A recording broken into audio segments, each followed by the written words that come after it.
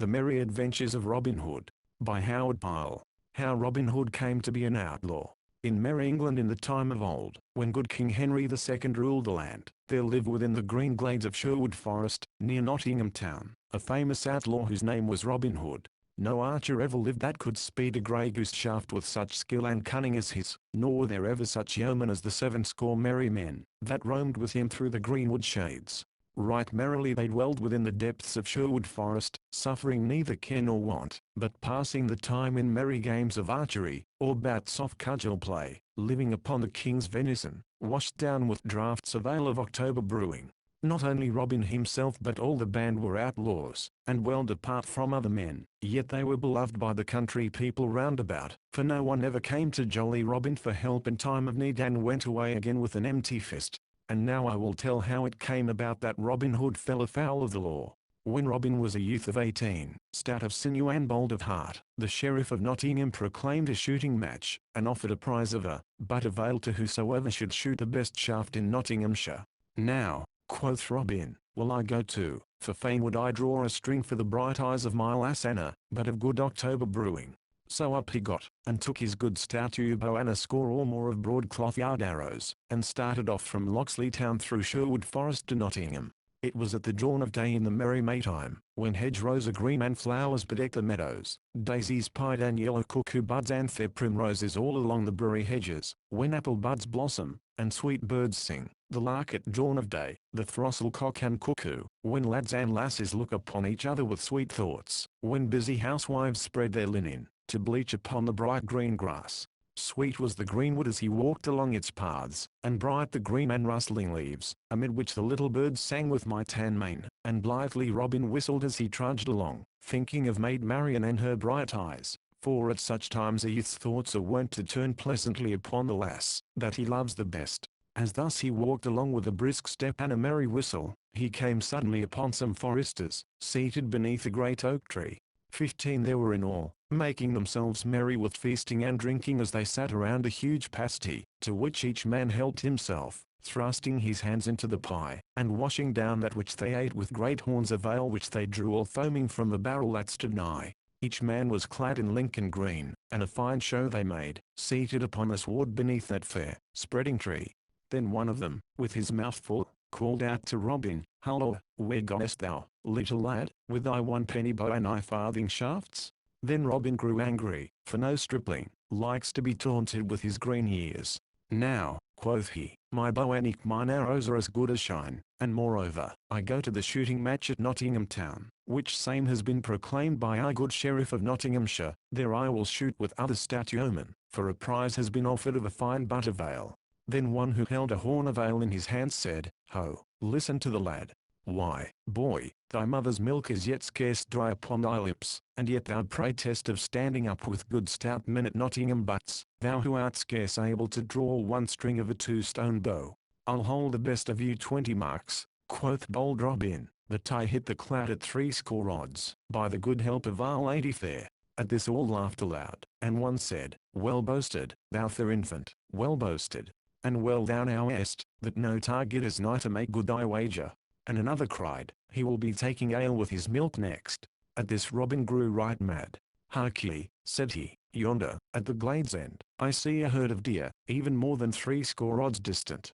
I'll hold you 20 marks that, by leave of Our Lady, I cause the best heart among them to die." "Now done," cried he who had spoken first, "and here are 20 marks. I wager that thou causest no beast to die, with or without the aid of Our Lady." Then Robin took his good yew bow in his hand, and placing the tip at his instep, he strung it right deftly. Then he knocked a broadcloth yard arrow, and, raising the bow, drew the grey goose feather to his ear. The next moment the bowstring rang, and the arrow sped down the glade as a sparrow skims in a northern wind. High leaped the noblest heart of all the herd, only to fall dead, reddening the green path with his heart's blood. "Ha!" cried Robin, "how likest thou that shot, good fellow? I wot the wager were mine, and it were 300 pounds. Then all the foresters were filled with rage, and he who had spoken the first, and had lost the wager was more angry than all. "Nay," cried he, "the wager is none of thine, and get thee gone, straightway, or, by all the saints of heaven, I'll baste thy sides, until thou wilt ne'er be able to walk again." "Knowest thou not," said another, "that thou hast killed the king's deer, and, by the laws of our gracious Lord and Sovereign King Harry, thine ears should be shaven close to thy head? Catch him," cried a third. "Nay," said a fourth, "let him e'en go, because of his tender years." Never a word said Robin Hood, but he looked at the foresters with a grim face, then, turning on his heel, strode away from them down the forest glade. But his heart was bitterly angry, for his blood was hot and youthful and prone to boil. Now, well would it have been for him who had first spoken, had he left Robin Hood alone, but his anger was hot, both because the youth had gotten the better of him, and because of the deep draughts of ale that he had been quaffing. So, of a sudden, without any warning, he sprang to his feet, and seized upon his bow, and fitted it to a shaft. "Ay," cried he, "and I'll hurry the anonymous." And he sent the arrow whistling after Robin. It was well for Robin Hood that that same forester's head was spinning with ale, or else he would never have taken another step. As it was, the arrow whistled within 3 inches of his head. Then he turned around and quickly drew his own bow, and sent an arrow back in return. "Ye said I was no archer," cried he aloud, "but say so now again." The shaft flew straight, the archer fell forward with a cry, and lay on his face upon the ground, his arrows rattling about him from out of his quiver, the grey goose shaft wet with his heart's blood. Then, before the others could gather their wits about them, Robin Hood was gone into the depths of the greenwood. Some started after him, but not with much heart, for each feared to suffer the death of his fellow. So presently they all came, and lifted the dead man up, and bore him away to Nottingham town. Meanwhile Robin Hood ran through the greenwood. Gone was all the joy and brightness from everything, for his heart was sick within him, and it was borne in upon his soul, that he had slain a man. "Alas!" cried he, "thou hast found me an archer, that will make thy wife to ring. I would that thou hadst ne'er said one word to me, or that I had never passed thy way, or e'en that my right forefinger had been stricken off ere that this had happened. In heart sweet I smote, but grieve I sore at leisure." And then, even in his trouble, he remembered the old saw, that what is done, and the egg cracked cannot be cured. And so he came to dwell in the greenwood that was to be his home for many a year to come, never again to see the happy days with the lads and lasses of sweet Locksley town, for he was outlawed, not only because he had killed a man, but also because he had poached upon the king's deer, and £200 was set upon his head, as a reward for whoever would bring him to the court of the king. Now the Sheriff of Nottingham swore that he himself would bring this knave Robin Hood to justice, and for 2 reasons. First, because he wanted the £200, and next, because the forester that Robin Hood had killed was of kin to him. But Robin Hood lay hidden in Sherwood Forest for 1 year, and in that time there gathered around him many others like himself, cast out from other folk for this cause and for that. Some had shot deer in hungry winter time, when they could get no other food, and had been seen in the act by the foresters, but had escaped, thus saving their ears. Some had been turned out of their inheritance, that their farms might be added to the king's lands in Sherwood Forest. Some had been despoiled by a great baron or a rich abbot or a powerful esquire, or, for one cause or another, had come to Sherwood, to escape wrong and oppression. So, in all that year, 50 or more good stout yeomen gathered about Robin Hood, and chose him to be their leader and chief. Then they vowed, that even as they themselves had been despoiled they would despoil their oppressors, whether baron, abbot, knight, or squire, and that from each they would take that which had been wrung from the poor by unjust taxes, or land rents, or in wrongful fines. But to the poor folk they would give a helping hand in need and trouble, and would return to them that which had been unjustly taken from them.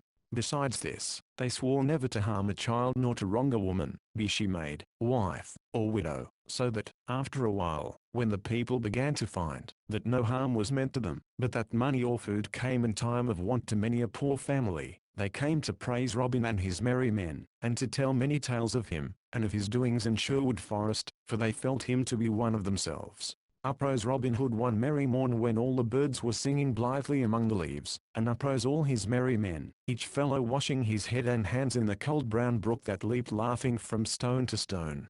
Then said Robin, "For 14 days have we seen no sport, so now I will go abroad to seek adventures forthwith. But tarry ye, my merry men all, here in the greenwood, only see that ye mind well my call.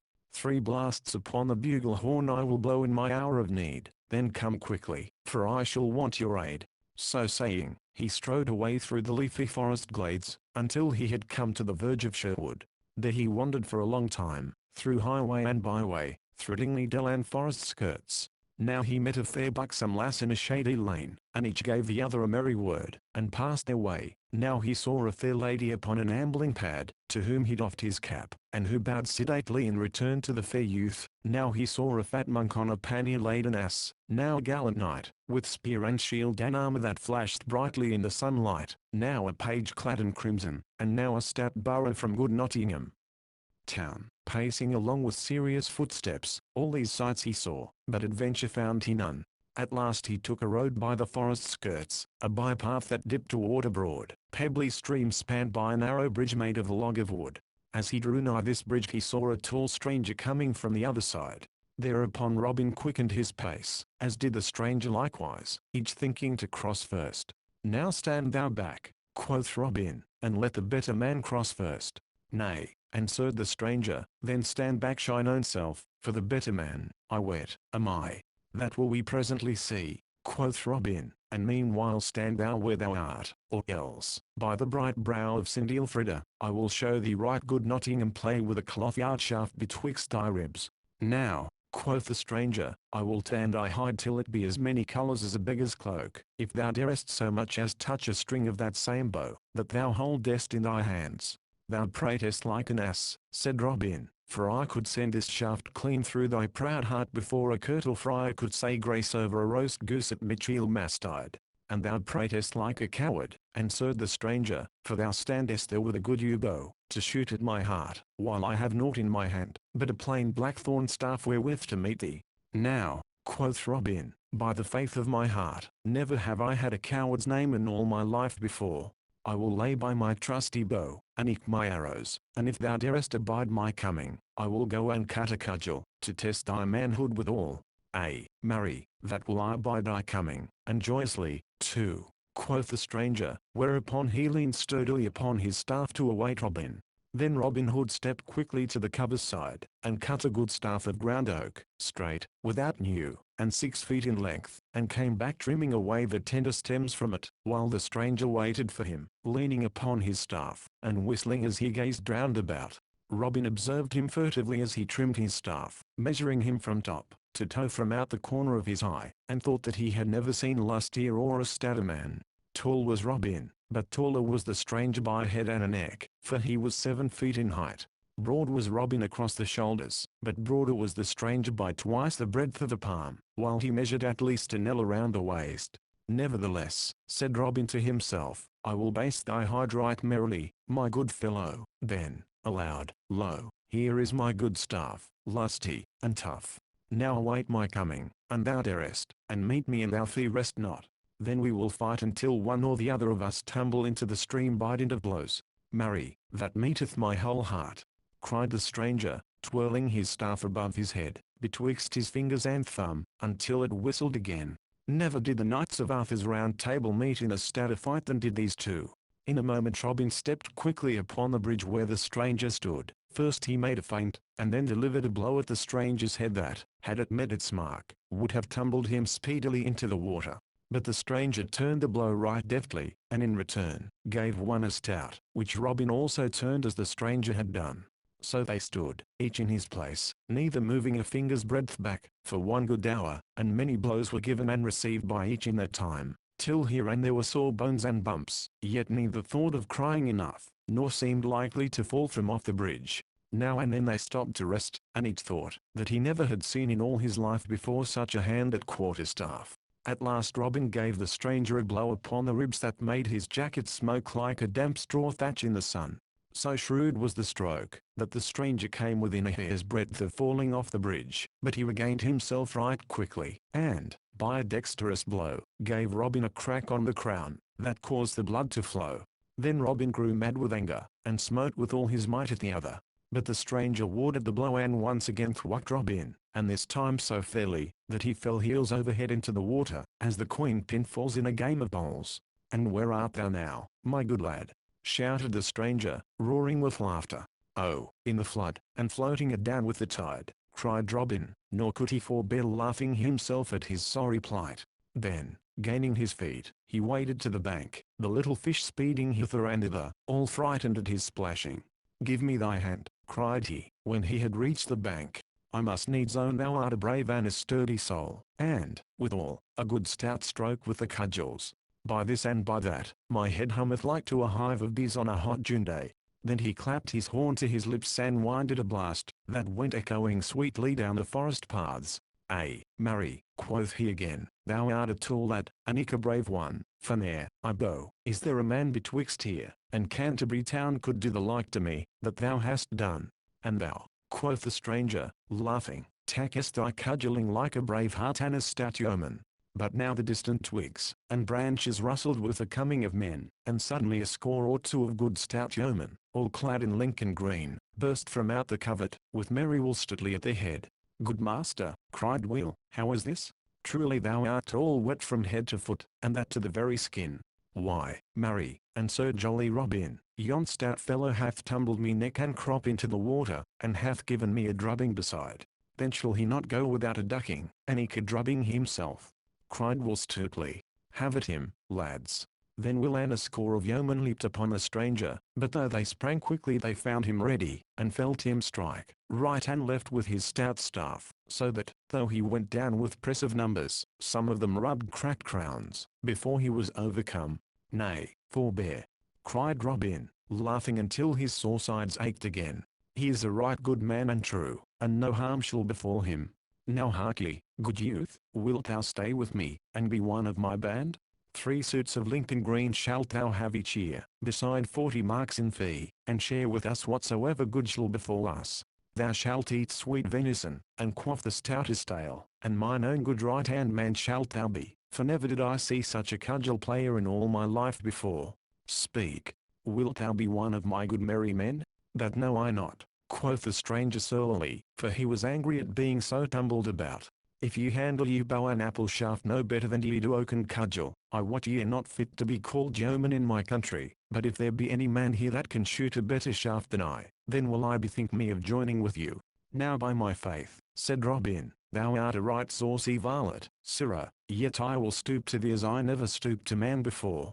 Good Stuteley, cut thou a fair white piece of bark 4 fingers in breadth, and set it 80 yards distant on yonder oak. Now, stranger, hit that fairly with a grey goose shaft, and call thyself an archer. Ay, marry, that will I, answered he. Give me a good stout bow and a fair broad arrow, and if I hit it not, strip me and beat me blue with bowstrings. Then he chose the stoutest bow among them all, next to Robin's own, and a straight grey goose shaft, well feathered and smooth, and stepping to the mark while all the band, sitting all lying upon the greensward, watched to see him shoot. He drew the arrow to his cheek, and loosed the shaft right deftly, sending it so straight down the path, that it clove the mark in the very centre. Aha! cried he, mend thou that if thou canst, while even the yeomen clapped their hands at so fair a shot. That is a keen shot indeed, quoth Robin. Mend it I cannot, but mar it I may, perhaps. Then taking up his own good stout bow, and nocking an arrow with care, he shot with his very greatest skill. Straight flew the arrow, and so true that it lit fairly upon the stranger's shaft, and split it into splinters. Then all the yeomen leaped to their feet, and shouted for joy, that their master had shot so well. Now by the lusty yew bow of good St. Withold, cried the stranger, that is a shot indeed, and never saw I the like in all my life before. Now truly will I be thy man henceforth and for aye. Good Adam Bell, was a fair shot, but never shot he so. Adam Bell, Clemo the Clough, and William of Cloudesley, were 3 noted north country bowmen whose names have been celebrated in many ballads of the olden time. Then have I gained a right good man this day, quoth jolly Robin. What name goest thou by, good fellow? Men call me John Little whence I came, and so the stranger. Then Will Stuteley, who loved a good jest, spoke up. Nay, fair little stranger, said he, I like not thy name and fain would I have it otherwise. Little art thou indeed, and small of bone and sinew, therefore shalt thou be christened Little John, and I will be thy godfather. Then Robin Hood and all his band laughed aloud, until the stranger began to grow angry. And thou make a jest of me, quoth he to Will Stuteley, thou wilt have sore bones and little pay, and that in short season. Nay, good friend, said Robin Hood, bottle thine anger, for the name fitteth thee well. Little John shall thou be called henceforth, and Little John shall it be. So come, my merry men, we will prepare a christening feast for this fair infant. So turning their backs upon the stream, They plunged into the forest once more, through which they traced their steps till they reached the spot where they dwelled in the depths of the woodland. There had they built huts of bark and branches of trees, and made couches of sweet rushes spread over with skins of fallow deer.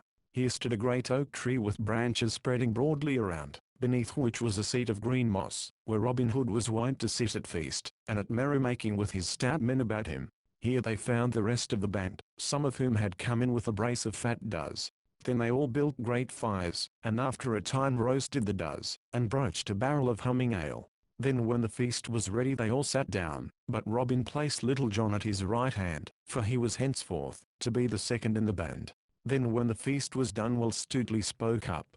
"Is it now time, I ween, to christen our bonny babe, is it not so, merry boys?" And "Aye," cried all, laughing till the woods echoed with their mirth. "Then 7 sponsors shall we have," quoth Will Stutely, and hunting among all the band, he chose the 7 stoutest men of them all. "Now by St. Dunstan," cried Little John, springing to his feet, "more than one of you shall rue it an you lay finger upon me." But without a word they all ran upon him at once, seizing him by his legs and arms, and holding him tightly in spite of his struggles, and they bore him forth, while all stood around to see the sport. Then one came forward who had been chosen to play the priest, because he had a bald crown, and in his hand he carried a brimming pot of ale. "Now, who bringeth this babe?" asked he right soberly. "That do I, and so Will Stutely. And what name callest thou him?" "Little John call I him." "Now Little John," quoth the mock priest, "thou hast not lived heretofore, but only got thee along through the world, but henceforth thou wilt live indeed. When thou livedst not thou wast called John Little, but now that thou dost live indeed, Little John shalt thou be called, so christen I thee." And at these last words he emptied the pot of ale upon Little John's head. Then all shouted with laughter as they saw the good brown ale stream over Little John's beard and trickle from his nose and chin, while his eyes blinked with the smart of it. At first he was of a mind to be angry, but found he could not, because the others were so merry, so he too laughed with the rest. Then Robin took this sweet, pretty babe, clothed him all anew from top to toe in Lincoln green, and gave him a good stout bow, and so made him a member of the merry band. And thus it was that Robin Hood became outlawed. Thus a band of merry companions gathered about him, and thus he gained his right-hand man, Little John, and so the prologue ends. And now I will tell how the Sheriff of Nottingham 3 times sought to take Robin Hood, and how he failed each time. Robin Hood and the Tinker. Now it was told before how £200 was set upon Robin Hood's head, and how the Sheriff of Nottingham swore that he himself would seize Robin, both because he would fain have the £200, and because the slain man was a kinsman of his own. Now the sheriff did not yet know what a force Robin had about him in Sherwood, but thought that he might serve a warrant for his arrest as he could upon any other man that had broken the laws. Therefore he offered 80 golden angels to anyone who would serve this warrant. But men of Nottingham town knew more of Robin Hood and his doings than the sheriff did, and many laughed to think of serving a warrant upon the bold outlaw, knowing well that all they would get for such service would be cracked crowns, so that no one came forward to take the matter in hand. Thus a fortnight passed, in which time none came forward to do the sheriff's business. Then said he, "A right good reward have I offered to whosoever would serve my warrant upon Robin Hood, and I marvel that no one has come to undertake the task." Then one of his men who was near him said, "Good master, thou wottest not the force that Robin Hood has about him, and how little he cares for warrant of king or sheriff. Truly, no one likes to go on this service, for fear of cracked crowns and broken bones." "Then I hold all Nottingham men to be cowards," said the sheriff, "and let me see the man in all Nottinghamshire that dare disobey the warrant of our sovereign Lord King Harry, for, by the shrine of St. Edmund, I will hang him 40 cubits high. But if no man in Nottingham dare win 80 angels, I will send elsewhere, for there should be men of metal somewhere in this land." Then he called up a messenger in whom he placed great trust, and bade him saddle his horse, and make ready to go to Lincoln town to see whether he could find anyone there that would do his bidding, and win the reward. So that same morning the messenger started forth upon his errand. Bright shone the sun upon the dusty highway that led from Nottingham to Lincoln, stretching away all white over hill and dale. Dusty was the highway and dusty the throat of the messenger, so that his heart was glad when he saw before him the sign of the Blue Boar Inn. When somewhat more than half his journey was done, the inn looked fair to his eyes, and the shade of the oak trees that stood around it seemed cool and pleasant, so he alighted from his horse to rest himself for a time, calling for a pot of ale to refresh his thirsty throat. There he saw a party of right jovial fellows seated beneath the spreading oak that shaded the greensward in front of the door.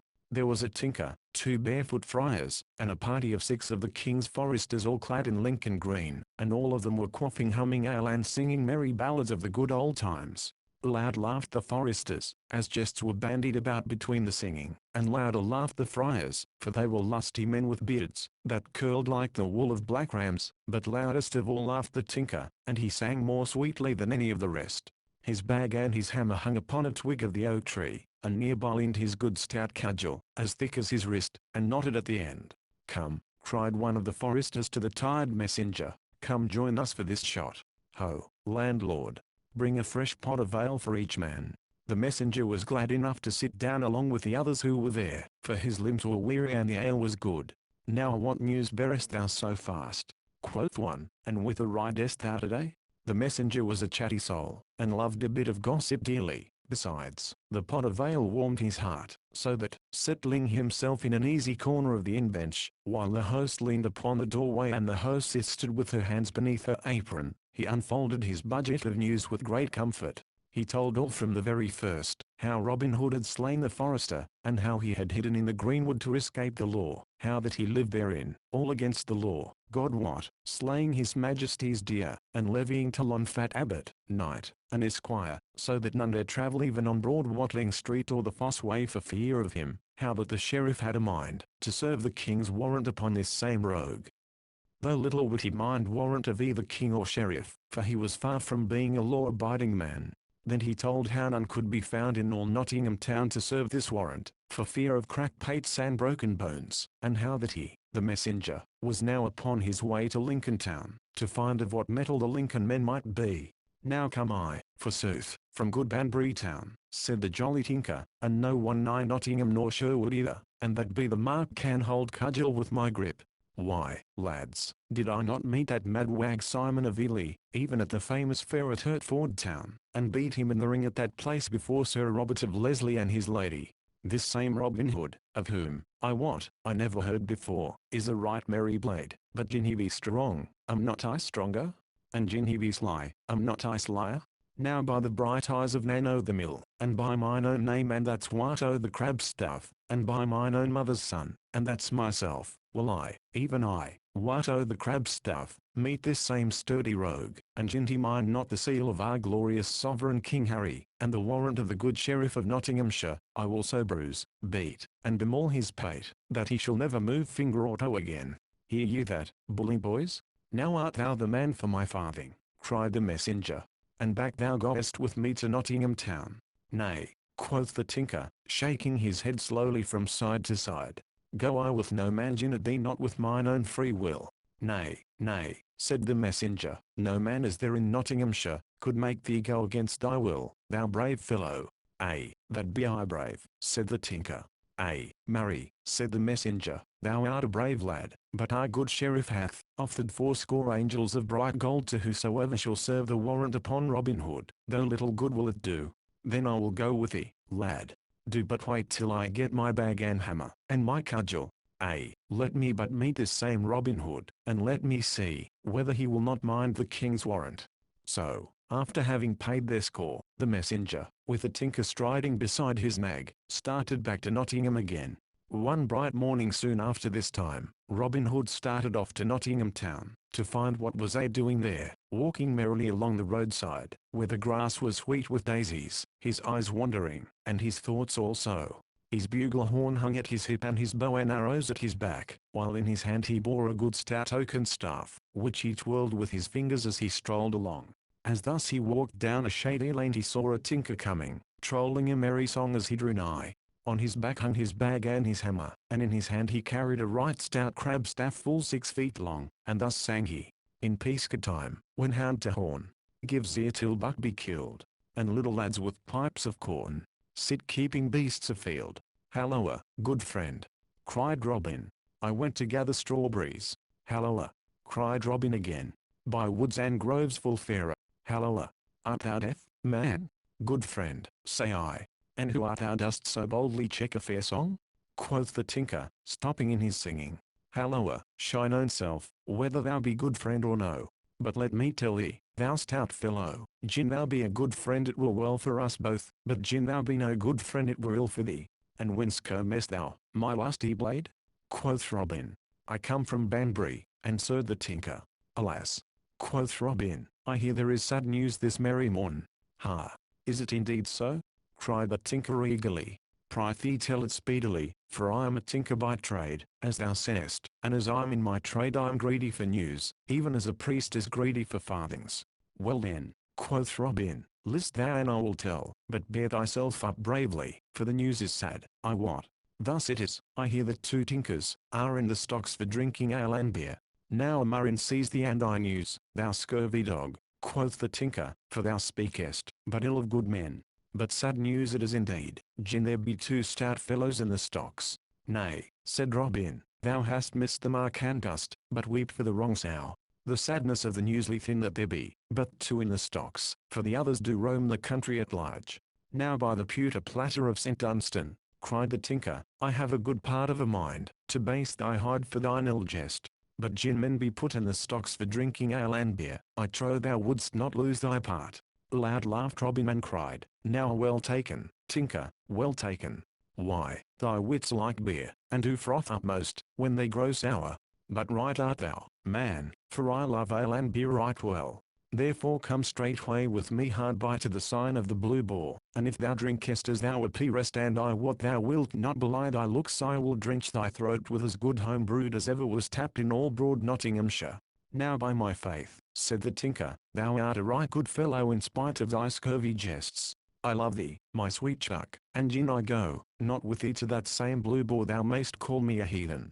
Tell me thy news, good friend, I prythee, quoth Robin as they trudged along together, for tinkers, I ween, are all as full of news as an egg of meat.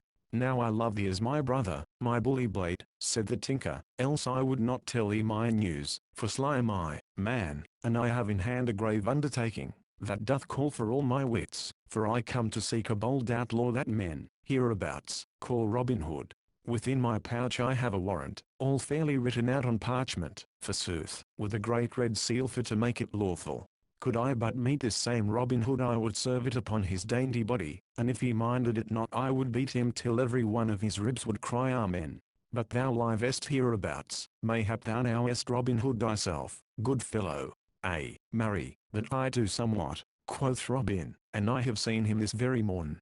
But, tinker, men say that he is but a sad, sly thief. Thou hadst better watch thy warrant, man, or else he may steal it out of thy very pouch. Let him but try, cried the tinker.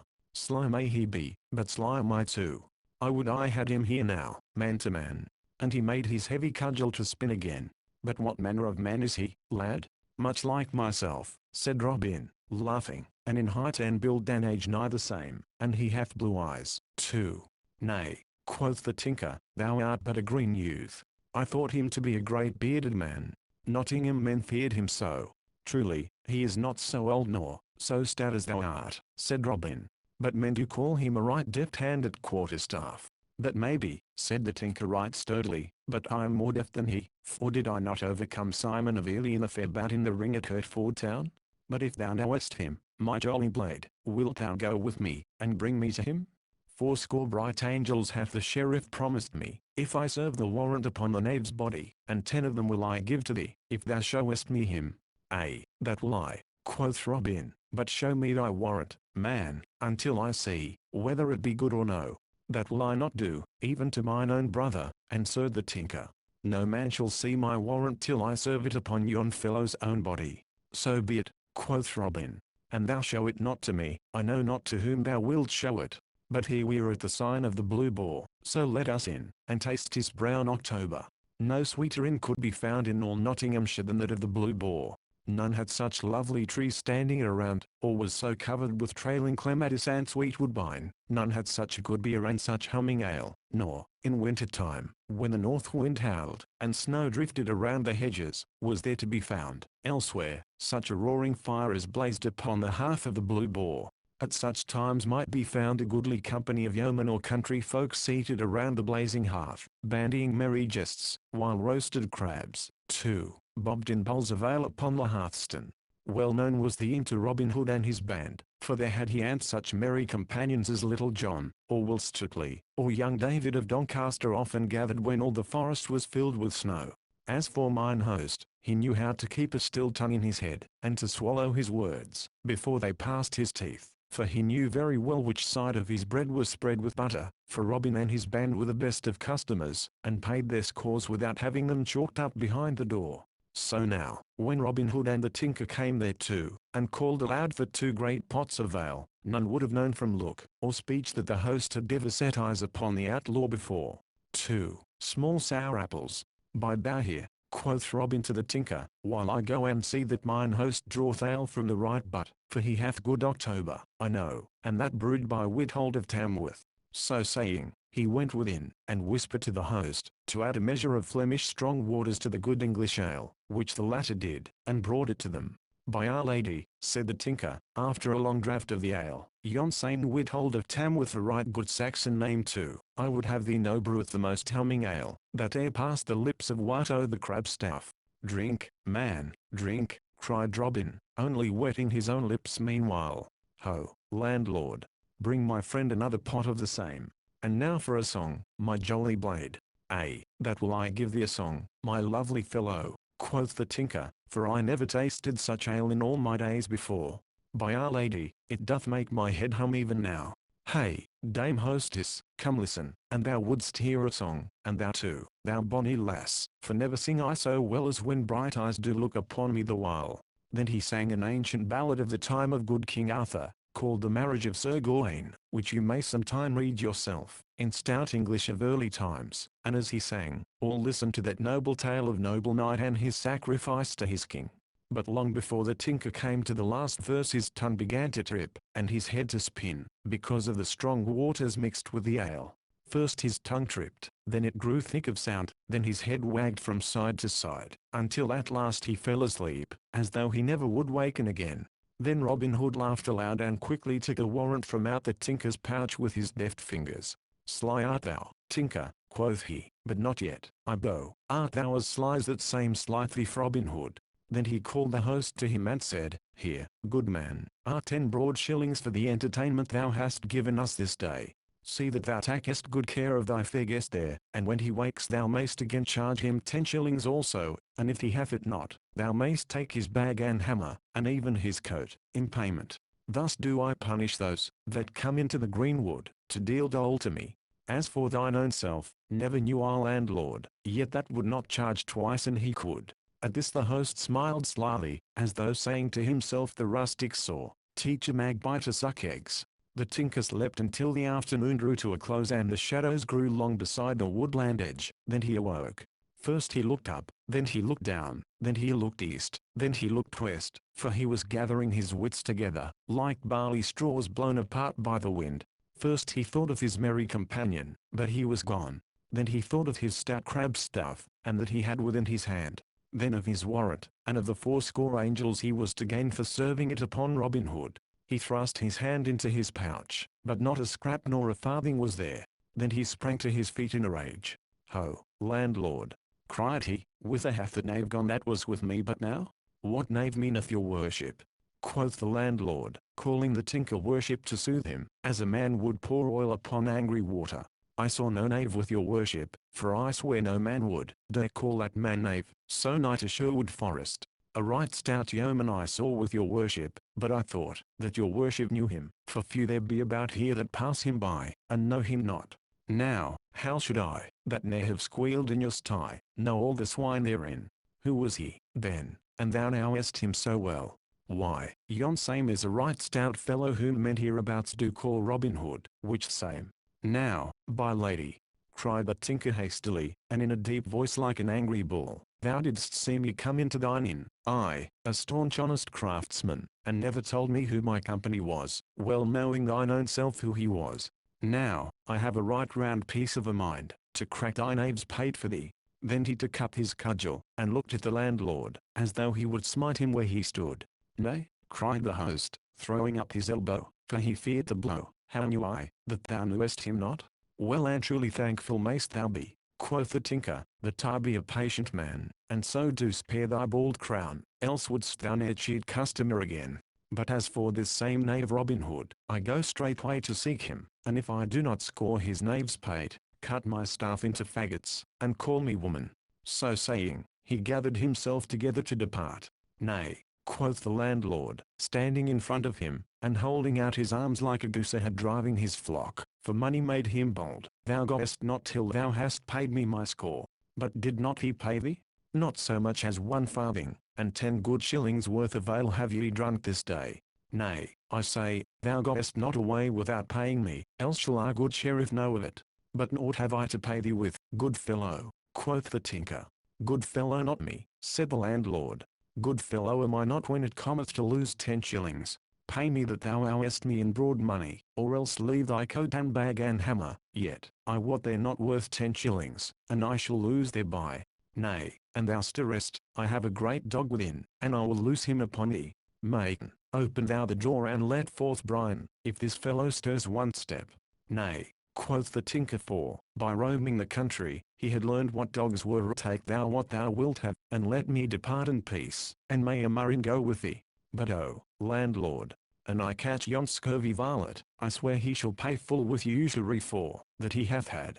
So saying, he strode away toward the forest, talking to himself, while the landlord and his worthy dame and maiden stood looking after him, and laughed when he had fairly gone. Robin and I stripped yon ass of his pack mane neatly, quoth the landlord. Now it happened about this time that Robin Hood was going through the forest to Fossway, to see what was to be seen there, for the moon was full and the night gave promise of being bright. In his hand he carried his stout oaken staff, and at his side hung his bugle horn. As thus he walked up a forest path, whistling, down another path came the tinker, muttering to himself, and shaking his head like an angry bull, and so, at a sudden bend, they met sharply face to face. Each stood still for a time, and then Robin spoke. "Hallo, my sweet bird," said he, laughing merrily, "how likest thou thine ale? Wilt not sing to me another song?" The tinker said nothing at first, but stood looking at Robin with a grim face. "Now," quoth he at last, "I am right glad I have met thee, and if I do not rattle thy bones within thy hide this day, I give thee leave to put thy foot upon my neck." "With all my heart," cried merry Robin. "Rattle my bones, and thou canst." So saying, he gripped his staff, and threw himself upon his guard. Then the tinker spat upon his hands, and, grasping his staff, came straight at the other. He struck 2 or 3 blows, but soon found that he had met his match, for Robin warded and parried all of them, and, before the tinker thought, he gave him a rap upon the ribs in return. At this Robin laughed aloud, and the tinker grew more angry than ever, and smote again with all his might and main. Again Robin warded 2 of the strokes, but at the third, his staff broke beneath the mighty blows of the tinker. "Now, ill betide thee, traitor staff," cried Robin, as it fell from his hands. "A foul stick art thou to serve me thus in mine hour of need. Now yield thee," quoth the tinker, "for thou art my captive, and if thou do not, I will beat thy pate to a pudding." To this Robin Hood made no answer, but, clapping his horn to his lips, he blew 3 blasts, loud and clear. "Ay," quoth the tinker, "blow thou mayest, but go thou must with me to Nottingham town, for the sheriff would fain see thee there. Now wilt thou yield thee, or shall I have to break thy pretty head?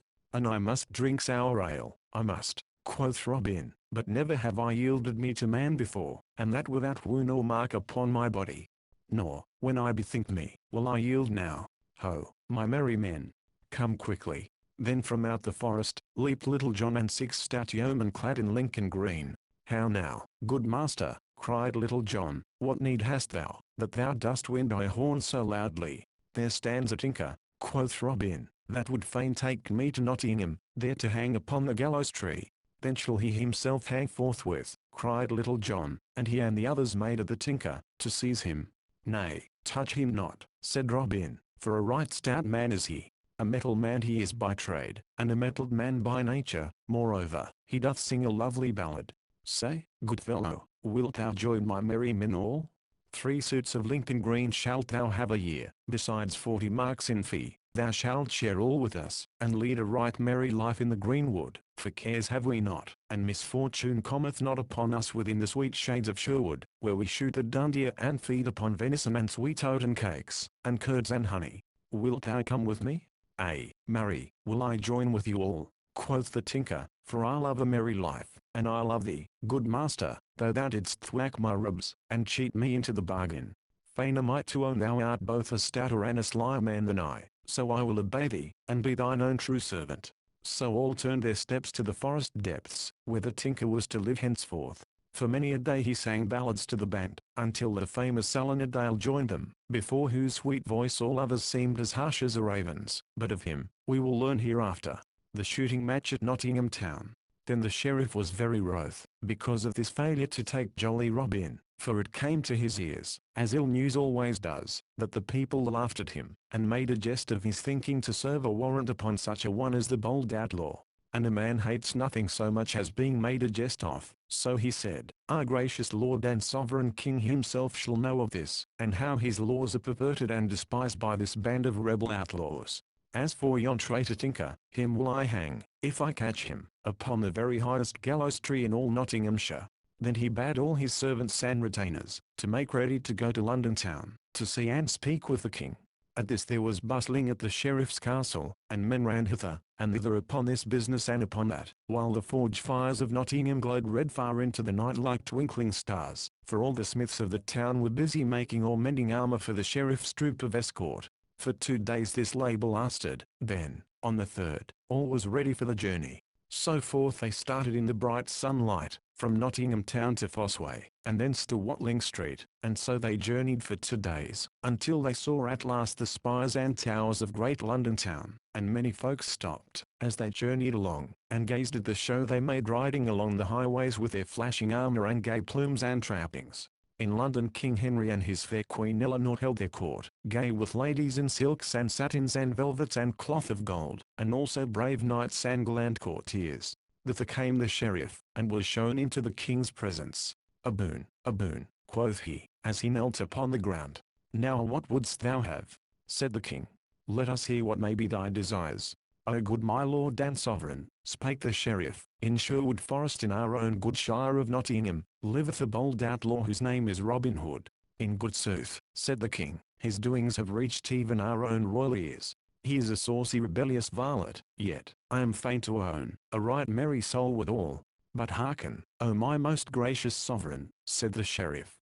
I sent a warrant to him with thine own royal seal attached, by right lusty knave, but he beat the messenger, and stole the warrant. And he killeth thy deer and robbeth thine own liege subjects even upon the great highways. Why, how now, quoth the king wrathfully. What wouldst thou have me do? Comest thou not to me with a great array of men-at-arms and retainers, and yet art not able to take a single band of lusty knaves without armour on breast, in thine own county? What wouldst thou have me do? Art thou not my sheriff? Are not my laws in force in Nottinghamshire? Canst thou not take thine own course against those that break the laws, or do any injury to thee, or thine? Go, get thee gone, and think well, devise some plan of thine own, but trouble me no further. But look well to it, Master Sheriff, for I will have my laws obeyed by all men within my kingdom, and if thou art not able to enforce them, thou art no sheriff for me. So look well to thyself, I say, or ill may befall thee as well as all the thieving knaves in Nottinghamshire. When the flood cometh it sweepeth away grain as well as chaff. Then the sheriff turned away with a sore and troubled heart, and sadly he rued his fine show of retainers, for he saw that the king was angry, because he had so many men about him, and yet could not enforce the laws. So, as they all rode slowly back to Nottingham, the sheriff was thoughtful and full of care. Not a word did he speak to anyone, and no one of his men spoke to him, but all the time he was busy devising some plan to take Robin Hood. Aha! Cried he suddenly, smiting his hand upon his thigh, I have it now. Ride on, my merry men all, and let us get back to Nottingham town as speedily as we may. And mark well my words, before a fortnight is past, that evil knave Robin Hood will be safely clapped into Nottingham jail. But what was the sheriff's plan? As a usurer takes each one of a bag of silver angels, feeling each coin to find whether it be clipped or not, so the sheriff, as all rode slowly and sadly back toward Nottingham, took up thought after thought in turn, feeling around the edges of each, but finding in every one some flaw. At last he thought of the daring soul of jolly Robin, and how, as he the sheriff knew, he often came even within the walls of Nottingham. Now, thought the sheriff, Could I but persuade Robin nigh to Nottingham town, so that I could find him, I warrant I would lay hands upon him so stoutly, that he would never get away again. Then of a sudden it came to him like a flash, that were he to proclaim a great shooting match and offer some grand prize, Robin Hood might be over-persuaded by his spirit, to come to the butts, and it was this thought which caused him to cry ha, and smite his palm upon his thigh. So, as soon as he had returned safely to Nottingham, he sent messengers north and south, and east and west, to proclaim through town, hamlet, and countryside, this grand shooting match, and every one was bidden that could draw a long bow, and the prize was to be an arrow of pure beaten gold. When Robin Hood first heard the news of this he was in Lincoln town, and hastening back to Sherwood Forest he soon called all his merry men about him, and spoke to them thus: Now hearken, my merry men all, to the news that I have brought from Lincoln town today. Our friend the Sheriff of Nottingham hath proclaimed a shooting match, and hath sent messengers, to tell of it through all the countryside, and the prize is to be a bright golden arrow. Now I fain would have one of us win it, both because of the fairness of the prize, and because our sweet friend the Sheriff hath offered it. So we will take our bows and shafts, and go there to shoot, for I know right well, that merriment will be a-going. What say ye, lads? Then young David of Doncaster spoke up and said, Now listen, I pray thee, good master, unto what I say. I have come straight from our friendy to mow the Blue Boar, and there I heard the full news of this same match. But, master, I know from him, and he got it from the sheriff's man Ralph O'Thescar, that this same knavish sheriff hath but laid a trap for thee in this shooting match and wishes nothing so much as to see thee there. So go not, good master, for I know right well he doth seek to beguile thee, but stay within the greenwood, lest we all meet dole and woe. Now, quoth Robin, thou art a wise lad and keepest thine ears open and thy mouth shut, as becometh a wise and crafty woodsman. But shall we let it be said, that the Sheriff of Nottingham did cow bold Robin Hood and 70 as fair archers as are in all merry England? Nay, good David, what thou tellest me maketh me to desire the prize even more than I else should do. But what saith our good gossip Swinefold?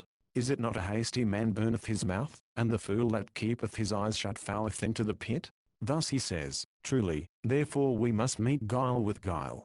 Now some of you clothe yourselves as curtal friars, and some as rustic peasants, and some as tinkers, or as beggars, but see that each man taketh a good bow or broadsword, in case need should arise. As for myself, I will shoot for this same golden arrow, and should I win it, we will hang it to the branches of our good greenwood tree for the joy of all the band. How like you the plan, my merry men all? Then good, good, cried all the band right heartily. A fair sight was Nottingham town on the day of the shooting match. All along upon the green meadow beneath the town wall stretched a row of benches, one above the other, which were for knight and lady, squire and dame, and rich boroughs and their wives, for none but those of rank and quality were to sit there. At the end of the range, near the target, was a raised seat bedecked with ribbons and scarfs and garlands of flowers, for the Sheriff of Nottingham and his dame. The range was 20 paces broad. At one end stood the target, at the other a tent of striped canvas, from the pole of which fluttered many-coloured flags and streamers. In this booth were casks of ale, free to be broached by any of the archers who might wish to quench their thirst. Across the range from where the seats for the better folk were raised, was a railing to keep the poorer people from crowding in front of the target. Already, while it was early, the benches were beginning to fill with people of quality, who kept constantly arriving in little carts, or upon palfreys that curveted gaily to the merry tinkle of silver bells at bridle reins. With these came also the poorer folk, who sat or lay upon the green grass near the railing, that kept them from off the range. In the great tent the archers were gathering by 2 and 3, some talking loudly of the fair shots each man had made in his day, some looking well to their bows, drawing a string betwixt the fingers to see that there was no fray upon it, or inspecting arrows, shutting one eye, and peering down a shaft to see that it was not warped, but straight and true, for neither bow nor shaft should fail at such a time, and for such a prize. And never was such a company of yeomen as were gathered at Nottingham town that day, for the very best archers of merry England had come to this shooting match. There was Gillo the Redcap, the sheriff's own head archer, and Dickon Cruikshank of Lincoln town, and Adam O'Thedell, a man of Tamworth, of 60 years and more, yet hale and lusty still, who in his time had shot in the famous match at Woodstock, and had there beaten that renowned archer, Clemo the Clough. And many more famous men of the longbow were there, whose names have been handed down to us in goodly ballads of the olden time. But now all the benches were filled with guests, lord and lady, borough and dame. When at last the sheriff himself came with his lady, he riding with stately mien upon his milk-white horse, and she upon her brown filly. Upon his head he wore a purple velvet cap, and purple velvet was his robe, all trimmed about with rich ermine. His jerkin and hose were of sea-green silk, and his shoes of black velvet, the pointed toes fastened to his garters with golden chains. A golden chain hung about his neck, and at his collar was a great carbuncle set in red gold. His lady was dressed in blue velvet, all trimmed with swan's down. So they made a gallant sight as they rode along side by side, and all the people shouted from where they crowded across the space from the gentlefolk. So the sheriff and his lady came to their place, where men-at-arms, with hauberk and spear, stood about, waiting for them. Then when the sheriff and his dame had sat down, he bade his herald wind upon his silver horn, who thereupon sounded 3 blasts that came echoing cheerily back from the grey walls of Nottingham. Then the archers stepped forth to their places, while all the folks shouted with a mighty voice, each man calling upon his favourite yeoman. Redcap, cried some. Cruikshank, cried others. Hey for William O'Leslie, shouted others yet again, while ladies waved silken scarfs to urge each yeoman to do his best. Then the herald stood forth and loudly proclaimed the rules of the game as follows. Shoot each man from yon mark, which is 70 yards and 10 from the target. 1 arrow shooteth each man first, and from all the archers shall the 10 that shooteth the first shafts be chosen for to shoot again. 2 arrows shooteth each man of these 10, then shall the 3 that shoot the first shafts be chosen for to shoot again. 3 arrows shooteth each man of those 3, and to him that shooteth the first shafts shall the prize be given. Then the sheriff leaned forward, looking keenly among the press of archers to find whether Robin Hood was among them, but no one was there clad in Lincoln green, such as was worn by Robin and his band. Nevertheless, said the sheriff to himself, he may still be there, and I miss him among the crowd of other men. But let me see when but 10 men shoot, for I wot he will be among the 10, or I know him not. And now the archers shot, each man in turn, and the good folk never saw such archery as was done that day. 6 arrows were within the clout, 4 within the black, and only 2 smote the outer ring. So that when the last arrow sped, and struck the target, all the people shouted aloud, for it was noble shooting. And now but 10 men were left of all those that had shot before, and of these 10, 6 were famous throughout the land, and most of the folk gathered there knew them. These 6 men were Gilbert o' the Redcap, Adam o' the Dell, Dickon Cruikshank, William o' Leslie, Hubert o' Cloud, and Swithin o' Hertford. 2 others were yeomen of merry Yorkshire, another was a tall stranger in blue, who said he came from London town, and the last was a tattered stranger in scarlet, who wore a patch over one eye. Now, quoth the sheriff to a man-at-arms, who stood near him, sayest thou Robin Hood among those 10? Nay, that do I not, your worship, answered the man. 6 of them, I know right well. Of those Yorkshire yeomen, one is too tall and the other too short for that bold knave. Robin's beard is as yellow as gold, while yon tattered beggar in scarlet hath a beard of brown, besides being blind of one eye. As for the stranger in blue, Robin's shoulders, I ween, are 3 inches broader than his. Then, quoth the sheriff, smiting his thigh angrily, yon knave is a coward as well as a rogue, and dares not show his face among good men and true. Then, after they had rested a short time, those 10 stout men stepped forth to shoot again.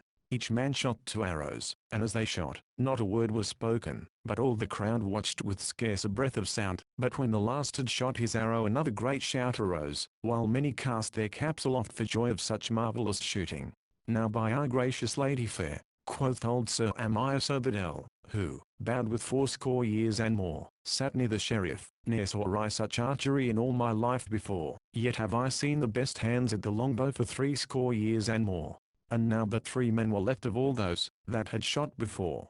One was Gil o' the Redcap, one the tattered stranger in scarlet, and one Adam o' the Dell of Tamworth town.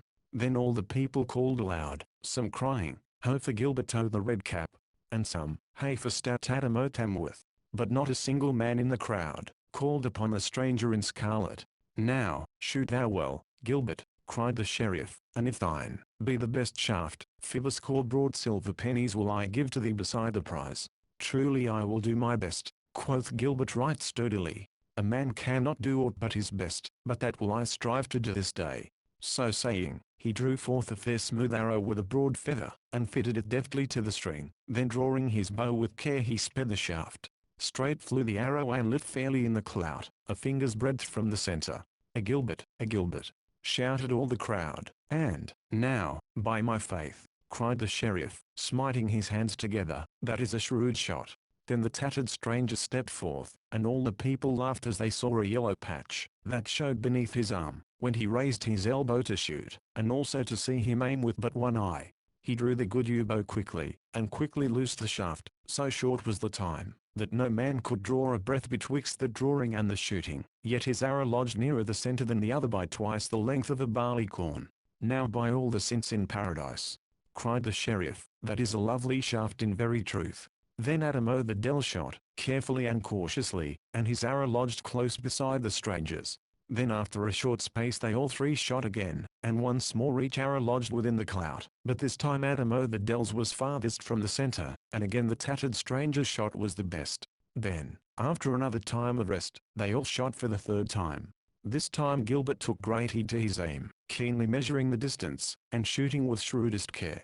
Straight flew the arrow, and all shouted till the very flags that waved in the breeze shook with the sound, and the rooks and oars flew clamoring about the roofs of the old grey tower, for the shaft had lodged close beside the spot that marked the very center. "Well done, Gilbert!"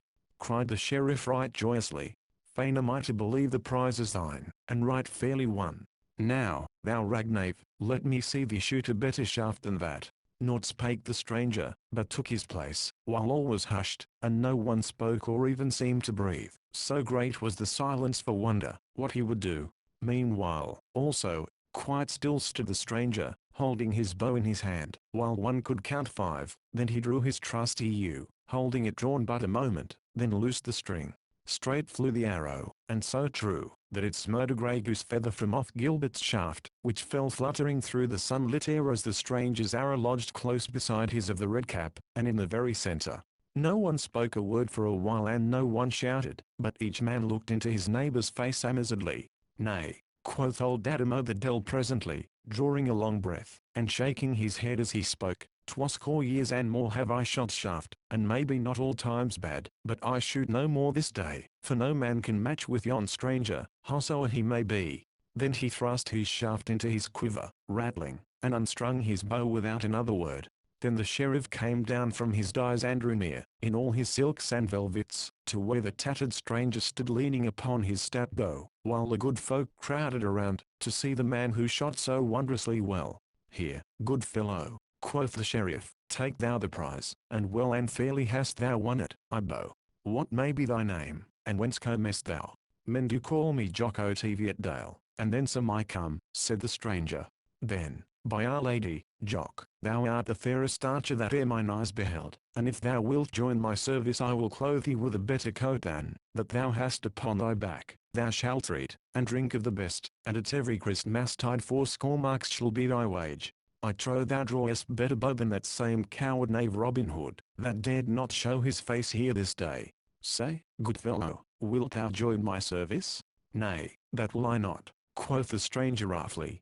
"I will be mine own, and no man in all merry England shall be my master." "Then get thee gone, and a murrain seize thee," cried the sheriff, and his voice trembled with anger. "And by my faith and troth, I have a good part of a mind to have thee beaten for thine insolence." Then he turned upon his heel and strode away. It was a right motley company that gathered about the noble greenwood tree in Sherwood's depths that same day. A score and more of barefoot friars were there, and some that looked like tinkers, and some that seemed to be sturdy beggars and rustic hinds, and seated upon a mossy couch was one all clad in tattered scarlet, with a patch over one eye, and in his hand he held the golden arrow, that was the prize of the great shooting match. Then, amidst a noise of talking and laughter, he took the patch from off his eye, and stripped away the scarlet rags from off his body, and showed himself all clothed in fair Lincoln green, and quoth he, "Easy come these things away, but walnut stain cometh not so speedily from yellow hair." Then all laughed louder than before, for it was Robin Hood himself, that had won the prize from the sheriff's very hands. Then all sat down to the woodland feast, and talked among themselves of the merry jest that had been played upon the sheriff, and of the adventures that had befallen each member of the band in his disguise. But when the feast was done, Robin Hood took Little John apart and said, "Truly am I vexed in my blood, for I heard the sheriff say today, thou shootest better than that coward knave Robin Hood, that dared not show his face here this day. I would fain let him know who it was who won the golden arrow from out his hand, and also the time no coward such as he takes me to be." Then Little John said, "Good master, take thou me and will strictly, and we will send yon fat sheriff news of all this by a messenger such as he doth not expect." That day the sheriff sat at meat in the great hall of his house at Nottingham town. Long tables stood down the hall, at which sat men-at-arms and household servants and good stout villains, one, in all 80 and more. There they talked of the day's shooting as they ate their meat, and quaffed their ale. The sheriff sat at the head of the table upon a raised seat under a canopy, and beside him sat his dame. One, bondservants. "By my troth," said he, "I did reckon full roundly, that knave Robin Hood would be at the game today.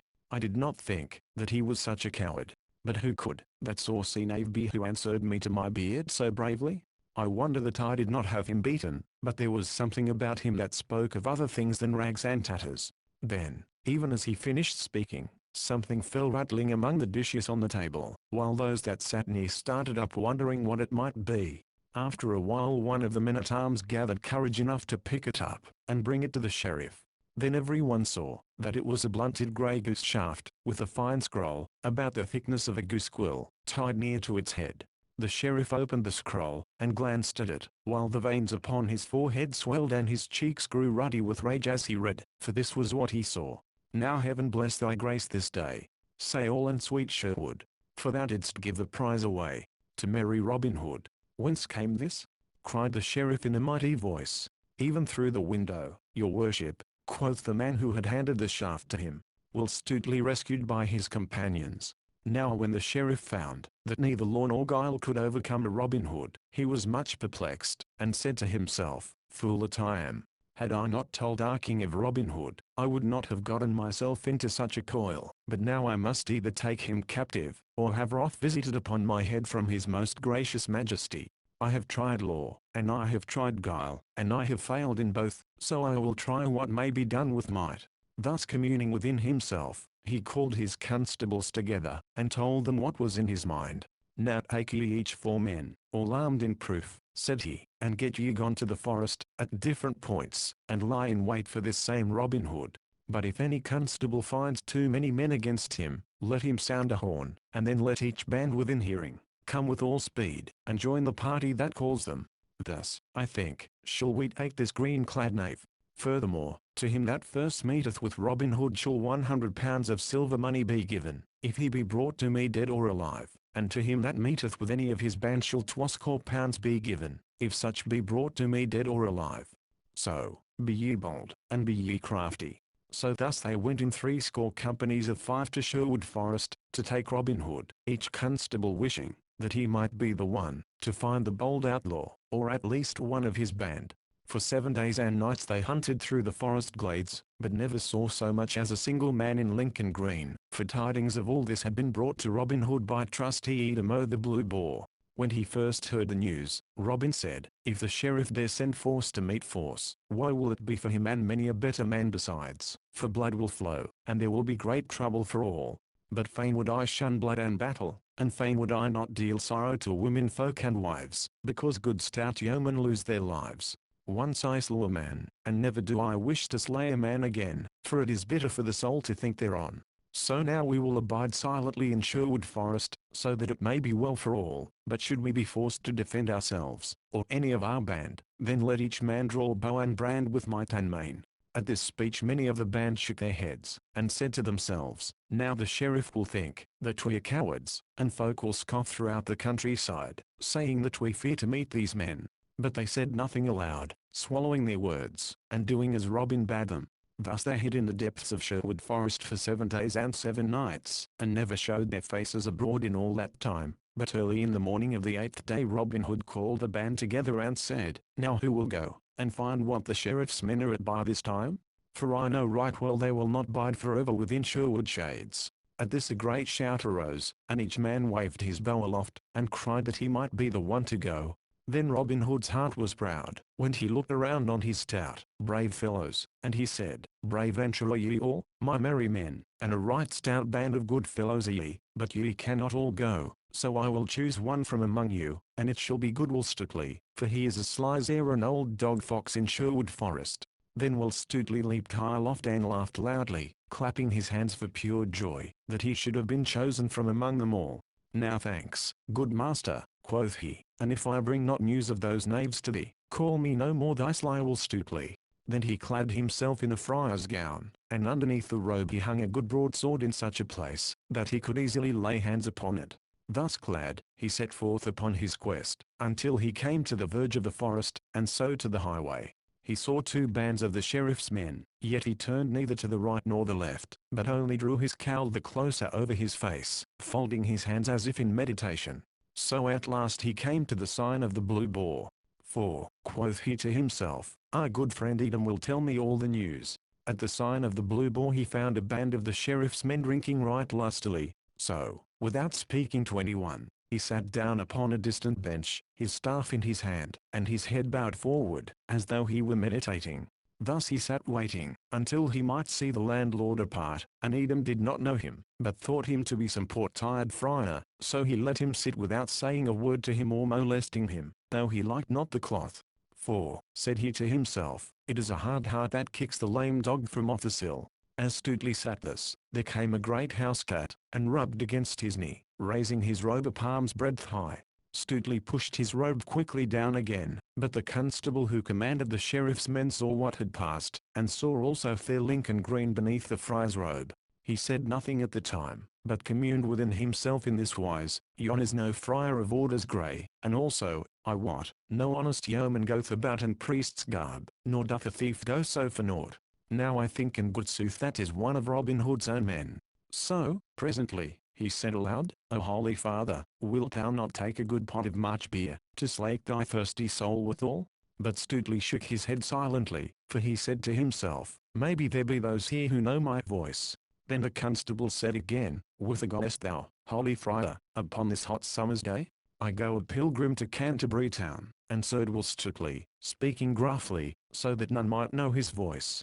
Then the constable said, for the third time, Now tell me, holy father, do pilgrims to Canterbury wear good Lincoln green beneath their robes? Ha! By my faith, I take thee to be some lusty thief, and perhaps one of Robin Hood's own band. Now, by Our Lady's grace, if thou movest hand or foot, I will run thee through the body with my sword. Then he flashed forth his bright sword, and leaped upon Will Stutely, thinking he would take him unaware, but Stutely had his own sword tightly held in his hand, beneath his robe, so he drew it forth before the constable came upon him. Then the stout constable struck a mighty blow, but he struck no more in all that fight, for Stutely, parrying the blow right deftly, smote the constable back again with all his might. Then he would have escaped, but could not, for the other, all dizzy with the wound, and with the flowing blood, seized him by the knees with his arms even as he reeled and fell. Then the others rushed upon him, and Stutely struck again at another of the sheriff's men, but the steel cap glanced the blow, and though the blade bit deep, it did not kill. Meanwhile, the constable, fainting as he was, drew Stutely downward, and the others, seeing the yeoman hampered so, rushed upon him again, and one smote him a blow upon the crown, so that the blood ran down his face and blinded him. Then, staggering, he fell, and all sprang upon him, though he struggled so manfully, that they could hardly hold him fast. Then they bound him with stout hempen cords, so that he could not move either hand or foot, and thus they overcame him. Robin Hood stood under the greenwood tree, thinking of Will Stutely, and how he might be faring, when suddenly he saw two of his stout yeomen come running down the forest path, and betwixt them ran buxom maiden of the Blue Boar. Then Robin's heart fell, for he knew they were the bearers of ill tidings. Will Stutely hath been taken, cried they, when they had come to where he stood. And is it thou, that hast brought such doleful news? Said Robin to the lass. Ay, marry, for I saw it all, cried she, panting as the hare pants, when it has escaped the hounds, and I fear he is wounded sore, for one smote him main shrewdly I the crown. They have bound him, and taken him to Nottingham town, and ere I left the Blue Boar I heard, that he should be hanged tomorrow day. He shall not be hanged tomorrow day, cried Robin, or, if he be, full many a one shall gnaw the sod, and many shall have cause to cry alack-a-day. Then he clapped his horn to his lips, and blew 3 blasts right loudly, and presently his good yeomen came running through the greenwood until 70 bold blades were gathered around him. "Now hark you all," cried Robin. "Our dear companion Will Stutely hath been taken by that vile sheriff's men, therefore doth it behove us to take bow and brand in hand, to bring him off again, for I wot that we ought to risk life and limb for him, as he hath risked life and limb for us. Is it not so, my merry men all?" Then all cried, "Ay," with a great voice. So the next day they all wended their way from Sherwood Forest, but by different paths, for it behoved them to be very crafty. So the band separated into parties of 2 and 3, which were all to meet again in a tangled dell, that lay near to Nottingham town. Then, when they had all gathered together at the place of meeting, Robin spoke to them thus: "Now we will lie here in ambush, until we can get news, for it doth behove us to be cunning and wary, if we would bring our friend Will Stutely off from the sheriff's clutches."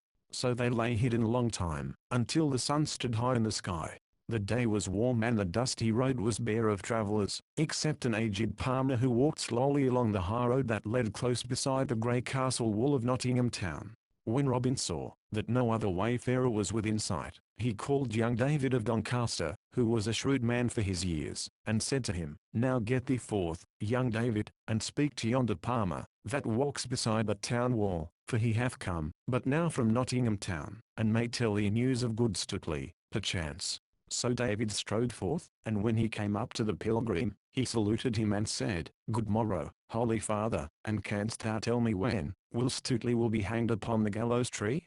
I fain would not miss the sight, for I have come from afar, to see so sturdy a rogue hanged." "Now, out upon thee, young man," cried the palmer, "that thou shouldst speak so, when a good stout man is to be hanged for nothing but guarding his own life." And he struck his staff upon the ground in anger.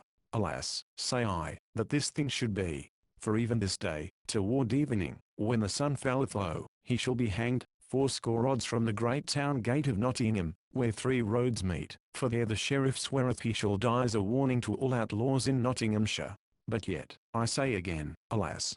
For, though Robin Hood and his band may be outlaws, yet he taketh only from the rich and the strong and the dishonest man, while there is not a poor widow nor a peasant with many children, nigh to Sherwood, but has barley flour enough all the year long through him. It grieves my heart to see one as gallant as this Stutely die, for I have been a good Saxon yeoman in my day, ere I turned palmer, and well I know a stout hand, and one that smitteth shrewdly at a cruel Norman or a proud Dabbit with fat money bags. Had good Stutely's master but known how his man was compassed about with perils, perchance he might send succour to bring him out of the hand of his enemies." "Ay, marry, that is true," cried the young man.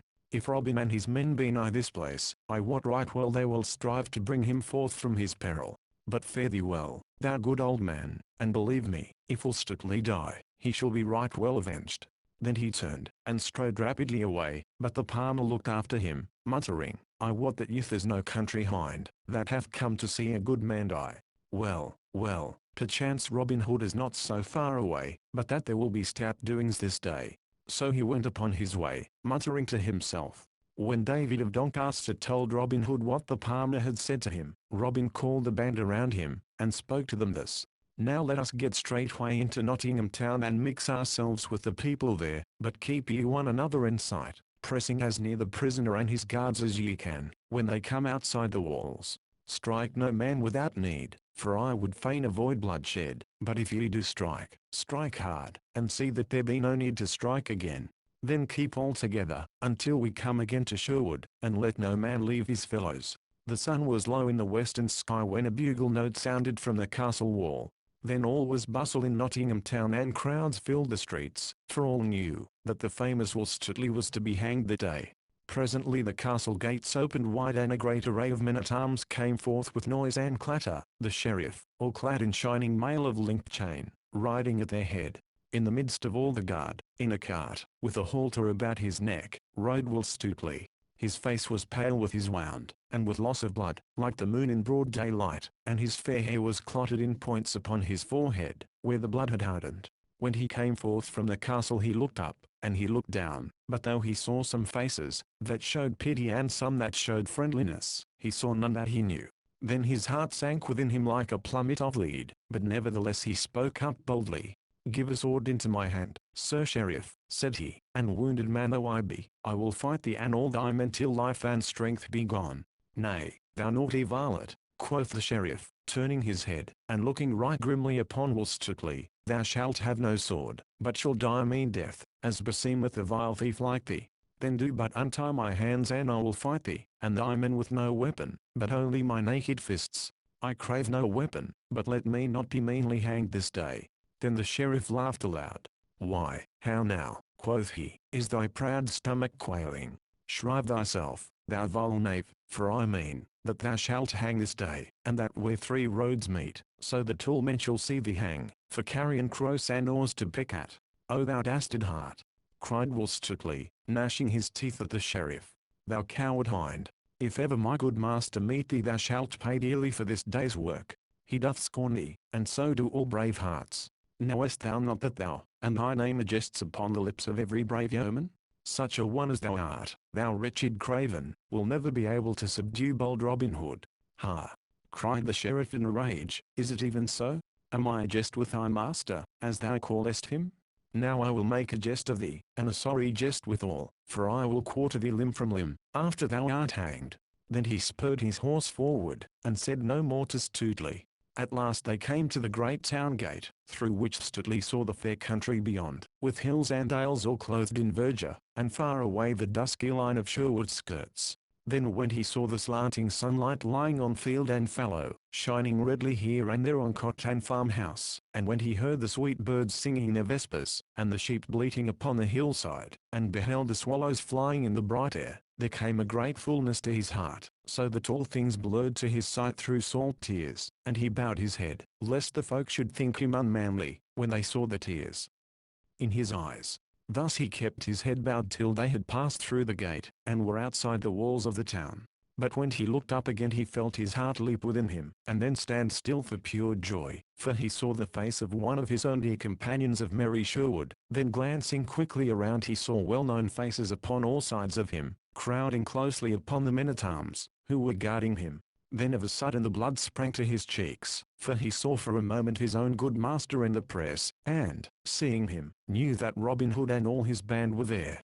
Yet betwixt him and them was a line of men-at-arms. "Now, stand back!" cried the sheriff in a mighty voice, for the crowd pressed around on all sides. "What mean ye, varlets, that ye push upon us so? Stand back, I say." Then came a bustle and a noise, and one strove to push between the men-at-arms so as to reach the cart, and Stuteley saw that it was Little John that made all that stir. "Now stand thou back!" cried one of the men-at-arms whom Little John pushed with his elbows. "Now stand thou back thine own self," quoth Little John, and straightway smote the man a buffet beside his head that felled him as a butcher fells an ox, and then he leaped to the cart where Stuteley sat.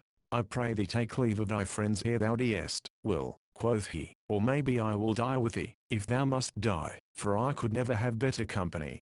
Then with one stroke he cut the bonds that bound the other's arms and legs, and Stuteley leaped straightway from the cart. "Now as I live," cried the sheriff, "yon varlet I know right well is a sturdy rebel. Take him, I bid you all, and let him not go." So saying, he spurred his horse upon Little John, and rising in his stirrups smote with might and main, but Little John ducked quickly underneath the horse's belly and the blow whistled harmlessly over his head. "Nay, good Sir Sheriff," cried he, leaping up again, when the blow had passed, "I must e'en borrow thy most worshipful sword."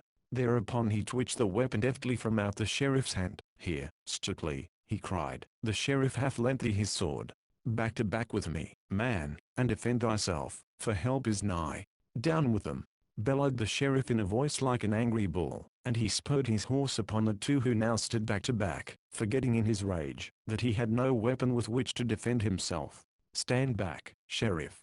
cried Little John, and even as he spoke, a bugle horn sounded shrilly, and a cloth-yard shaft whistled within an inch of the sheriff's head. Then came a swaying hither and thither, and oaths, cries, and groans, and clashing of steel, and swords flashed in the setting sun, and a score of arrows whistled through the air, and some cried, "Help, help," and some, "A rescue, a rescue." "Treason!" cried the sheriff in a loud voice. Bear back, else we be all dead men." Thereupon he rent his horse backward through the thickest of the crowd. Now Robin Hood and his band might have slain half of the sheriff's men had they desired to do so, but they let them push out of the press, and get them gone, only sending a bunch of arrows after them to hurry them in their flight. "Oh stay!" shouted Will Stutely after the sheriff. "Thou wilt never catch bold Robin Hood, if thou dost not stand to meet him face to face." But the sheriff, bowing along his horse's back, made no answer, but only spurred the faster. Then Will Stutely turned to Little John, and looked him in the face till the tears ran down from his eyes, and he wept aloud, and kissing his friend's cheeks, "O Little John," quoth he, "mine own true friend, and he that I love better than man or woman in all the world beside. Little did I reckon to see thy face this day, or to meet thee this side paradise." Little John could make no answer, but wept also. Then Robin Hood gathered his band together in a close rank, with Will Stutely in the midst, and thus they moved slowly away toward Sherwood, and were gone, as a storm cloud moves away from the spot where a tempest has swept the land. But they left 10 of the sheriff's men lying along the ground, wounded, some more, some less, yet no one knew who smote them down. Thus the sheriff of Nottingham tried thrice to take Robin Hood, and failed each time, and the last time he was frightened, for he felt how near he had come to losing his life. So he said, "These men fear neither God nor man, nor King's officers. I would sooner lose mine office than my life, so I will trouble them no more." So he kept close within his castle for many a day, and dared not show his face outside of his own household, and all the time he was gloomy, and would speak to no one, for he was ashamed of what had happened that day. Robin Hood turns butcher. Now after all these things had happened, and it became known to Robin Hood how the sheriff had tried 3 times to make him captive, he said to himself, "If I have the chance, I will make our worshipful sheriff pay right well for that which he hath done to me. Maybe I may bring him some time into Sherwood Forest, and have him to a right merry feast with us." For when Robin Hood caught a baron or a squire, or a fat abbot or bishop, he brought them to the greenwood tree, and feasted them, before he lightened their purses. But in the meantime Robin Hood and his band lived quietly in Sherwood Forest, without showing their faces abroad, for Robin knew that it would not be wise for him to be seen in the neighbourhood of Nottingham, those in authority being very wroth with him.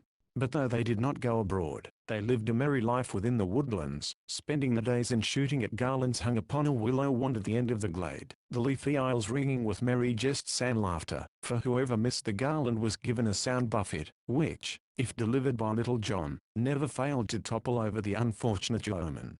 Then they had bouts of wrestling, and of cudgel play, so that every day they gained in skill and strength. Thus they dwelled for nearly a year, and in that time Robin Hood often turned over in his mind many means of making an even score with the sheriff. At last he began to fret at his confinement, so one day he took up his stout cudgel, and set forth to seek adventure, strolling blithely along, until he came to the edge of Sherwood. There, as he rambled along the sunlit road, he met a lusty young butcher driving a fine mare, and riding in a stout new cart, all hung about with meat.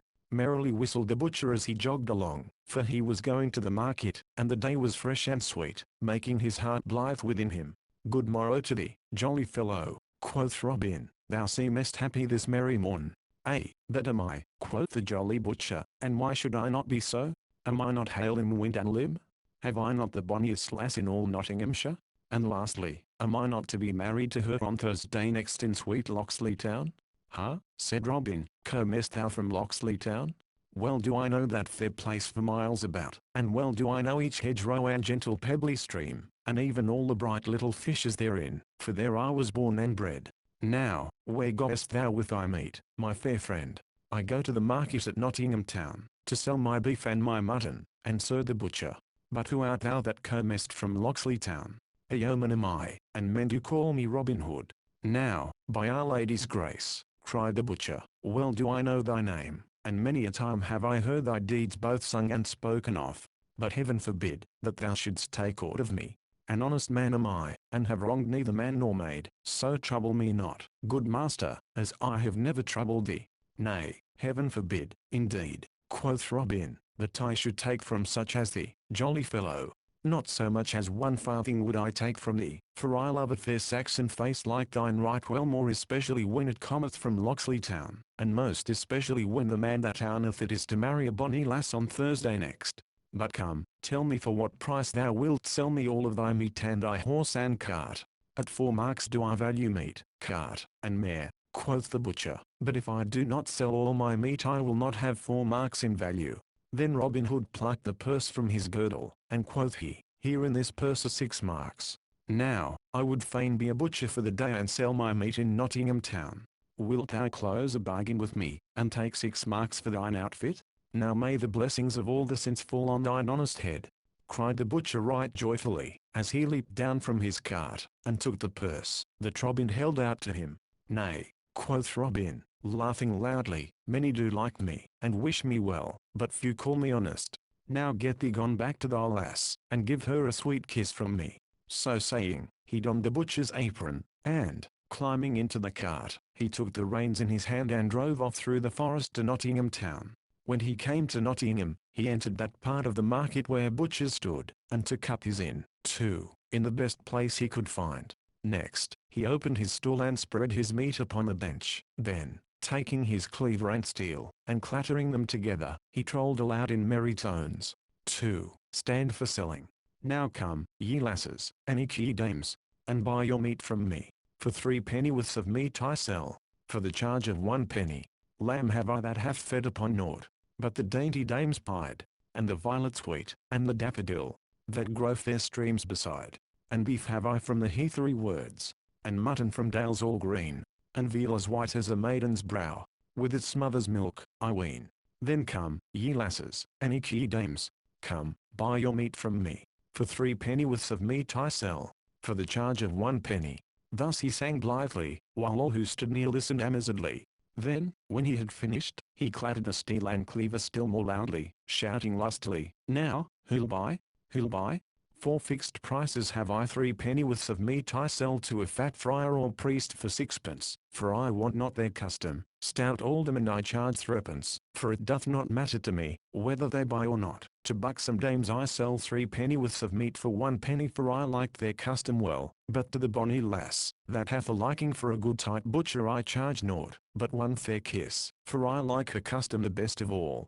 Then all began to stare, and wonder and crowd around, laughing, for never was such selling heard of in all Nottingham town. But when they came to buy they found it as he had said, for he gave good wife or dame as much meat for 1 penny as they could buy elsewhere for 3, and when a widow or a poor woman came to him, he gave her flesh for nothing, but when a merry lass came and gave him a kiss, he charged not 1 penny for his meat. And many such came to his stall, for his eyes were as blue as the skies of June, and he laughed merrily, giving to each full measure. Thus he sold his meat so fast, that no butcher that stood near him could sell anything. Then they began to talk among themselves, and some said, "This must be some thief who has stolen cart, horse, and meat." But others said, "Nay, when did ye ever see a thief who parted with his goods so freely and merrily? This must be some prodigal who hath sold his father's land, and would fain live merrily, while the money lasts." And these latter being the greater number, the others came round, one by one to their way of thinking. Then some of the butchers came to him to make his acquaintance. "Come, brother," quoth one who was the head of them all, "we be all of one trade, so wilt thou go dine with us? For this day the sheriff hath asked all the butcher guild to feast with him at the guild hall. There will be stout fare and much to drink, and that thou likest, or I much mistake thee." "Now, beshrew his heart," quoth jolly Robin, "that would deny a butcher. And, moreover, I will go dine with you all, my sweet lads, and that as fast as I can hie." Whereupon, having sold all his meat, he closed his stall, and went with them to the great guild hall. There the sheriff had already come in state, and with him many butchers. When Robin and those that were with him came in, all laughing at some merry jest he had been telling them, those that were near the sheriff whispered to him, "Yon is a right mad blade, for he hath sold more meat for 1 penny this day than we could sell for 3, and to whatsoever merry lass gave him a kiss he gave meat for naught." And others said, "He is some prodigal that hath sold his land for silver and gold, and meaneth to spend all right merrily." Then the sheriff called Robin to him, not knowing him and his butcher's dress, and made him sit close to him on his right hand, for he loved a rich young prodigal especially, when he thought that he might lighten that prodigal's pockets into his own most worshipful purse. So he made much of Robin, and laughed and talked with him more than with any of the others. At last the dinner was ready to be served, and the sheriff bade Robin say grace. So Robin stood up and said, "Now heaven bless us all, and eat good meat and good sack within this house, and may all butchers be, and remain as honest men as I am." At this all laughed, the sheriff loudest of all, for he said to himself, surely this is indeed some prodigal, and perchance I may empty his purse of some of the money, that the fool throweth about so freely. Then he spake aloud to Robin, saying, Thou art a jolly young blade, and I love thee mightily, and he smote Robin upon the shoulder. Then Robin laughed loudly too. Yea, quoth he, I know thou dost love a jolly blade, for didst thou not have jolly Robin Hood at thy shooting match, and didst thou not gladly give him a bright golden arrow for his own? At this the sheriff looked grave and all the guild of butchers too, so that none laughed but Robin, only some winked slyly at each other. Come, fill us some sack, cried Robin. Let us be merry while we may, for man is but dust, and he hath but a span, to live here till the worm jetteth him, as our good gossip Swinetold saith, so let life be merry while it lasts, say I nay, never look down either mouth, Sir Sheriff. Who knowest but, that thou mayest catch Robin Hood yet, if thou drinkest less good sack and malmsey, and bringest down the fat about thy paunch and the dust from out thy brain. Be merry, man. Then the sheriff laughed again, but not as though he liked the jest, while the butchers said, one to another, before heaven, never have we seen such a mad rollicking blade. Mayhap, though, he will make the sheriff mad. How now, brothers, cried Robin, be merry, nay, never count over your farthings, for by this, and by that I will pay this shot myself, e'en though it cost 200 pounds. So let no man draw up his lip, nor thrust his forefinger into his purse, for I swear, that neither butcher nor sheriff shall pay 1 penny for this feast. Now thou art a right merry soul, quoth the sheriff, and I wot thou must have many a head of horned beasts and many an acre of land, that thou dost spend thy money so freely. Ay, that have I, quoth Robin, laughing loudly again. 500 and more horned beasts have I and my brothers, and none of them have we been able to sell, else I might not have turned butcher. As for my land, I have never asked my steward how many acres I have. At this the sheriff's eyes twinkled, and he chuckled to himself. Nay, good youth, quoth he, if thou canst not sell thy cattle, it may be I will find a man, that will lift them from thy hands, perhaps that man may be myself, for I love a merry youth, and would help such a one along the path of life. Now how much dost thou want for thy horned cattle? Well, quoth Robin, they are worth at least 500 pounds.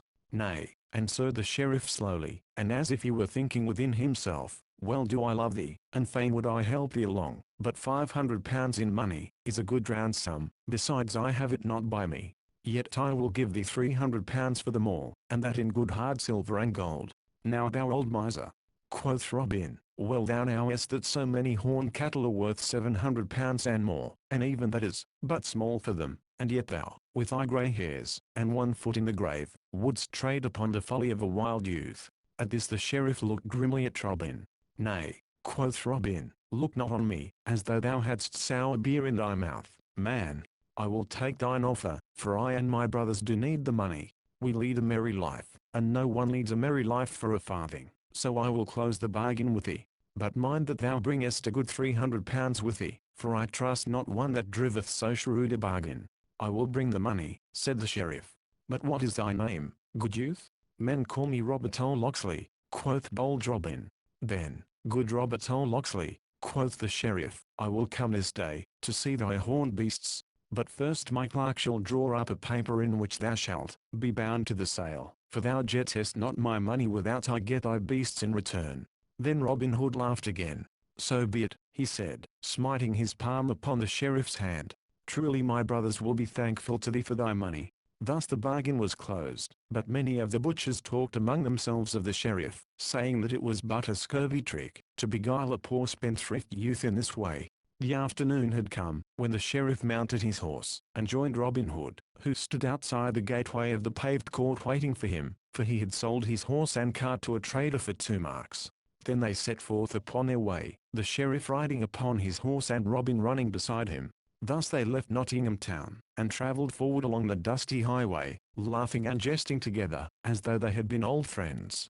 But all the time the sheriff said within himself, thy jest to me of Robin Hood shall cost thee dear, good fellow, even 400 pounds, thou fool. For he thought he would make at least that much by his bargain. So they journeyed onward till they came within the verge of Sherwood Forest, when presently the sheriff looked up and down, and to the right and to the left of him, and then grew quiet, and ceased his laughter. Now, quoth he, May heaven and its saints preserve us this day from a rogueman called Robin Hood." Then Robin laughed aloud. "Nay," said he, "thou mayst set thy mind at rest, for well do I know Robin Hood, and well do I know, that thou art in no more danger from him this day than thou art from me." At this the sheriff looked askance at Robin, saying to himself, "I like not, that thou seemest so well acquainted with this bold outlaw, and I wish, that I were well out of Sherwood Forest." But still they travelled deeper into the forest shades, and the deeper they went, the more quiet grew the sheriff. At last they came to where the road took a sudden bend, and before them a herd of dun deer went tripping across the path. Then Robin Hood came close to the sheriff, and pointing his finger, he said, "These are my horned beasts, good master sheriff.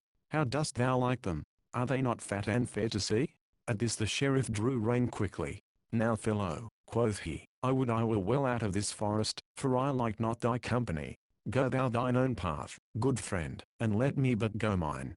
But Robin only laughed, and caught the sheriff's bridle rein. "Nay," cried he, "stay a while, for I would thou shouldst see my brothers, who own these fair horned beasts with me." So saying, he clapped his bugle to his mouth and winded 3 merry notes, and presently up the path came leaping fivscore good stout yeomen with Little John at their head. "What wouldst thou have, good master?" quoth Little John. "Why," answered Robin, "dost thou not see, that I have brought goodly company, to feast with us today?" "Fie, for shame! Do you not see our good and worshipful master, the Sheriff of Nottingham? Take thou his bridle, Little John, for he has honoured us today, by coming to feast with us." Then all doffed their hats humbly, without smiling or seeming to be in jest, while Little John took the bridle rein, and led the palfrey still deeper into the forest, all marching in order, with Robin Hood walking beside the sheriff, hat in hand. All this time the sheriff said never a word, but only looked about him like one suddenly awakened from sleep. But when he found himself going within the very depths of Sherwood his heart sank within him, for he thought, "Surely my £300 will be taken from me, even if they take not my life itself, for I have plotted against their lives more than once." But all seemed humble and meek, and not a word was said of danger, either to life or money. So at last they came to that part of Sherwood Forest where a noble oak spread its branches wide, and beneath it was a seat all made of moss, on which Robin sat down, placing the sheriff at his right hand.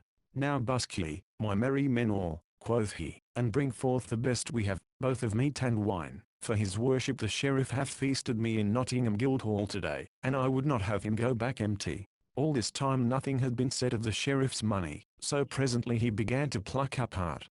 "For," said he to himself, "maybe Robin Hood hath forgotten all about it."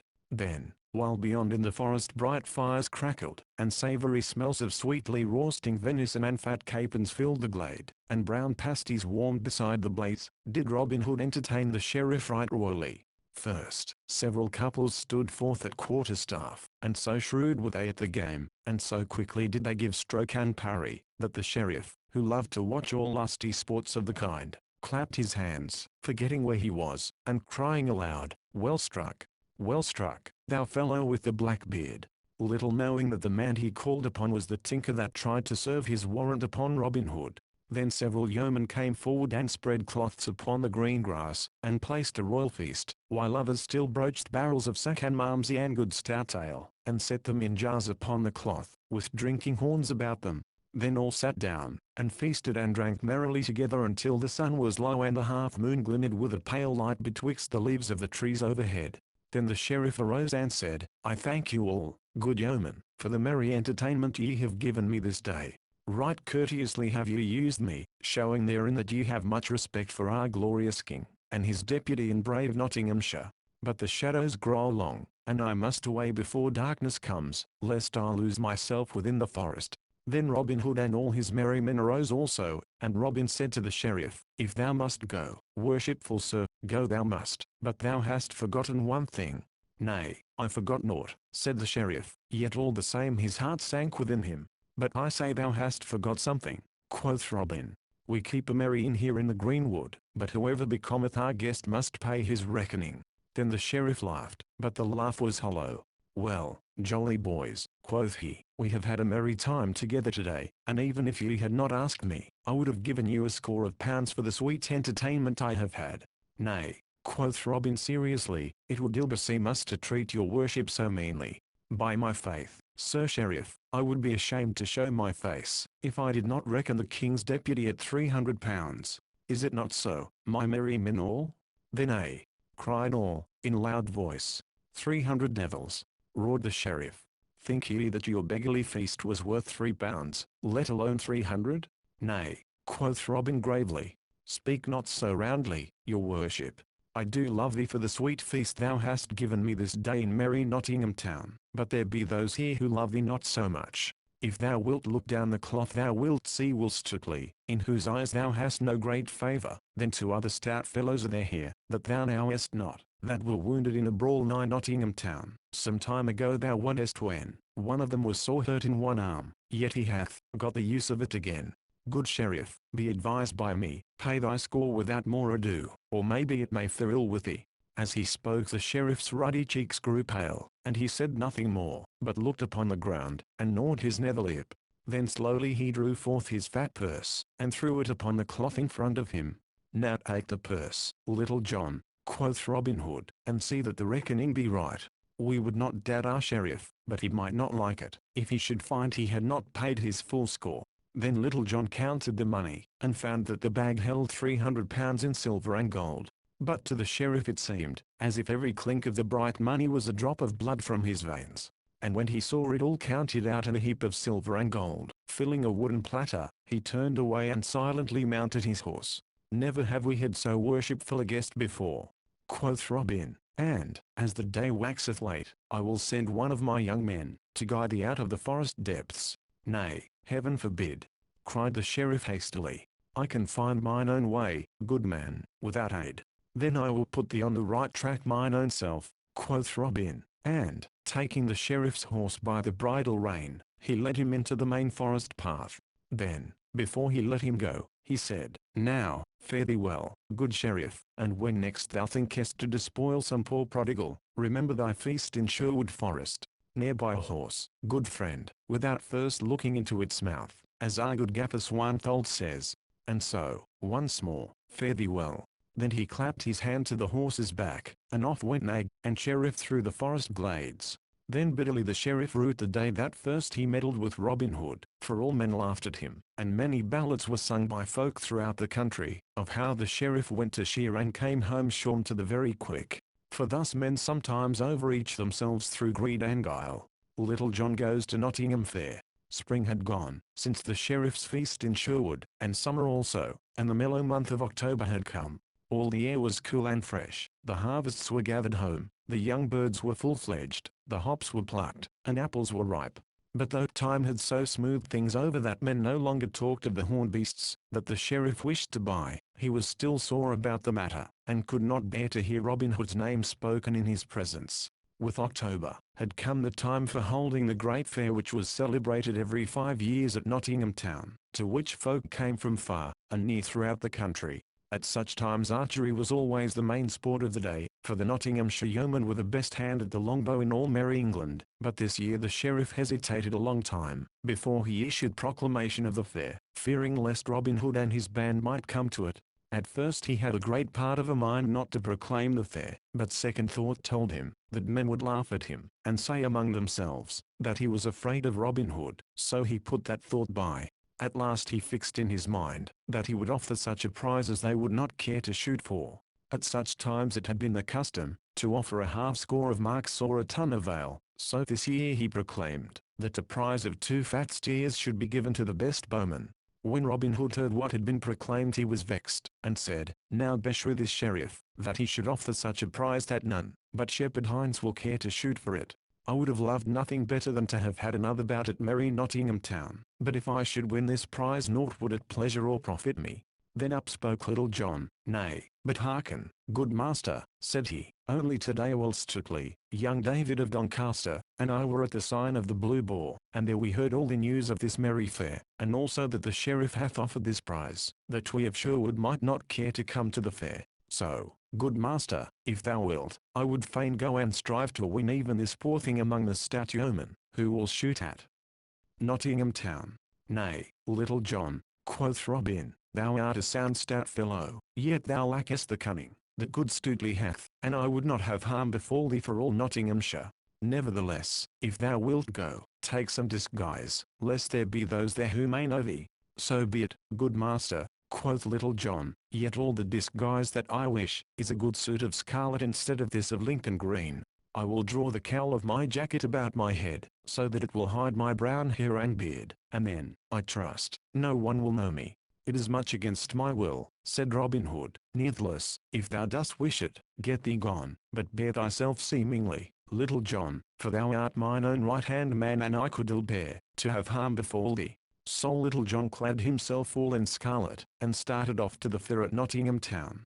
Right merry were these fair days at Nottingham, when the green before the great town gate was dotted with booths standing in rows, with tents of many-coloured canvas, hung about with streamers and garlands of flowers, and the folk came from all the countryside, both gentle and common.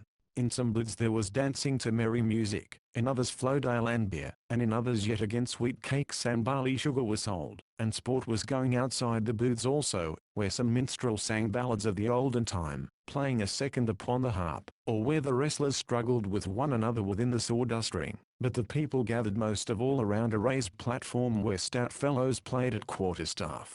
So Little John came to the fair. All scarlet were his hose and jerkin, and scarlet was his cowled cap, with a scarlet feather stuck in the side of it. Over his shoulders was slung a stout bow of yew, and across his back hung a quiver of good round arrows.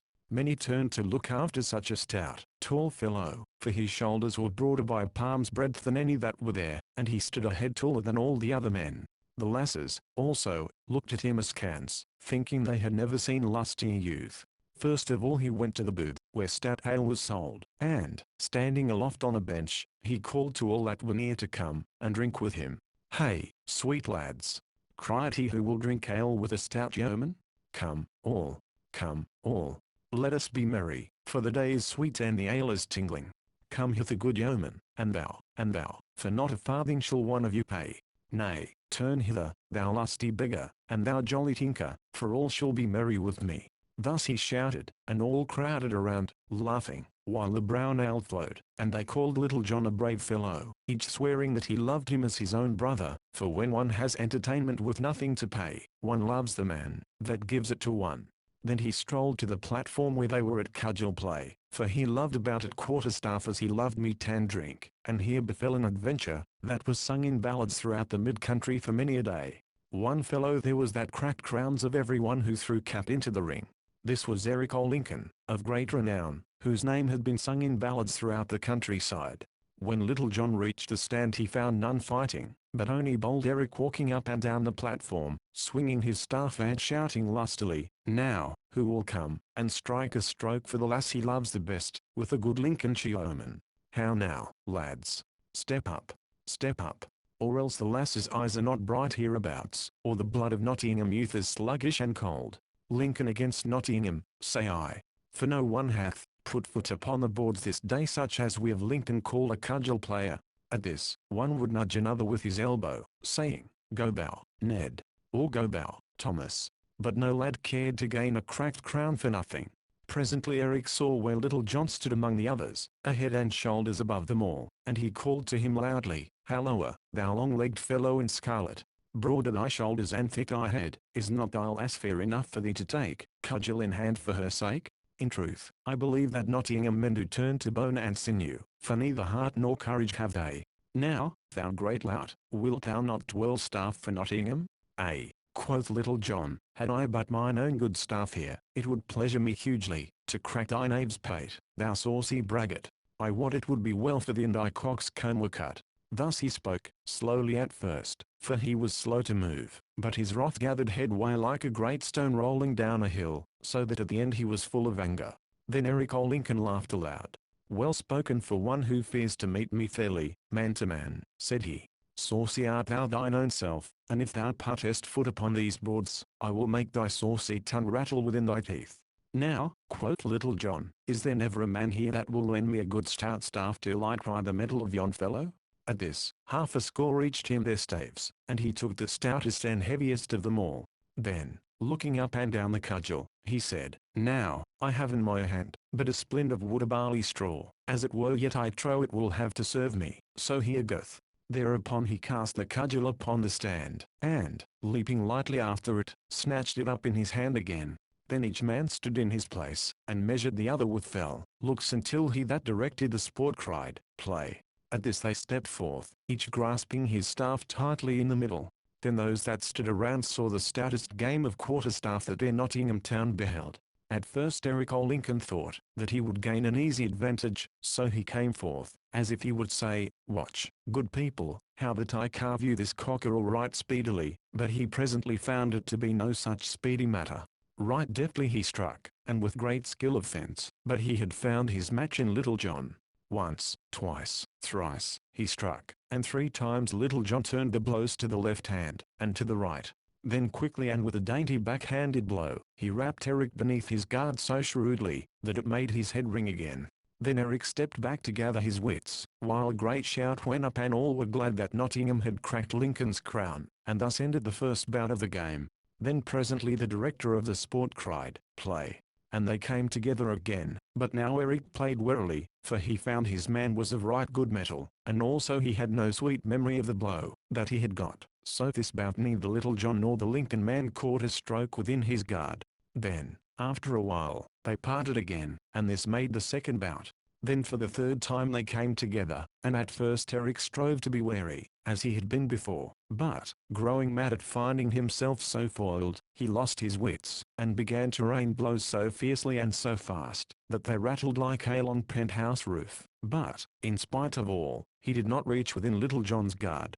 Then at last Little John saw his chance, and seized it right cleverly. Once more, with a quick blow, he rapped Eric beside the head, and ere he could regain himself, Little John slipped his right hand down to his left, and, with a swinging blow, smote the other so sorely upon the crown that down he fell, as though he would never move again. Then the people shouted so loud that folk came running from all about to see what was the ado, while Little John leaped down from the stand, and gave the staff back to him, that had lent it to him. And thus ended the famous bout between Little John and Eric o' Lincoln of great renown.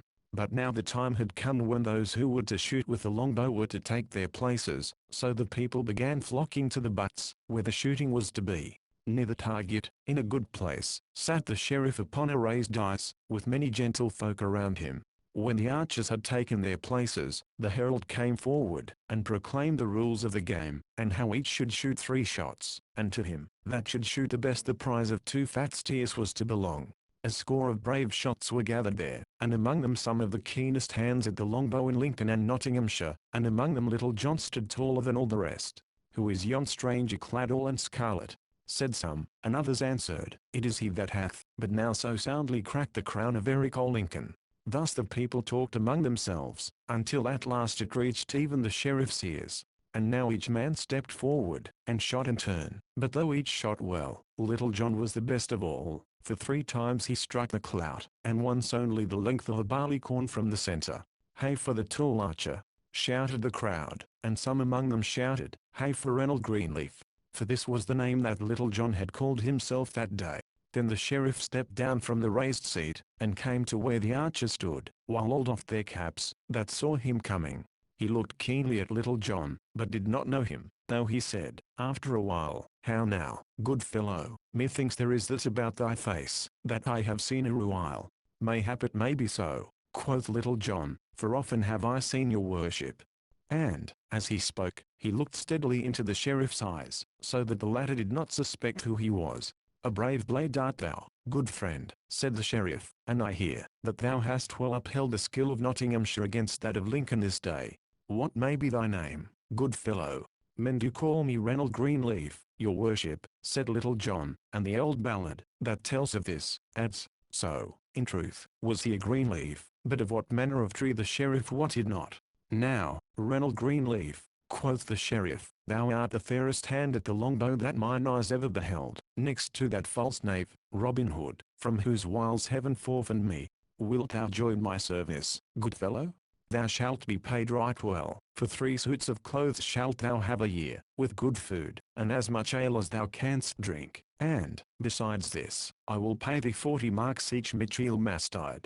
Then here stand I a free man, and right gladly will I enter thy household," said Little John, for he thought he might find some merry jest, should he enter the sheriff's service. Fairly hast thou won the fat steers, said the sheriff, and he run to I will adder, but of good March beer, for joy of having gotten such a man, for, I wot, thou shootest as fair a shaft as Robin Hood himself. Then, said Little John, for joy of having gotten myself into thy service, I will give fat steers and brown ale to all these good folk, to make them merry withal.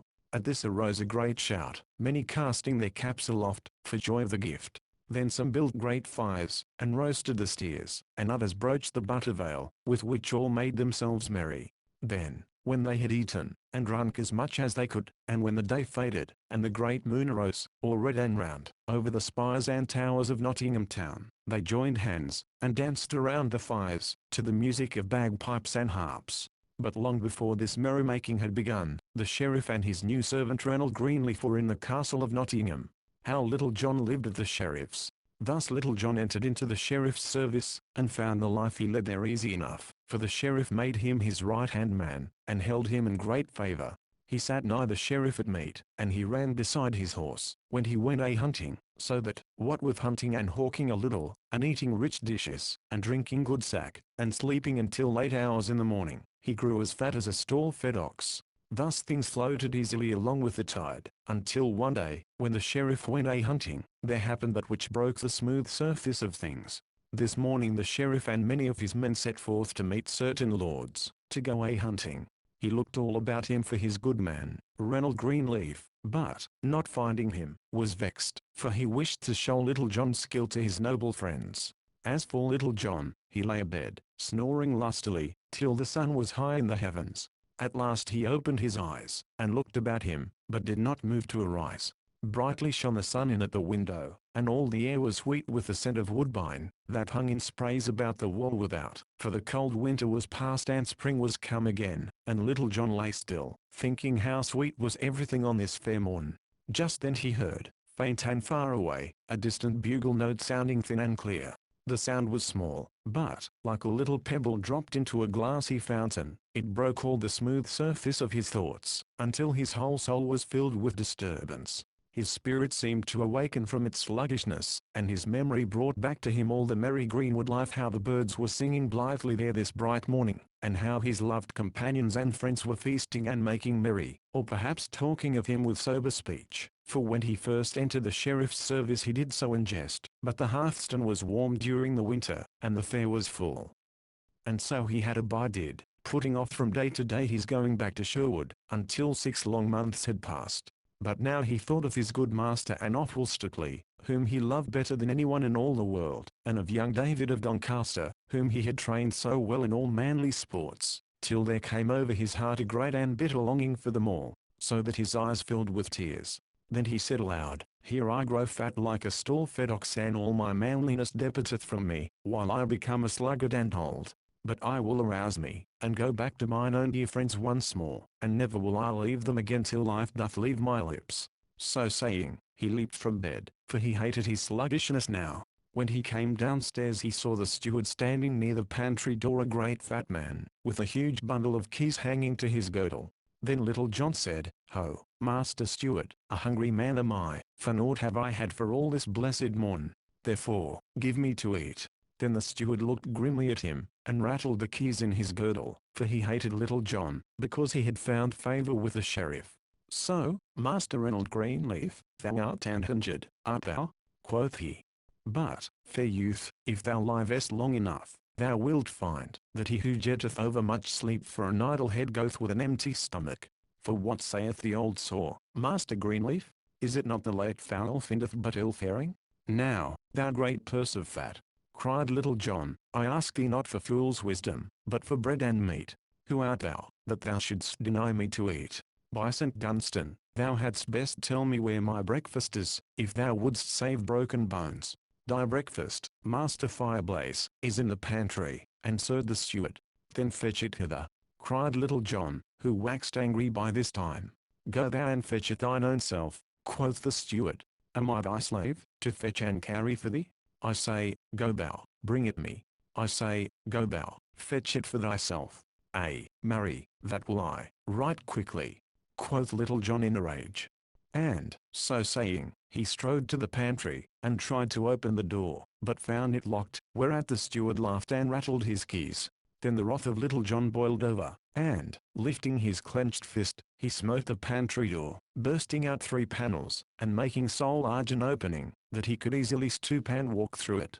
When the steward saw what was done, he waxed mad with rage, and, as Little John stooped to look within the pantry, he seized him from behind by the nape of the neck, pinching him sorely, and smiting him over the head with his keys, till the yeoman's ears rang again. At this Little John turned upon the steward, and smote him such a buffet, that the fat man fell to the floor, and lay there, as though he would never move again. "There," quoth Little John, "think well of that stroke, and never keep a good breakfast from a hungry man again." So saying, he crept into the pantry, and looked about him to see if he could find something to appease his hunger. He saw a great venison pasty and 2 roasted capons, beside which was a platter of plover's eggs. Moreover, there was a flask of sack, and one of Canaria sweet-side to a hungry man. These he took down from the shelves, and placed upon a sideboard, and prepared to make himself merry.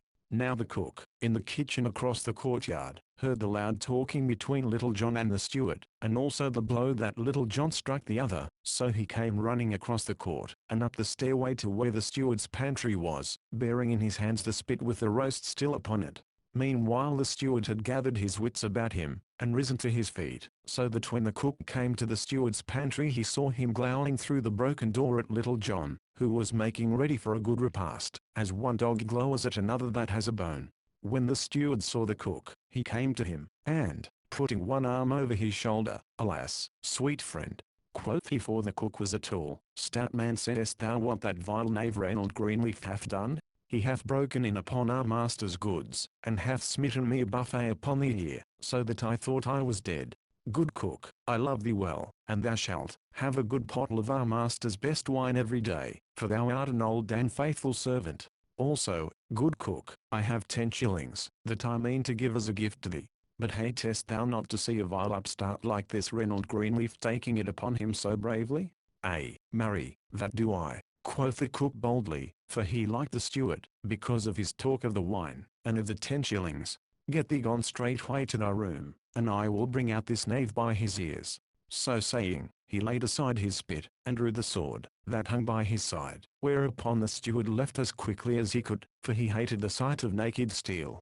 Then the cook walked straightway to the broken pantry door, through which he saw Little John tucking a napkin beneath his chin, and preparing to make himself merry. "Why, how now, Reynold Greenleaf," said the cook, "thou art no better than a thief, I wot. Come thou straight forth, man, or I will carve thee as I would carve a sucking pig. Nay, good cook, bear thou thyself more seemingly, or else I will come forth to thy dole. At most times I am as a yearling lamb, but when one cometh between me and my meat, I am a raging lion, as it were." "Lion or no lion," quoth the valorous cook, "come thou straight forth, else thou art a coward heart as well as a knavish thief." "Ha!" cried Little John, "coward's name have I never had, so, look to thyself, good cook, for I come forth straight, the roaring lion I did speak of but now." Then he too drew his sword, and came out of the pantry. Then, putting themselves into position, they came slowly together, with grim and angry looks, but suddenly Little John lowered his point. "Hold, good cook," said he. "Now, I bethink me, it were ill of us to fight with good victuals standing so nigh, and such a feast as would befit 2 stout fellows such as we are. Marry, good friend, I think we should enjoy this fair feast ere we fight. What sayest thou, jolly cook?" At this speech the cook looked up and down, scratching his head in doubt, for he loved good feasting. At last he drew a long breath, and said to Little John, "Well, good friend, I like thy plan right well, so, pretty boy, say I, let us feast, with all my heart, for one of us may sup in paradise before nightfall." So each thrust his sword back into the scabbard, and entered the pantry. Then, after they had seated themselves, Little John drew his dagger, and thrust it into the pie. "A hungry man must be fed," quoth he, "so, sweet chuck, I helped myself without leave." But the cook did not lag far behind, for straightway his hands also were deeply thrust within the goodly pasty. After this, neither of them spoke further, but used their teeth to better purpose. But though neither spoke, they looked at one another, each thinking within himself, that he had never seen a more lusty fellow than the one across the board. At last, after a long time had passed, the cook drew a full deep breath, as though of much regret, and wiped his hands upon the napkin, for he could eat no more. Little John, also, had enough, for he pushed the pasty aside, as though he would say, I want thee by me no more, good friend. Then he took the pottle of sack, and said he, Now, good fellow, I swear by all that is bright, that thou art the stoutest companion at eating, that ever I had. Lo, I drink thy health. So saying, he clapped the flask to his lips and cast his eyes aloft, while the good wine flooded his throat. Then he passed the pottle to the cook, who also said, Lo, I drink thy health, sweet fellow. Nor was he behind Little John, in drinking any more than in eating. Now, quoth Little John, thy voice is right round and sweet, jolly lad. I doubt not thou canst sing a ballad most blithely, canst thou not? Truly, I have trolled one now and then, quoth the cook, yet I would not sing alone. Nay, truly, said Little John, that were but ill courtesy. Strike up thy ditty, and I will afterward sing one to match it, if I can. So be it, pretty boy, quoth the cook. And hast thou e'er heard the song of the deserted shepherdess? Truly, I know not, answered Little John, but sing thou, and let me hear. Then the cook took another draught from the pottle, and, clearing his throat, sang right sweetly, the song of the deserted shepherdess.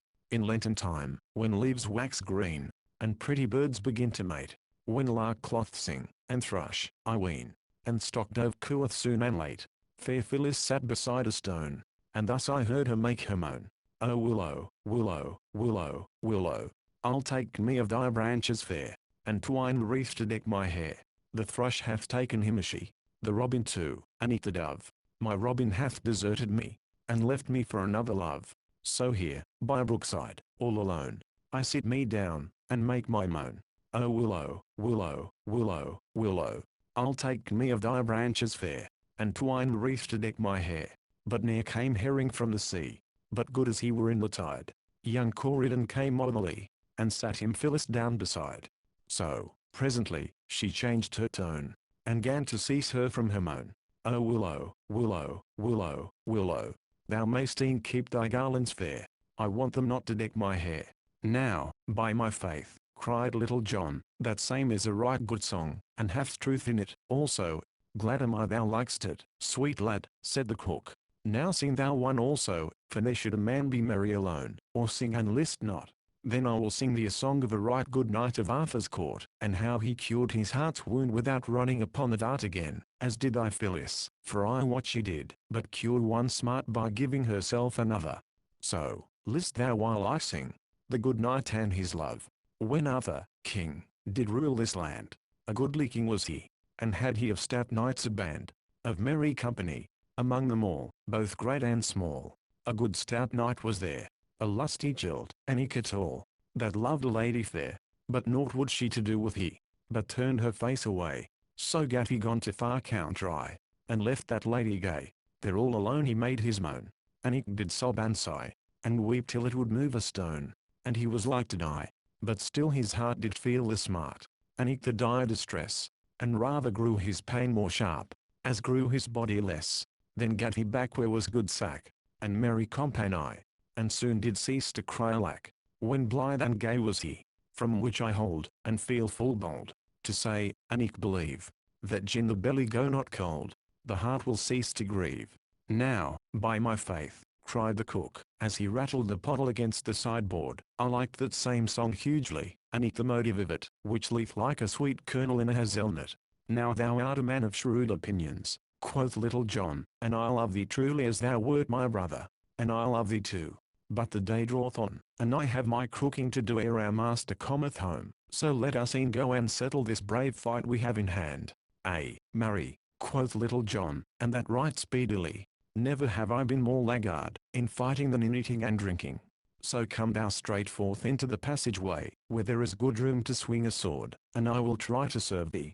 Then they both stepped forth into the broad passage that led to the steward's pantry, where each man drew his sword again, and without more ado, fell upon the other, as though he would hew his fellow limb from limb. Then their swords clashed upon one another with great din, and sparks flew from each blow in showers. So they fought up and down the hall for an hour and more, neither striking the other a blow, though they strove their best to do so, for both were skillful at defense, so nothing came of all their labor. Ever and anon they rested, panting. Then, after getting their wind, at it they would go again more fiercely than ever. At last Little John cried aloud, "Hold, good cook," whereupon each rested upon his sword, panting. "Now will I make my vow," quoth Little John, "thou art the very best swordsman that ever mine eyes beheld. Truly, I had thought to carve the air now, and I had thought to do the same by thee," quoth the cook, "but I have missed the mark somehow. Now I have been thinking within myself," quoth Little John, "what we're fighting for, but albeit I do not rightly know." "Why, no more do I," said the cook. "I bear no love for that Percy Stewart, but I thought that we had engaged to fight with one another, and that it must be done. Now," quoth Little John, "it doth seem to me that instead of striving to cut one another's throats, it were better for us to be boon companions. What sayst thou, jolly cook? Wilt thou go with me to Sherwood Forest, and join with Robin Hood's band? Thou shalt live a merry life within the woodlands, and 70 good companions shalt thou have, one of whom is mine own self. Thou shalt have 3 suits of Lincoln green each year, and 40 marks in pay. Now, thou art a man after mine own heart," cried the cook right heartily, "and, as thou speakest of it, that is the very service for me. I will go with thee, and that right gladly. Give me thy palm, sweet fellow, and I will be thine own companion from henceforth. What may be thy name, lad?" "Men do call me Little John, good fellow." "How? And art thou indeed Little John, and Robin Hood's own right-hand man? Many a time and oft I heard of thee, but never did I hope to set eyes upon thee. And thou art indeed the famous Little John." And the cook seemed lost in amazement, and looked upon his companion with open eyes. "I am Little John, indeed, and I will bring to Robin Hood this day a right stout fellow to join his merry band. But ere we go, good friend, it seemeth to me to be a vast pity that, as we have had so much of the sheriff's food, we should not also carry off some of his silver plate to Robin Hood, as a present from his worship." "Ay, marry is it," said the cook. And so they began hunting about, and took as much silver as they could lay hands upon, clapping it into a bag, and when they had filled the sack they set forth to Sherwood Forest. Plunging into the woods, they came at last to the greenwood tree, where they found Robin Hood and 70 of his merry men lying upon the fresh green grass.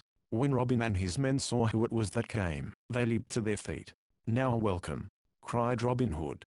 "Now welcome, Little John. For long hath it been, since we have heard from thee, though we all knew, that thou hadst joined the sheriff's service. And how hast thou fared all these long days?" "Right merrily have I lived at the Lord Sheriff's," answered Little John, "and I have come straight thence. See, good master, I have brought thee his cook, and even his silver plate." Thereupon he told Robin Hood and his merry men that were there, all that had befallen him, since he had left them to go to the fair at Nottingham town. Then all shouted with laughter, except Robin Hood, but he looked grave. "Nay, Little John," said he, "thou art a brave blade and a trusty fellow. I am glad thou hast brought thyself back to us, and with such a good companion as the cook, whom we all welcome to Sherwood. But I like not so well, that thou hast stolen the sheriff's plate like some paltry thief. The sheriff hath been punished by us, and hath lost £300, even as he sought to despoil another, but he hath done naught, that we should steal his household plate from him." Old Little John was vexed with this. He strove to pass it off with a jest. "Nay, good master," quoth he, "if thou thinkest the sheriff gave us not the plate, I will fetch him, that he may tell us with his own lips he giveth it all to us." So saying he leaped to his feet, and was gone before Robin could call him back. Little John ran for full 5 miles till he came to where the sheriff of Nottingham and a gay company were hunting near the forest. When Little John came to the sheriff he doffed his cap and bent his knee. "God save thee, good master," quoth he. "Why, Reynold Greenleaf," cried the sheriff, "whence comest thou, and where hast thou been?" "I have been in the forest," answered Little John, speaking amazedly, "and there I saw a sight such as ne'er before man's eyes beheld. Yonder I saw a young hart tall and green from top to toe, and about him was a herd of 70 deer, and they too were all of green from head to foot. Yet I dared not shoot, good master, for fear lest they should slay me." "Why, how now, Reynold Greenleaf," cried the sheriff, "art thou dreaming, or art thou mad, that thou dost bring me such a tale?" "Nay, I am not dreaming, nor am I mad," said Little John, "and if thou wilt come with me, I will show thee this fair sight, for I have seen it with mine own eyes. But thou must come alone, good master, lest the others frighten them, and they get away." So the party all rode forward, and Little John led them downward into the forest. "Now, good master," quoth he at last, "when where I saw this herd."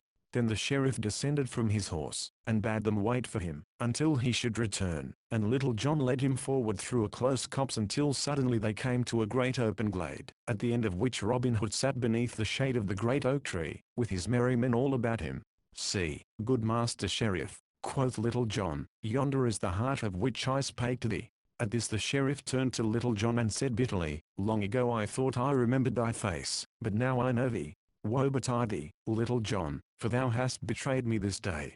In the meantime Robin Hood had come to them. "Now welcome, Master Sheriff," said he. "Hast thou come today, to take another feast with me?"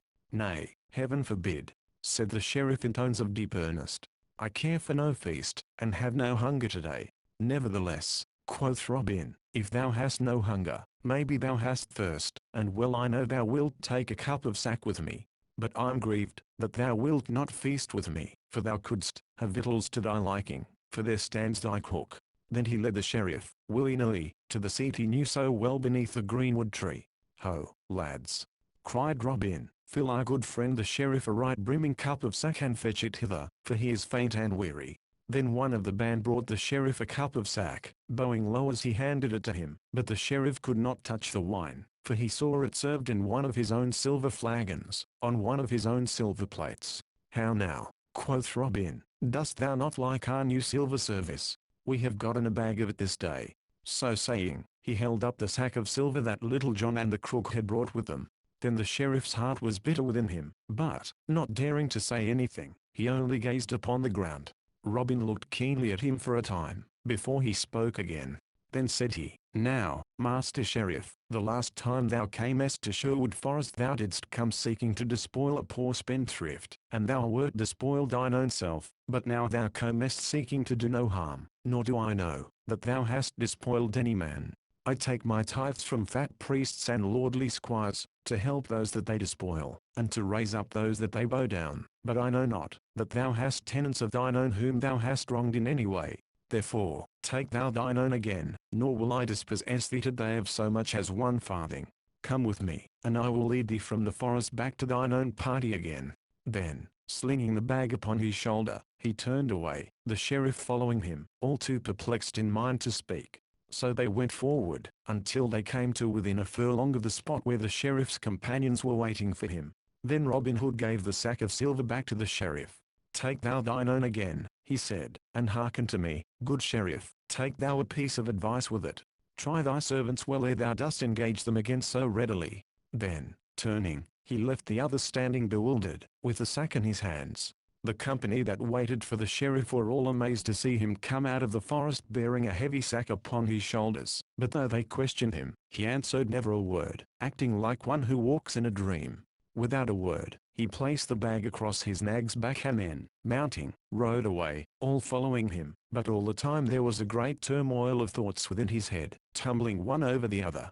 And thus ends the merry tale of Little John, and how he entered the sheriff's service. Little John and the Tanner of Blythe. One fine day, not long after Little John had left abiding with the sheriff, and had come back, with his worship's cook, to the merry greenwood, as has just been told, Robin Hood and a few chosen fellows of his band lay upon the soft sward beneath the greenwood tree where they dwelt. The day was warm and sultry, so that while most of the band was scattered through the forest upon this mission and upon that, these few stout fellows lay lazily beneath the shade of the tree, in the soft afternoon, passing jests among themselves, and telling merry stories, with laughter and mirth. All the air was laden with the bitter fragrance of the May, and all the bosky shades of the woodlands beyond rang with the sweet song of birds, the throstle cock, the cuckoo, and the wood pigeon, and with the song of birds mingled the cool sound of the gurgling brook, that leaped out of the forest shades, and ran fretting amid its rough grey stones across the sunlit open glade before the trysting tree. And if their sight was that half score of tall, stout yeomen, all clad in Lincoln green, lying beneath the broad spreading branches of the great oak tree, amid the quivering leaves of which the sunlight shivered, and fell in dancing patches upon the grass. Suddenly Robin Hood smote his knee. "By St. Dunstan," quoth he, "I have nigh forgot that quarter day cometh on apace, and yet no cloth of Lincoln green in all our store. It must be looked to, and that in quick season. Come, busk thee, Little John. Stir those lazy bones of thine, for thou must get thee straightway to our good gossip, the draper Hugh Lambshanks of Lancaster. bid him send us straightway 20 score yards of fair cloth of Lincoln green, and mayhap the journey may take some of the fat from off thy bones, that thou hast gotten from lazy living at our dear sheriff's. Nay, muttered Little John, for he had heard so much upon this score, that he was sore upon the point. Nay, truly, mayhap I have more flesh upon my joints than I once had, yet, flesh or no flesh, I doubt not, that I could still hold my place, and footing upon an arrow bridge against a yeoman in Sherwood, or Nottinghamshire, for the matter of that, even though he had no more fat about his bones than thou hast. Good master.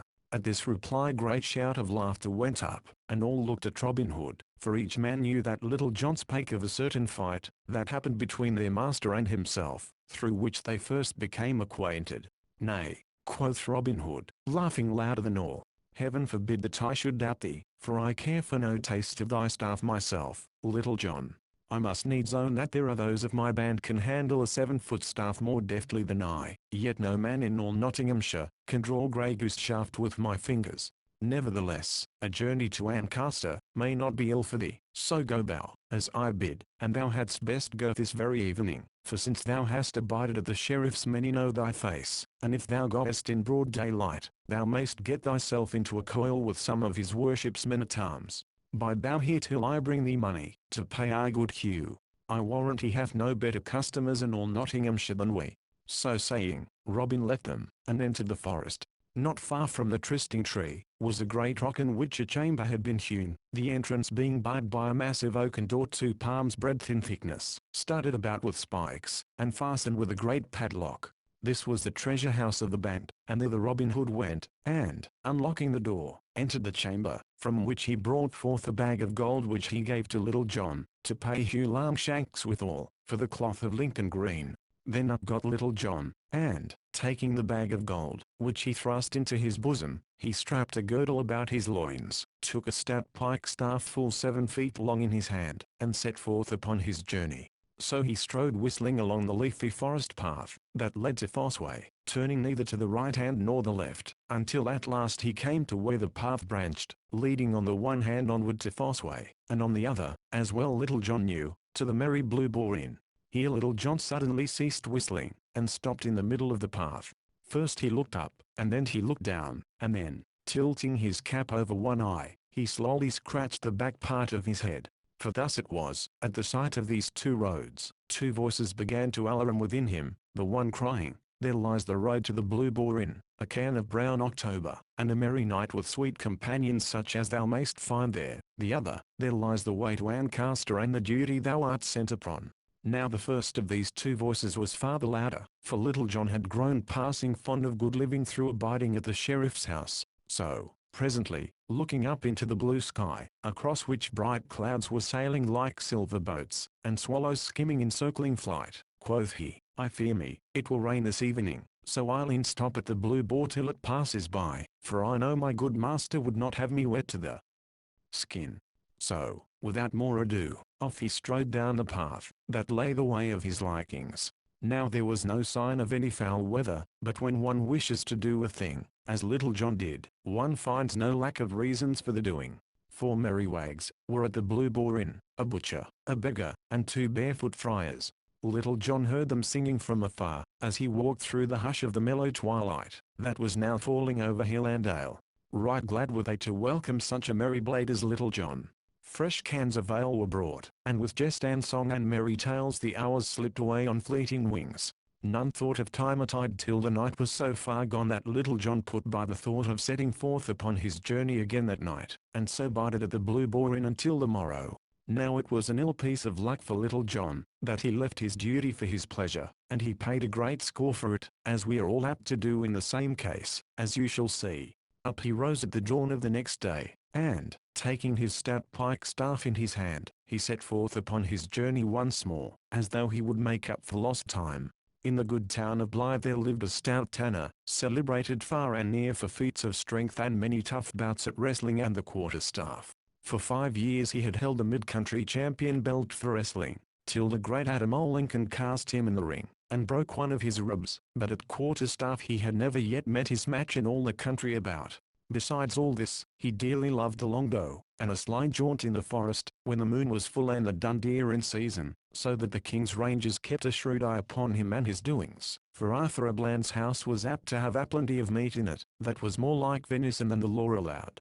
Now Arthur had been to Nottingham town the day before Little John set forth on his errand, there to sell a half score of tan cowhides. At the dawn of the same day that Little John left the inn, he started from Nottingham, homeward for Blythe. His way led, all in the dewy morn, past the verge of Sherwood Forest, where the birds were welcoming the lovely day with the great and merry jubilee. Across the tanner's shoulders was slung his stout quarterstaff, ever near enough to him to be gripped quickly, and on his head was a cap of doubled cowhide, so tough that it could hardly be cloven even by broadsword. Now, quoth Arthur à Bland to himself, when he had come to that part of the road that cut through a corner of the forest, no doubt at this time of year the dun deer are coming from the forest depths nigh to the open meadowlands. Mayhap I may chance to catch a sight of the dainty brown darlings thus early in the morn. For there was nothing he loved better than to look upon a tripping herd of deer, even when he could not tickle their ribs with a cloth-yard shaft. Accordingly, quitting the path, he went peeping this way and that through the underbrush, spying now here and now there, with all the wiles of a master of woodcraft, and of one who had more than once donned a doublet of Lincoln green. Now as Little John stepped blithely along, thinking of nothing but of such things as the sweetness of the hawthorn buds that bedecked the hedgerows, or gazing upward at the lark, that, springing from the dewy grass, hung aloft on quivering wings in the yellow sunlight, pouring forth its song, that fell like a falling star from the sky. His luck led him away from the highway, not far from the spot where Arthur à Bland was peeping this way and that. Through the leaves of the thickets, hearing a rustling of the branches, Little John stopped, and presently caught sight of the brown cowhide cap of the tanner moving among the bushes.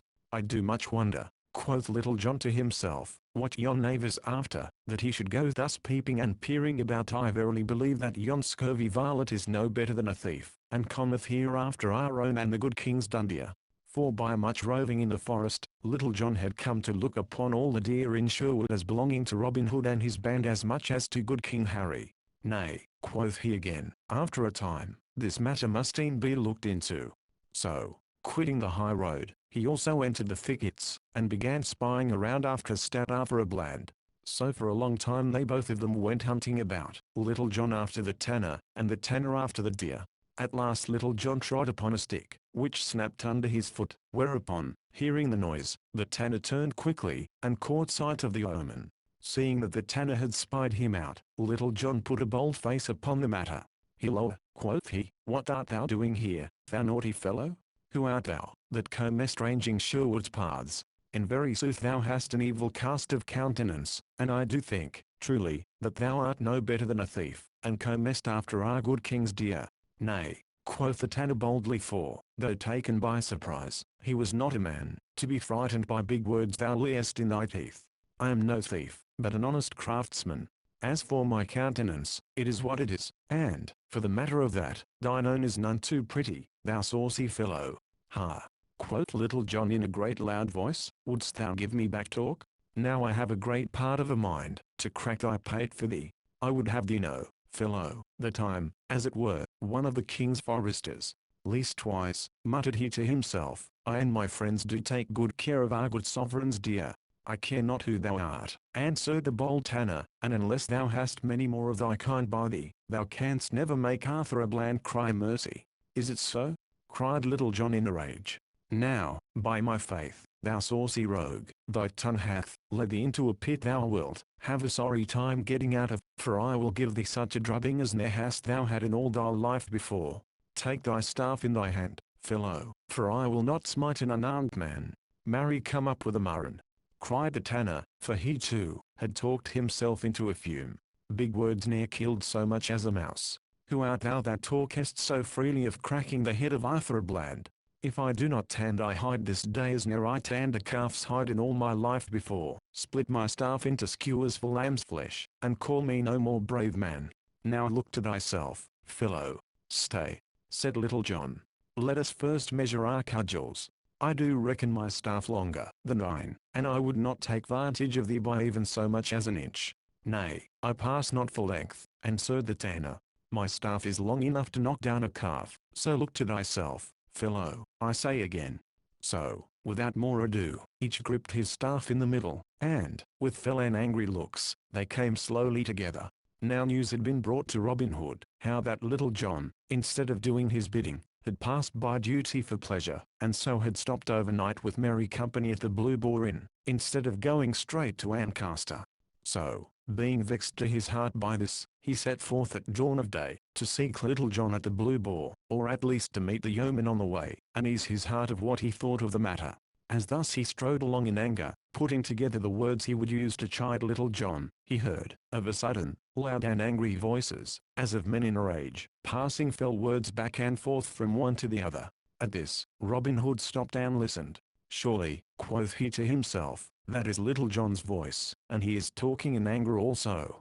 Methinks the other is strange to my ears. Now heaven forfend, that my good trusty Little John should have fallen into the hands of the king's rangers.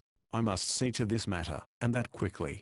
Thus spoke Robin Hood to himself, all his anger passing away like a breath from the window pane, at the thought that perhaps his trusty right-hand man was in some danger of his life.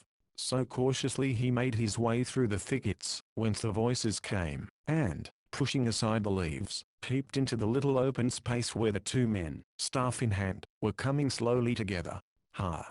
Quoth Robin to himself, here is merry sport afoot.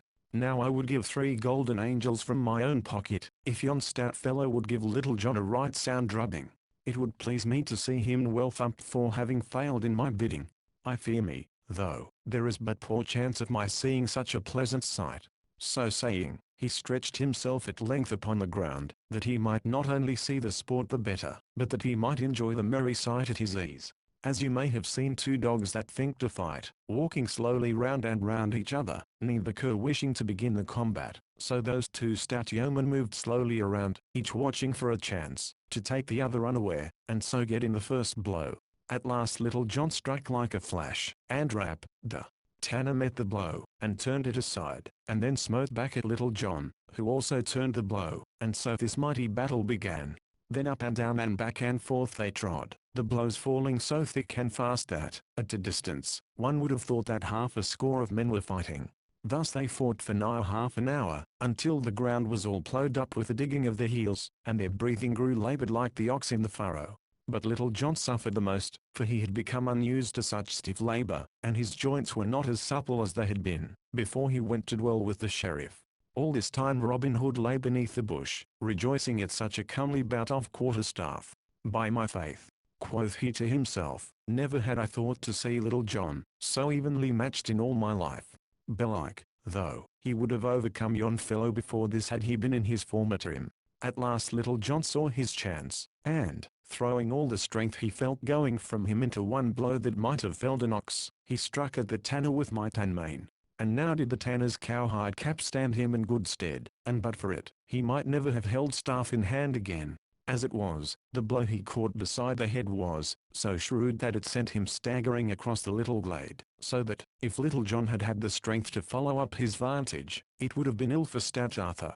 But he regained himself quickly, and, at arm's length, struck back a blow at Little John, and this time the stroke reached its mark, and down went Little John at full length, his cudgel flying from his hand as he fell. Then, raising his staff, stout Arthur dealt him another blow upon the ribs. Hold! Roared Little John. Wouldst thou strike a man, when he is down? Ay, marry would I, quoth the tanner, giving him another thwack with his staff. Stop! Roared Little John. Help! Hold, I say. I yield me, I say, good fellow. Hast thou had enough? Asked the tanner grimly, holding his staff aloft. Ay, marry, and more than enough. And thou dost own, that I am the better man of the 2? Yea, truly, and a murrain seize thee, said Little John, the first aloud and the last to his beard.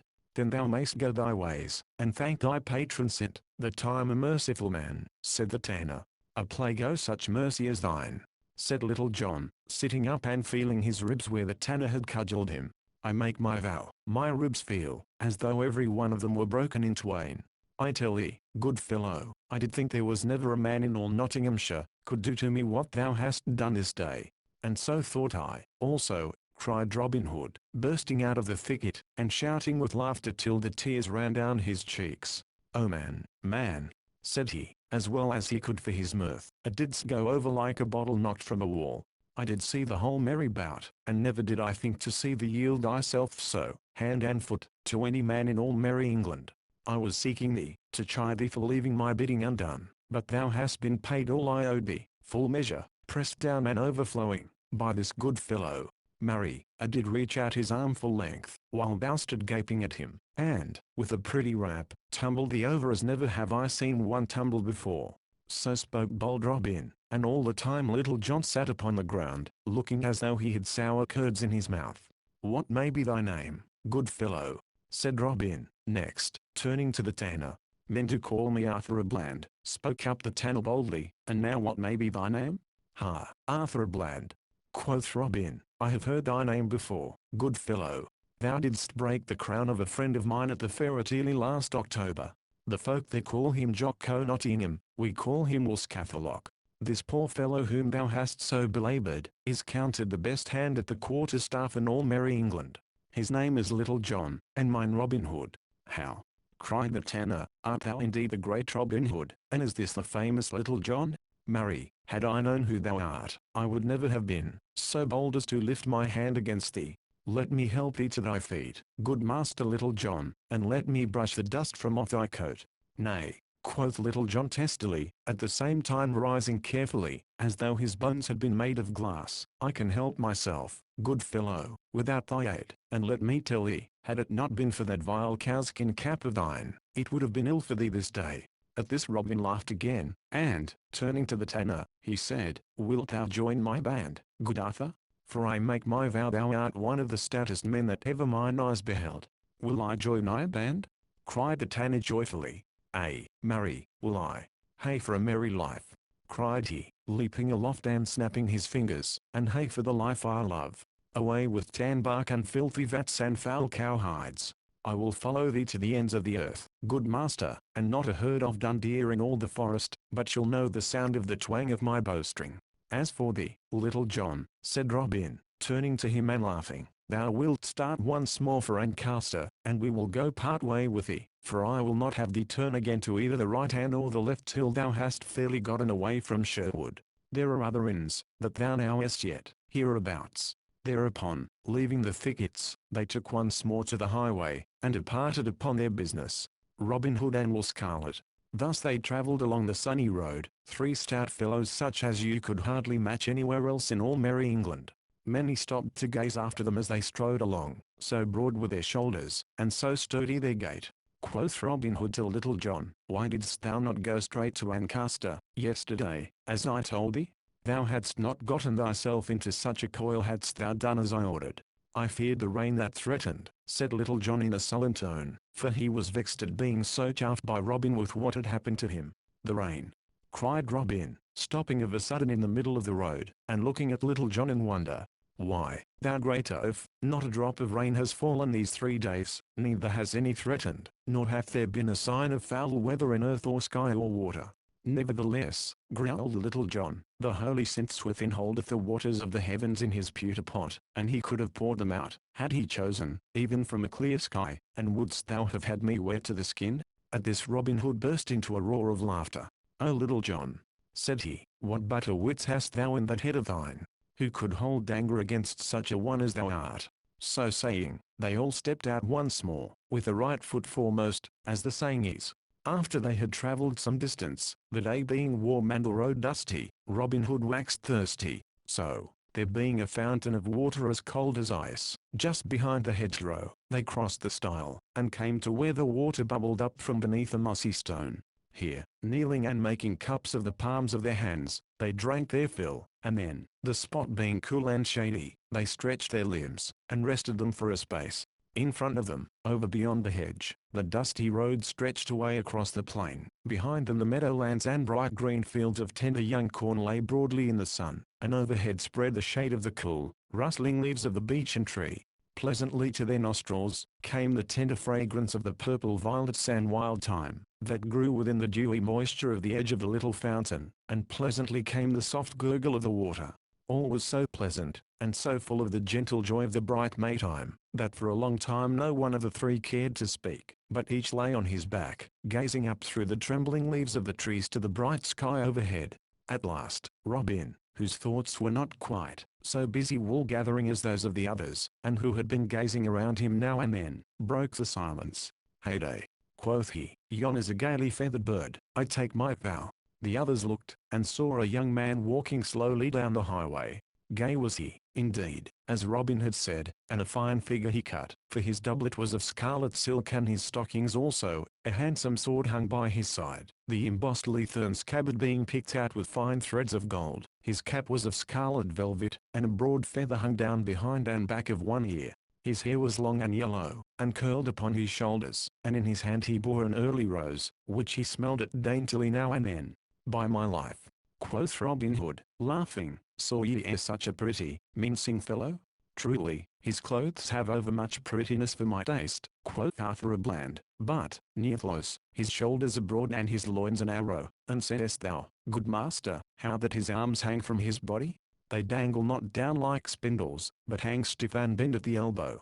I take my vow, there be no bread and milk limbs in those fine clothes, but stiff joints and tough thews." "Methinks thou art right, friend Arthur," said Little John. "I do verily think that yon is no such roseleaf and whipped cream gallant as he would have one take him to be." "Pah," quoth Robin Hood, "the sight of such a fellow doth put a nasty taste into my mouth. Look how he doth hold that fair flower betwixt his thumb and finger, as he would say, Good rose, I like thee not so ill, but I can bear thy odour for a little while. I take it ye are both wrong, and verily believe that were a furious mouse to run across his path, he would cry, La, or alackaday, and fall straightway into a swoon. I wonder who he may be. Some great baron's son, I doubt not," answered Little John, with good and true men's money lining his purse. "Ay, marry, that is true, I make no doubt," quoth Robin. "What a pity that such men as he, that have no thought but to go abroad in gay clothes, should have good fellows, whose shoes they are not fit to tie, dancing at their bidding. By St. Dunstan, St. Alfred, St. Withold, and all the good men in the Saxon calendar, it doth make me mad to see such gay lordlings from over the sea go stepping on the necks of good Saxons who owned this land before ever their great-grandsires chewed rind of brawn. By the bright bow of heaven, I will have their ill-gotten gains from them, even though I hang for it as high as e'er a forest tree in Sherwood."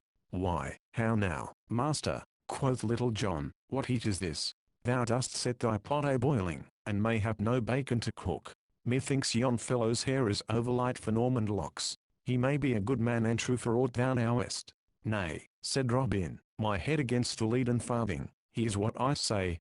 So, lie ye both here, I say, till I show you how I drub this fellow." So saying, Robin Hood stepped forth from the shade of the beech tree, crossed the stile, and stood in the middle of the road, with his hands on his hips, in the stranger's path. Meantime the stranger, who had been walking so slowly that all this talk was held before he came opposite the place where they were, neither quickened his pace, nor seemed to see that such a man as Robin Hood was in the world. So Robin stood in the middle of the road, waiting while the other walked slowly forward, smelling his rose, and looking this way and that, and everywhere except at Robin.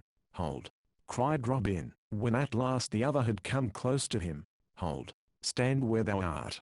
"Wherefore should I hold, good fellow?" said the stranger in soft and gentle voice. "And wherefore should I stand where I am? Nevertheless, as thou dost desire that I should stay, I will abide for a short time, that I may hear what thou mayst have to say to me." "Then," quoth Robin, "as thou dost so fairly do as I tell thee, and dost give me such soft speech, I will also treat thee with all due courtesy. I would have thee know, fair friend, that I am, as it were, a votary at the shrine of St. Wilfrid who, thou mayst know, took, willy-nilly, all their gold from the heathen, and melted it up into candlesticks. Wherefore, upon such as come hereabouts, I levy a certain toll, which I use for a better purpose, I hope, than to make candlesticks withal. Therefore, sweet chuck, I would have thee deliver to me thy purse, that I may look into it, and judge, to the best of my poor powers, whether thou hast more wealth about thee than our law allows. For, as our good Gaffer Swinethold saith, he who's fat from overliving, must needs lose blood." All this time the youth had been sniffing at the rose that he held betwixt his thumb and finger. "Nay," said he with a gentle smile, when Robin Hood had done, "I do love to hear thee talk, thou pretty fellow, and if, haply, thou art not yet done, finish, I beseech thee. I have yet some little time to stay.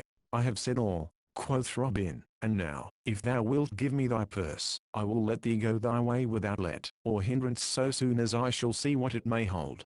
I will take none from thee, if thou hast but little.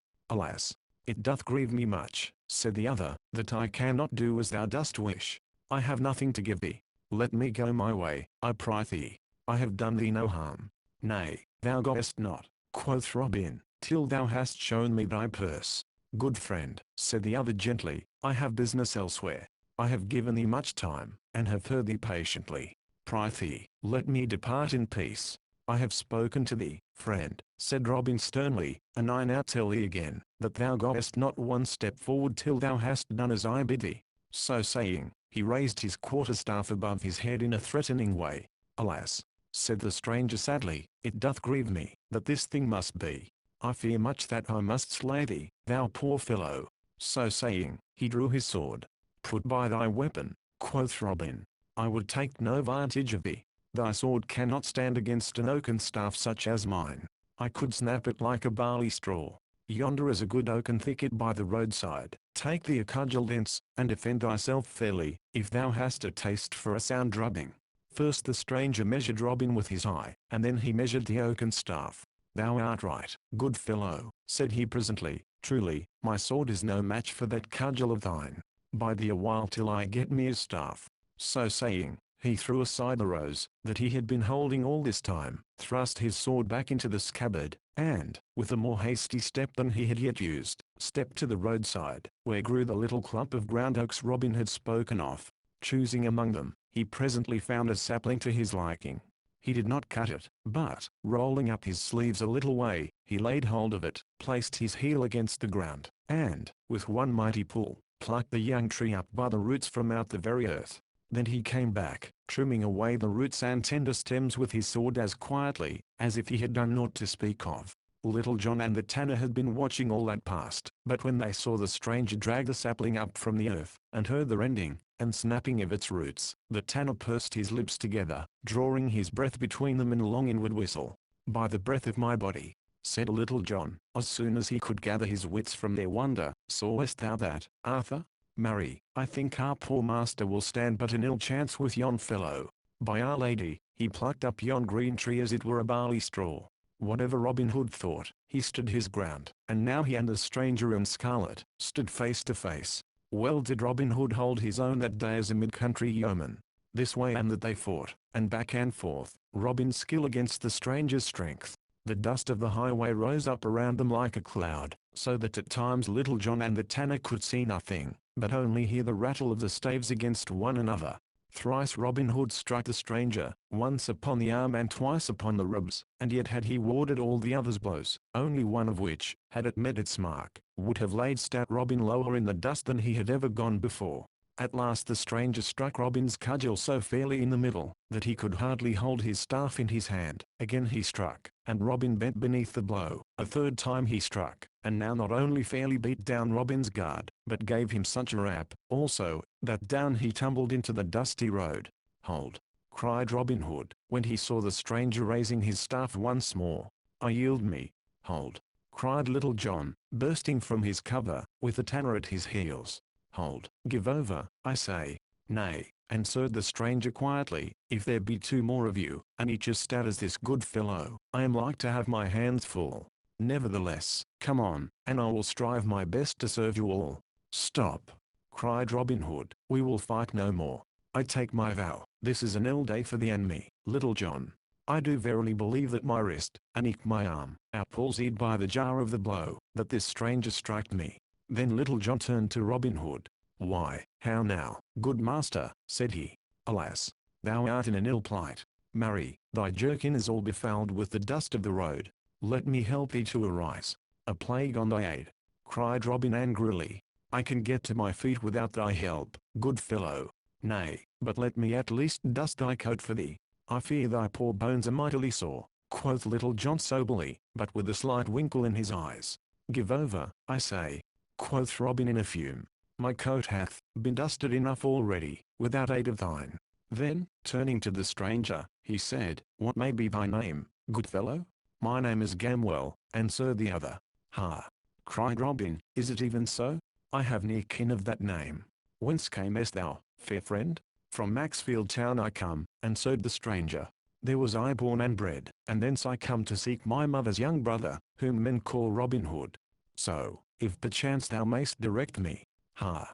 Will Gamwell, cried Robin, placing both hands upon the other's shoulders, and holding him off at arm's length. Surely, it can be none other. I might have known thee by that pretty maiden air of thine, that dainty, finicking manner of gait. Dost thou not know me, lad? Look upon me well. Now, by the breath of my body, cried the other, I do believe from my heart, that thou art mine own Uncle Robin. Nay, certain it is so. And each flung his arms around the other, kissing him upon the cheek. Then once more Robin held his kinsman off at arm's length, and scanned him keenly from top to toe. Why, how now, quoth he, what change is here? Verily, some 8 or 10 years ago I left thee a stripling lad, with great joints and ill-hung limbs, and lo, here thou art, as tart a fellow as ere I set mine eyes upon. Dost thou not remember, lad, how I showed thee the proper way, to nip the goose feather betwixt thy fingers and throw out thy bow arm steadily? Thou gavest great promise of being a keen archer. And dost thou not mind how I taught thee to fend, and parry with the cudgel? Yea, said young Gamwell, and I did so look up to thee, and thought thee so above all other men that, I make my vow, had I known who thou wert, I would never have dared to lift hand against thee this day. I trust I did thee no great harm. No, no, quoth Robin hastily, and looking sideways at Little John, thou didst not harm me. But say no more of that, I prythee. Yet I will say, lad, that I hope I may never feel again such a blow as thou didst give me. By lady, my arm doth tingle yet from fingernail to elbow. Truly, I thought that I was palsied for life. I tell thee, cos, that thou art the strongest man that ever I laid mine eyes upon. I take my vow, I felt my stomach quake, when I beheld thee pluck up yon green tree as thou didst. But tell me, how camest thou to leave Sir Edward and thy mother? Alas! Answered young Gamwell, it is an ill story, uncle, that I have to tell thee. My father's steward, who came to us after old Giles Crookleg died, was ever a saucy varlet, and I know not why my father kept him, saving that he did oversee with great judgment. It used to gall me to hear him speak up so boldly to my father, who, thou knowest, was ever a patient man to those about him, and slow to anger and harsh words.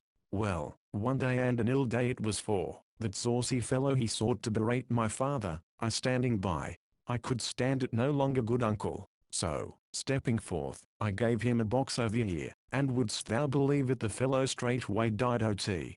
I think they said I broke his neck, or something o' the like. So off they packed me to seek thee, and escape the law. I was on my way, when thou sawest me, and here I am. Well, by the faith of my heart, quoth Robin Hood, for anyone escaping the law, thou wast taking it the most easily that ever I beheld in all my life. Whenever did anyone in all the world see one who had slain a man, and was escaping because of it, tripping along the highway like a dainty court damsel, sniffing at a rose the while? Nay, uncle, answered Will Gamwell, over hast never churned good butter, as the old saying hath it. Moreover, I do verily believe, that this overstrength of my body hath taken the nimbleness out of my heels.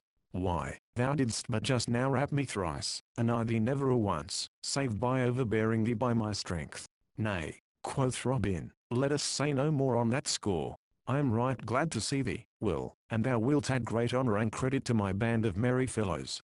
But thou must change thy name, for warrants will be out presently against thee. So, because of thy gay clothes, thou shalt henceforth, and for I be called Will Scarlet. Will Scarlet, quoth Little John, stepping forward and reaching out his great palm, which the other took. Will Scarlet, the name fitteth thee well. Right glad am I to welcome thee among us. I am called Little John, and this is a new member who has just joined us, a stout tanner named Arthur a Bland. Thou art like to achieve fame, Will, let me tell thee, for there will be many a merry ballad sung about the country, and many a merry story told in Sherwood, of how Robin Hood taught Little John and Arthur a Bland the proper way to use the quarterstaff. Likewise, as it were, how our good master bit off so large a piece of cake, that he choked on it. Nay, good Little John, quoth Robin gently, for he liked ill to have such a jest told of him. Why should we speak of this little matter? Prithee, let us keep this day's doings among ourselves. With all my heart, quoth Little John. But, good master, I thought that thou didst love a merry story, because thou hast so often made a jest about a certain increase of fatness on my joints, of flesh gathered by my abiding with the sheriff of... Nay, good Little John, said Robin hastily, I do bethink me, I have said full enough on that score. It is well, quoth Little John, for in truth I myself have tired of it somewhat. But now I bethink me, thou didst also seem minded to make a jest of the rain, that threatened last night, so... Nay, then, said Robin Hood testily, I was mistaken. I remember me now it did seem to threaten rain. Truly, I did think so myself, quoth Little John, therefore, no doubt, thou dost think it was wise of me to abide all night at the Blue Boar Inn, instead of venturing forth in such stormy weather, dost thou not? A plague of thee and thy doings, cried Robin Hood. If thou wilt have it so, thou wert try to abide, wherever thou didst choose. Once more, it is well, quoth Little John. As for myself, I have been blind this day. I did not see thee drubbed, I did not see thee tumbled heels over head in the dust, and if any man says that thou wert, I can with a clear conscience rattle his lying tongue betwixt his teeth. Come, cried Robin, biting his nether lip, while the others could not forbear laughing. We will go no farther today, but will return to Sherwood, and thou shalt go to Ancaster another time, Little John. So said Robin, for now that his bones were sore, he felt as though a long journey would be an ill thing for him. So, turning their backs, they retraced their steps whence they came. The adventure with Midge the miller's son. When the four yeomen had travelled for a long time toward Sherwood again, high noontide being past, they began to wax hungry. Quoth Robin Hood, I would that I had somewhat to eat. Methinks a good loaf of white bread, with a piece of snow-white cheese, washed down with a draught of humming ale, were a feast for a king. Since thou speakest of it, said Will Scarlet, methinks it would not be amiss myself. There is that within me grief out, victuals, good friend, victuals. I know a house nearby, said Arthur Bland, and, had I but the money, I would bring ye, that ye speak of, to wit, a sweet loaf of bread, a fair cheese, and a skin of brown ale. For the matter of that, thou knowest I have money by me, good master, quoth Little John. Why, so thou hast, Little John, said Robin. How much money will it take, good Arthur, to buy us meat and drink? I think that 6 broad pennies will buy food and ale for a dozen men, said the tanner. Then give him 6 pennies, Little John, quoth Robin, for methinks food for 3 men will about fit my need. Now get thee gone, Arthur, with the money, and bring the food here, for there is a sweet shade in that thicket yonder, beside the road, and there will we eat our meal. So Little John gave Arthur the money, and the others stepped to the thicket, there to await the return of the tanner. After a time he came back, bearing with him a great brown loaf of bread, and a fair, round cheese, and a goatskin full of stout March beer, slung over his shoulders. Then Will Scarlet took his sword, and divided the loaf and the cheese into 4 fair portions, and each man helped himself. Then Robin Hood took a deep pull at the beer. Aha, said he, drawing in his breath, never have I tasted sweeter drink than this. After this no man spake more, but each munched away at his bread and cheese lustily, with ever and anon a pull at the beer. At last Will Scarlet looked at a small piece of bread he still held in his hand, and quoth he, methinks I will give this to the sparrows. So, throwing it from him, he brushed the crumbs from his jerkin. I, too, quoth Robin, have had enough, I think. As for Little John and the tanner, they had by this time eaten every crumb of their bread and cheese. Now, quoth Robin, I do feel myself another man, and would fain enjoy something pleasant, before going farther upon our journey. I do bethink me, Will, that thou didst use to have a pretty voice, and one that tuned sweetly upon a song. Prithee, give us one ere we journey farther. Truly, I do not mind turning a tune, and so will Scarlet, but I would not sing alone. Nay, others will follow. Strike up, lad, quoth Robin. In that case, 'tis well, said Will Scarlet. I do call to mind a song, that a certain minstrel used to sing in my father's hall, upon occasion. I know no name for it, and so can give you none, but thus it is. Then, clearing his throat, he sang, in the merry blossom time, when love longings food the breast, when the flower is on the lime, when the small fowl builds her nest, sweetly sings the nightingale, and the throstle cock so bold, cuckoo in the dewy dale, and the turtle in the wood, but the robin I love dear, for he singeth through the year. Robin, Robin, merry Robin, so I'd have my true love be, not to fly at the nigh sign of cold adversity, when the spring brings sweet delights, when aloft the lark doth rise, Lovers woo o mellow nights, and youths peep in maidens' eyes. That time blooms the eglantine. Daisies pied upon the hill, cowslips fair and columbine, dusky violets by the rill, but the ivy green cloth grow, when the north wind bringeth snow. Ivy, ivy, star and chantrue, thus I'd have her love to be, not to die, at the nigh breath of cold adversity. 'Tis well sung, quoth Robin, but, cousin, I tell thee plain, I would rather hear a stout fellow like thee sing some lusty ballad than a finicking song of flowers and birds, and what not. Yet, thou didst sing it fair, and 'tis none so bad a snatch of a song, for the matter of that. Now, Tanner, it is thy turn. I know not, quoth Arthur, smiling, with his head on one side, like a budding lass, that is asked to dance. I know not, that I can match our sweet friend's song. Moreover, I do verily think, that I have caught a cold, and have a certain tickling, and huskiness in the windpipe. Nay, sing up, friend, quoth Little John, who sat next to him, patting him upon the shoulder. Thou hast a fair, round, mellow voice, let us have a touch of it. Nay, and ye will har a poor thing, said Arthur. I will do my best. Have ye ever heard of the wooing of Sir Keith, the stout young Cornish knight, in good King Arthur's time? Methinks I have heard somewhat of it, said Robin, but nevertheless strike up thy ditty and let us hear it, for, as I do remember me, it is a gallant song, so out with it, good fellow. Thereupon, clearing his throat, the tanner, without more ado, began to sing, The Wooing of Sir Keith. King Arthur sat in his royal hall, and about on either hand, was many a noble lordling tall, the greatest in the land, sat Lancelot with raven locks, Gawain with golden hair, Sir Tristram, Kay who kept the locks, and many another there, and through the stained windows bright, from all the red tiled eaves, the sunlight blazed with coloured light, on golden helms and greaves. But suddenly a silence came, about the table round, for up the hall there walked a dame, bent nigh unto the ground. Her nose was hooked, her eyes were bleared, her locks were lank and white, upon her chin there grew a beard. She was a gruesome sight, and so with crawling step she came, and kneeled at Arthur's feet. Quoth Kay, she is the foulest dame, that e'er my sight did greet. O mighty king, of thee I crave a boon on bended knee. To us thus she spoke, what wouldst thou have? Quoth Arthur, King, of me? Quoth she, I have a foul disease, doth gnaw my very heart, and but one thing can bring me ease, or cure my bitter smart. There is no rest, no ease for me, north, east, or west, or south, till Christian knight will willingly thrice kiss me on the mouth. Nor wedded may this jilt have been, that giveth ease to me, nor may he be constrained, I ween, but kiss me willingly. So is there here one Christian knight, of such a noble strain, that he will give a tortured wight sweet ease of mortal pain?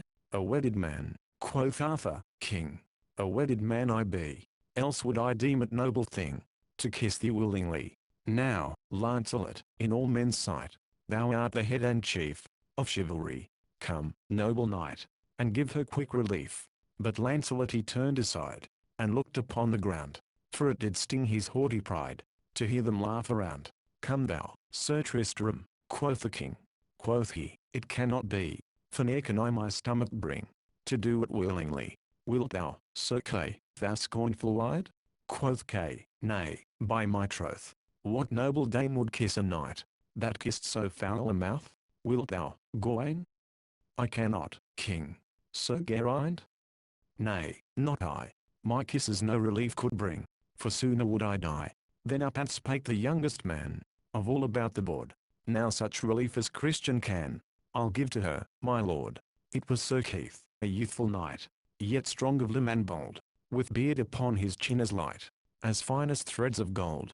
Quoth Kay, he hath no mistress yet, that he may call his own, but here is one that's quick to get, and she herself has shown. He kissed her once, he kissed her twice, he kissed her 3 times over. A wondrous change came in a trice, and she was foul no more. Her cheeks grew red as any rose, her brow as white as lawn, her bosom like the winter snows, her eyes like those of fawn, her breath grew sweet as summer breeze, that blows the meadows o'er, her voice grew soft as rustling trees, and cracked and harsh no more, her hair grew glittering, like the gold, her hands as white as milk, her filthy rags, so foul and old, were changed to robes of silk. In great amaze the knights did stare. Quoth Kay, I make my vow, if it will please thee, lady fair, I'll gladly kiss thee now. But young Sir Keith kneeled on one knee, and kissed her robes so fair. Oh, let me be thy slave, said he, for none to thee compare. She bent her down, she kissed his brow, she kissed his lips and eyes. Quoth she, thou art my master now, my lord, my love, arise, and all the wealth that is mine own, my lands, I give to thee, for never knight hath lady shown such noble courtesy. Bewitched was I, in bitter pain, but thou hast set me free, so now I'm myself again, I give myself to thee. Yea, truly, quoth Robin Hood, when the tanner had made an end of singing, it is as I remember it, a fair ditty, and a ballad with a pleasing tune of a song. It hath oftentimes seemed to me, said Will Scarlet, that it hath a certain motive in it, e'en such as this, that a duty which seemeth to us sometimes ugly and harsh, when we do kiss it fairly upon the mouth, so to speak, is no such foul thing after all. Methinks thou art right, quoth Robin, and, contrariwise, that when we kiss a pleasure that appeareth gay it turneth foul to us. Is it not so, Little John? Truly such a thing hath brought thee sore thumps this day. Nay, man, never look down in the mouth. Clear thy pipes and sing us a ditty. Nay, said Little John, I have none as fair as that merry Arthur has trolled. They are all poor things that I know. Moreover, my voice is not in tune today, and I would not spoil even a tolerable song by ill singing. Upon this all pressed Little John to sing, so that when he had denied them a proper length of time, such as is seemly in one that is asked to sing, he presently yielded. Quoth he, well, and ye will hear it so, I will give you what I can. Like if there will, I have no title to my ditty, but thus it runs. O lady mine, the spring is here, with the hay nonny nonny, the sweet love season of the year, with the ninny ninny nonny. Now lad and lass, lie in the grass, that groweth green, with flowers between. The buck doth rest, the leaves do start, the cock doth crow, the breeze doth blow, and all things laugh in. Who may yon fellow be coming along the road? Said Robin, breaking into the song. I know not, quoth Little John in a surly voice, but this I do know, that it is an ill thing to do to check the flow of a good song. Nay, Little John, said Robin, be not vexed, I prythee, but I have been watching him coming along, bent beneath that great bag over his shoulder, ever since thou didst begin thy song. Look, Little John, I pray, and see if thou knowest him. Little John looked whither Robin Hood pointed. Truly, quoth he, after a time, I think yon fellow is a certain young miller I have seen now and then around the edge of Sherwood, a poor wight, methinks, to spoil a good song about. Now thou speakest of him, quoth Robin Hood, methinks I myself have seen him now and then. Hath he not a mill over beyond Nottingham town, nigh to the Salisbury road? Thou art right, that is the man, said Little John. A good stout fellow, quoth Robin. I saw him crack Ned O'Bradford's crown about a fortnight since, and never saw I hair lifted more neatly in all my life before. By this time the young miller had come so near, that they could see him clearly. His clothes were dusted with flour, and over his back he carried a great sack of meal, bending so as to bring the whole weight upon his shoulders, and across the sack was a thick quarterstaff. His limbs were stout and strong, and he strode along the dusty road right sturdily with a heavy sack across his shoulders. His cheeks were ruddy as a winter hip, his hair was flaxen in color, and on his chin was a downy growth of flaxen beard. A good honest fellow, quoth Robin Hood, and such an one as is a credit to English yeomanry. Now let us have a merry jest with him. We will forth, as though we were common thieves, and pretend to rob him of his honest gains. Then will we take him into the forest, and give him a feast such as his stomach never held in all his life before. We will flood his throat with good canary, and send him home with crowns in his purse for every penny he hath. What say ye, lads? Truly, it is a merry thought, said Will Scarlet. It is well planned, quoth Little John, but all the saints preserve us from any more drubbings this day. Marry, my poor bones ache so that I. Prithee peace, Little John, quoth Robin. Thy foolish tongue will get us both well laughed at yet. My foolish tongue, forsooth, growled Little John to Arthur a Bland. I would it could keep our master from getting us into another coil this day. But now the miller, plodding along the road, had come opposite to where the yeoman lay hidden, whereupon all four of them rounded him and surrounded him. Hold, friend, cried Robin to the miller, whereupon he turned slowly, with the weight of the bag upon his shoulder, and looked at each in turn all bewildered, for though a good stout man his wits did not skip like roasting chestnuts. Who bids me stay? Said the miller in a voice deep and gruff, like the growl of a great dog. "Marry, that do I," quoth Robin, "and let me tell thee, friend, thou hadst best mind my bidding." "And who art thou, good friend?" said the miller, throwing the great sack of meal from his shoulder to the ground. "And who are those with thee?" "We be 4 good Christian men," quoth Robin, "and would fain help thee by carrying part of thy heavy load." "I give you all thanks," said the miller, "but my bag is none that heavy, that I cannot carry it in by myself." "Nay, thou dost mistake," quoth Robin, "I meant that thou mightest perhaps have some heavy farthings or pence about thee, not to speak of silver and gold. Our good Gaffer Swinethold saith, that gold is an over-heavy burden for a 2-legged ass to carry, so we would e'en lift some of this load from thee." "Alas!" cried the miller, "what would ye do to me? I have not about me so much as a clip-groat.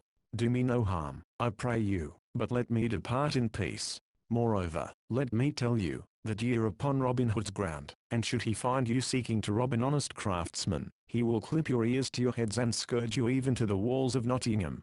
In truth I fear Robin Hood no more than I do myself," quoth jolly Robin. "Thou must this day give up to me every penny thou hast about thee. Nay, if thou dost budge an inch I will rattle this staff about thine ears." "Nay, smite me not," cried the miller, throwing up his elbow, as though he feared the blow. "Thou mayst search me if thou wilt, but thou wilt find nothing upon me, pouch, pocket, or skin." "Is it so?" quoth Robin Hood, looking keenly upon him. "Now I believe, that what thou tellest is no true tale. If I am not much mistook thou hast somewhat in the bottom of that fat sack of meal. Good Arthur, empty the bag upon the ground, I warrant thou wilt find a shilling or 2 in the flour." "Alas!" cried the miller, falling upon his knees, "spoil not all my good meal. It can better you not, and will ruin me. Spare it, and I will give up the money in the bag." "Ha!" quoth Robin, nudging Will Scarlet. "Is it so? And have I found where thy money lies? Marry, I have a wondrous nose for the blessed image of good King Harry. I thought that I smelled gold and silver beneath the barley meal. Bring it straight forth, miller." Then slowly the miller arose to his feet, and slowly and unwillingly he untied the mouth of the bag, and slowly thrust his hands into the meal, and began fumbling about with his arms, buried to the elbows in the barley flour. The others gathered round him, their heads together, looking and wondering what he would bring forth. So they stood, all with their heads close together gazing down into the sack. But while he pretended to be searching for the money, the miller gathered 2 great handfuls of meal. "Ha!" quoth he, "here they are, the beauties." Then, as the others leaned still more forward, to see what he had, he suddenly cast the meal into their faces, filling their eyes and noses, and mouths with the flour, blinding and half choking them. Arthur à Bland was worse off than any, for his mouth was open, agape with wonder of what was to come, so that a great cloud of flour flew down his throat, setting him a-coughing till he could scarcely stand. Then, while all 4 stumbled about, roaring with the smart of the meal in their eyeballs, and while they rubbed their eyes till the tears made great channels on their faces through the meal, the miller seized another handful of flour and another, throwing it in their faces, so that even had they had a glimmering of light, before they were now as blind as ever a beggar in Nottinghamshire, while their hair and beards and clothes were as white as snow.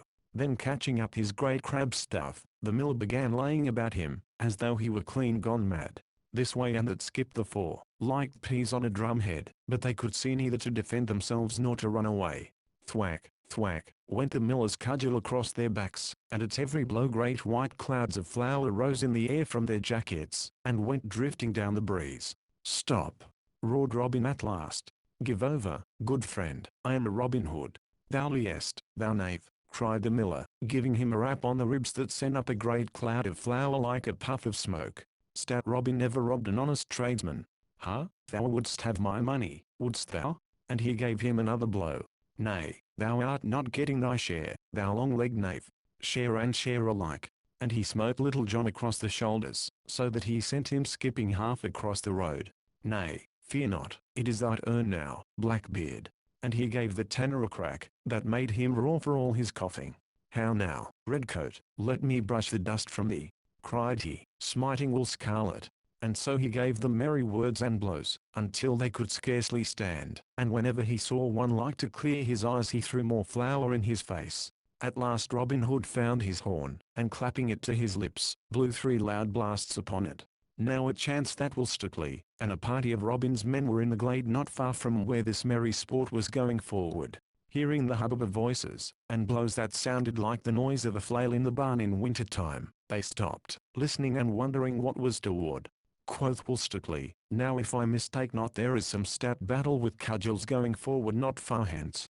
I would fain see this pretty sight." So saying, he and the whole party turned their steps, whence the noise came. When they had come near where all the tumult sounded they heard the 3 blasts of Robin's bugle horn. "Quick!" cried young David of Doncaster. "Our master is in sore need." So, without stopping a moment, they dashed forward with might and main and burst forth from the covert into the high road. But what a sight was that which they saw!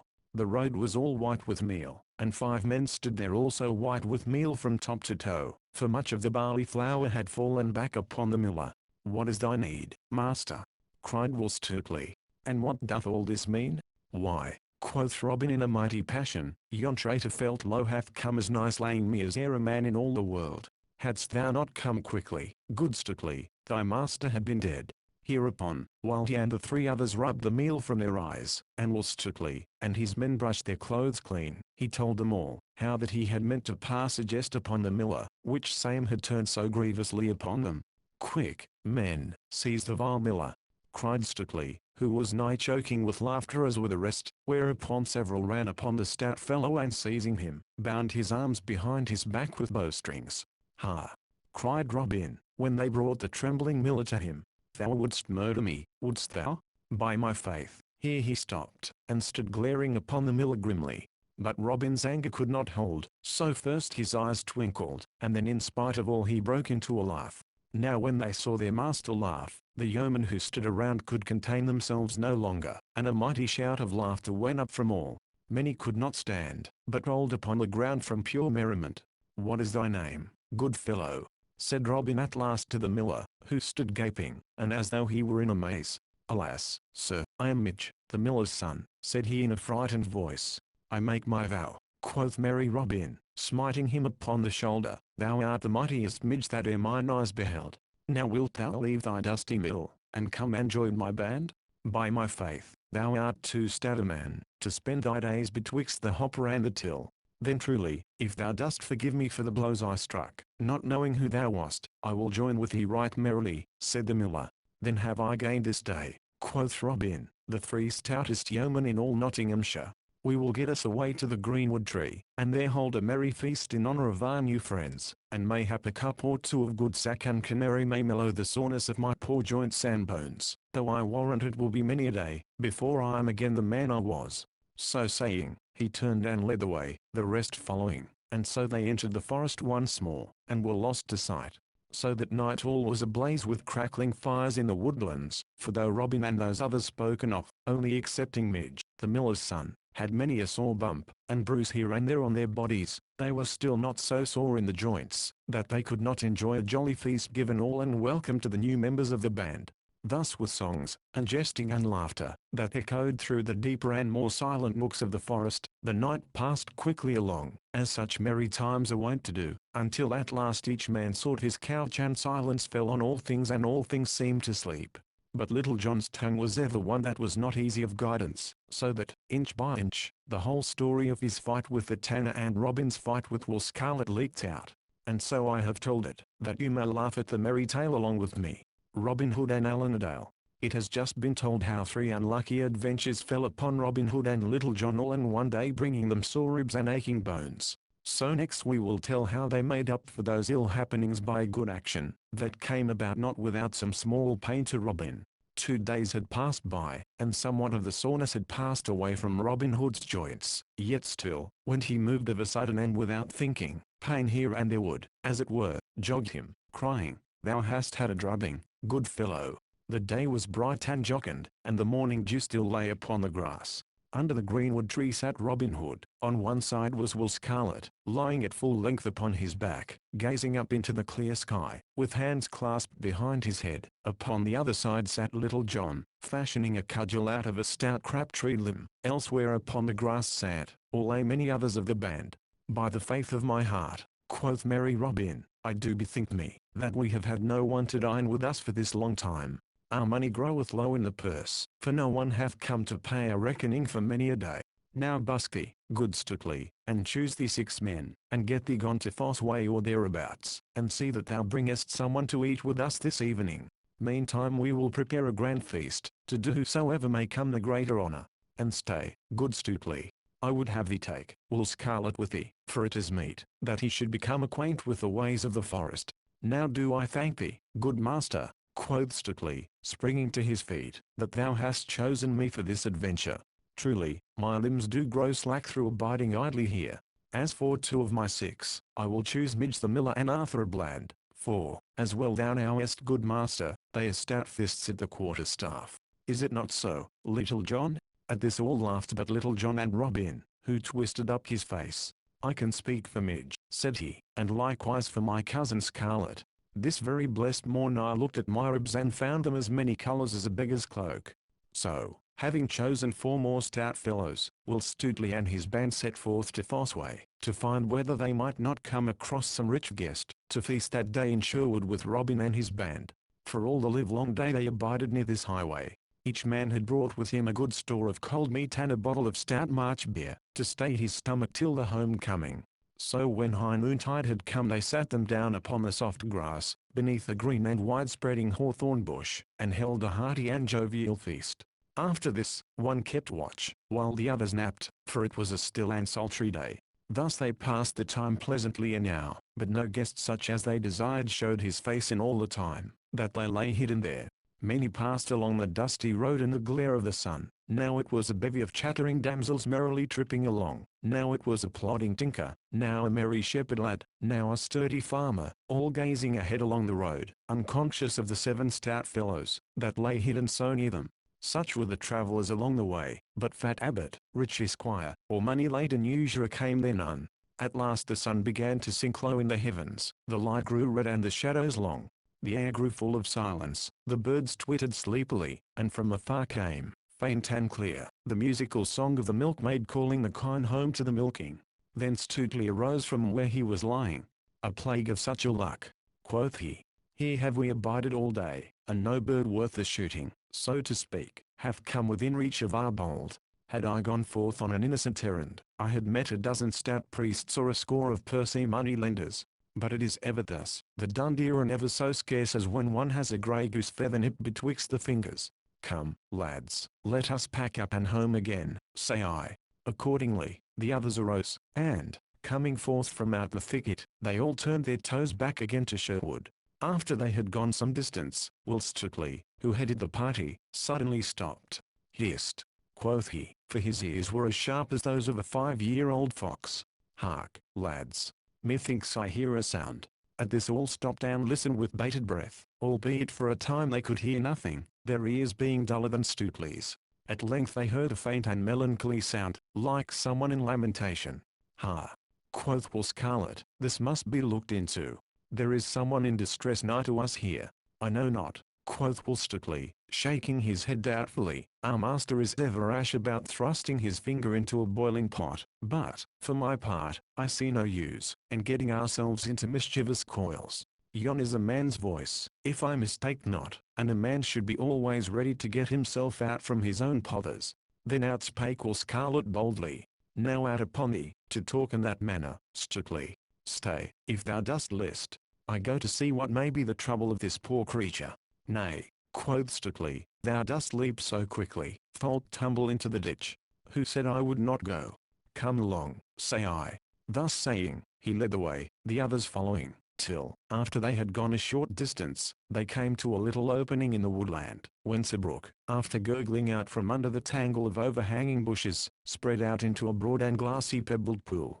By the side of this pool, and beneath the branches of a willow, lay a youth upon his face, weeping aloud, the sound of which had first caught the quick ears of Stuteley. His golden locks were tangled, his clothes were all awry, and everything about him betokened sorrow and woe. Over his head, from the branches of the osier, hung a beautiful harp of polished wood inlaid with gold and silver and fantastic devices. Beside him lay a stout as hen bow and half a score of fair, smooth arrows. Halloa! Shouted Will Stuteley, when they had come out from the forest into the little open spot. Who art thou, fellow, that liest there killing all the green grass with salt water? Hearing the voice, the stranger sprang to his feet, and, snatching up his bow, and fitting a shaft, held himself in readiness for whatever ill might befall him. "Truly," said one of the omen, when they had seen the young stranger's face, "I do know that lad right well. He is a certain minstrel, that I have seen hereabouts more than once. It was only a week ago I saw him skipping across the hill like a yearling doe. A fine sight he was then, with a flower at his ear and a cock's plume stuck in his cap. But now, methinks, our cockerel is shorn of his gay feathers." "Pah!" cried Will Stutely, coming up to the stranger, "wipe thine eyes, man. I do hate to see it all, stout fellow so snivelling like a girl of 14 over a dead tomtit. Put down thy bow, man. We mean thee no harm." But Will Scarlet, seeing how the stranger, who had a young and boyish look, was stunned by the words that Stutely had spoken, came to him, and put his hand upon the youth's shoulder. "Nay, thou art in trouble, poor boy," said he kindly. "Mind not what these fellows have said. They are rough, but they mean thee well. Mayhap they do not understand a lad like thee. Thou shalt come with us, and perchance we may find a certain one, that can aid thee in thy perplexities, whatsoever they may be." "Yea, truly, come along," said Will Stutely gruffly. "I meant thee no harm, and may mean thee some good. Take down thy singing tool from off this fir tree, and away with us." The youth did as he was bidden, and, with bowed head and sorrowful step, accompanied the others, walking beside Will Scarlet. So they wended their way through the forest. The bright light faded from the sky and a glimmering grey fell over all things. From the deeper recesses of the forest the strange whispering sounds of night-time came to the ear. All else was silent, saving only for the rattling of their footsteps amid the crisp dry leaves of the last winter. At last a ruddy glow shone before them here and there through the trees. A little farther, and they came to the open glade, now bathed in the pale moonlight. In the center of the open crackled a great fire, throwing a red glow on all around.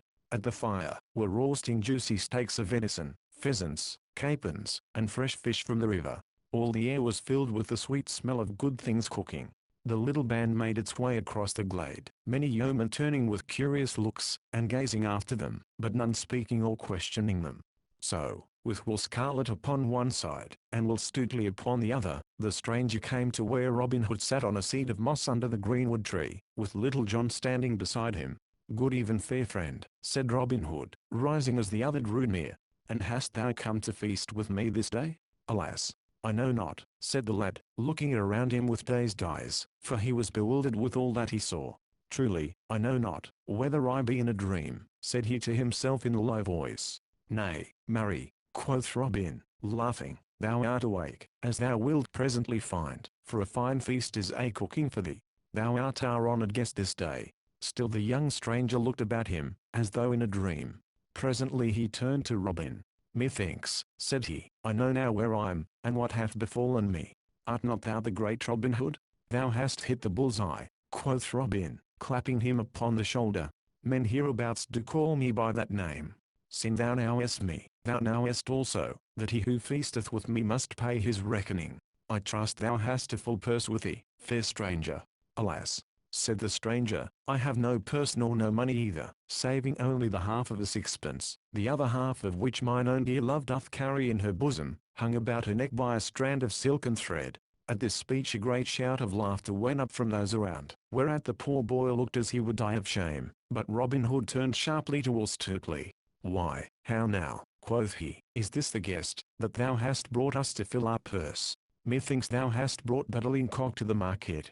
"Nay, good master," answered Will Stutely, grinning, "he is no guest of mine. It was Will Scarlet that brought him thither." Then up spoke Will Scarlet, and told how they had found the lad in sorrow, and how he had brought him to Robin, thinking that he might perchance aid him in his trouble. Then Robin Hood turned to the youth, and, placing his hand upon the other's shoulder, held him off at arm's length, scanning his face closely. "A young face," quoth he in a low voice, half to himself, "a kind face, a good face. 'Tis like a maiden's for purity, and, withal, the fairest that e'er mine eyes did see. But, if I may judge fairly by thy looks, grief cometh to young as well as to old." At these words, spoken so kindly, the poor lad's eyes brimmed up with tears. "Nay, nay," said Robin hastily, "cheer up, lad. I warrant thy case is not so bad, that it cannot be mended. What may be thy name?" "Allenadale is my name, good master." "Allenadale," repeated Robin, musing. "Allenadale. it doth seem to me, that the name is not altogether strange to mine ears. Yea, surely thou art the minstrel of whom we have been hearing lately, whose voice so charmeth all men. Dost thou not come from the dale of Rotherstream, over beyond Stavely? Yea, truly, and said Allan, I do come thence. How old art thou, Allan? Said Robin. I am but 20 years of age. Methinks thou art over young to be perplexed with trouble, quoth Robin kindly. Then, turning to the others, he cried, Come, lads, busk ye and get our feast ready, only thou, Will Scarlet, and thou, Little John, stay here with me. Then, when the others had gone, each man about his business, Robin turned once more to the youth. Now, lad, said he, tell us thy troubles, and speak freely. A flow of words doth ever ease the heart of sorrows. It is like opening the waste weir when the mill dam is overfull. Come, sit thou here beside me, and speak at thine ease.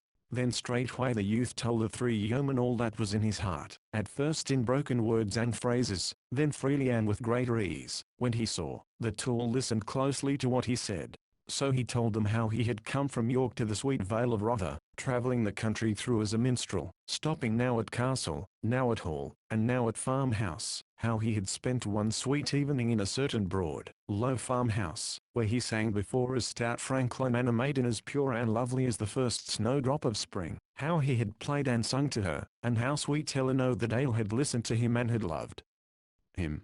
Then, in a low sweet voice, scarcely louder than a whisper, he told how he had watched for her, and met her now and then when she went abroad, but was all too afraid in her sweet presence to speak to her, until at last, beside the banks of Rother, he had spoken of his love, and she had whispered, that which had made his heartstrings quiver for joy.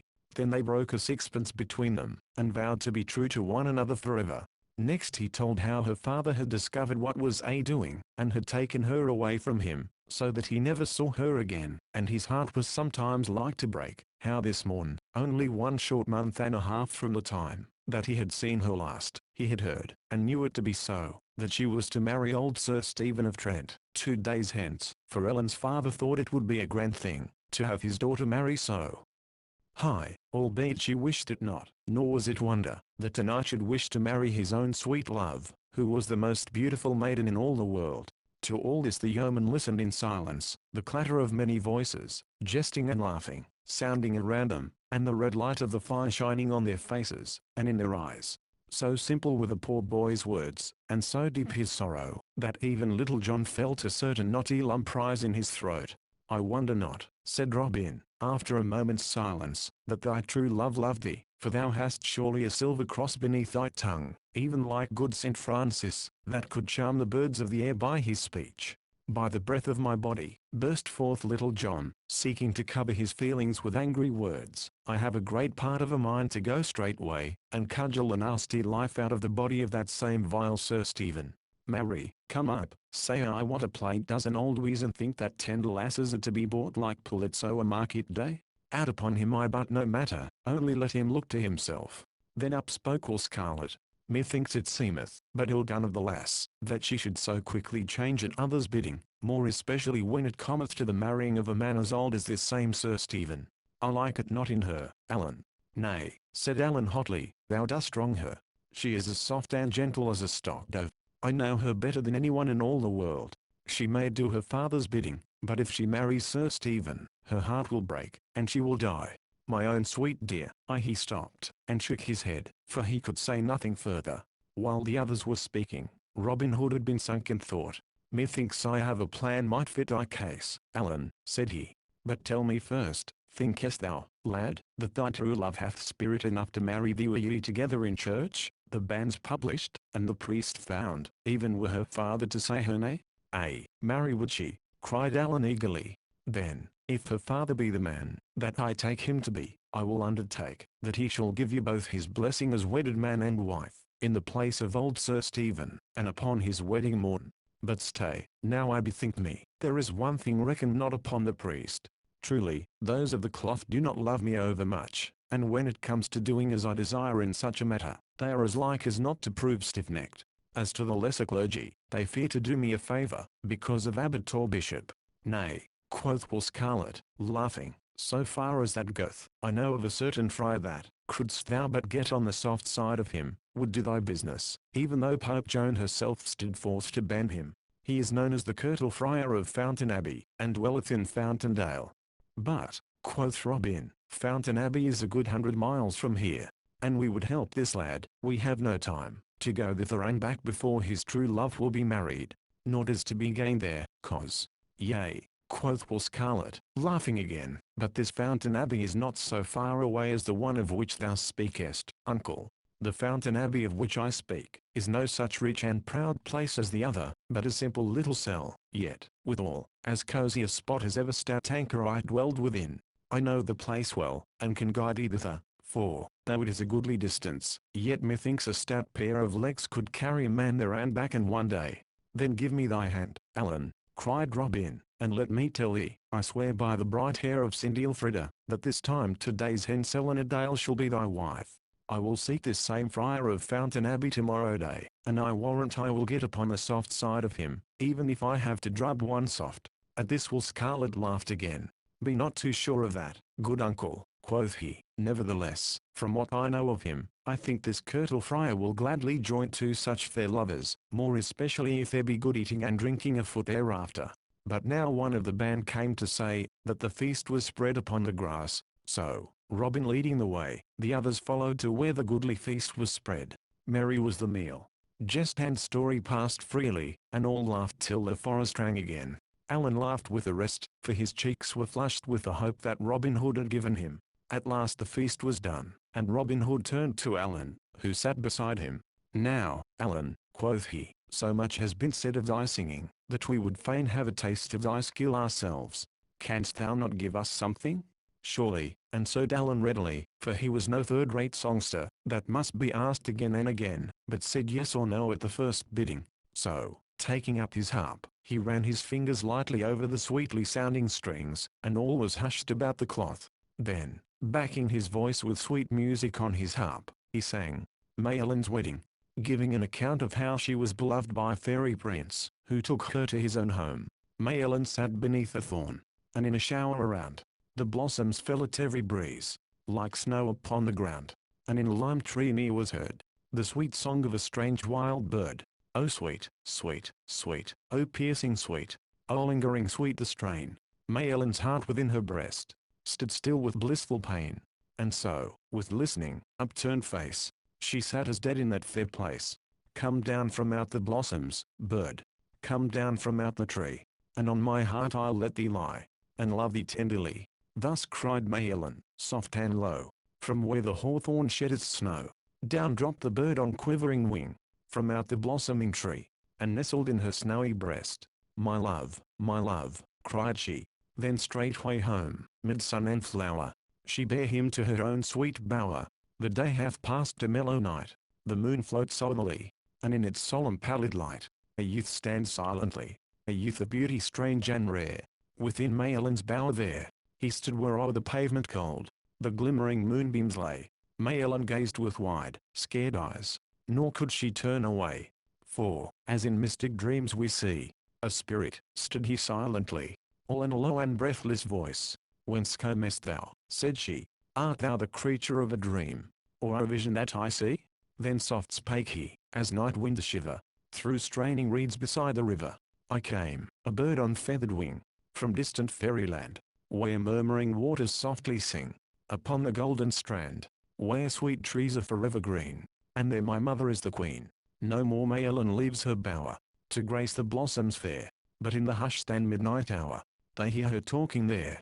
Or, when the moon is shining white, they hear her singing through the night. Oh, don thy silks and jewels fine, Maelyn's mother said, for hither comes the Lord of Line, and thou this Lord must Wednesday. Maelyn said, it may not be, he ne'er shall find his wife in me. Up spoke her brother, dark and grim, now by the bright blue sky, ere yet a day hath gone for him, thy wicked bird shall die, for he hath wrought thee bitter harm, by some strange art or cunning charm. Then, with a sad and mournful song, away the bird did fly, and o'er the castle eaves, and through the grey and windy sky. Come forth, then cried the brother grim, why dost thou gaze so after him? It is Maelyn's wedding day, the sky is blue and fair, and many a lord and lady gay, in church are gathered there. The bridegroom was Sir Hugh the Bold, all clad in silk and cloth of gold. In came the bride in samite white, with a white wreath on her head. Her eyes were fixed with a glassy look. Her face was as the dead. And when she stood among the throng, she sang a wild and wondrous song. Then came a strange and rushing sound, like the coming wind doth bring, and in the open windows shot 9 swans on whistling wing, and high above the heads they flew. In gleaming fight the darkness through. Around Maelan's head they flew, in wide and windy fight, and 3 times round the circle drew. The guests shrank in affright, and the priest beside the altar there did cross himself with muttered prayer. But the 3rd time they flew around, fair Ellen straight was gone, and in her place, upon the ground, there stood a snow-white swan. Then, with a wild and lovely song, it joined the swift and winged throng. There's ancient men at weddings been, for 60 years and more, but such a wondrous wedding day, they never saw before. But none could check and none could stay the swans that bore the bride away.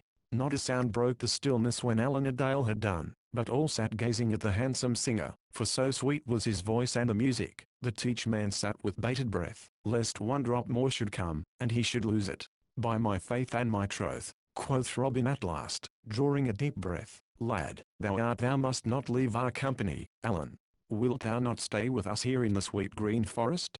Truly, I do feel my heart go out toward thee with great love. Then Alan took Robin's hand and kissed it. I will stay with thee always, dear master, said he, for never have I known such kindness as thou hast shown me this day. Then Will Scarlet stretched forth his hand and shook Alan's in token of fellowship, as did Little John likewise. And thus the famous Alan a Dale became one of Robin Hood's band. Robin Hood seeks the Curtal Friar, the stout yeoman of Sherwood Forest wherever early rises of a morn, more especially when the summer-time had come, for then in the freshness of the dawn the dew was always the brightest, and the song of the small birds the sweetest. Quoth Robin, now will I go to seek this same friar of Fountain Abbey of whom we spake yesternight, and I will take with me 4 of my good men, and these 4 shall be Little John, Will Scarlet, David of Doncaster, and Arthur of Bland. By the rest of you here, and Will Stuteley shall be your chief, while I am gone.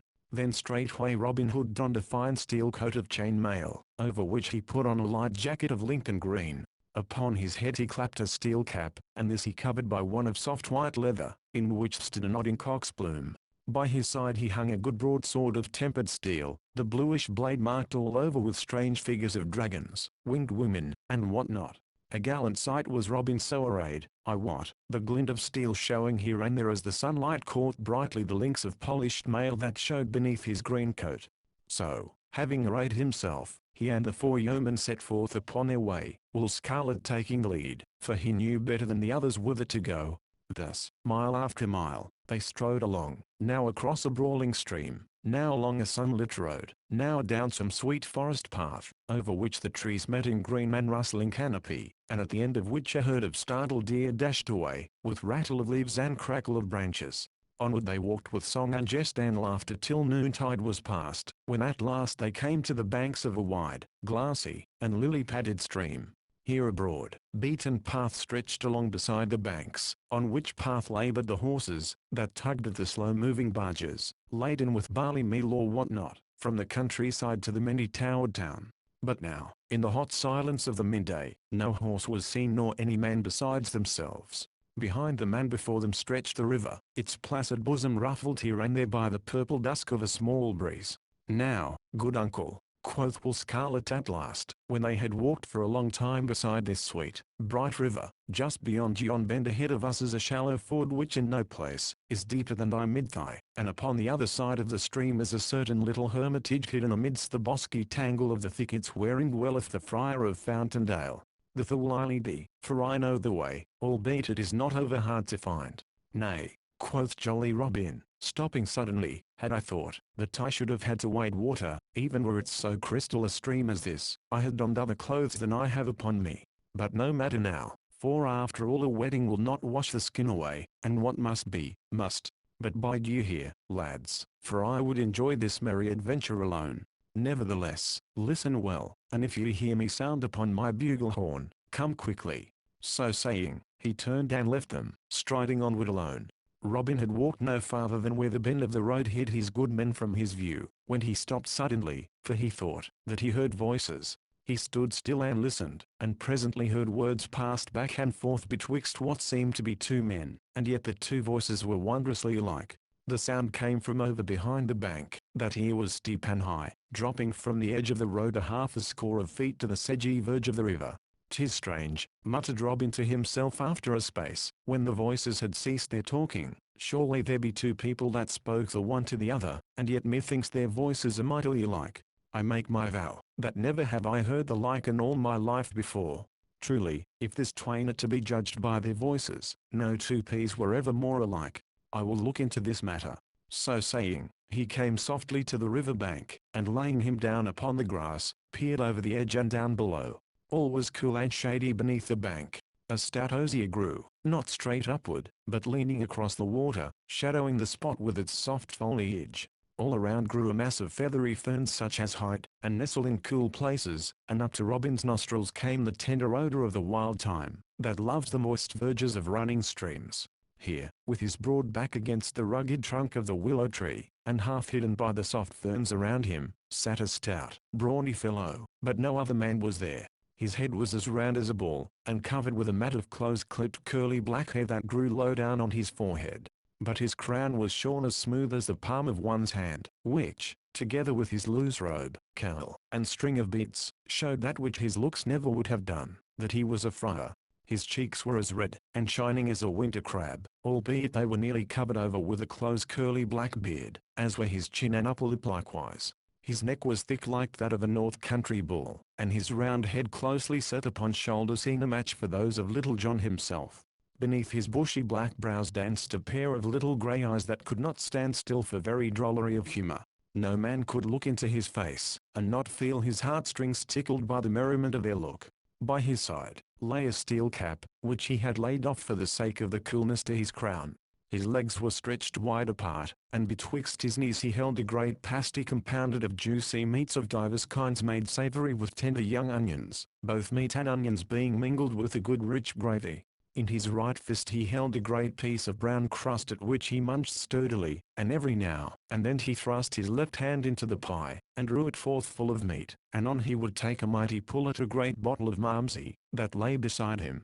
"By my faith," quoth Robin to himself, "I do verily believe, that this is the merriest feast, the merriest wight, the merriest place, and the merriest sight in all merry England.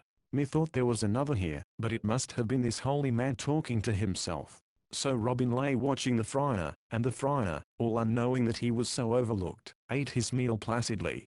At last he was done, and, having first wiped his greasy hands upon the ferns and wild thyme, and sweeter napkin there had king in all the world, he took up his flask, and began talking to himself, as though he were another man, and answering himself, as though he were somebody else. "Dear lad, thou art the sweetest fellow in all the world. I do love thee as a lover loveth his lass. La, thou dost make me shame to speak so to me in this solitary place, no one being by, and yet if thou wilt have me say so, I do love thee as thou lovest me.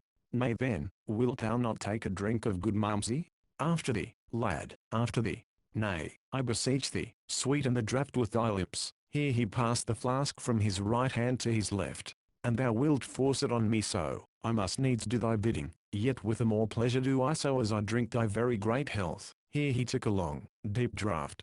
"And now, sweet lad, 'tis thy turn next." Here he passed the bottle from his left hand back again to his right. "I take it, sweet chuck, and here's wishing thee as much good as thou wishest me." Saying this, he took another draught, and truly he drank enough for two. All this time merry Robin lay upon the bank and listened, while his stomach so quaked with laughter, that he was forced to press his palm across his mouth, to keep it from bursting forth. For, truly, he would not have spoiled such a goodly jest for the half of Nottinghamshire. Having gotten his breath from his last draught, the friar began talking again in this wise: "Now, sweet lad, canst thou not sing me a song?" "La, I know not, I am but in an ill voice this day." "Prithee ask me not. Dost thou not hear how I croak like a frog?" "Nay, nay, thy voice is as sweet as any bullfinch. Come, sing, I prythee. I would rather hear thee sing than eat a fair feast." "Alas, I would fain not sing before one that can pipe so well, and hath heard so many goodly songs and ballads, nevertheless, and thou wilt have it so, I will do my best. But now methinks that thou and I might sing some fair song together. Dost thou not know a certain dainty little catch called the loving youth and the scornful maid? Why, truly, methinks I have heard it ere now.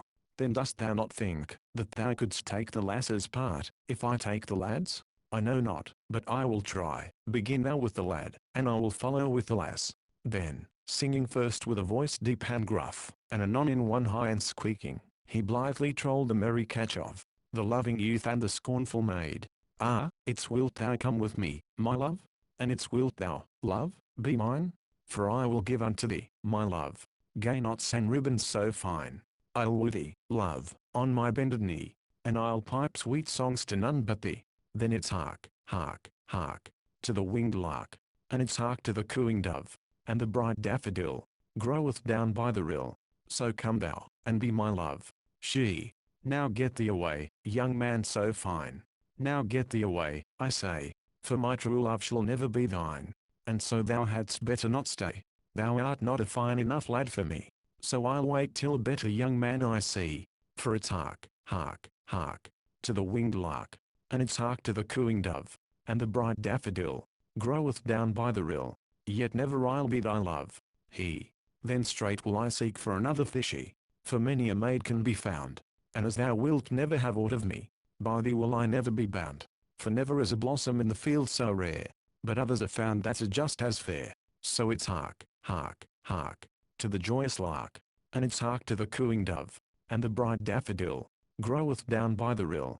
And I'll seek me another dear love. She, young man, turn not so very quick away, another fair lass to find. Methinks I have spoken in haste today, nor have I made up my mind. And if thou only wilt stay with me, I'll love no other, sweet lad, but thee. Here Robin could contain himself no longer, but burst forth into a mighty roar of laughter. Then, the holy friar keeping on with the song, he joined in the chorus, and together they sang, or, as one might say, bellowed. So it's hark, hark, hark, to the joyous lark, and it's hark to the cooing dove, for the bright daffodil groweth down by the rill, and I'll be thine own true love. So they sang together, for the stout friar did not seem to have heard Robin's laughter, neither did he seem to know that the yeoman had joined in with the song, but, with eyes half closed, looking straight before him, and wagging his round head from side to side in time to the music, he kept on bravely to the end, he and Robin finishing up with a mighty roar that might have been heard a mile. But no sooner had the last word been sung than the holy man seized his steel cap, clapped it on his head, and springing to his feet, cried in a great voice, "What spy have we here? Come forth, thou limb of evil, and I will carve thee into as fine pudding meat as e'er a wife in Yorkshire cooked of a Sunday." Hereupon he drew from beneath his robes a great broadsword full as stout as was Robin's. "Nay, put up thy pinking iron, friend," quoth Robin, standing up with the tears of laughter still on his cheeks. "Folk who have sung so sweetly together should not fight thereafter." Hereupon he leaped down the bank to where the other stood. "I tell thee, friend," said he, "my throat is as parched with its song as e'er a barley stubble in October. Hast thou haply any malmsea left in that stout pottle?" "Truly," said the friar in a glum voice, "thou dost ask thyself freely where thou art not bidden. Yet I trust I am too good a Christian to refuse any man drink that is athirst. Such as there is tea thou art welcome to a drink of the same." And he held the pottle out to Robin. Robin took it without more ado, and putting it to his lips, tilted his head back, while that which was within said glug, glug, glug, for more than 3 winks, I wot. The stout friar watched Robin anxiously the while, and when he was done took the pottle quickly. He shook it, held it betwixt his eyes and the light, looked reproachfully at the omen, and straightway placed it at his own lips. When it came away again there was naught within it. "Dost thou know the country hereabouts, thou good and holy man?" asked Robin, laughing. "Yea, somewhat," answered the other dryly. "And dost thou know of a certain spot called Fountain Abbey?" "Yea, somewhat." "Then perchance thou knowest also of a certain one who goes by the name of the Curtal Friar of Fountain Abbey?" "Yea, somewhat." "Well then, good fellow, holy father, or whatever thou art," quoth Robin, "I would know whether this same friar is to be found upon this side of the river or the other." "That," quoth the friar, "is a practical question upon which the cunning rules appertaining to logic touch not. I do advise thee to find that out by the aid of thine own 5 senses, sight, feeling, and what not. I do wish much quoth Robin, looking thoughtfully at the stout priest, to cross yon ford, and strive to find this same good friar. Truly, said the other piously, it is a goodly wish on the part of one so young.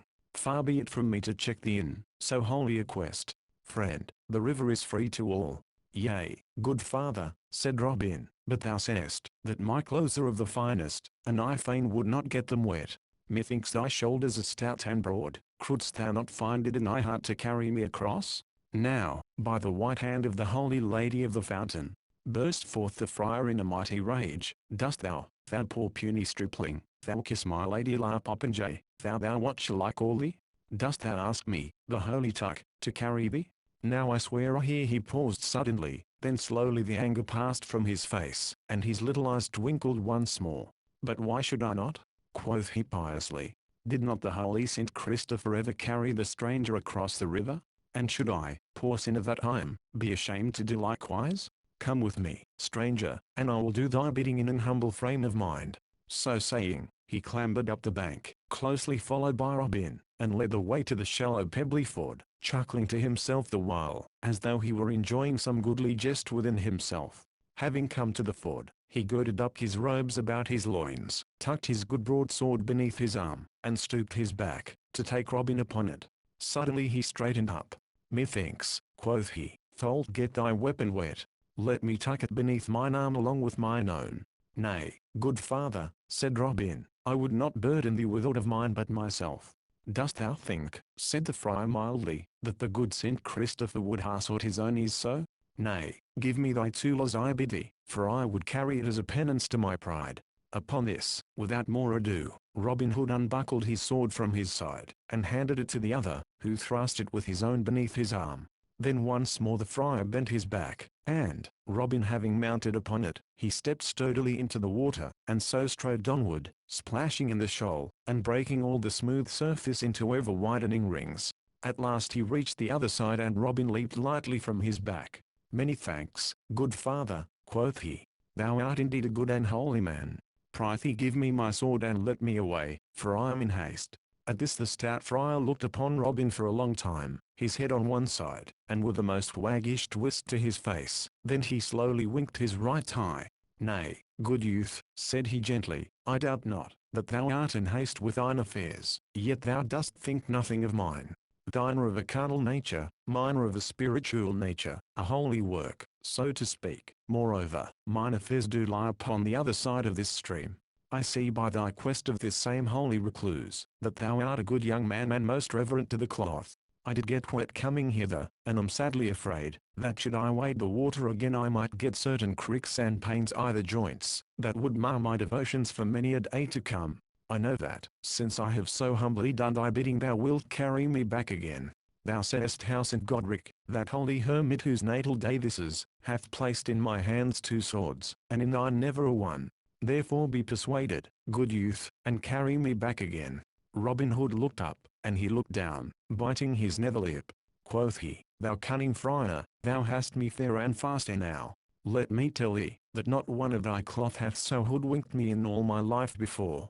I might have known from thy looks, that thou wert no such holy man as thou didst pretend to be.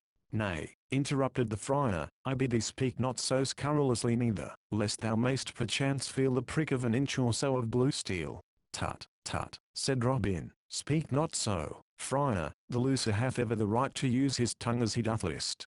Give me my sword, I do promise to carry thee back straightway. Nay, I will not lift the weapon against thee. Marry, come up, quoth the friar, I fear thee not, fellow.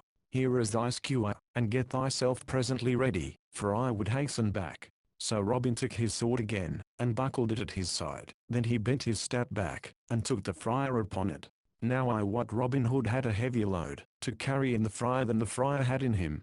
Moreover, he did not know the ford, so he went stumbling among the stones, now stepping into a deep hole, and now nearly tripping over a boulder, while the sweat ran down his face and beads from the hardness of his journey and the heaviness of his load. Meantime, the friar kept digging his heels into Robin's sides, and bidding him hasten, calling him many ill names the while. To all this Robin answered never a word, but, having softly felt around till he found the buckle of the belt that held the friar's sword, he worked slyly at the fastenings, seeking to loosen them. Thus it came about that, by the time he had reached the other bank with his load, the friar's sword belt was loose, albeit he knew it not. So when Robin stood on dry land and the friar leaped from his back, the yeoman gripped hold of the sword so that blade, sheath, and strap came away from the holy man, leaving him without a weapon. "Now men," quoth merry Robin, panting as he spake, and wiping the sweat from his brow, "I have thee, fellow. This time that same sin of whom thou didst speak, but now hath delivered two swords into my hand, and hath stripped thine away from thee. Now if thou dost not carry me back, and that speedily, I swear I will prick thy skin till it is as full of holes as a slashed doublet." The good friar said not a word for a while, but he looked at Robin with a grim look. "Now," said he at last, "I did think that thy wits were of the heavy sort, and knew not that thou wert so cunning. Truly, thou hast me upon the hip. Give me my sword, and I promise not to draw it against thee save in self-defense. Also, I promise to do thy bidding, and take thee upon my back and carry thee." So jolly Robin gave him his sword again, which the friar buckled to his side, and this time looked to it, that it was more secure in its fastenings. Then tucking up his robes once more, he took Robin Hood upon his back, and without a word, stepped into the water, and so waited on in silence, while Robin sat laughing upon his back. At last he reached the middle of the ford, where the water was deepest. Here he stopped for a moment, and then, with a sudden lift of his hand and heave of his shoulders, fairly shot Robin over his head, as though he were a sack of grain. Down went Robin into the water with a mighty splash. "There," quoth the holy man, calmly turning back again to the shore, "let that cool thy hot spirit, if it may." Meantime, after much splashing, Robin had gotten to his feet, and stood gazing about him all bewildered, the water running from him in pretty little rills. At last he shot the water out of his ears, and spat some out of his mouth, and, gathering his scattered wits together, saw the stout friar standing on the bank and laughing. Then, I wot, was Robin Hood a madman. "Stay, thou villain," roared he, "I am after thee straight, and if I do not carve thy brawn for thee this day, may I never lift finger again." So saying, he dashed, splashing, to the bank. "Thou needst not hasten thyself unduly," quoth the stout friar. "Fear not, I will abide here, and if thou dost not cry alack-a-day ere long time is gone, may I never more peep through the breakage of Falodia." And now Robin, having reached the bank, began, without more ado, to roll up his sleeves above his wrists. The friar, also, tucked his robes more about him, showing a great stout arm on which the muscles stood out like humps of an aged tree. Then Robin saw, what he had not wondered of before, that the friar had also a coat of chain mail beneath his gown. "Look to thyself," cried Robin, drawing his good sword. "Ay, marry," quoth the friar, who held his already in his hand. So, without more ado, they came together, and thereupon began a fierce and mighty battle. Right and left, and up and down and back and forth they fought. The swords flashed in the sun, and then met with a clash that sounded far and near. I wot this was no playful bout at quarterstaff, but a grim and serious fight of real earnest. Thus they strove for an hour or more, pausing every now and then to rest, at which times each looked at the other with wonder, and thought that never had he seen so stout a fellow. Then once again they would go at it more fiercely than ever. Yet in all this time neither had harmed the other, nor caused his blood to flow. At last merry Robin cried, "Hold thy hand, good friend," whereupon both lowered their swords. "Now I crave a boon ere we begin again," quoth Robin, wiping the sweat from his brow, for they had striven so long, that he began to think that it would be an ill-done thing either to be smitten himself, or to smite so stout and brave a fellow. "What wouldst thou have of me?" asked the friar. "Only this," quoth Robin, "that thou wilt let me blow thrice upon my bugle horn." The friar bent his brows, and looked shrewdly at Robin Hood. "Now I do verily think that thou hast some cunning trick in this," quoth he. "Nevertheless, I fear thee not, and will let thee have thy wish, providing thou wilt also let me blow thrice upon this little whistle." "With all my heart," quoth Robin. "So, here goes for one." So saying, he raised his silver horn to his lips, and blew thrice upon it, clear and high. Meantime, the friar stood watching keenly for what might come to pass, holding in his fingers the while a pretty silver whistle, such as knights use for calling their hawks back to their easts, which whistle always hung at his girdle along with his rosary. Scarcely had the echo of the last note of Robin's bugle come winding back from across the river, when 4 tall men in Lincoln green came running around a bend of the road, each with a bow in his hand and an arrow ready knocked upon the string. "Ha! Is it this, thou traitor knave?" cried the friar. Then, Marry, looked at thyself. So saying, he straightway clapped the hawk's whistle to his lips, and blew a blast, that was both loud and shrill. And now there came a crackling of the bushes, that lined the other side of the road, and presently forth from the covert burst 4 great shaggy hounds. Atem, Sweet Lips. Atem, Bellthroat. Atem, Beauty. Atem, Fangs. Cried the friar, pointing at Robin. And now it was well for that yeoman, that a tree stood nigh him beside the road, else had he had an ill chance of it. Ere one could say Gaffer Downthdale the hounds were upon him, and he had only time to drop his sword and leap lightly into the tree, around which the hounds gathered, looking up at him, as though he were a cat on the eaves. But the friar quickly called off his dogs. Atem, cried he, pointing down the road to where the yeoman was standing stock still with wonder of what they saw. As the hawk darts down upon its quarry, so sped the 4 dogs at the yeoman. But when the 4 men saw the hounds so coming, all with one accord, saving only Will Scarlet, drew each man his goose feather to his ear and let fly his shaft. And now the old ballad telleth of a wondrous thing that happened, for thus it says, that each dog, so shot it leaped lightly aside, and as the arrow passed him whistling, caught it in his mouth and bit it in twain. Now it would have been an ill day for these 4 good fellows had not Will Scarlet stepped before the others, and met the hounds as they came rushing. Why, how now, Fangs? Cried he sternly. Down, Beauty. Down, Sirrah.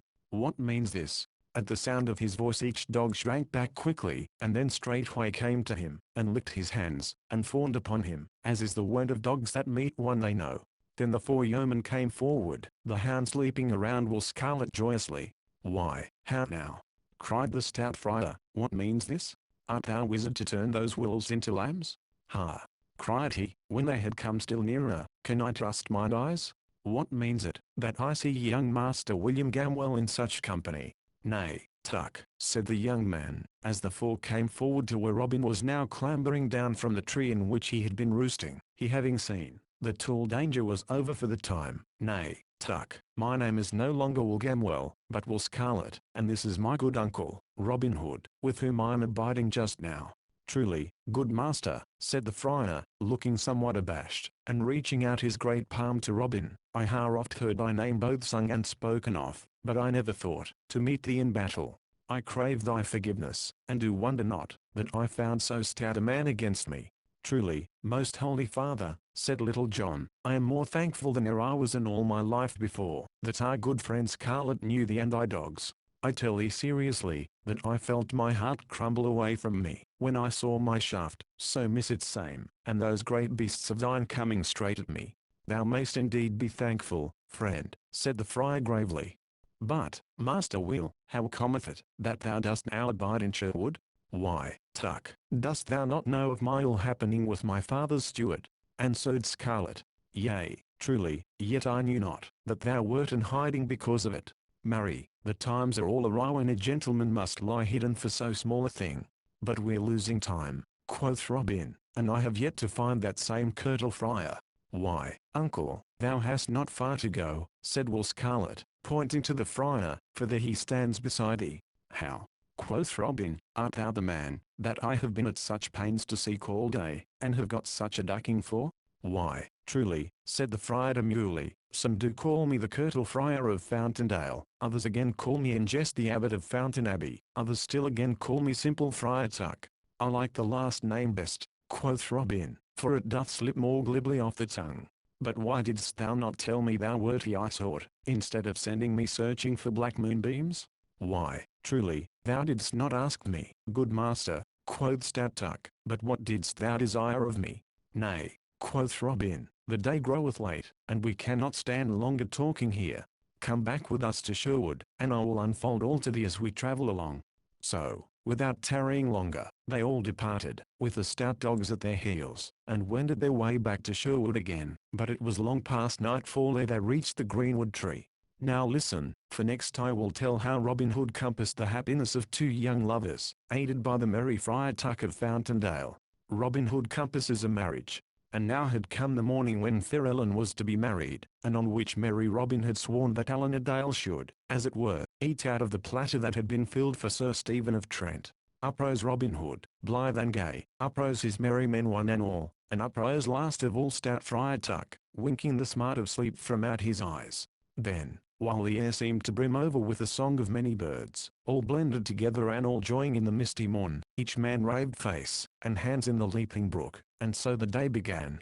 Now, quoth Robin, when they had broken their fast, and each man had eaten his fill, it is time for us to set forth upon the undertaking that we have in hand for today. I will choose me 1 score of my good men to go with me, for I may need aid, and thou, Will Scarlet, wilt abide here, and be the chief, while I am gone. Then searching through all the band, each man of whom crowded forward eager to be chosen, Robin called such as he wished by name, until he had 1 score of stout fellows, the very flower of his yeomanry. Besides Little John, and Will Stutely were nigh all those famous lads, of whom I have already told you. Then, while those so chosen ran leaping, full of joy, to arm themselves with bow and shaft and broadsword, Robin Hood stepped aside into the covert, and there donned a gay, berry-boned coat such as might have been worn by some strolling minstrel, and slung a harp across his shoulder, the better to carry out that part. All the band stared and many laughed, for never had they seen their master in such a fantastic guise before. Truly, quoth Robin, holding up his arms, and looking down at himself, I do think it be somewhat of a gay, gaudy, grasshopper dress, but it is a pretty thing for all that, and doth not ill befit the turn of my looks, albeit I wear it, but for the nonce. But stay, Little John, here are 2 bags, that I would have thee carry in thy pouch for the sake of safer keeping. I can ill care for them myself beneath this motley. Why, master, quoth Little John, taking the bags, and weighing them in his hand, here is the chink of gold. Well, what an there be, said Robin, it is mine own coin and the band is none the worse for what is there. Come, busk ye, lads, and he turned quickly away. Get ye ready straightway. Then gathering the score together in a close rank, in the midst of which were Alanadale and Friar Tuck, he led them forth upon their way from the forest shades. So they walked on for a long time till they had come out of Sherwood, and to the vale of Rotherstream. Here were different sights from what one saw in the forest, hedgerows, broad fields of barley corn, pasture lands rolling upward till they met the sky and all dotted over with flocks of white sheep, hayfields whence came the odour of new-mown hay, that lay in smooth swathes over which skimmed the swifts in rapid flight. Such they saw, and different was it, I wot, from the tangled depths of the sweet woodlands, but full as fair. Thus Robin led his band, walking blithely with chest thrown out, and head thrown back, snuffing the odours of the gentle breeze, that came drifting from over the hayfields. Truly, quoth he, the dear world is as fair here as in the woodland shades. Who calls it a vale of tears? Methinks it is, but the darkness in our minds that bringeth gloom to the world. For what saith that merry song thou singest, Little John? Is it not thus? For when my love's eyes do thine, and when her lips smile so rare, the day it is jocund and fine, so fine, though let it be wet or be fair, and when the stout ale is all flowing so fast, our sorrows and troubles are things of the past.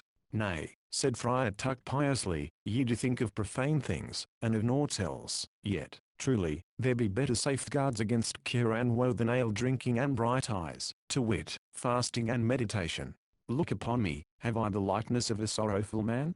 At this a great shout of laughter went up from all around, for the night before the stout friar had emptied twice as many canakins of ale as any one of all the merry men.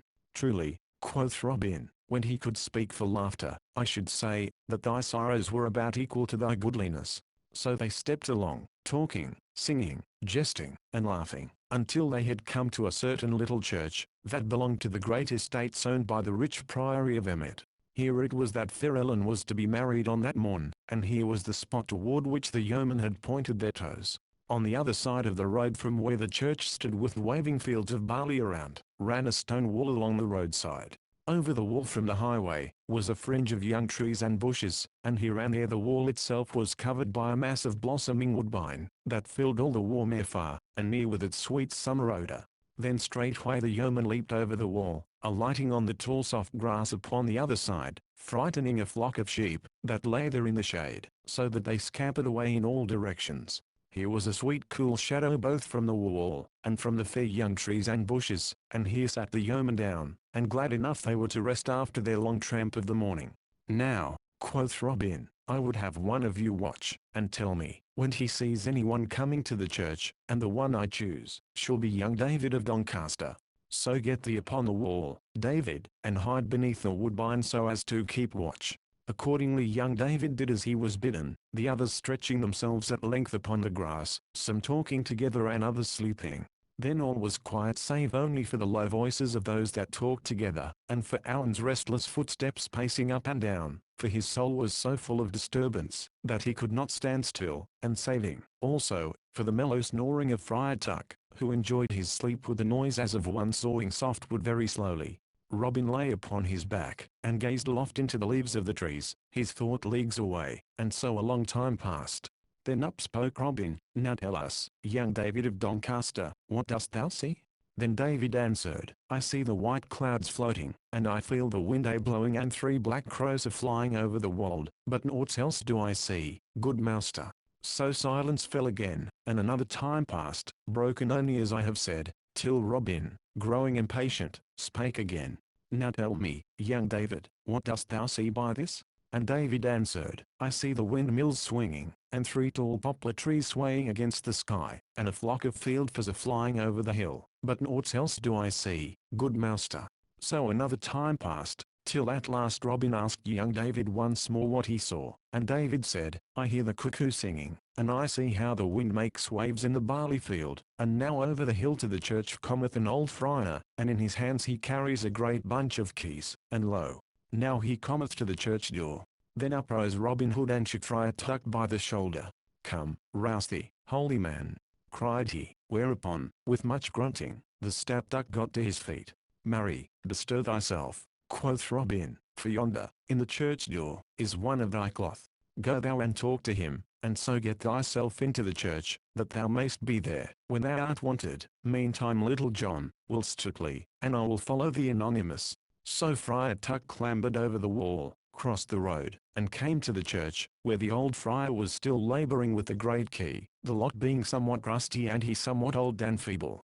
"Hilloa, brother," quoth Tuck, "let me aid thee." So saying, he took the key from the other's hand and quickly opened the door with a turn of it. "Who art thou, good brother?" asked the old friar, in a high, wheezing voice. "Whence comest thou, and whither art thou going?" And he winked and blinked at stout Friar Tuck like an owl at the sun. "Thus do I answer thy questions, brother," said the other. "My name is Tuck, and I go no farther than this spot, if thou wilt haply, but let me stay, while this same wedding is going forward. I come from Fountaindale, and, in truth, am a certain poor hermit, as one may say, for I live in a cell beside the fountain, blessed by that holy Saint Ethelreda. But, if I understand aught, there is to be a gay wedding here today, so, if thou mindest not, I would fain rest me in the cool shade within, for I would like to see this fine sight." "Truly, thou art welcome, brother," said the old man, leading the way within. Meantime, Robin Hood, in his guise of harper, together with Little John and Will Stuteley, had come to the church. Robin sat him down on a bench beside the door, but Little John, carrying the 2 bags of gold, went within, as did Will Stuteley. So Robin sat by the door, looking up the road, and down the road, to see who might come, till, after a time, he saw 6 horsemen come riding sedately and slowly, as became them, for they were churchmen in high orders. Then, when they had come nearer, Robin saw who they were, and knew them. The first was the Bishop of Hereford, and a fine figure he cut, I wot. His vestments were of the richest silk, and around his neck was a fair chain of beaten gold. The cap that hid his tonsure was of black velvet, and around the edges of it were rows of jewels, that flashed in the sunlight, each stone being set in gold. His hose were of flame-coloured silk, and his shoes of black velvet, the long, pointed toes being turned up, and fastened to his knees, and on either instep was embroidered a cross in gold thread. Beside the bishop, rode the prior of Emmet upon a mincing palfrey. Rich were his clothes also, but not so gay as the stout bishop's. Behind these were 2 of the high brethren of Emmet, and behind these again 2 retainers belonging to the bishop, for the Lord Bishop of Hereford strove to be as like the great barons as was in the power of one in holy orders. When Robin saw this train drawing near, with flash of jewels and silk, and jingle of silver bells on the trappings of the nags, he looked sourly upon them. Quoth he to himself, "Yon bishop is over gaudy for a holy man. I do wonder whether his patron, who, methinks, was St. Thomas, was given to wearing golden chains about his neck, silk clothing upon his body, and pointed shoes upon his feet, the money for all of which, God wot, hath been wrung from the sweat of poor tenants. Bishop, bishop, thy pride may have a fall ere thou wottest of it." So the holy men came to the church, the bishop and the prior jesting and laughing between themselves about certain fair dames, their words more befitting the lips of laymen, methinks, than holy clerks. Then they dismounted, and the bishop, looking around, presently caught sight of Robin standing in the doorway. "Hilloa, good fellow," quoth he in a jovial voice, "who art thou that struttest in such gay feathers?" "A harper am I from the north country," quoth Robin, "and I can touch the strings, I wot, as never another man in all merry England can do. Truly, good Lord Bishop, many a knight and borough, clerk, and layman, have danced to my music, willy-nilly, and most times greatly against their will, such is the magic of my harping. Now this day, my Lord Bishop, if I may play at this wedding, I do promise that I will cause the fair bride to love the man she marries with a love that shall last, as long as the twain shall live together." "Huh, is it so?" cried the bishop. "Meanest thou this in sooth?" And he looked keenly at Robin, who gazed boldly back again into his eyes. "Now, if thou wilt cause this maiden, who hath verily bewitched my poor cousin Stephen, thus to love the man she is to marry, as thou sayst thou canst, I will give thee whatsoever thou wilt ask me in due measure. Let me have a taste of thy skill, fellow." "Nay," quoth Robin, "my music cometh not without I choose, even at a lord bishop's bidding. In sooth, I will not play until the bride and bridegroom come." "Now, thou art a saucy varlet, to speak so to my crest," quoth the bishop, frowning on Robin. "Yet, I must needs bear with thee. Look, prior, hither cometh our cousin Sir Stephen, and his lady love." And now, around the bend of the high road, came others, riding upon horses. The first of all was a tall, thin man, of knightly bearing, dressed all in black silk, with a black velvet cap upon his head, turned up with scarlet. Robin looked, and had no doubt, that this was Sir Stephen, both because of his knightly carriage, and of his grey hairs. Beside him rode a stout Saxon franklin, Ellen's father, Edward of de Wold. Behind those two came a litter borne by 2 horses, and therein was a maiden whom Robin knew must be Ellen. Behind this litter rode 6 men-at-arms, the sunlight flashing on their steel caps as they came jingling up the dusty road.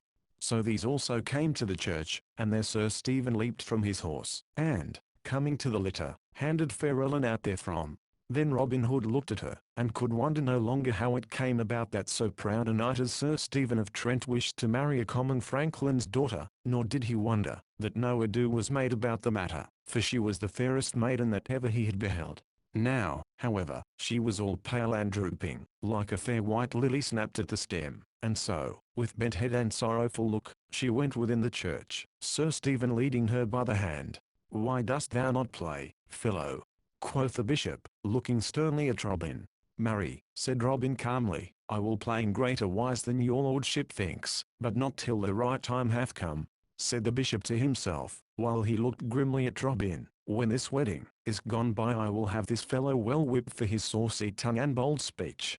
And now fair Ellen and Sir Stephen stood before the altar, and the bishop himself came in his robes, and opened his book, whereat fair Ellen looked up, and about her in bitter despair, like the fawn that finds the hounds on her haunch. Then, in all his fluttering tags and ribbons of red and yellow, Robin Hood strode forward. 3 steps he took from the pillar whereby he leaned, and stood between the bride and bridegroom. "Let me look upon this lass," he said in loud voice. "Why, how now? What have we here? Here be lilies in the cheeks, and not roses such as befit a bonny bride. This is no fit wedding.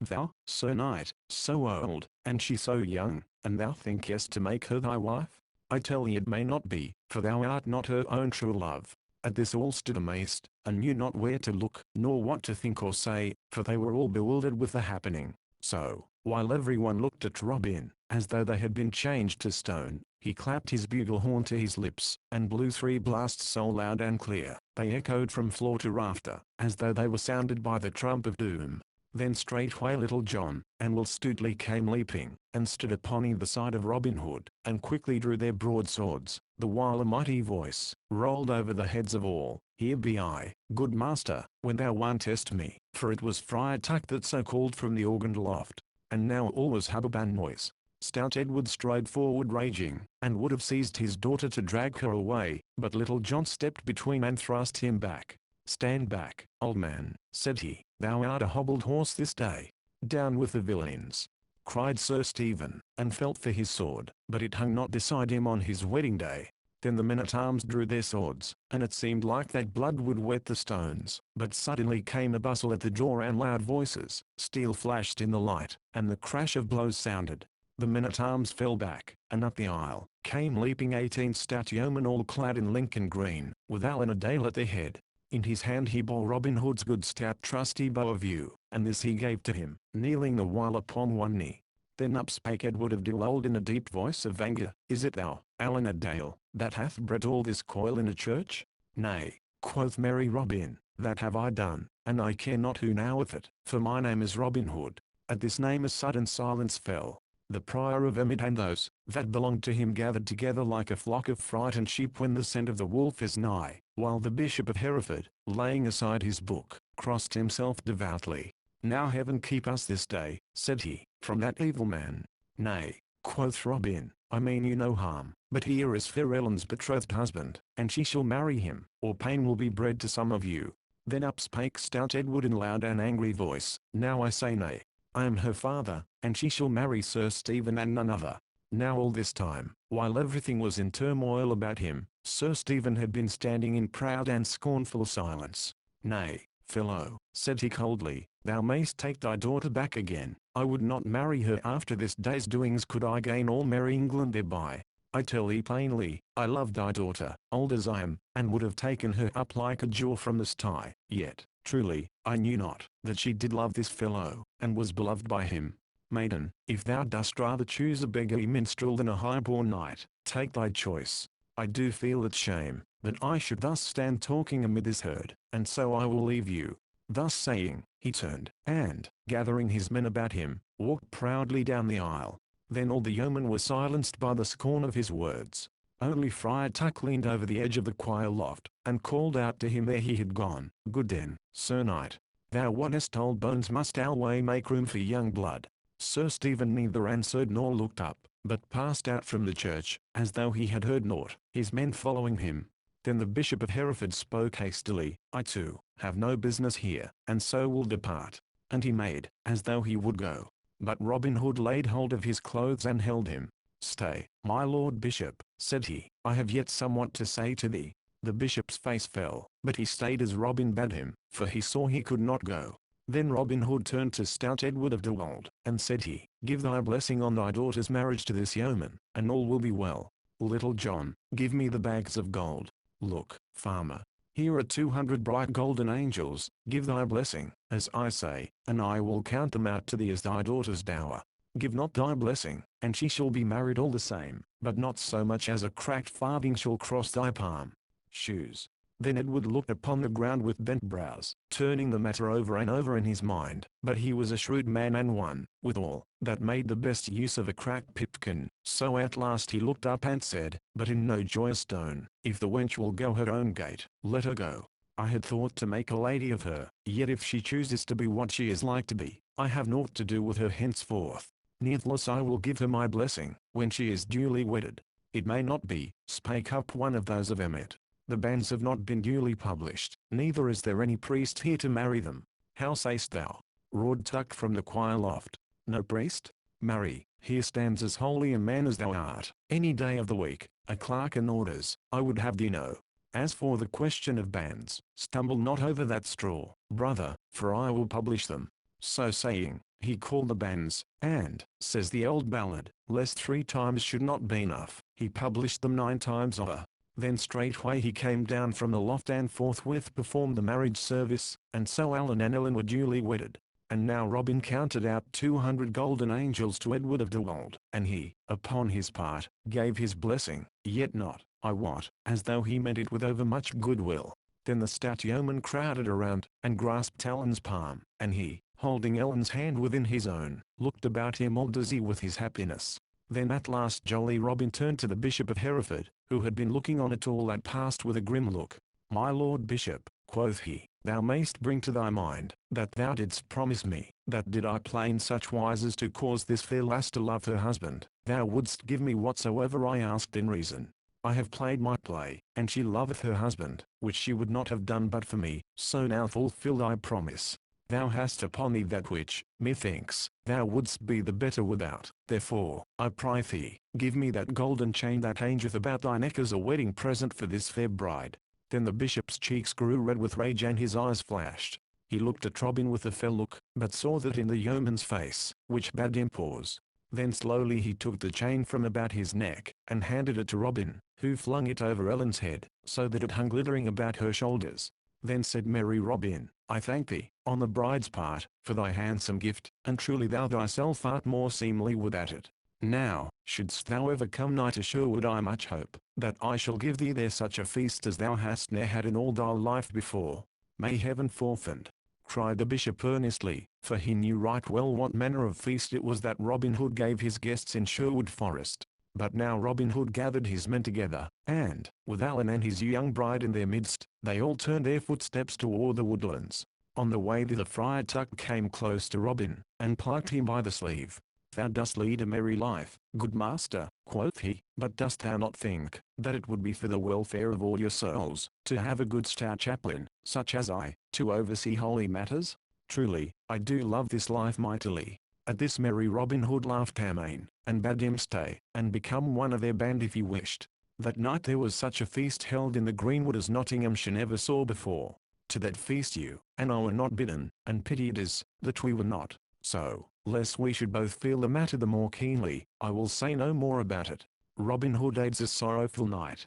So passed the gentle springtime away in budding beauty, its silver showers and sunshine, its green meadows and its flowers. So, likewise, passed the summer with its yellow sunlight, its quivering heat and deep bosky foliage, its long twilights and its mellow nights, through which the frogs croaked, and fairy folk were said to be out on the hillsides. All this had passed, and the time of fall had come, bringing with it its own pleasures and joyousness, for now, when the harvest was gathered home, merry bands of gleaners roamed the country about, singing along the roads in the daytime, and sleeping beneath the hedgerows and the hayricks at night. Now the hips burned red in the tangled thickets and the hues waxed black in the hedgerows, the stubble lay all crisp and naked to the sky, and the green leaves were fast turning russet and brown. Also, at this merry season, good things of the year are gathered in great store.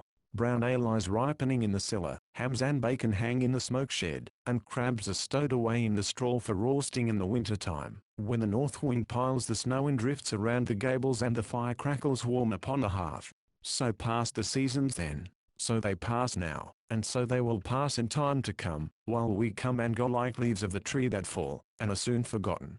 Quoth Robin Hood, snuffing the air, here is a fair day, Little John, and one that we can ill waste in idleness. Choose such men as thou dost need, and go thou east, while I will wend to the west, and see that each of us bringeth back some goodly guest, to dine this day beneath the greenwood tree. Marry, cried Little John, clapping his palms together for joy, thy bidding fitteth my liking like heft to blade. I'll bring thee back a guest this day, or come not back mine own self. Then they each chose such of the band as they wished, and so went forth by different paths from the forest. Now, you and I cannot go two ways at the same time, while we join in these merry doings, so we will e'en let Little John follow his own path, while we tuck up our skirts, and trudge after Robin Hood. And here is good company too, Robin Hood, Will Scarlet, Allan a Dale, Will Scatterlock, Midge, the miller's son, and others. A score or more of stout fellows had abided in the forest, with Friar Tuck, to make ready for the homecoming, but all the rest were gone either with Robin Hood or Little John. They travelled onward, Robin following his fancy and the others following Robin. Now they wended their way through an open dale with cottage and farm lying therein, and now again they entered woodlands once more. Passing by fair Mansfield town, with its towers and battlements and spires all smiling in the sun, they came at last out of the forest lands. Onward they journeyed, through highway and byway, through villages where good wives and merry lasses peeped through the casements at the fine show of young men, until at last they came over beyond Alverton in Derbyshire. By this time high noontide had come, yet they had met no guest such as was worth their while to take back to Sherwood. So, coming at last to a certain spot where a shrine stood at the crossing of two roads, Robin called upon them to stop, for here on either side was shelter of high hedgerows, behind which was good hiding, whence they could watch the roads at their ease, while they ate their midday meal. Quoth merry Robin, Here, methinks, is good lodging, where peaceful folk, such as we be, can eat in quietness. Therefore we will rest here, and see what may, perchance, fall into our luck pot. So they crossed a stile, and came behind a hedgerow, where the mellow sunlight was bright and warm, and where the grass was soft, and there sat them down. Then each man drew from the pouch, that hung beside him, that which he had brought to eat, for a merry walk such as this had been sharpens the appetite till it is as keen as a March wind. So no more words were spoken, but each man saved his teeth for better use, munching at brown crust, and cold meat right lustily. In front of them, one of the highroads crawled up the steep hill, and then dipped suddenly over its crest, sharp cut with hedgerow and shaggy grass against the sky. Over the top of the windy hill peeped the eaves of a few houses of the village, that fell back into the valley behind. There, also, showed the top of a windmill, the sails slowly rising and dipping from behind the hill against the clear blue sky, as the light wind moved them with creaking and laboured swing. So the yeomen lay behind the hedge, and finished their midday meal, but still the time slipped along and no one came. At last, a man came slowly riding over the hill, and down the stony road toward the spot where Robin and his band lay hidden. He was a good stout knight, but sorrowful of face, and downcast of mien. His clothes were plain and rich, but no chain of gold, such as folk of his stand in life wore at most times, hung around his neck, and no jewel was about him, yet no one could mistake him for aught but one of proud and noble blood. His head was bowed upon his breast and his hands drooped limp on either side, and so he came slowly riding, as though sunk in sad thoughts, while even his good horse, the reins loose upon his neck, walked with hanging head, as though he shared his master's grief. Quoth Robin Hood, "Yon is verily a sorry-looking gallant, and doth seem to have donned ill content with his jerkin this morning. Nevertheless, I will out, and talk with him, for there may be some pickings here for a hungry daw. Methinks his dress is rich, though he himself is so downcast. Bide ye here till I look into this matter." So saying, he arose and left them, crossed the road to the shrine, and there stood, waiting for the sorrowful knight to come near him. So, presently, when the knight came riding slowly along, jolly Robin stepped forward, and laid his hand upon the bridle rein. "Hold, Sir Knight," quoth he, "I prythee tarry for a short time, for I have a few words to say to thee." "What art thou, friend, who dost stop a traveller in this manner upon his most gracious majesty's highway?" said the knight. "Marry," quoth Robin, "that is a question hard to answer. One man calleth me kind, another calleth me cruel, this one calleth me good honest fellow, and that one, vile thief. Truly, the world hath as many eyes, to look upon a man withal as there are spots on a toad. So, with what pair of eyes thou regardest me lieth entirely with thine own self. My name is Robin Hood." "Truly, good Robin," said the knight, a smile twitching at the corners of his mouth, "thou hast a quaint conceit. As for the pair of eyes with which I regard thee, I would say, that they are as favourable as may be, for I hear much good of thee and little ill. What is thy will of me?" "Now, I make my vow, Sir Knight," quoth Robin, "thou hast surely learned thy wisdom of good Gaffer Swinethold, for he saith fair words are as easy spoke as foul, and bring good will in the stead of blows. Now I will show thee the truth of this saying, for, if thou wilt go with me this day to Sherwood Forest, I will give thee as merry a feast as ever thou hadst in all thy life." "Thou art indeed kind," said the knight, "but methinks thou wilt find me but an ill-seeming and sorrowful guest. Thou hadst best let me pass on my way in peace." "Nay," quoth Robin, "thou mightst go thine own way, but for one thing, and that I will tell thee.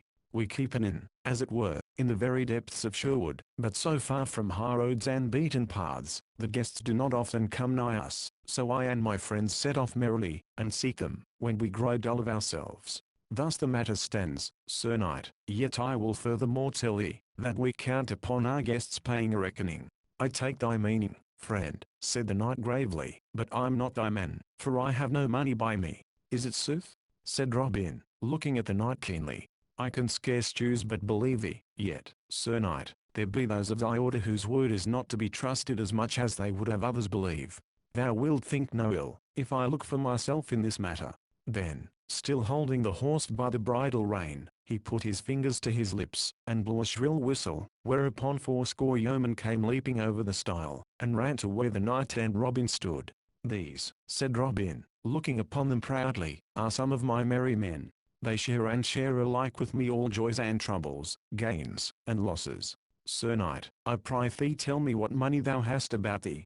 For a time the knight said not a word, but a slow red arose into his cheeks. At last he looked Robin in the face and said, I know not why I should be ashamed, for it should be no shame to me, but, friend, I tell thee the truth, when I say that in my purse are 10 shillings, and that is every groat that Sir Richard of the Lee hath in all the wide world. When Sir Richard ended a silence fell, until at last Robin said, And dost thou pledge me thy knightly word, that this is all thou hast with thee? Yea, and said Sir Richard, I do pledge thee my most solemn word, as a true knight, that it is all the money I have in the world. Nay, here is my purse, you may find for yourselves the truth of what I say.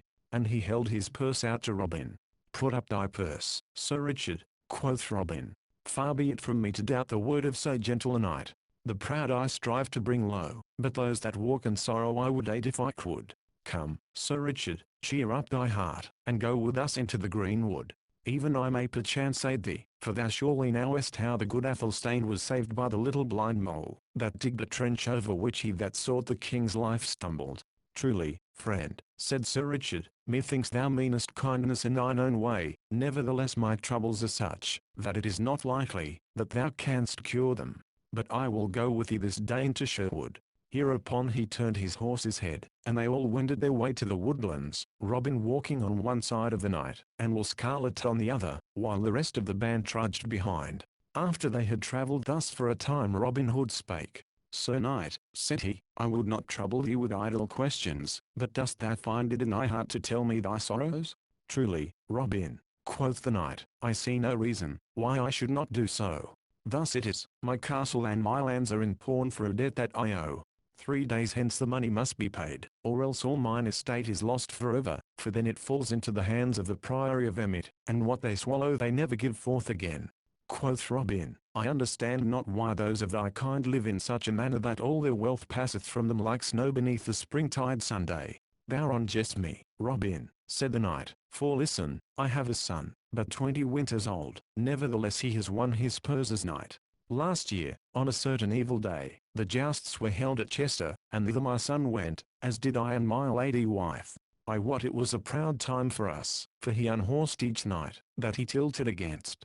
At last he ran a course with a certain great knight, Sir Walter of Lancaster, yet, though my son was so youthful, he kept his seat, albeit both spears were shivered to the heft. But it happened, that a splinter of my boy's lance ran through the visor of Sir Walter's helmet, and pierced through his eye into his brain, so that he died ere his esquire could unlace his helm. Now, Robin, Sir Walter had great friends at court, therefore his kinsmen stirred up things against my son so that, to save him from prison, I had to pay a ransom of £600 in gold. All might have gone well even yet, only that, by ins and outs and crookedness of laws, I was shorn like a sheep, that is clipped to the quick. So it came, that I had to pawn my lands to the Priory of Emmet for more money, and a hard bargain they drove with me in my hour of need. Yet I would have thee understand I grieve so for my lands, only because of my dear lady wife. But where is thy son now? Asked Robin, who had listened closely to all the knight had said. In Palestine, said Sir Richard, battling like a brave Christian soldier for the cross and a holy sepulchre. Truly, England was an ill place for him, because of Sir Walter's death and the hate of the Lancastrians' kinsmen. Truly, said Robin, much moved, thine is a hard lot. But tell me, what is owing to Emmet for thine estates? Only £400, said Sir Richard. At this, Robin smote his thigh in anger. Oh the bloodsuckers, cried he, a noble estate to be forfeit for £400. But what will befall thee, if thou dost lose thy lands, Sir Richard? It is not mine own lot that doth trouble me in that case, said the knight, but my dear lady's. For should I lose my land she will have to betake herself to some kinsman and there abide in charity, which, methinks, would break her proud heart. As for me, I will over the salt sea, and so to Palestine, to join my son in fight for the holy sepulchre. Then up spake Will Scarlet. But hast thou no friend, that will help thee in thy dire need? Never a man, said Sir Richard. While I was richer now at home, and had friends, they blew great boasts of how they loved me. But when the oak falls in the forest the swine run from beneath it, lest they should be smitten down also. So my friends have left me, for not only am I poor, but I have great enemies. Then Robin said, Thou sayst thou hast no friends, Sir Richard. I make no boast, but many have found Robin Hood a friend in their troubles. "Cheer up, Sir Knight, I may help thee yet." The knight shook his head with a faint smile, but for all that, Robin's words made him more blithe of heart, for in truth hope, be it never so faint, bringeth a gleam into darkness, like a little rushlight, that costeth but a groat. The day was well nigh gone, when they came near to the greenwood tree. Even at a distance they saw by the number of men that Little John had come back with some guest, but when they came near enough, whom should they find, but the Lord Bishop of Hereford. The good bishop was in a fine stew, I wot. Up and down he walked beneath the tree like a fox caught in a hen coop. Behind him were 3 black friars standing close together in a frightened group, like 3 black sheep in a tempest. Hitched to the branches of the trees close at hand were 6 horses, one of them a barb with gay trappings upon which the bishop was wont to ride, and the others laden with packs of divers shapes and kinds, one of which made Robin's eyes glisten, for it was a box not over large, but heavily bound with bands, and ribs of iron. When the bishop saw Robin and those with him come into the open he made, as though he would have run toward the omen, but the fellow that guarded the bishop and the 3 friars thrust his quarterstaff in front, so that his lordship was fain to stand back, though with frowning brow and angry speech. "Stay, my lord bishop," cried jolly Robin in loud voice, when he saw what had passed, "I will come to thee with all speed, for I would rather see thee than any man in merry England." So saying, he quickened his steps and soon came to where the bishop stood fuming. "How now," quoth the bishop in loud and angry voice, when Robin had so come to him, "is this the way that thou and thy band treat one so high in the church as I am? I and these brethren were passing peacefully along the high road with our pack horses, and a half-score of men to guard them, when up comes a great strapping fellow full 7 feet high, with 80 or more men back of him, and calls upon me to stop me, the Lord Bishop of Hereford, mark thou. Whereupon my armed guards beshrew them for cowards straight ran away. But look ye, not only did this fellow stop me, but he threatened me, saying that Robin Hood would strip me as bare as a winter hedge. Then, besides all this, he called me such vile names as fat priest, man-eating bishop, money-gorging usurer, and what not, as though I were no more than a strolling beggar or tinker." At this, the bishop glared like an angry cat, while even Sir Richard laughed, only Robin kept a grave face. "Alas, my lord," said he, "that thou hast been so ill-treated by my band. I tell thee truly, that we greatly reverence thy cloth. Little John, stand forth straightway." At these words Little John came forward, twisting his face into a whimsical look, as though he would say, "Ha mercy upon me, good master." Then Robin turned to the Bishop of Hereford and said, "Was this the man who spake so boldly to your lordship?" "Ay, truly it was the same," said the bishop, "a naughty fellow, I wot." "And didst thou, Little John," said Robin in a sad voice, "call his lordship a fat priest?" "Ay," said Little John sorrowfully. "And a man-eating bishop?" "Ay," said Little John, more sorrowfully than before. "And a money-gorging usurer?" "Ay," said Little John in so sorrowful a voice, that it might have drawn tears from the dragon of Wentley. "Alas, that these things should be," said jolly Robin, turning to the bishop, "for I have ever found Little John a truthful man." At this, a roar of laughter went up, whereat the blood rushed into the bishop's face till it was cherry red from crown to chin, but he said nothing, and only swallowed his words, though they well nigh choked him. "Nay, my lord bishop," said Robin, "we're rough fellows, but I trust not such ill men as thou thinkest. After all, there is not a man here that would harm a hair of thy reverence's head. I know thou art galled by our jesting, but we are all equal here in the greenwood, for there are no bishops nor barons nor earls among us, but only men, so thou must share our life with us, while thou dost abide here. Come, busk ye, my merry men, and get the feast ready. Meantime, we will show our guests our woodland sports." So, while some went to kindle the fires for roasting meats, others ran leaping to get their cudgels and longbows. Then Robin brought forward Sir Richard of the Lee. "My lord bishop," said he, "here is another guest, that we have with us this day. I wish that thou mightest know him better, for I and all my men will strive to honour you both at this merrymaking." "Sir Richard," said the bishop in a reproachful tone, "methinks thou and I are companions and fellow sufferers in this den of—" he was about to say thieves, but he stopped suddenly, and looked askance at Robin Hood. "Speak out, bishop," quoth Robin, laughing. "We of Sherwood check not an easy flow of words." "Den of thieves thou west about to say," quoth the bishop. "Mayhap that was what I meant to say, Sir Richard, but this I will say, that I saw thee just now laugh at the scurrilous jests of these fellows. It would have been more becoming of thee, methinks, to have checked them with frowns instead of spurring them on by laughter." "I meant no harm to thee," said Sir Richard, "but a merry jest is a merry jest, and I may truly say I would have laughed at it had it been against mine own self." But now Robin Hood called upon certain ones of his band who spread soft moss upon the ground, and laid deerskins thereon. Then Robin bade his guests be seated, and so they all three sat down, some of the chief men, such as Little John, Will Scarlet, Allan a Dale, and others, stretching themselves upon the ground nearby. Then a garland was set up at the far end of the glade, and thereat the bowmen shot, and such shooting was done that day as it would have made one's heart leap to see. And all the while Robin talked so quaintly to the bishop and the knight that, the one forgetting his vexation and the other his troubles, they both laughed aloud again and again.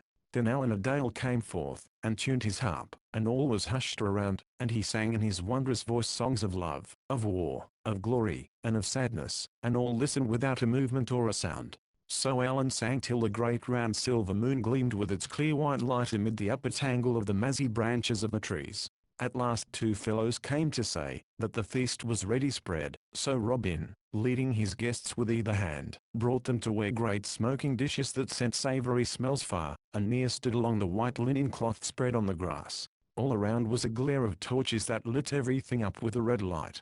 Then, straightway sitting down, all fell to with noise and hubbub, the rattling of platters blending with the sound of loud talking and laughter. A long time the feast lasted, but at last all was over, and the bright wine and humming ale passed briskly. Then Robin Hood called aloud for silence, and all was hushed till he spoke. "I have a story to tell you all, so listen to what I have to say," quoth he, whereupon, without more ado, he told them all about Sir Richard, and how his lands were in pawn. But, as he went on, the bishop's face, that had erst been smiling, and ruddy with merriment, waxed serious, and he put aside the horn of wine he held in his hand, for he knew the story of Sir Richard, and his heart sank within him with grim forebodings. Then, when Robin Hood had done, he turned to the Bishop of Hereford. "Now, my lord bishop," said he, "dost thou not think this is ill done of anyone, much more of a churchman, who should live in humbleness and charity?" To this the bishop answered not a word, but looked upon the ground with moody eyes. Quoth Robin, "Now, thou art the richest bishop in all England, canst thou not help this needy brother?" But still the bishop answered not a word. Then Robin turned to Little John, and quoth he, "Go thou and Will Stutely, and bring forth those 5 pack horses yonder." Whereupon the 2 yeomen did as they were bidden, those about the cloth making room on the green, where the light was brightest, for the 5 horses which Little John and Will Stutely presently led forward. "Who hath the score of the goods?" asked Robin Hood, looking at the Black Friars. Then up spake the smallest of all, in a trembling voice, an old man he was, with a gentle, wrinkled face. "That have I, but, I pray thee, harm me not."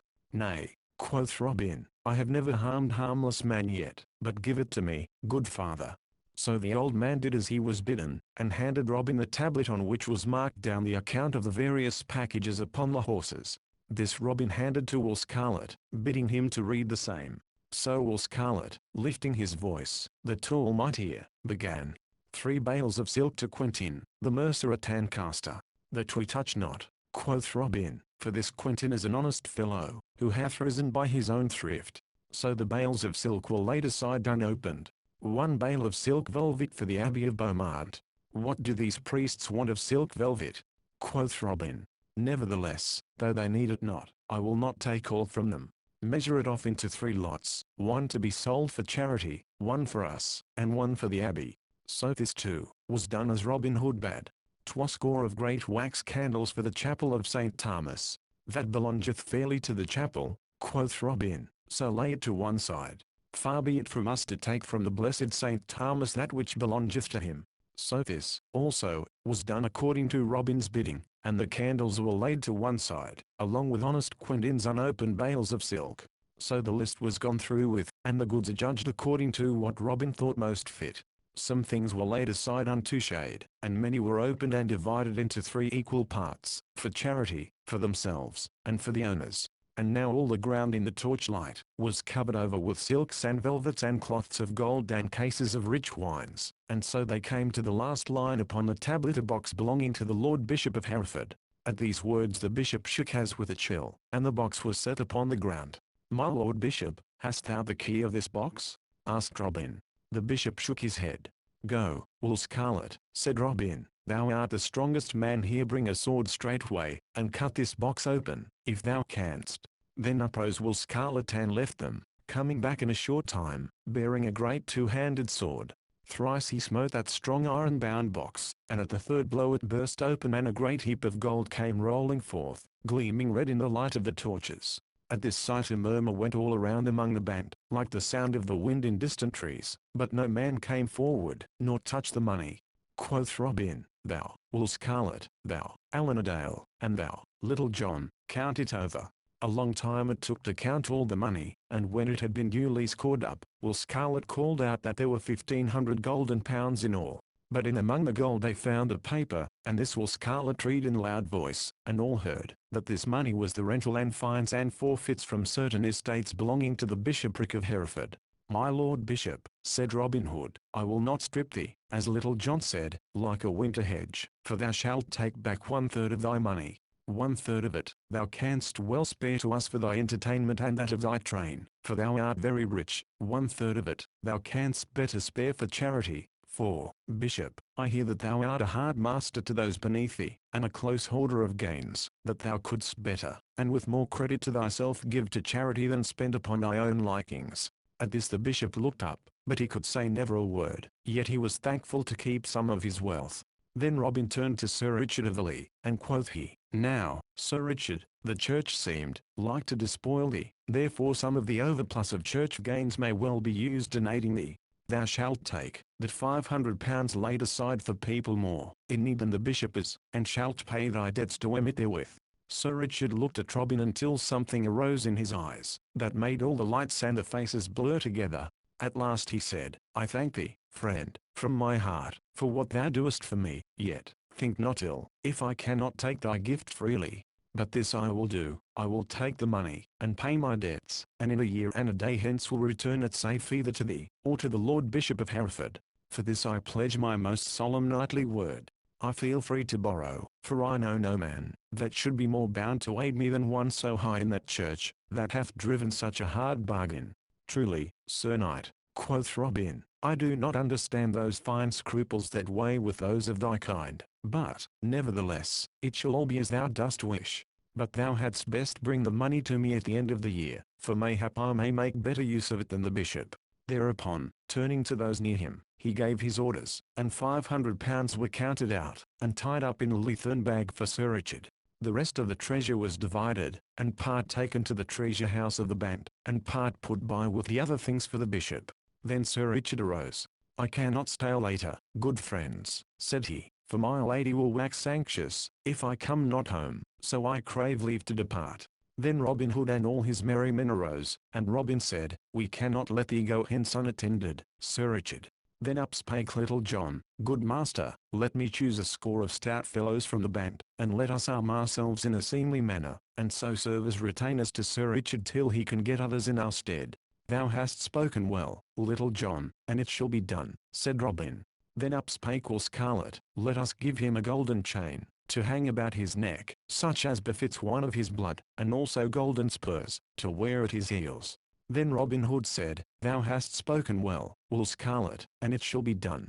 Then up spake Will Stukely, Let us give him yon bale of rich velvet and yon roll of cloth of gold to take home to his noble lady wife as a present from Robin Hood and his merry men all. At this all clapped their hands for joy, and Robin said, Thou hast well spoken, Will Stukely, and it shall be done. Then Sir Richard of the Lea looked all around, and strove to speak, but could scarcely do so for the feelings that choked him. At last he said in a husky, trembling voice, Ye shall all see, good friends, that Sir Richard of the Lea will ever remember your kindness this day. And if ye be at any time in dire need or trouble, come to me and my lady, and the walls of Castle Lea shall be battered down ere harm shall befall you. He could say nothing further, but turned hastily away. But now Little John and 19 stout fellows whom he had chosen for his band, came forth all ready for the journey. Each man wore upon his breast a coat of linked mail, and on his head a cap of steel, and at his side a good stout sword. A gallant show they made as they stood all in a row. Then Robin came and threw a chain of gold about Sir Richard's neck, and Will Scarlet knelt, and buckled the golden spurs upon his heel, and now Little John led forward Sir Richard's horse, and the knight mounted. He looked down at Robin for a little time, then of a sudden stooped and kissed his cheek. all the forest glades rang with the shout that went up as the knight and the yeoman marched off through the woodland with glare of torches and gleam of steel, and so were gone. Then up spake the Bishop of Hereford in a mournful voice, I too must be jogging, good fellow, for the night waxes late. But Robin laid his hand upon the bishop's arm and stayed him. Be not so hasty, Lord Bishop, said he. 3 days hence Sir Richard must pay his debts to Emmet. Until that time thou must be content to abide with me, lest thou breed trouble for the night. I promise thee, that thou shalt have great sport, for I know, that thou art fond of hunting the deer.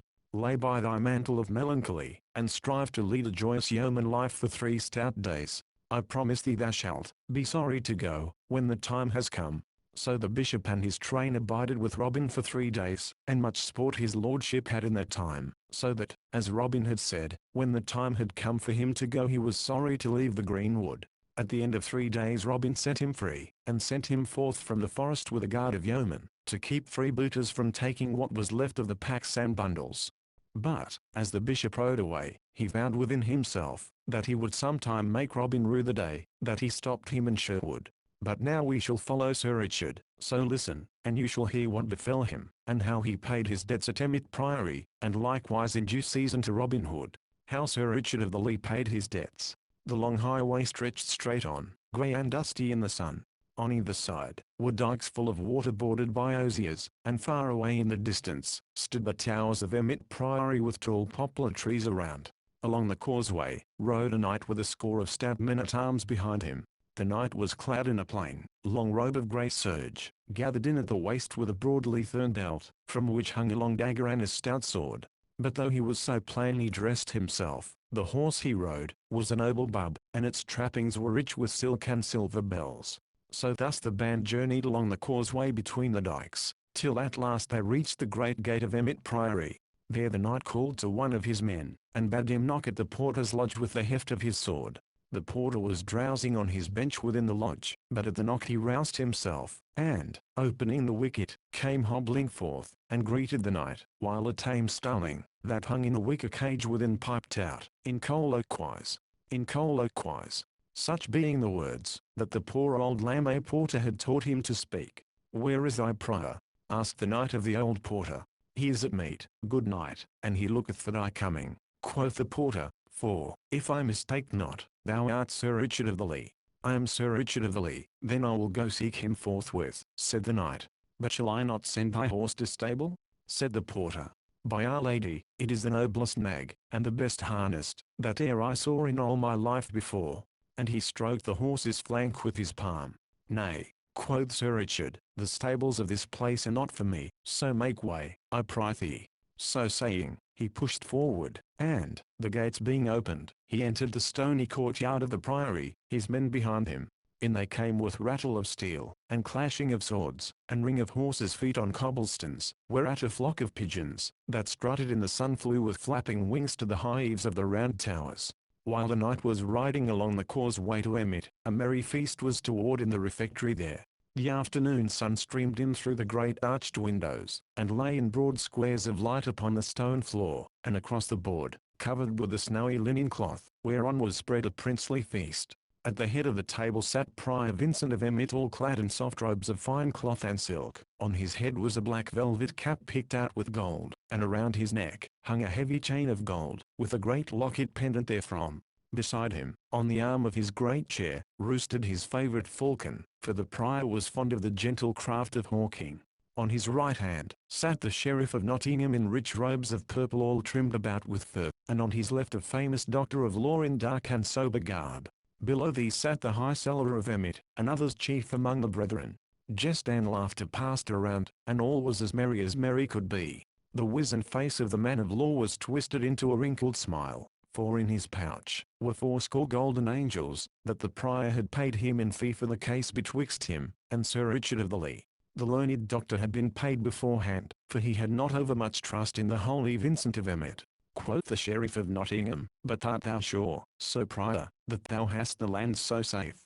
Ay, marry, said Prior Vincent, smacking his lips after a deep draught of wine, I have kept a close watch upon him, albeit he was unawares of the same, and I know right well, that he hath no money to pay me withal.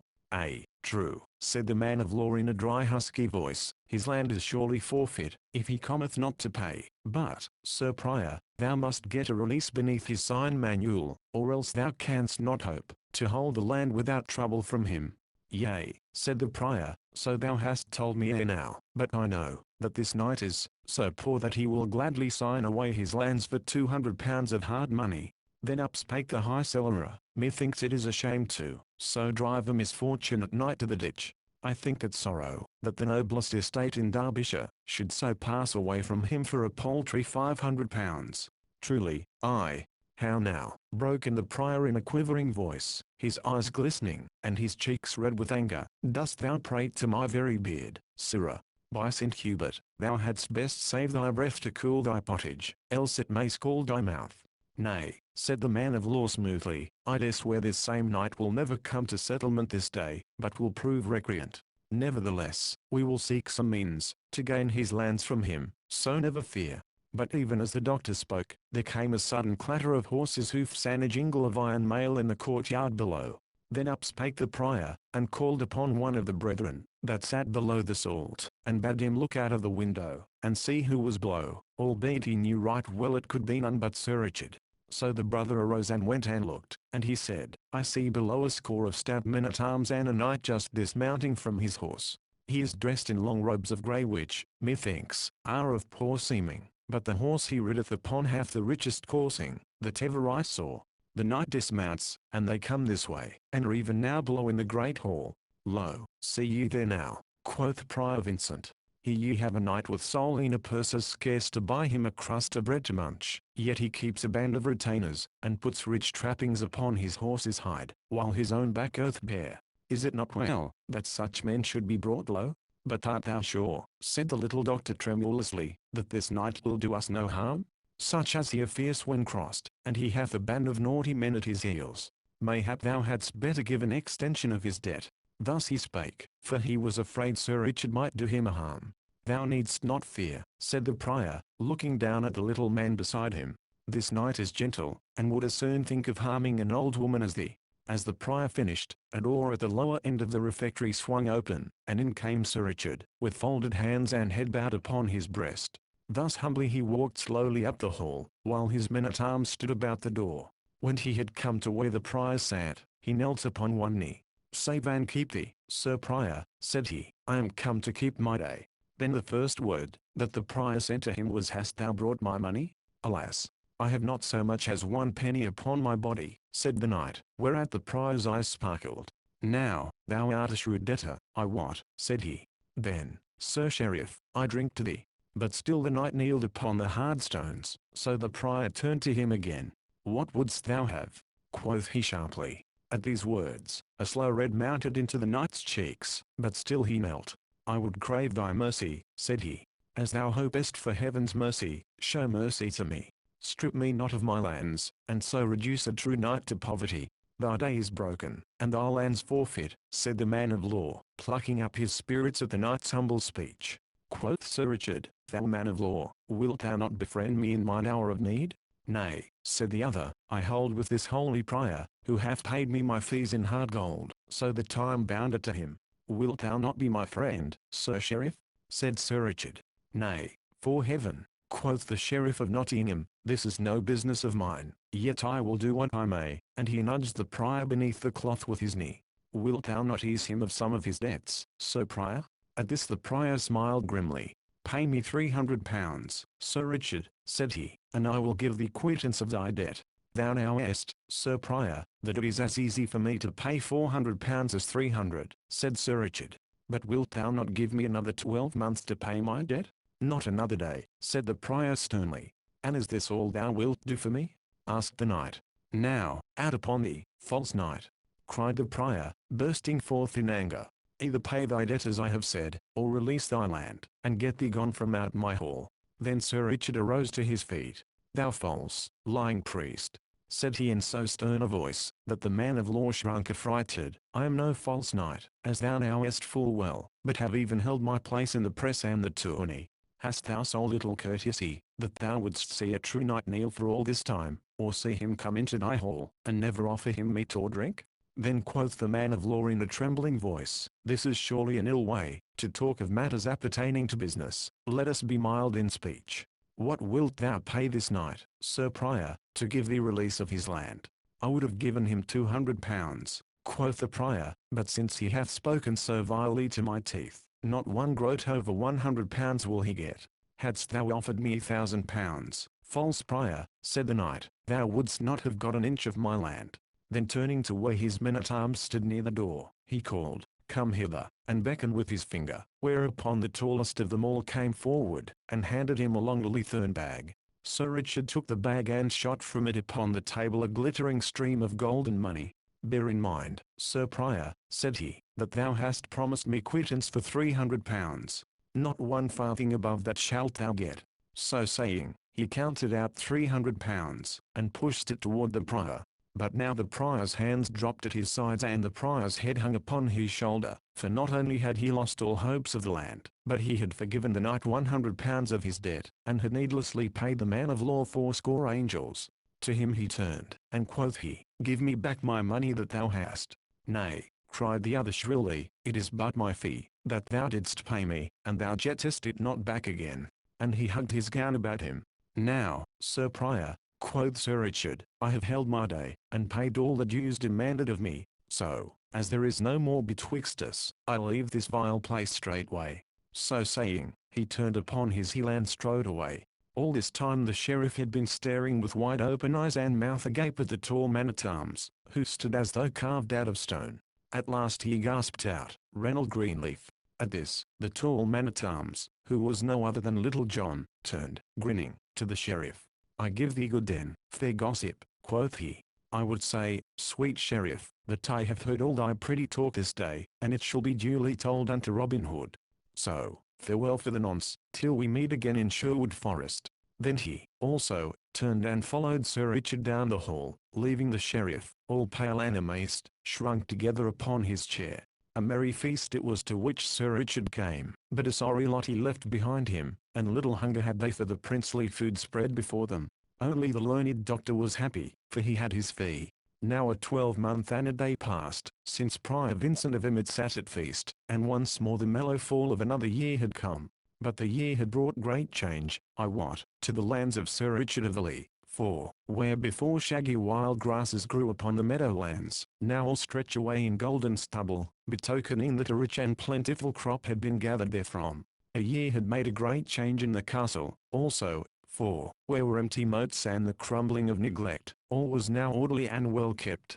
Bright shone the sun on battlement and tower, and in the blue air overhead a hawk of clattering jackdaws flew around the gilded weather vane and spire. Then, in the brightness of the morning, the drawbridge fell across the moat with a rattle and clank of chains, the gate of the castle swung slowly open, and a goodly array of steel-clad men-at-arms, with a knight all clothed in chain mail, as white as frost on brier and thorn of a winter morning, came flashing out from the castle courtyard.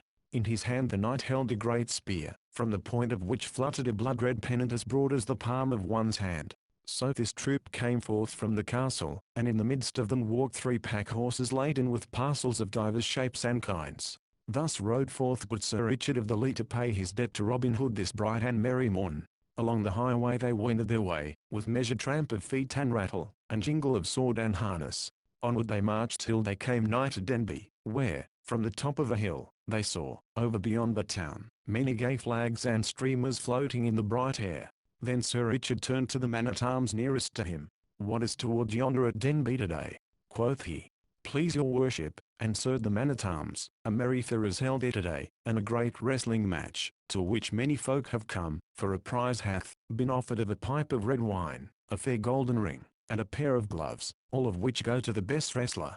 "Now, by my faith," quoth Sir Richard, who loved good manly sports right well, "this will be a goodly thing to see. Methinks we have to stay a little, while on our journey, and see this merry sport." So he turned his horse's head aside toward Denby and the fair, and thither he and his men made their way. There they found a great hubbub of merriment. Flags and streamers were floating, tumblers were tumbling on the green, bagpipes were playing, and lads and lasses were dancing to the music. But the crowd were gathered most of all around a ring, where the wrestling was going forward, and thither Sir Richard and his men turned their steps. Now when the judges of the wrestling saw Sir Richard coming, and knew who he was, the chief of them came down from the bench where he and the others sat, and went to the knight, and took him by the hand, beseeched him to come, and sit with them, and judge the sport. So Sir Richard got down from his horse, and went with the others to the bench, raised beside the ring. Now there had been great doings that morning, for a certain yeoman named Egbert, who came from Stokeover in Staffordshire, had thrown with ease all those that came against him, but a man of Denby, well known through all the countryside as William of the Scar, had been biding his time with the Stoke man. So, when Egbert had thrown everyone else, stout William leaped into the ring. Then a tough bout followed, and at last he threw Egbert heavily, whereat there was a great shouting and shaking of hands, for all the Denby men were proud of their wrestler. When Sir Richard came, he found stout William, puffed up by the shouts of his friends, walking up and down the ring, daring anyone to come and try a throw with him. "Come one, come all," quoth he. "Here stand I, William of the Scar, against any man. If there is none in Derbyshire to come against me, come all who will, from Nottingham, Stafford, or York, and if I do not make them one man all root the ground with their noses like swine in the forests, call me no more brave William the wrestler." At this all laughed, but above all the laughter a loud voice was heard to cry out, "Send that orchest so big, here cometh one from Nottinghamshire, to try a fall with thee, fellow." And straightway a tall youth with a tough quarterstaff in his hand, came pushing his way through the crowd and at last leaped lightly over the rope into the ring. He was not as heavy as stout William, but he was taller and broader in the shoulders, and all his joints were well knit. Sir Richard looked upon him keenly, then, turning to one of the judges, he said, "Knowest thou who this youth is? Methinks I have seen him before." "Nay," said the judge, "he is a stranger to me." Meantime, without a word, the young man, laying aside his quarterstaff, began to take off his jerkin and body clothing, until he presently stood with naked arms and body, and a comely sight he was when so bared to the view, for his muscles were cut round and smooth and sharp like swift running water. And now each man spat upon his hands, and, clapping them upon his knees, squatted down, watching the other keenly, so as to take the vantage of him in the grip. Then like a flash they leaped together, and a great shout went up, for William had gotten the better hold of the two. For a short time they strained and struggled and writhed, and then stout William gave his most cunning trip and throw, but the stranger met it with greater skill than his, and so the trip came to naught. Then, of a sudden, with a twist and wrench, the stranger loosed himself, and he of the Scar found himself locked in a pair of arms that fairly made his ribs crack. So, with heavy hot breathing, they stood for a while straining, their bodies all glistening with sweat, and great drops of sweat trickling down their faces. But the stranger's hug was so close that at last stout William's muscles softened under his grip, and he gave a sob. Then the youth put forth all his strength, and gave a sudden trip with his heel and a cast over his right hip, and down stout William went, with a sickening thud, and lay as though he would never move hand nor foot again. But now no shout went up for the stranger, but an angry murmur was heard among the crowd, so easily had he won the match. Then one of the judges, a kinsman to William of the Scar, rose with trembling lip and baleful look. Quoth he, "If thou hast slain that man it will go ill with thee, let me tell thee, fellow." But the stranger answered boldly, "He took his chance with me as I took mine with him. No law can touch me to harm me, even if I slew him, so that it was fairly done in the wrestling ring." "That we shall see," said the judge, scowling upon the youth, while once more an angry murmur ran around the crowd, for, as I have said, the men of Denby were proud of stout William of the Scar. Then up spoke Sir Richard gently. "Nay," said he, "the youth is right. If the other death, he death in the wrestling ring, where he took his chance, and was cast fairly enow." But in the meantime 3 men had come forward, and lifted stout William from the ground, and found that he was not dead, though badly shaken by his heavy fall. Then the chief judge rose and said, "Young man, the prize is duly thine. Here is the red gold ring, and here the gloves, and yonder stands the pipe of wine, to do with whatsoever thou dost list." At this, the youth, who had donned his clothes, and taken up his staff again, bowed without a word. Then, taking the gloves and the ring, and thrusting the one into his girdle, and slipping the other upon his thumb, he turned, and, leaping lightly over the ropes again, made his way through the crowd, and was gone. "Now, I wonder who yon youth may be," said the judge, turning to Sir Richard. "He seemeth like a stout Saxon from his red cheeks and fair hair." This William of ours is a stout man too, and never have I seen him cast in the ring before, albeit he hath not yet striven with such great wrestlers as Thomas of Cornwall, Dickon of York, and young David of Doncaster. Hath he not a firm foot in the ring, thinkest thou, Sir Richard? Ay, truly, and yet this youth threw him fairly, and with wondrous ease. I much wonder who he can be. Thus said Sir Richard in a thoughtful voice. For a time the knight stood talking to those about him, but at last he arose, and made ready to depart. So he called his men about him, and, tightening the girths of his saddle, he mounted his horse once more. Meanwhile the young stranger had made his way through the crowd, but, as he passed, he heard all around him such words muttered as "Look at the cockerel! Behold how he plumeth himself! I dare swear he cast good William unfairly. Yea, truly, saw ye not birdlime upon his hands? It would be well to cut his coxcomb." To all this the stranger paid no heed, but strode proudly about as though he heard it not. So he walked slowly across the green to where the booth stood wherein was dancing, and standing at the door he looked in on the sport. As he stood thus, a stone struck his arm of a sudden with a sharp jar, and, turning, he saw that an angry crowd of men had followed him from the wrestling ring. Then, when they saw him turn so, a great hooting and yelling arose from all, so that the folk came running out from the dancing booth, to see what was to do. At last a tall, broad-shouldered burly blacksmith strode forward from the crowd swinging a mighty blackthorn club in his hand. "Wouldst thou come here to our fair town of Denby, thou jack-in-the-box, to overcome a good honest lad with vile, juggling tricks?" growled he in a deep voice like the bellow of an angry bull. "Take that, then." And of a sudden he struck a blow at the youth, that might have felled an ox. But the other turned the blow deftly aside, and gave back another so terrible, that the Denby man went down with a groan, as though he had been smitten by lightning. When they saw their leader fall, the crowd gave another angry shout, but the stranger placed his back against the tent near which he stood, swinging his terrible staff, and so fell, had been the blow, that he struck the stout smith, that none dared to come within the measure of his cudgel, so the press crowded back, like a pack of dogs from a bear at bay. But now some coward hand from behind threw a sharp jagged stone that smote the stranger on the crown, so that he staggered back, and the red blood gushed from the cut, and ran down his face, and over his jerkin. Then, seeing him dazed with this vile blow, the crowd rushed upon him, so that they overbore him, and he fell beneath their feet. Now it might have gone ill with the youth, even to the losing of his young life, had not Sir Richard come to this fair. For of a sudden, shouts were heard, and steel flashed in the air, and blows were given with the flat of swords, while through the midst of the crowd Sir Richard of the Lee came spurring on his white horse. Then the crowd, seeing the steel-clad knight and the armed men, melted away like snow on the warm hearth, leaving the young man all bloody and dusty upon the ground. Finding himself free, the youth rose, and, wiping the blood from his face, looked up. Quoth he, "Sir Richard of the Lee, mayhap thou hast saved my life this day. Who art thou that knowest Sir Richard of the Lee so well?" Quoth the knight, "Methinks I have seen thy face before, young man." "Yea, thou hast," said the youth, "for men call me David of Doncaster." "Ha!" said Sir Richard, "I wonder that I knew thee not, David, but thy beard hath grown longer, and thou thyself art more set in manhood, since this day 12 month. Come hither into the tent, David, and wash the blood from thy face. And thou, Ralph, bring him straightway a clean jerkin. Now I'm sorry for thee, yet I'm right glad that I have had a chance to pay a part of my debt of kindness to thy good master Robin Hood, for it might have gone ill with thee had I not come, young man."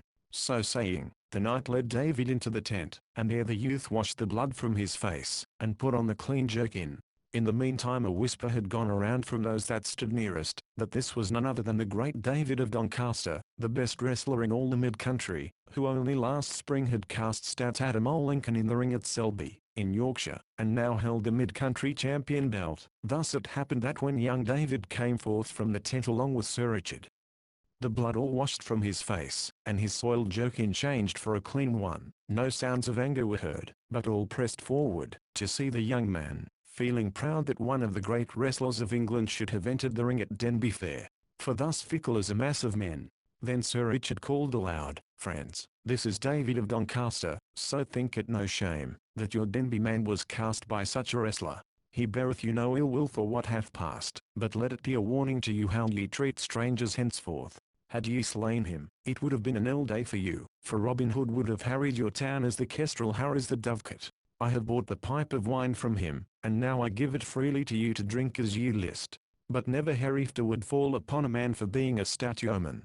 At this all shouted Amen, but in truth they thought more of the wine than of the knight's words. Then Sir Richard, with David beside him, and his men-at-arms around, turned about and left the fair.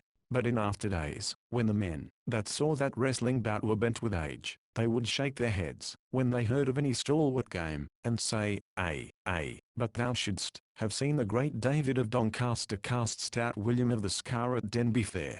Robin Hood stood in the merry greenwood with Little John and most of his stout yeomen around him, awaiting Sir Richard's coming. At last a glint of steel was seen through the brown forest leaves, and forth from the covert into the open rode Sir Richard at the head of his men. He came straight forward to Robin Hood, and leaping from off his horse, clasped the yeoman in his arms. "Why, how now," said Robin, after a time, holding Sir Richard off, and looking at him from top to toe, "methinks thou art a gayer bird than when I saw thee last." "Yes, thanks to thee, Robin," said the knight, laying his hand upon the yeoman's shoulder. "But for thee I would have been wandering in misery in a far country by this time. But I have kept my word, Robin, and have brought back the money that thou didst lend me, and which I have doubled 4 times over again, and so become rich once more. Along with this money I have brought a little gift to thee, and thy brave men from my dear lady and myself." Then, turning to his men, he called aloud, "Bring forth the pack horses." But Robin stopped him. "Nay, Sir Richard," said he, "think it not bold of me to cross thy bidding, but we of Sherwood do no business till after we have eaten and drunk." Whereupon, taking Sir Richard by the hand, he led him to the seat beneath the greenwood tree, while others of the chief men of the band came, and seated themselves around. Then quoth Robin, "How cometh it, that I saw young David of Doncaster with the and I men, Sir Knight?" Then straightway the knight told all about his stay at Denby, and of the happening at the fair, and how it was like to go hard with young David. So he told his tale, and quoth he, "It was this, good Robin, that kept me so late on the way, otherwise I would have been here an hour ago." Then, when he had done speaking, Robin stretched out his hand, and grasped the knight's palm. Quoth he in a trembling voice, "I owe thee a debt I can never hope to repay, Sir Richard, for let me tell thee, I would rather lose my right hand, than have such ill befall young David of Doncaster as seemed like to come upon him at Denby." So they talked, until after a while one came forward to say, that the feast was spread, whereupon all arose and went thereto. When at last it was done, the knight called upon his men, to bring the pack horses forward, which they did according to his bidding. Then one of the men brought the knight a strong box, which he opened, and took from it a bag, and counted out £500, the sum he had gotten from Robin. "Sir Richard," quoth Robin, "thou wilt pleasure us all, if thou wilt keep that money as a gift from us of Sherwood. Is it not so, my lads?" Then all shouted "Ay" with a mighty voice. "I thank you all deeply," said the knight earnestly, "but think it not ill of me, if I cannot take it. Gladly have I borrowed it from you, but it may not be, that I can take it as a gift." Then Robin Hood said no more, but gave the money to Little John, to put away in the treasury, for he had shrewdness enough to know that naught breeds ill will, and heart bitterness like gifts forced upon one that cannot choose but take them. Then Sir Richard had the packs laid upon the ground and opened, whereupon a great shout went up that made the forest ring again, for lo, there were 10 score bows of finest Spanish yew, all burnished till they shone again, and each bow inlaid with fanciful figures in silver, yet not inlaid so as to mar their strength. Beside these were 10 score quivers of leather embroidered with golden thread, and in each quiver were a score of shafts with burnished heads that shone like silver. Each shaft was feathered with peacock's plumes, enocked with silver. Sir Richard gave to each yeoman a bow and a quiver of arrows, but to Robin he gave a stout bow inlaid with the cunningest workmanship in gold, while each arrow in his quiver was enocked with gold. Then all shouted again for joy of the fair gift, and all swore among themselves, that they would die if need be for Sir Richard and his lady. At last the time came when Sir Richard must go, whereupon Robin Hood called his band around him, and each man of the yeomen took a torch in his hand, to light the way through the woodlands. So they came to the edge of Sherwood, and there the knight kissed Robin upon the cheeks, and left him and was gone. Thus Robin Hood helped a noble knight out of his dire misfortunes, that else would have smothered the happiness from his life. Little John turns barefoot friar. Cold winter had passed, and spring had come. No leafy thickness had yet clad the woodlands, but the budding leaves hung like a tender mist about the trees. In the open country the meadowlands lay a sheeny green, the cornfields a dark velvety color, for they were thick and soft with the growing blades. The ploughboy shouted in the sun, and in the purple new-turned furrows flocks of birds hunted for fat worms. All the broad moist earth smiled in the warm light, and each little green hill clapped its hand for joy. On a deer's hide, stretched on the ground in the open in front of the greenwood tree, sat Robin Hood basking in the sun like an old dog fox. Leaning back with his hands clasped about his knees, he lazily watched Little John rolling a stout bowstring from long strands of hempen thread, wetting the palms of his hands ever and anon, and rolling the cord upon his thigh. Nearby sat Allan a Dale fitting a new string to his harp. Quoth Robin at last, "Methinks I would rather roam this forest in the gentle springtime, than be king of all merry England. What palace in the broad world is as fair as this sweet woodland just now, and what king in all the world hath such appetite for plovers' eggs and lampreys as I for juicy venison and sparkling ale? Gapus Wanfold speaks truly when he saith, better a crust with content than honey with a sour heart." "Yea," quoth Little John, as he rubbed his new-made bowstring with yellow beeswax, "the life we lead is the life for me. Thou speakest of the springtime, but methinks even the winter hath its own joys. Thou and I, good master, have had more than one merry day, this winter past, at the Blue Boar. Dost thou not remember that night thou, and Will Stutely, and Friar Tuck and I passed at that same hostelry with the two beggars and the strolling friar?" "Yea," quoth merry Robin, laughing, "that was the night that Will Stutely must needs snatch a kiss from the stout hostess, and got a cannikin of ale emptied over his head for his pains." "Truly, it was the same," said Little John, laughing also. "Methinks that was a goodly song, that the strolling friar sang. Friar Tuck, thou hast a quick ear for a tune, dost thou not remember it?" "I did have the catch of it one time," said Tuck. "Let me see," and he touched his forefinger to his forehead in thought, humming to himself, and stopping ever and anon, to fit what he had got to what he searched for in his mind. At last he found it all, and clearing his throat, sang merrily, "In the blossoming hedge the robin cock sings, for the sun it is merry and bright, and he joyfully hops, and he flutters his wings, for his heart is all full of delight. For the May bloometh fair, and there's little of care, and plenty to eat in the Maytime rare. When the flowers all die, then off he will fly, to keep himself warm, in some jolly old barn, where the snow and the wind neither chill him nor harm. And such is the life of the strolling friar, with plenty to eat and to drink, for the good wife will keep him a seat by the fire, and the pretty girls smile at his wink. Then he lustily trolls, as he onward strolls, a rollicking song for the saving of souls. When the wind doth blow, with the coming of snow, there's a place by the fire, for the fatherly friar, and a crab in the bowl for his heart's desire." Thus Friar Tuck sang in a rich and mellow voice, rolling his head from side to side in time with the music, and when he had done, all clapped their hands, and shouted with laughter, for the song fitted him well. "In very sooth," quoth Little John, "it is a goodly song, and, were I not a yeoman of Sherwood Forest, I had rather be a strolling friar than aught else in the world." "Yea, it is a goodly song," said Robin Hood, "but methought those two burly beggars told the merrier tales, and led the merrier life. Dost thou not remember what that great black-bearded fellow told of his begging at the fair in York?" "Yea," said Little John, "but what told the friar of the harvest home in Kentshire? I hold that he led a merrier life than the other two." "Truly, for the honour of the cloth," quoth Friar Tuck, "I hold with my good gossip, Little John." "Now," quoth Robin, "I hold to mine own mind. But what sayst thou, Little John, to a merry adventure this fair day? Take thou a friar's gown from my chest of strange garments, and on the same, and I will stop the first beggar I meet and change clothes with him. Then let us wander the country about, this sweet day, and see what befalls each of us." "That fitteth my mind," quoth Little John, "so let us forth," say I. Thereupon Little John and Friar Tuck went to the storehouse of the band, and there chose for the yeoman the robe of a grey friar. Then they came forth again, and a mighty roar of laughter went up, for not only had the band never seen Little John in such guise before, but the robe was too short for him by a good palm's breadth.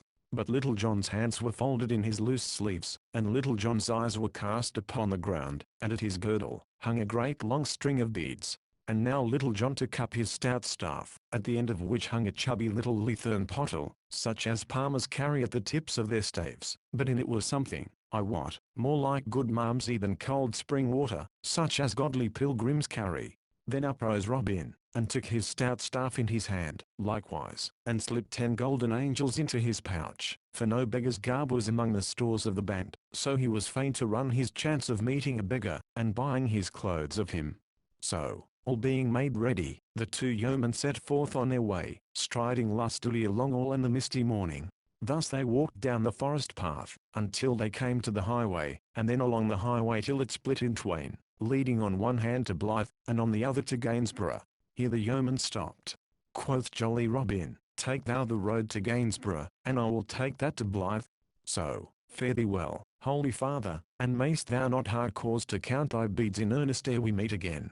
Good den, good beggar that is to be, quoth Little John, and mayst thou have no cause to beg for mercy ere I see thee next. So each stepped sturdily upon his way until a green hill rose between them, and the one was hid from the sight of the other.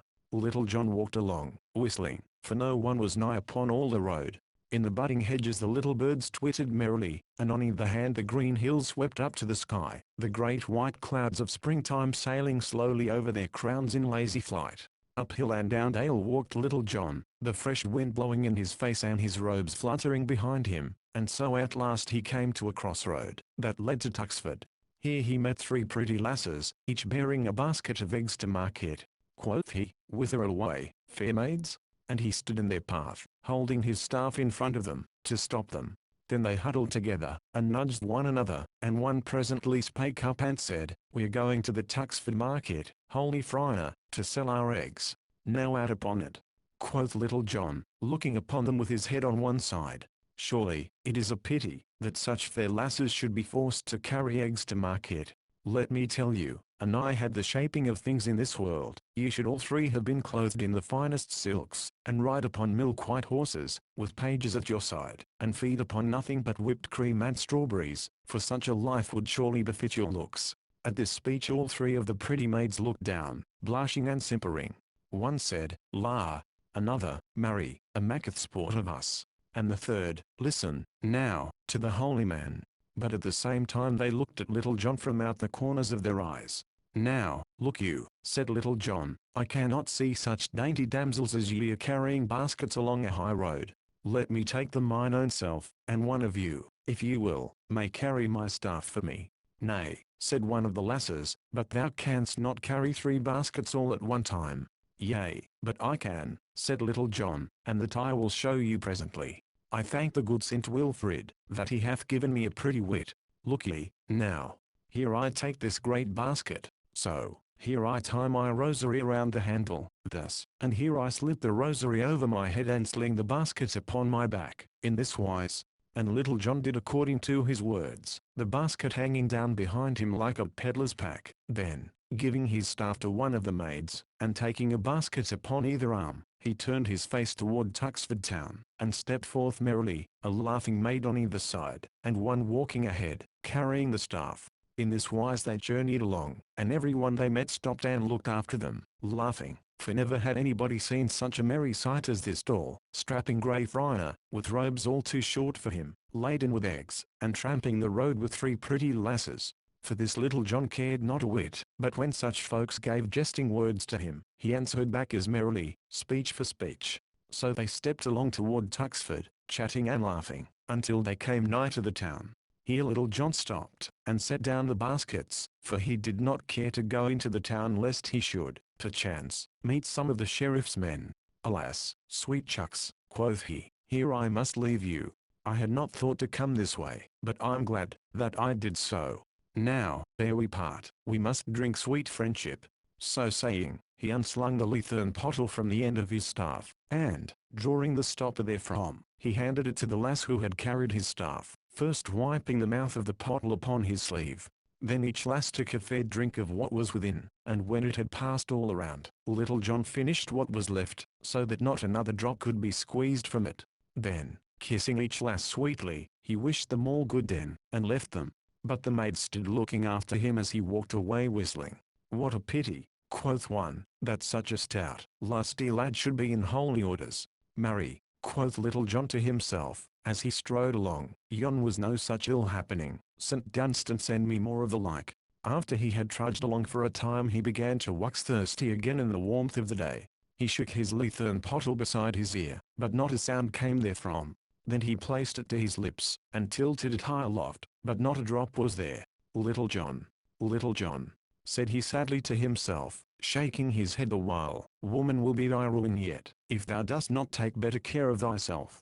But at last he reached the crest of a certain hill, and saw below a sweet little thatched inn lying snugly in the dale beneath him, toward which the road dipped sharply. At the sight of this, a voice within him cried aloud, I give thee joy, good friend, for yonder is thy heart's delight, to wit, a sweet rest and a cup of brown beer.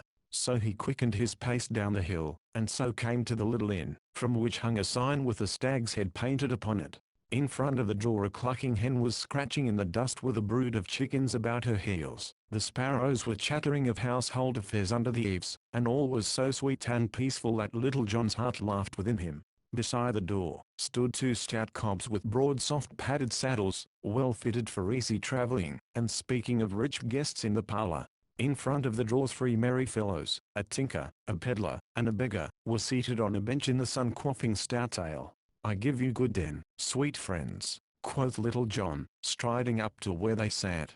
Give thee good den, holy father, quoth the merry beggar with a grin. But look thee, thy gown is too short. Thou hadst best cut a piece off the top and tack it to the bottom, so that it may be long enough. But come, sit beside us here, and take a taste of ale, if thy vows forbid thee not. Nay, quoth Little John, also grinning, the blessed St. Dunstan hath given me a free dispensation for all indulgence in that line. And he thrust his hand into his pouch for money to pay his score.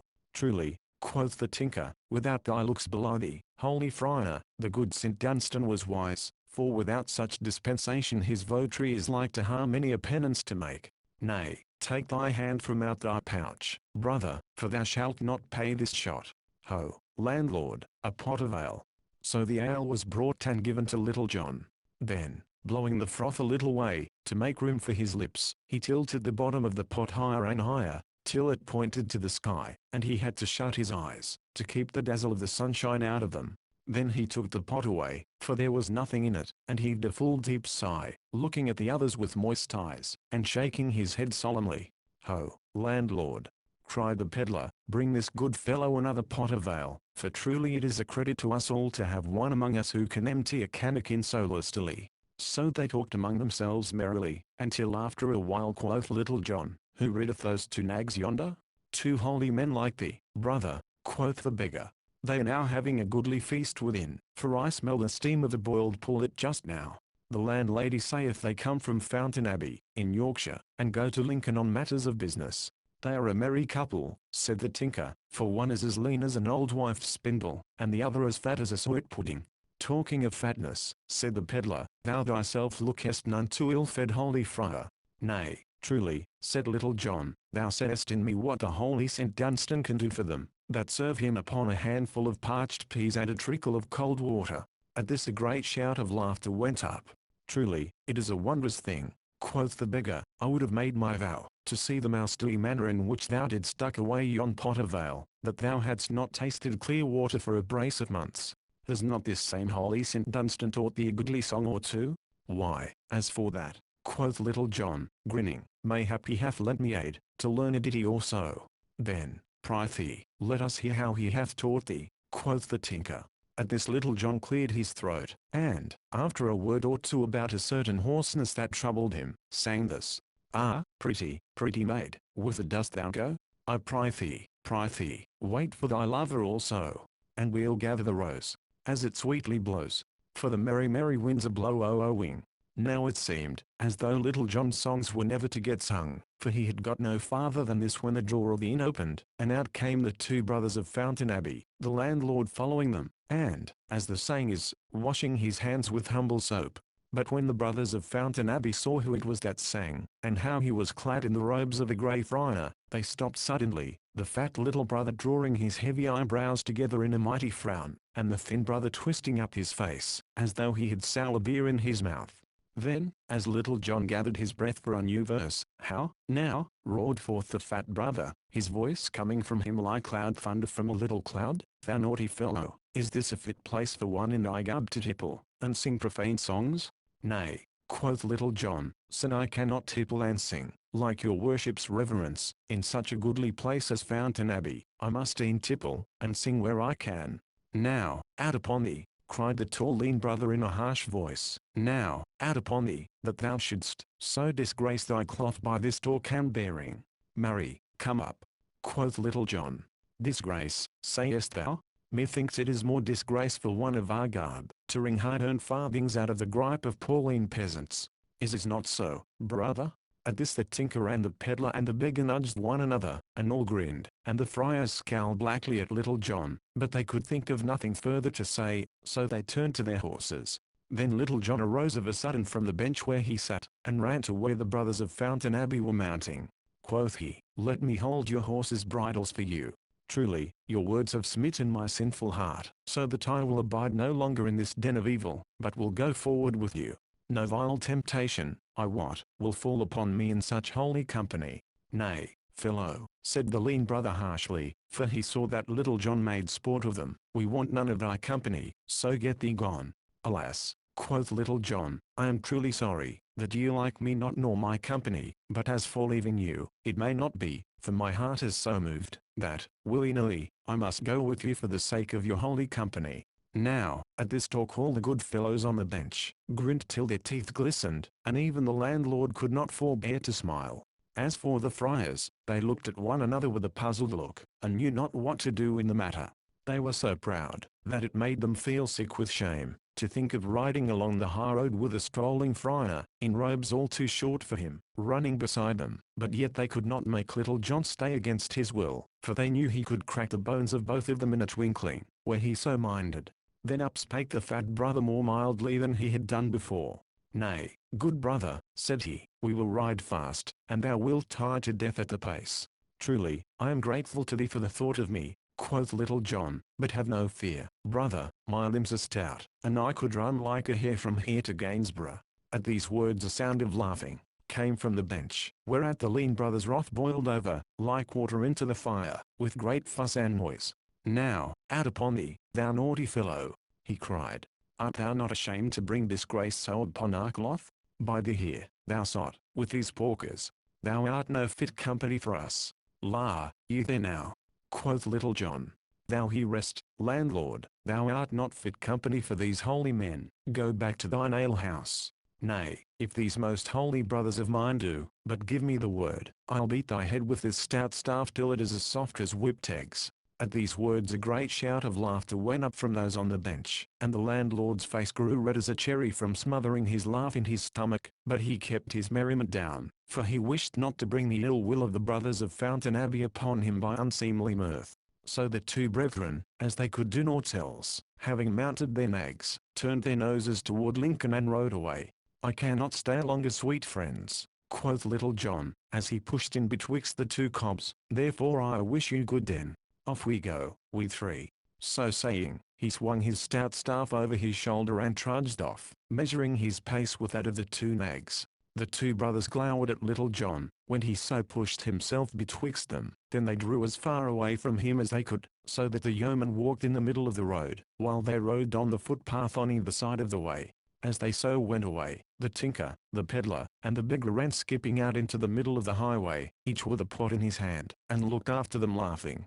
While they were in sight of those at the inn, the brothers walked their horses soberly, not caring to make ill matters worse, by seeming to run away from Little John, for they could not but think how it would sound in folks' ears, when they heard how the brethren of Fountain Abbey scampered away from a strolling friar, like the ugly one, when the blessed St. Dunstan loosed his nose from the red-hot tongs, where he had held it fast. But when they had crossed the crest of the hill and the inn was lost to sight, quoth the fat brother to the thin brother, Brother Ambrose, had we not better mend our pace? Why truly, gossip, spoke up Little John, methinks it would be well to boil our pot a little faster, for the day is passing on, so it will not jolt thy fat too much. Onward, say I. At this the two friars said nothing, but they glared again on Little John with baleful looks. Then, without another word, they clucked to their horses, and both broke into a canter. So they galloped for a mile and more, and Little John ran betwixt them as lightly as a stag, and never turned a hair with the running. At last the fat brother drew his horse's rein with a groan, for he could stand the shaking no longer. "Alas," said Little John, with not so much as a catch in his breath, "I did sadly fear that the roughness of this pace would shake thy poor old fat paunch." To this the fat friar said never a word, but he stared straight before him, and he gnawed his nether lip. And now they travelled forward more quietly, Little John in the middle of the road whistling merrily to himself, and the two friars in the footpath on either side saying never a word. Then presently they met three merry minstrels, all clad in red, who stared amain to see a grey friar with such short robes walking in the middle of the road, and two brothers with heads bound with shame, riding upon richly caparisoned cobs on the footpaths. When they had come near to the minstrels, Little John waved his staff like an usher clearing the way. "Make way," he cried in a loud voice. Make way, for here we go, we three." Then how the minstrels stared, and how they laughed. But the fat friar shook as with an ague, and the lean friar bowed his head over his horse's neck. Then next they met two noble knights in rich array, with hawk on wrist, and likewise two fair ladies clad in silks and velvets, all lay riding on noble steeds. These all made room, staring, as Little John and the two friars came along the road. To them Little John bowed humbly. "Give you greetings, lords and ladies," said he. "But here we go, we three." Then all laughed, and one of the fair ladies cried out, "What three meanest thou, merry friend?" Little John looked over his shoulder, for they had now passed each other, and he called back, "Big Jack, Lean Jack and Fat Jack Pudding." At this the fat friar gave a groan, and seemed as if he were like to fall from his saddle for shame. The other brother said nothing, but he looked before him with a grim and stony look. Just ahead of them the road took a sudden turn around the high hedge, and some 'twascore paces beyond the bend another road crossed the one they were riding upon. When they had come to the crossroad, and were well away from those they had left, the lean friar drew rein suddenly. "Look ye, fellow," quoth he in a voice quivering with rage, "we have had enough of thy vile company, and care no longer to be made sport of. Go thy way, and let us go ours in peace." "La there, now," quoth Little John. "Methought we were such a merry company, and here thou dost blaze up like fat in the pan. But truly, I hard had enow of you today, though I can ill spare your company. I know you will miss me, but gin you want me again, whisper to Goodman Wind, and he will bring news thereof to me. But ye see I am a poor man and ye are rich. I pray you give me a penny or two to buy me bread and cheese at the next inn." "We have no money, fellow," said the lean friar harshly. "Come, brother Thomas, let us forward." But Little John caught the horses by the bridle reins, one in either hand. "Ha ye in truth no money about you whatsoever?" said he.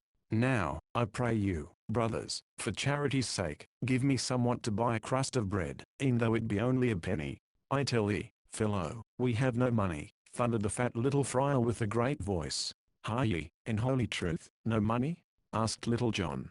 "Not a farthing," said the lean friar sourly. "Not a groat," said the fat friar loudly. "Nay," quoth Little John, "this must not be. Far be it from me to see such holy men as ye depart from me with no money. Get both of you down straightway from off your horses, and we will kneel here in the middle of the crossroads and pray the blessed St. Dunstan to send us some money, to carry us on our journey." "What sayest thou, thou limb of evil?" cried the lean friar, fairly gnashing his teeth with rage. "Dost thou bid me, the high seller of Fountain Abbey, to get down from my horse, and kneel in the dirty road, to pray to some beggarly Saxon saint?" "Now," quoth Little John, "I ha a great part of a mind to crack thy head for thee for speaking thus of the good St. Dunstan. But get down straightway, for my patience will not last much longer, and I may forget that ye are both in holy orders." So saying, he twirled his stout staff till it whistled again. At this speech both friars grew as pale as dough. Down slipped the fat brother from off his horse on one side, and down slipped the lean brother on the other. "Now, brothers, down on your knees and pray," said Little John. Thereupon, putting his heavy hands upon the shoulder of each, he forced them to their knees, he kneeling also. Then Little John began to beseech St. Dunstan for money, which he did in a great loud voice. After he had so besought the saint for a time, he bade the friars feel in their pouches, and see if the saint had sent them anything. So each put his hand slowly in the pouch that hung beside him, but brought nothing thence. "Ha!" quoth Little John, "have your prayers so little virtue? Then let us at it again." Then straightway he began calling on St. Dunstan again, somewhat in this wise: "O gracious St. Dunstan, Send some money straightway to these poor folk, lest the fat one waste away, and grow as lean as the lean one, and the lean one waste away to nothing at all ere they get to Lincoln Town. But send them only 10 shillings apiece, lest they grow puffed up with pride. Any more than that thou sendest, send to me. Now, quoth he, rising, let us see what each man hath. Then he thrust his hand into his pouch, and drew thence 4 golden angels. What have ye, brothers? said he. Then once again each friar slowly thrust his hand into his pouch, and once again brought it out with nothing in it. Have ye nothing? Quoth Little John. Nay, I warrant there is somewhat that hath crept into the seams of your pouches, and so ye ha missed it. Let me look. So he went first to the lean friar, and, thrusting his hand into the pouch, he drew forth a leathern bag, and counted therefrom 110 pounds of golden money. I thought, quoth Little John, that thou hadst missed, in some odd corner of thy pouch, the money that the blessed saint had sent thee. And now let me see, whether thou hast not some, also, brother. Thereupon he thrust his hand into the pouch of the fat friar, and drew thence a bag like the other, and counted out from it 60 pounds. Look ye now, quoth he, I knew the good saint had sent thee some pittance that thou, also, hadst missed. Then, giving them 1 pound between them, he slipped the rest of the money into his own pouch, saying, Ye pledged me your holy word, that ye had no money. Being holy men, I trust that ye would not belie your word so pledged. Therefore I know the good St. Dunstan hath sent this in answer to my prayers. But as I only prayed for 10 shillings, to be sent to each of you, all over and above that belongeth by rights to me, and so I take it. I give you good den, brothers, and may ye have a pleasant journey henceforth. So saying, he turned and left them, striding away. The friars looked at one another with a woeful look, and slowly and sadly they mounted their horses again, and rode away with never a word. But Little John turned his footsteps back again to Sherwood Forest, and merrily he whistled as he strode along. And now we will see what befell Robin Hood in his venture as beggar. Robin Hood turns beggar. After jolly Robin had left Little John at the forking of the roads, he walked merrily onward in the mellow sunshine that shone about him. Ever and anon he would skip, and leap or sing a snatch of song, for pure joyousness of the day, for, because of the sweetness of the springtide, his heart was as lusty within him as that of a colt newly turned out to grass. Sometimes he would walk a long distance, gazing aloft at the great white swelling clouds that moved slowly across the deep blue sky. Anon he would stop, and drink in the fullness of life of all things, for the hedgerows were budding tenderly, and the grass of the meadows was waxing long and green. Again he would stand still, and listen to the pretty song of the little birds in the thickets, or hearken to the clear crow of the cock daring the sky to rain, whereat he would laugh, for it took but little to tickle Robin's heart into merriment. So he trudged manfully along, ever willing to stop for this reason or for that, and ever ready to chat with such merry lasses as he met now and then. So the morning slipped along, but yet he met no beggar with whom he could change clothes. Quoth he, If I do not change my luck and haste, I am like to have an empty day of it, for it is well nigh half gone already, and, although I have had a merry walk through the countryside, I know naught of a beggar's life. Then, after a while, he began to grow hungry, whereupon his mind turned from thoughts of springtime and flowers and birds, and dwelled upon boiled capons, malmsey, white bread, and the like, with great tenderness. Quoth he to himself, I would I had Willie Wynkyn's wishing coat. I know right well what I should wish for, and this it should be. Here he marked upon the fingers of his left hand with the forefinger of his right hand those things which he wished for. Firstly, I would have a sweet brown pie of tender larks, mark ye, not dry cooked, but with a good sop of gravy to moisten it withal. Next, I would have a pretty pullet, fairly boiled, with tender pigeon's eggs, cunningly sliced, garnishing the platter around. With these I would have a long slim loaf of wheaten bread that hath been baked upon the hearth. It should be warm from the fire, with glossy brown crust, the colour of the hair of mine own maid Marian, and this same crust should be as crisp and brittle as the thin white ice that lies across the furrows in the early winter's morning. These will do for the more solid things, but with these I must have 3 botties, fat and round, one full of malmsey, one of canary, and one brimming full of mine own dear lusty sack. Thus spoke Robin to himself, his mouth growing moist at the corners with the thoughts of the good things he had raised in his own mind. So, talking to himself, he came to where the dusty road turned sharply around the hedge, all tender with the green of the coming leaf, and there he saw before him a stout fellow sitting upon a stile, swinging his legs in idleness. All about this lusty rogue, dangled divers' pouches and bags of different sizes and kinds, a dozen or more, with great, wide, gaping mouths, like a brood of hungry daws. His coat was gathered in at his waist, and was patched with as many colors as there are stripes upon a maypole in the springtide. On his head he wore a great tall leathern cap, and across his knees rested a stout quarterstaff of blackthorn, full as long and heavy as Robin's. As jolly a beggar was he as ever trod the lanes and byways of Nottinghamshire, for his eyes were as grey as slate, and snapped and twinkled and danced with merriment, and his black hair curled close all over his head in little rings of kinkiness. "Halloa, good fellow," quoth Robin, when he had come nigh to the other, "what art thou doing here this merry day, when the flowers are peeping, and the buds are swelling?" Then the other winked one eye and straightway trolled forth in a merry voice, "I sit upon a stile, and I sing a little while, as I wait for my own true dear. Oh, for the sun is shining bright, and the leaves are dancing light, and the little fowl sings she is near. Oh, and so it is with me, bully boy, saving that my dark sea cometh not. Now that is a right sweet song," quoth Robin, "and, were I in the right mind to listen to thee, I could bear well to hear more, but I have two things of seriousness to ask of thee, so listen, I prythee." At this the jolly beggar cocked his head on one side, like a rogue of a magpie. Quoth he, "I am an ill jug, to pour heavy things into, good friend, and, if I mistake not, thou hast few serious words to spare at any time." "Nay," quoth jolly Robin, "what I would say first is the most serious of all thoughts to me, to wit, where shall I get somewhat to eat and drink?" "Say'st thou so?" quoth the beggar. "Marry, I make no such serious thoughts upon the matter. I eat when I can get it, and munch my crust when I can get no crumb. Likewise, when there is no ale to be had, I wash the dust from out my throat with a trickle of cold water. I was sitting here, as thou camest upon me, bethinking myself whether I should break my fast or no.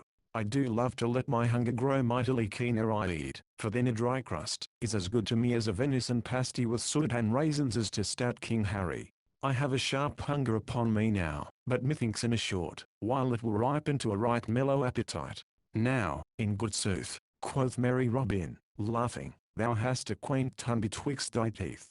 But hast thou truly naught but a dry crust about thee? Methinks thy bags and pouches are fat and lusty for such thin fare." "Why, mayhap there is some other cold fare therein," said the beggar slyly. "And hast thou naught to drink but cold water?" said Robin. "Never so much as a drop," quoth the beggar.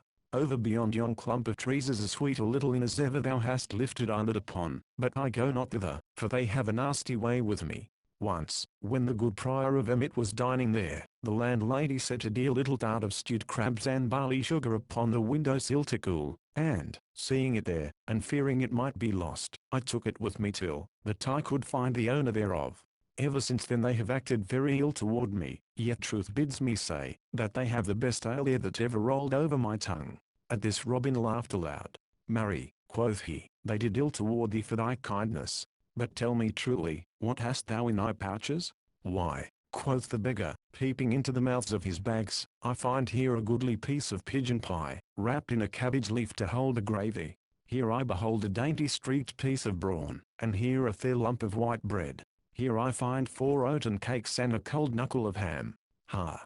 In sooth, 'tis strange, but here I behold 6 eggs that must have come by accident from some poultry yard hereabouts. They are all but roasted upon the coals and spread with a piece of butter that I see." "Peace, good friend," cried Robin, holding up his hand. "Thou makest my poor stomach quake with joy for what thou tellest me so sweetly. If thou wilt give me to eat, I will straightway hie me to that little inn thou didst tell of but now, and will bring a skin of ale for thy drinking and mine." "Friend, thou hast said enough," said the beggar, getting down from the stile. "I will feast thee with the best that I have, and bless St. Cedric for thy company. But, sweet chuck, I prythee bring 3 quarts of ale at least, 1 for thy drinking, and 2 for mine, for my thirst is such that methinks I can drink ale as the sands of the river do drink salt water." So Robin straightway left the beggar, who, upon his part, went to a budding lime bush back of the hedge, and there spread his feast upon the grass, and roasted his eggs upon a little faggot fire, with the deftness gained by long labour in that line. After a while back came Robin bearing a goodly skin of ale upon his shoulder, which he laid upon the grass. Then, looking upon the feast spread upon the ground and a fair sight it was to look upon, he slowly rubbed his hand over his stomach, for to his hungry eyes it seemed the fairest sight that he had beheld in all his life. "Friend," said the beggar, "let me feel the weight of that skin." "Yea, truly," quoth Robin, "help thyself, sweet chuck, and meantime let me see whether thy pigeon pie is fresh or no." So the one seized upon the ale and the other upon the pigeon pie, and nothing was heard for a while but the munching of food and the gurgle of ale as it left the skin. At last, after a long time had passed thus, Robin pushed the food from him, and heaved a great sigh of deep content, for he felt as though he had been made all over anew.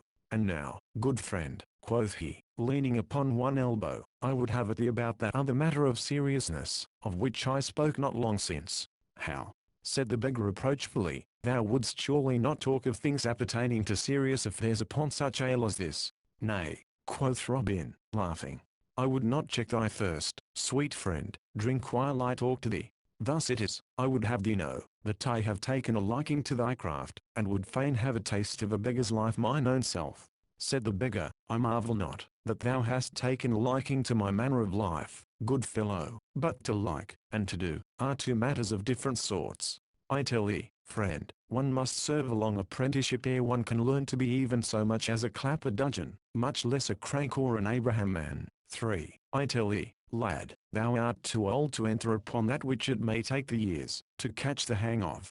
3. Classes of travelling mendicants, that infested England as late as the middle of the 17th century, Vididackers, English villainies, etc.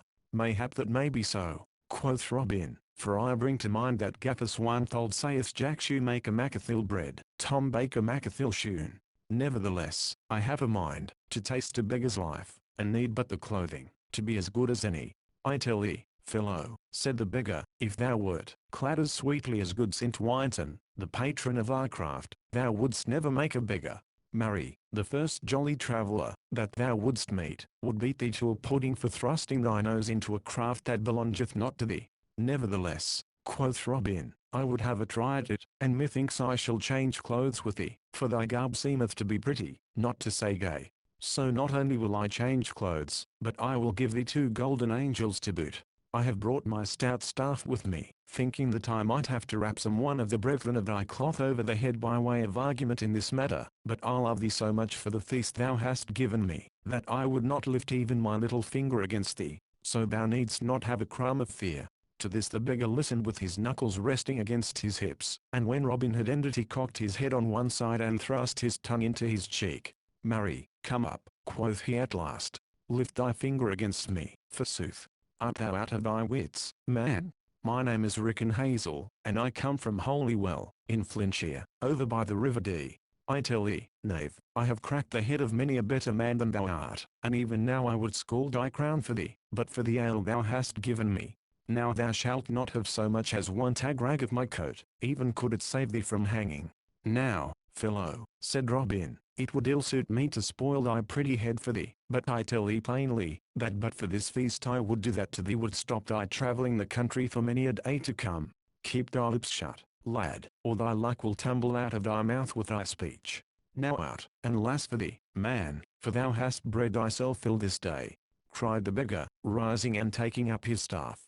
"Take up thy club and defend thyself, fellow, for I will not only beat thee, but I will take from thee thy money and leave thee not so much as a clipped groat to buy thyself a lump of goose grease, to rub thy cracked crown withal. So defend thyself, I say." Then up leaped merry Robin, and snatched up his staff also. "Take my money, if thou canst," quoth he. "I promise freely to give thee every farthing, if thou dost touch me." And he twirled his staff in his fingers, till it whistled again. Then the beggar swung his staff also, and struck a mighty blow at Robin, which the yeoman turned. 3 blows the beggar struck, yet never one touched so much as the hair of Robin's head. Then stout Robin saw his chance, and, ere you could count 3, Rickon's staff was over the hedge, and Rickon himself lay upon the green grass with no more motion than you could find in an empty pudding bag. "How now?" quoth merry Robin, laughing. "Wilt thou have my hide or my money, sweet chuck?" But to this the other answered never a word. Then Robin, seeing his plight, and that he was stunned with the blow, ran, still laughing, and brought the skin of ale, and poured some of it on the beggar's head and some down his throat, so that presently he opened his eyes, and looked around, as though wondering why he lay upon his back. Then Robin, seeing that he had somewhat gathered the wits that had just been rapped out of his head, said, "Now, good fellow, wilt thou change clothes with me, or shall I have to tap thee again? Here are 2 golden angels, if thou wilt give me freely all thy rags and bags and thy cap and things. If thou givest them not freely, I much fear me, I shall have to." And he looked up and down his staff. Then Rickon sat up, and rubbed the bump on his crown. "Now, out upon it," quoth he. "I did think to drub thee sweetly, fellow. I know not how it is, but I seem, as it were, to have bought more beer than I can drink. If I must give up my clothes, I must. But first promise me, by thy word as a true yeoman, that thou wilt take naught from me but my clothes." "I promise on the word of a true yeoman," quoth Robin, thinking that the fellow had a few pennies that he would save. Thereupon the beggar drew a little knife that hung at his side, and, ripping up the lining of his coat, drew thence 10 bright golden pounds, which he laid upon the ground beside him with a cunning wink at Robin. "Now thou mayst have my clothes and welcome," said he, "and thou mightest have had them in exchange for thine without the cost of a single farthing, far less 2 golden angels." "Marry," quoth Robin, laughing, "thou art a sly fellow, and I tell thee truly, had I known thou hadst so much money by thee maybe thou mightst not have carried it away, for I warrant thou didst not come honestly by it." Then each stripped off his clothes, and put on those of the other, and as lusty a beggar was Robin Hood as e'er you could find of a summer's day. But stout Rickon of Holywell skipped and leaped and danced for joy of the fair suit of Lincoln green that he had so gotten. Quoth he, "I am a gay feathered bird now. Truly, my dear mole Peascod would never know me in this dress.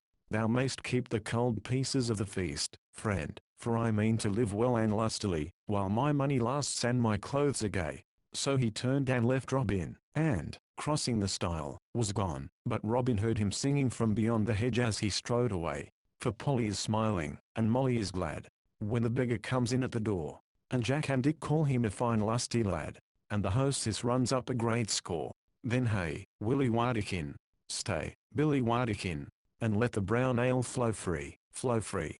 The beggar's the man for me. Robin listened till the song ended in the distance, then he also crossed the stile into the road, but turned his toes away from where the beggar had gone. The road led up a gentle hill, and up the hill Robin walked, a half-score or more of bags dangling about his legs. Onward he strolled for a long time, but other adventure he found not. The road was bare of all else but himself, as he went kicking up little clouds of dust at each footstep, for it was noontide, the most peaceful time of all the day, next to twilight. All the earth was silent in the restfulness of eating time. The plough horses stood in the furrow munching, with great bags over their noses holding sweet food. The ploughman sat under the hedge and the ploughboy also, and they too, were munching, each one holding a great piece of bread in one fist and a great piece of cheese in the other. So Robin, with all the empty road to himself, strode along whistling merrily, his bags and pouches bobbing and angling at his thighs. At last he came to where a little grass-grown path left the road, and, passing through a stile, and down a hill, led into a little dell, and on across a rill in the valley, and up the hill on the other side, till it reached a windmill, that stood on the cap of the rise where the wind bent the trees in swaying motion. Robin looked at the spot and liked it, and, for no reason, but that his fancy led him, he took the little path, and walked down the grassy sunny slope of the open meadow, and so came to the little dingle, and, there he knew it, upon 4 lusty fellows, that sat with legs outstretched around a goodly feast spread upon the ground. 4 merry beggars were they, and each had slung about his neck a little board, that rested upon his breast. One board had written upon it, "I am blind," another, "I am deaf," another, "I am dumb," and the fourth, "Pity the lamb one." But although all these troubles written upon the boards seemed so grievous, the 4 stout fellows sat around feasting as merrily, as though Cain's wife had never opened the pottle that held misfortunes and let them forth like a cloud of flies to pester us. The deaf man was the first to hear Robin, for he said, "Hark, brothers, I hear someone coming." And the blind man was the first to see him, for he said, "He is an honest man, brothers, and one of like craft to ourselves." Then the dumb man called to him in a great voice and said, "Welcome, brother, come and sit, while there is still some of the feast left, and a little malmsey in the pottle." At this, the layman, who had taken off his wooden leg, and unstrapped his own leg, and was sitting with it stretched out upon the grass so as to rest it, made room for Robin among them. "We are glad to see thee, brother," said he, holding out the flask of malmsey. "Marry," quoth Robin, laughing, and weighing the flask in his hands ere he drank. Methinks it is no more than seemly of you all to be glad to see me, seeing that I bring sight to the blind, speech to the dumb, hearing to the deaf, and such a lusty leg to a layman. I drink to your happiness, brothers, as I may not drink to your health, seeing ye are already hale, wind and limb. At this all grinned, and the blind beggar, who was the chief man among them, and was the broadest shouldered, and most lusty rascal of all, smote Robin upon the shoulder, swearing he was a right merry wag. Whence comest thou, lad? asked the dumb man. Why, quoth Robin, I came this morning from sleeping overnight in Sherwood. Is it even so? said the deaf man. I would not for all the money we four are carrying to Lincoln town sleep one night in Sherwood. If Robin Hood caught one of our trade in his woodlands he would, methinks, clip his ears. Methinks he would, too, quoth Robin, laughing. But what money is this, that ye speak of? Then up spake the layman. Our king, Peter of York, said he, hath sent us to Lincoln with those monies that— Stay, brother Hodge, quoth the blind man, breaking into the talk. I would not doubt our brother here, but bear in mind we know him not. What art thou, brother?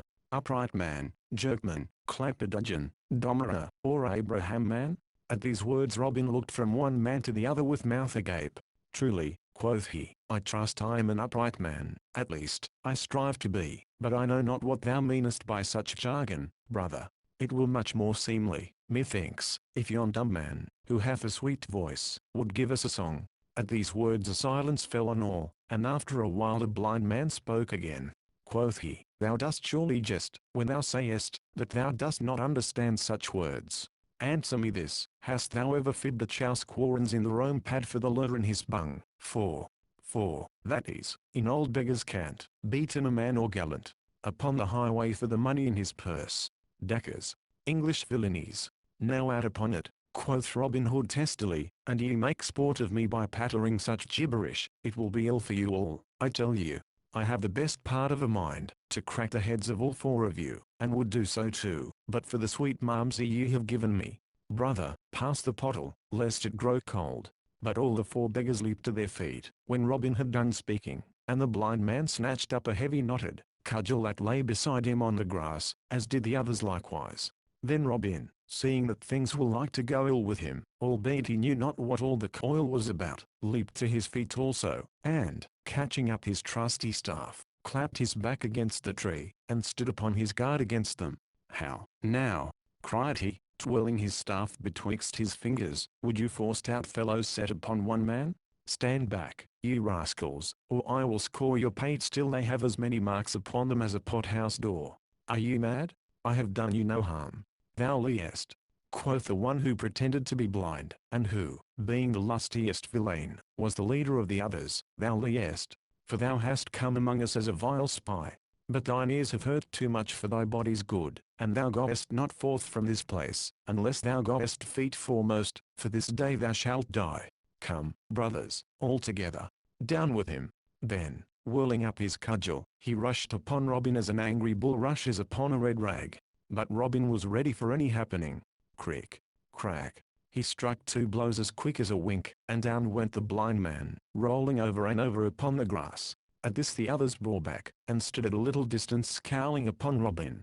Come on, ye scum, cried he merrily. Here be cakes and ale for all. Now, who will be next served? To this speech the beggars answered never a word, but they looked at Robin as great Blunderball looked upon stout Jack the slayer of giants, as though they would fain eat him, body and bones. Nevertheless, they did not care to come nigh to him, and his terrible staff. Then, seeing them so hesitate, Robin of a sudden leaped upon them, striking even as he leaped. Down went the dumb man, and away flew his cudgel from his hand as he fell. At this the others ducked to avoid another blow, then, taking to their heels, scampered, the one way and the other, as though they had the west wind's boots upon their feet. Robin looked after them, laughing, and thought that never had he seen so fleet a runner as the layman. But neither of the beggars stopped nor turned around, for each felt in his mind the wind of Robin's cudgel about his ears. Then Robin turned to the two stout knaves lying upon the ground. Quoth he, these fellows spake somewhat about certain moneys they were taking to Lincoln. Methinks I may find it upon this stout blind fellow, who hath as keen sight as e'er a trained woodsman in Nottingham or Yorkshire. It were a pity, to let sound money stay in the pockets of such thieving knaves. So saying, he stooped over the burly rascal, and searched among his rags and tatters, till presently his fingers fell to a leathern pouch slung around his body beneath his patched and tattered coat.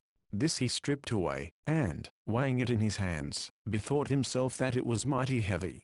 It were a sweet thing, said he to himself, if this were filled with gold instead of copper pence. Then, sitting down upon the grass, he opened a pocket, and looked into it. There he found 4 round rolls wrapped up in dressed sheepskin. One of these rolls he opened, then his mouth gaped, and his eyes stared, I wot, as though they would never close again, for what did he see, but 50 pounds of bright golden money? He opened the other pockets, and found in each one the same, 50 bright new stamped golden pounds. Quoth Robin, I have oft heard, that the Beggars' Guild was over-rich, but never did I think, that they sent such sums as this to their treasury. I shall take it with me, for it will be better used for charity and the good of my merry band than in the enriching of such knaves as these. So saying, he rolled up the money in the sheepskin again, and putting it back in the purse, he thrust the pouch into his own bosom. Then taking up the flask of Malmsey, he held it toward the 2 fellows lying on the grass, and quoth he, Sweet friends, I drink your health and thank you dearly for what ye have so kindly given me this day, and so I wish you good den. Then, taking up his staff, he left the spot, and went merrily on his way. But when the 2 stout beggars that had been rapped upon the head roused themselves and sat up, and when the others had gotten over their fright and come back, they were as sad and woebegone as 4 frogs in dry weather, for 2 of them had cracked crowns, their Malmsey was all gone, and they had not so much as a farthing, to cross their palms withal. But after Robin left the little dell he strode along merrily, singing as he went, and so blithe was he and such a stout beggar, and, withal, so fresh and clean, that every merry lass he met, had a sweet word for him, and felt no fear, while the very dogs, that most times hate the sight of a beggar, snuffed at his legs in friendly wise, and wagged their tails pleasantly, for dogs know an honest man by his smell, and an honest man Robin was in his own way. Thus he went along till at last he had come to the wayside cross nigh Ollerton, and, being somewhat tired, he sat him down, to rest upon the grassy bank in front of it. It groweth night time, quoth he to himself, that I were getting back again to Sherwood, yet it would please me well, to have one more merry adventure ere I go back again to my jolly band. So he looked up the road, and down the road, to see who might come, until at last he saw someone drawing near, riding upon a horse. When the traveller came nigh enough for him to see him well, Robin laughed, for a strange enough figure he cut. He was a thin, wizened man, and, to look upon him, you could not tell, whether he was 30 years old or 60, so dried up was he even to skin and bone. As for the nag, it was as thin as the rider, and both looked, as though they had been baked in Mother Huddle's oven, where folk are dried up, so that they live forever. But although Robin laughed at the droll sight, he knew the wayfarer to be a certain rich corn engrosser of Worksop, who more than once had bought all the grain in the countryside, and held it till it reached even famine prices, thus making much money from the needs of poor people, and for this he was hated far and near by every one that knew aught of him.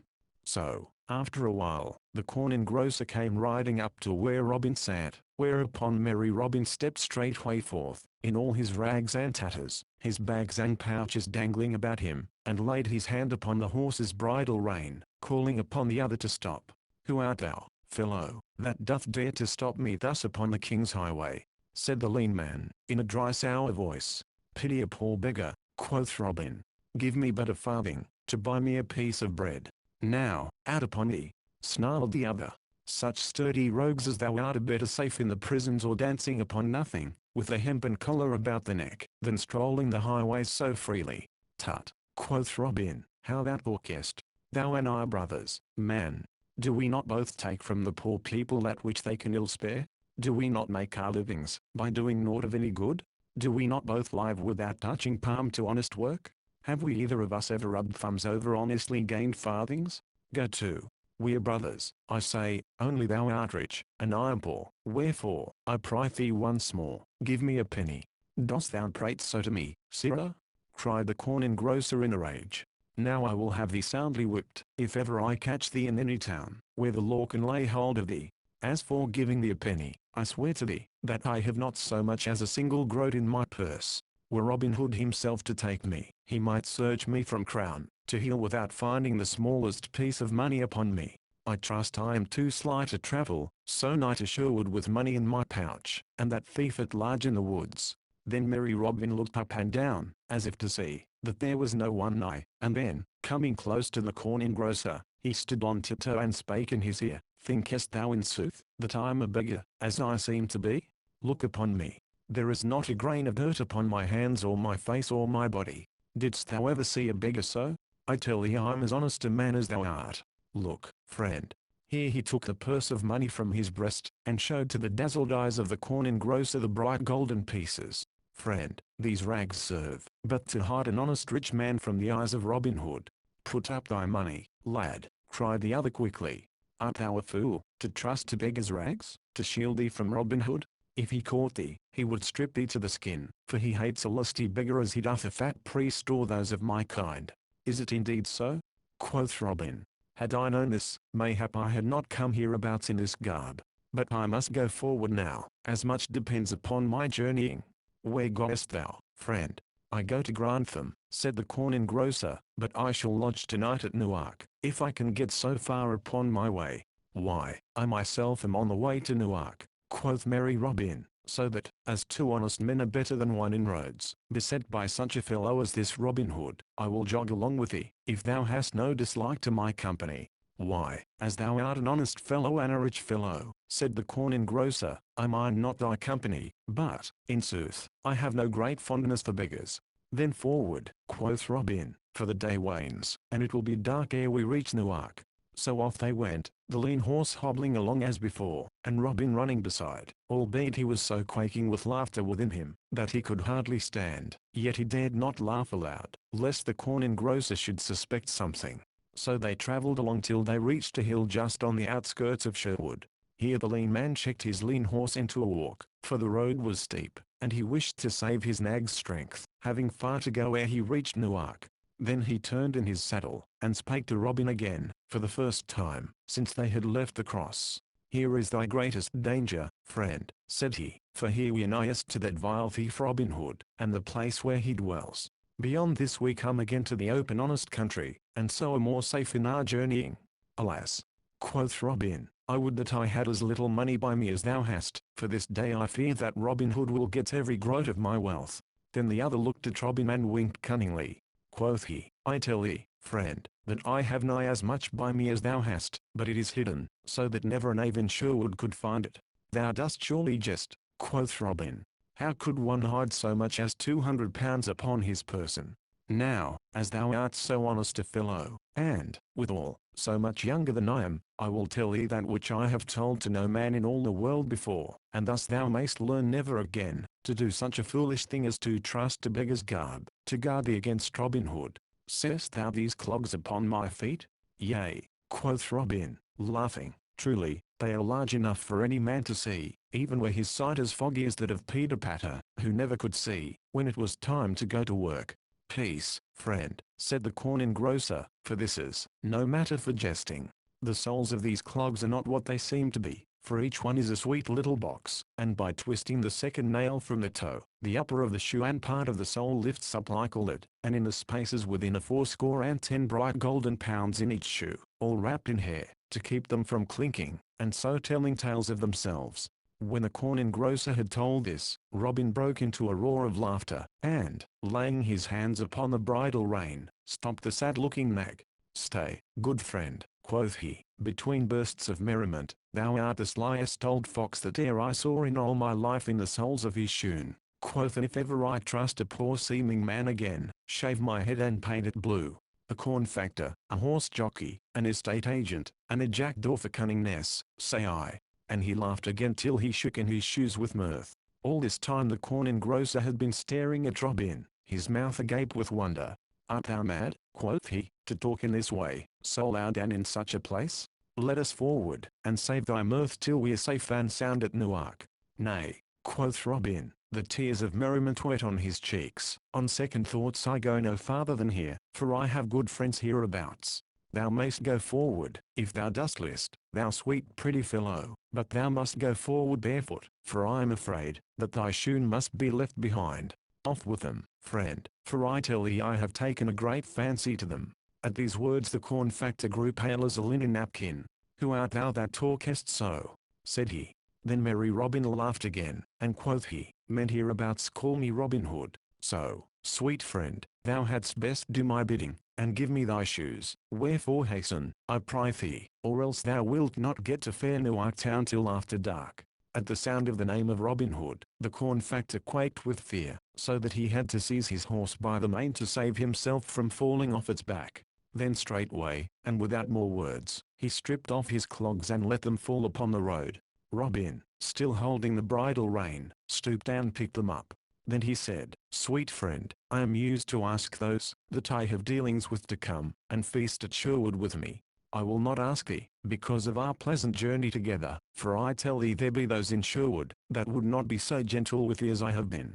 The name of corn engrosser leaves a nasty taste upon the tongue of all honest men. Take a fool's advice of me, and come no more so nigh to Sherwood, or mayhap some day thou mayst of a sudden find a cloth yard shaft betwixt thy ribs.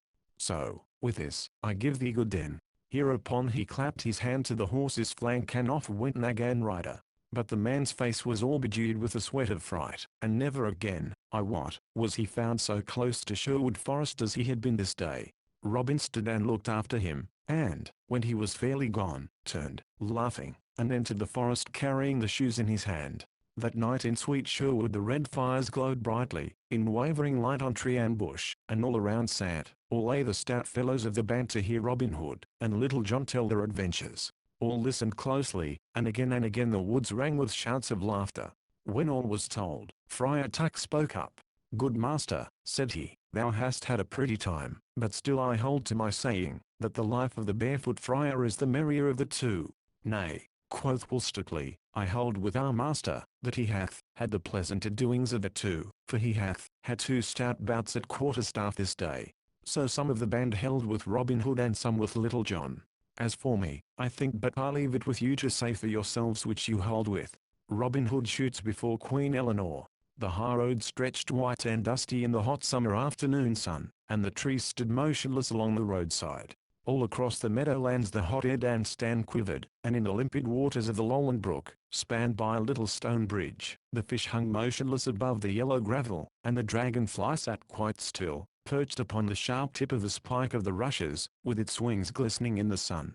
Along the road a youth came riding upon a fair milk-white bub, and the folk that he passed stopped, and turned and looked after him, for never had so lovely a lad or one so gaily clad, been seen in Nottingham before. He could not have been more than 16 years of age, and was as fair as any maiden. His long yellow hair flowed behind him as he rode along, all clad in silk and velvet, with jewels flashing, and dagger jingling against the pommel of the saddle. Thus came the Queen's page, young Richard Partington, from famous London town down into Nottinghamshire, upon Her Majesty's bidding, to seek Robin Hood in Sherwood Forest. The road was hot and dusty and his journey had been long, for that day he had come all the way from Leicester town, a good 20 miles and more, wherefore young Partington was right glad, when he saw before him a sweet little inn, all shady and cool beneath the trees, in front of the door of which a sign hung pendant, bearing the picture of a blue boar. Here he drew rein, and called loudly for a pottle of Rhenish wine to be brought him, for stout country ale was too coarse a drink for this young gentleman. 5 lusty fellows sat upon a bench beneath the pleasant shade of the wide-spreading oak in front of the inn door, drinking ale and beer, and all stared amain at this fair and gallant lad. 2 of the stoutest of them were clothed in Lincoln green, and a great heavy oaken staff leaned against the gnarled oak tree trunk beside each fellow. The landlord came, and brought a pottle of wine and a long narrow glass upon a salver, which he held up to the page as he sat upon his horse. Young Partington poured forth the bright yellow wine, and holding the glass aloft, cried, Here's to the health and long happiness of my royal mistress, the noble Queen Eleanor, and may my journey and her desiring soon have end, and I find a certain stout yeoman men call Robin Hood. At these words all stared, but presently the 2 stout yeomen in Lincoln green began whispering together. Then one of the 2, whom Partington thought to be the tallest and stoutest fellow he had ever beheld, spoke up and said, What seekest thou of Robin Hood, Sir Page? And what does our good Queen Eleanor wish of him? I ask this of thee, not foolishly, but with reason, for I know somewhat of this stout yeoman. And thou knowest aught of him, good fellow, said young Partington, thou wilt do great service to him, and great pleasure to our royal queen, by aiding me to find him. Then up spake the other yeoman, who was a handsome fellow with sunburnt face and nut brown, curling hair. Thou hast an honest look, Sir Page, and our queen is kind and true to all stout yeomen. Methinks I and my friend here might safely guide thee to Robin Hood, for we know where he may be found. Yet I tell thee plainly, we would not for all merry England have aught of harm befall him. Set thy mind at ease, I bring naught of ill with me, quoth Richard Partington. I bring a kind message to him from our queen, therefore and ye know where he is to be found, I pray you to guide me thither. Then the two yeomen looked at one another again, and the tall man said, Surely it were safe to do this thing, Will, whereat the other nodded. Thereupon both rose, and the tall yeoman said, We think thou art true, Sir Page, and meanest no harm, therefore we will guide thee to Robin Hood as thou dost wish. Then Partington paid his score, and the yeomen coming forward, they all straightway departed upon their way.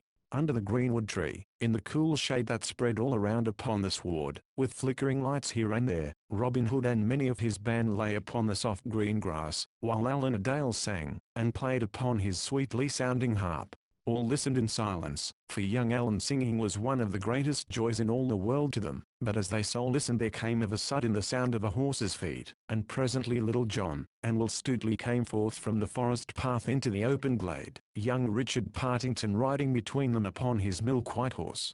The three came toward where Robin Hood sat, all the band staring with might and main, for never had they seen so gay a sight as this young page, nor one so richly clad in silks and velvets and gold and jewels.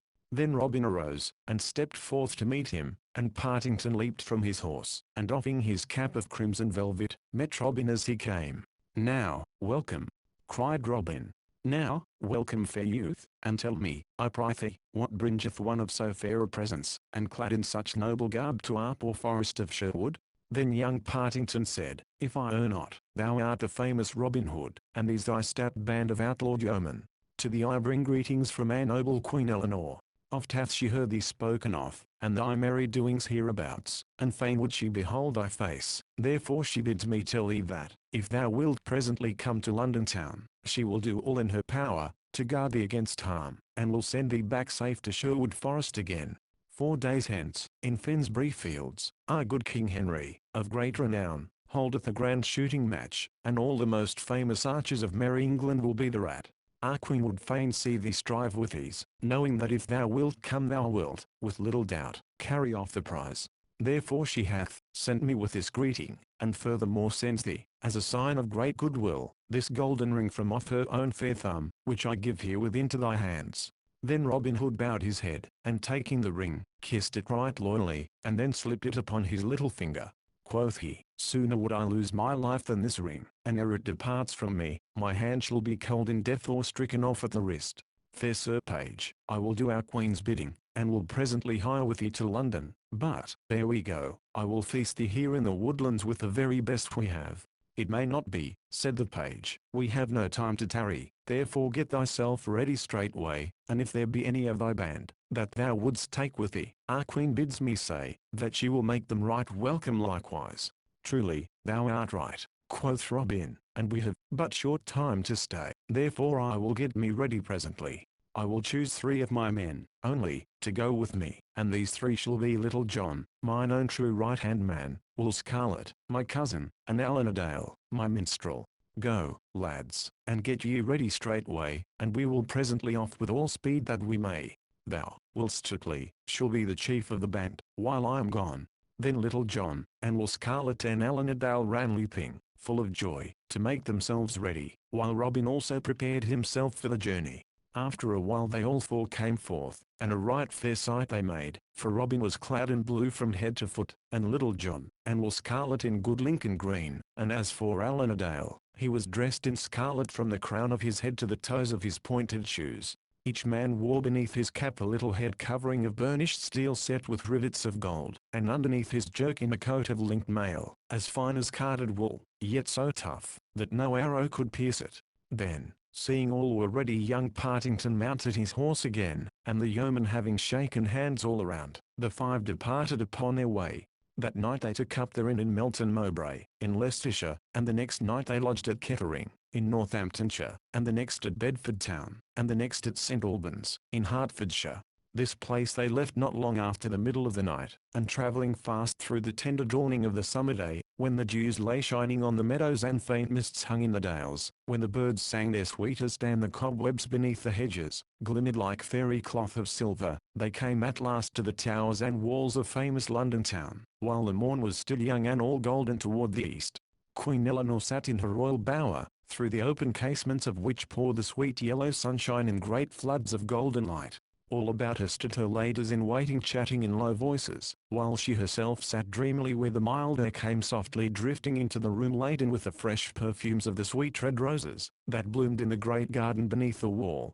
To her came one who said that her page, Richard Partington, and 4 stout yeomen waited her pleasure in the court below.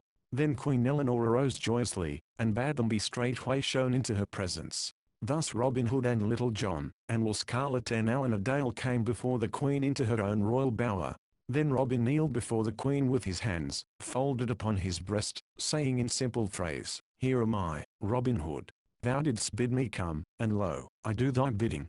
I give myself to thee as thy true servant, and will do thy commanding, even if it be to the shedding of the last drop of my life's blood." But good Queen Eleanor smiled pleasantly upon him, bidding him to arise. Then she made them all be seated to rest themselves after their long journey. Rich food was brought them and noble wines, and she had her own pages, to wait upon the wants of the yeomen.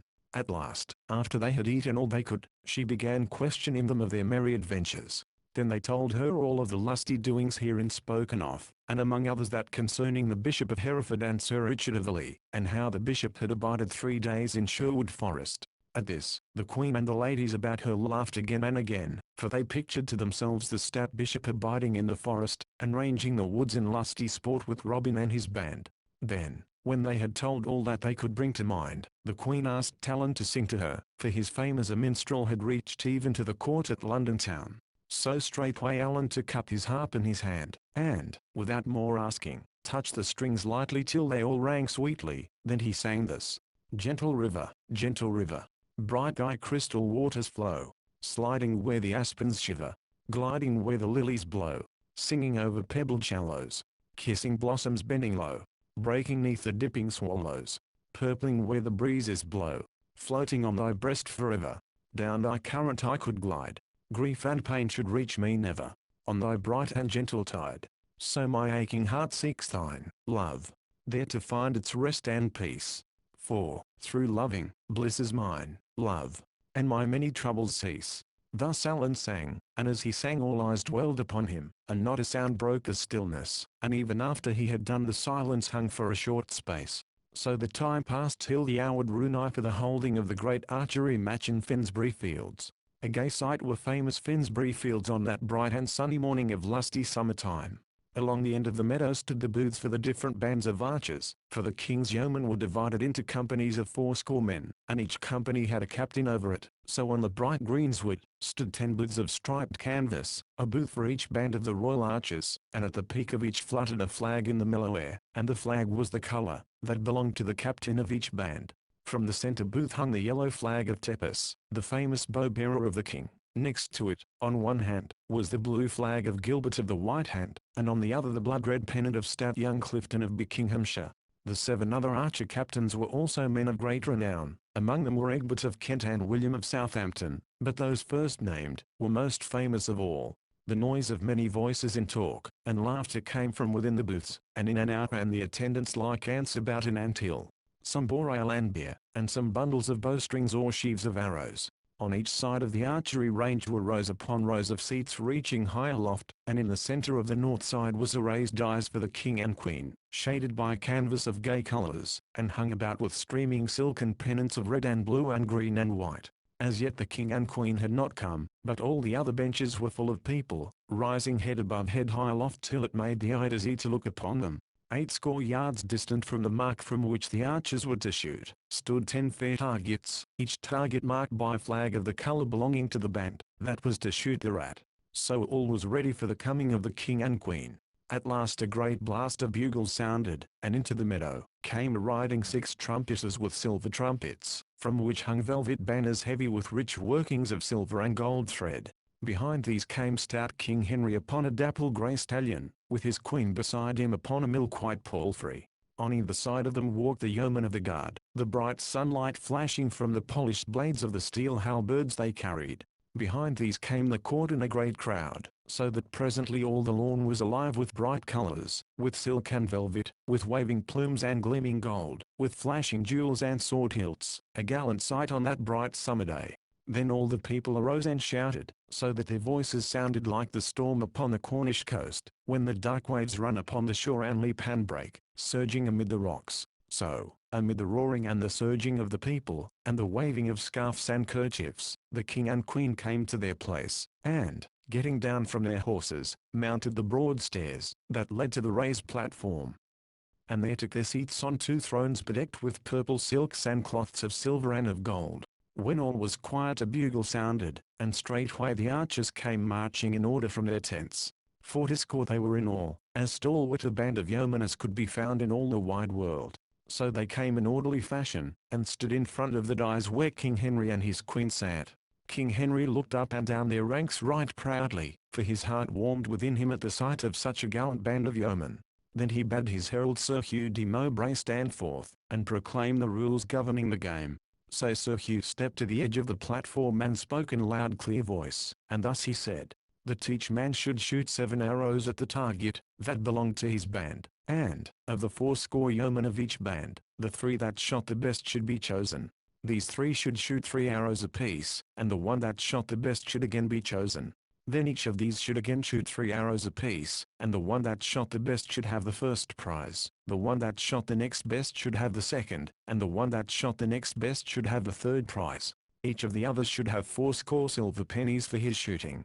The first prize was to be 20 golden pounds, a silver bugle horn inlaid with gold, and a quiver with 10 white arrows tipped with gold, and feathered with a white swan's wing therein. The second prize was to be 50 of the fattest bucks, that run on gallantly, to be shot, when the yeoman that won them chose. The third prize was to be 2 tons of good Rhenish wine. So Sir Hugh spoke, and when he had done all the archers waved their bows aloft and shouted. Then each band turned, and marched in order back to its place. And now the shooting began, the captains first taking stand, and speeding their shafts, and then making room for the men who shot, each in turn, after them.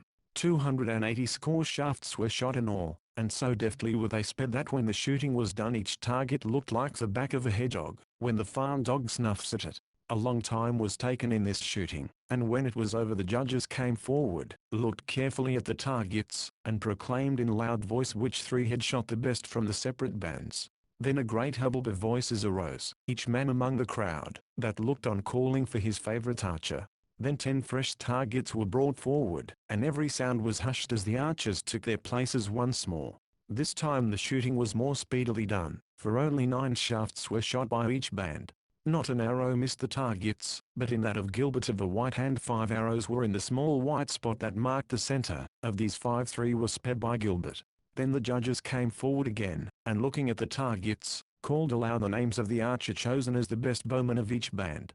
Of these Gilbert of the White Hand led, for 6 of the 10 arrows he had shot, had lodged in the centre, but stout Tepus and young Clifton trod close upon his heels, yet the others stood a fair chance for the 2nd or 3rd place. And now, amid the roaring of the crowd, those 10 stout fellows, that were left went back to their tents, to rest for a while, and change their bowstrings, for naught must fail at this next round, and no hand must tremble, or eye grow dim because of weariness.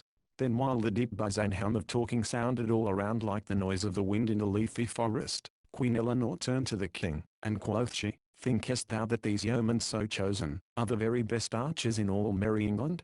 Yea, truly, said the king, smiling, for he was well pleased with the sport that he had seen. And I tell thee, that not only are they the best archers in all merry England, but in all the wide world beside. But what wouldst thou say, quoth Queen Eleanor, if I were to find 3 archers, to match the best 3 yeomen of all thy guard?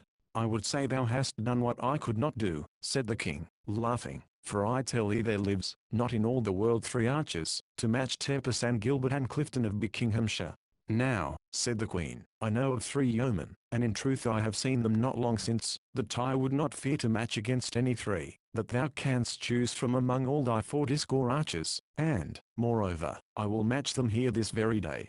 But I will only match them with thy archers providing, that thou wilt grant a free pardon to all that may come in my behalf.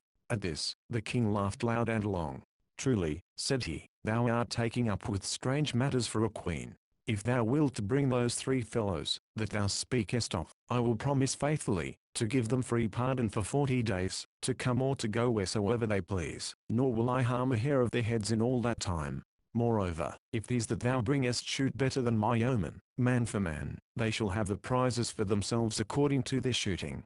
But as thou hast so taken up of a sudden with sports of this kind, hast thou a mind for a wager?" "Why, in sooth," said Queen Eleanor, laughing, "I know naught of such matters, but if thou hast a mind to do somewhat in that way, I will strive to pleasure thee. What wilt thou wager upon thy men?" Then the merry king laughed again, for he dearly loved goodly jest, so he said, amidst his laughter, "I will wager thee 10 tons of Rhenish wine, 10 tons of the stoutest ale, and 10 score bows of tempered Spanish yew, with quivers and arrows to match." All that stood around smiled at this, for it seemed a merry wager for a king to give to a queen, but Queen Eleanor bowed her head quietly. "I will take thy wager," said she, "for I know right well where to place those things that thou hast spoken of. Now, who will be on my side in this matter?" And she looked around upon them that stood about, but no one spake, or cared to wager upon the queen's side against such archers as Tepus and Gilbert and Clifton. Then the queen spoke again, "Now, who will back me in this wager? Wilt thou, my lord bishop of Hereford?" "Nay," quoth the bishop hastily, "it ill befits one of my cloth to deal in such matters. Moreover, there are no such archers as his majesty's in all the world, therefore I would but lose my money." "Methinks the thought of thy gold weigheth more heavily with thee than the wrong to thy cloth," said the queen, smiling, and at this a ripple of laughter went around, for everyone knew how fond the bishop was of his money. Then the queen turned to a knight who stood near, whose name was Sir Robertley. "Wilt thou back me in this manner?" said she. "Thou art surely rich enough to risk so much for the sake of a lady." "To pleasure my queen I will do it," said Sir Robertley, "but for the sake of no other in all the world would I wager a groat, for no man can stand against Tepus and Gilbert and Clifton." Then turning to the king, Queen Eleanor said, "I want no such aid as Sir Robert giveth me, but against thy wine and beer and stout bows of yew I wager this girdle all set with jewels from around my waist, and surely that is worth more than thine." "Now, I take thy wager," quoth the king. "Send for thy archers straightway. But here come forth the others, let them shoot, and then I will match those that win against all the world." "So be it," said the queen. Thereupon, beckoning to young Richard Partington, she whispered something in his ear, and straightway the page bowed and left the place, crossing the meadow to the other side of the range, where he was presently lost in the crowd. At this, all that stood around whispered to one another, wondering what it all meant, and what 3 men the queen was about to set against those famous archers of the king's guard. And now the 10 archers of the king's guard took their stand again, and all the great crowd was hushed to the stillness of death. Slowly and carefully each man shot his shafts, and so deep was the silence, that you could hear every arrow rap against the target as it struck it. Then, when the last shaft had sped, a great roar went up, and the shooting, I wot, was well worthy of the sound. Once again Gilbert had lodged 3 arrows in the white, Tepus came second with 2 in the white, and 1 in the black ring next to it, but stout Clifton had gone down, and Hubert of Suffolk had taken the 3rd place. For, while both those 2 good yeomen had lodged 2 in the white, Clifton had lost 1 shot upon the 4th ring, and Hubert came in with 1 in the 3rd. All the archers around Gilbert's booth shouted for joy till their throats were hoarse, tossing their caps aloft, and shaking hands with one another. In the midst of all the noise and hubbub 5 men came walking across the lawn toward the king's pavilion. The first was Richard Partington, and was known to most folk there, but the others were strange to everybody. Beside young Partington walked a yeoman clad in blue, and behind came 3 others, 2 in Lincoln green, and 1 in scarlet. This last yeoman carried 3 stout bows of yew tree, 2 fancifully inlaid with silver, and 1 with gold. While these 5 men came walking across the meadow, a messenger came running from the king's booth, and summoned Gilbert and Tepus and Hubert to go with him. And now the shouting quickly ceased, for all saw that something unwonted was toward, so the folk stood up in their places, and leaned forward to see what was the ado. When Partington and the others came before the spot where the king and queen sat, the 4 yeomen bent their knees, and offed their caps unto her. King Henry leaned far forward, and stared at them closely, but the Bishop of Hereford, when he saw their faces, started as though stung by a wasp. He opened his mouth, as though about to speak, but, looking up, he saw the Queen gazing at him with a smile upon her lips, so he said nothing. but bit his nether lip, while his face was as red as a cherry. Then the queen leaned forward, and spake in a clear voice. Locksley, said she, I have made a wager with the king that thou, and 2 of thy men can outshoot any 3, that he can send against you. Wilt thou do thy best for my sake? Yea, quoth Robin Hood, to whom she spake, I will do my best for thy sake, and, if I fail, I make my vow never to finger bowstring more. Now, although Little John had been somewhat abashed in the queen's bower, he felt himself the sturdy fellow he was when the soles of his feet pressed green grass again. So he said boldly, Now, blessings on thy sweet face, say I, and there lived a man, that would not do his best for thee. I will say naught, only I would like to have the cracking of his knave's pate. Peace, Little John, said Robin Hood hastily, in a low voice. But good Queen Eleanor laughed aloud, and a ripple of merriment sounded all over the booth. The Bishop of Hereford did not laugh, neither did the king, but he turned to the queen, and quoth he, Who are these men, that thou hast brought before us?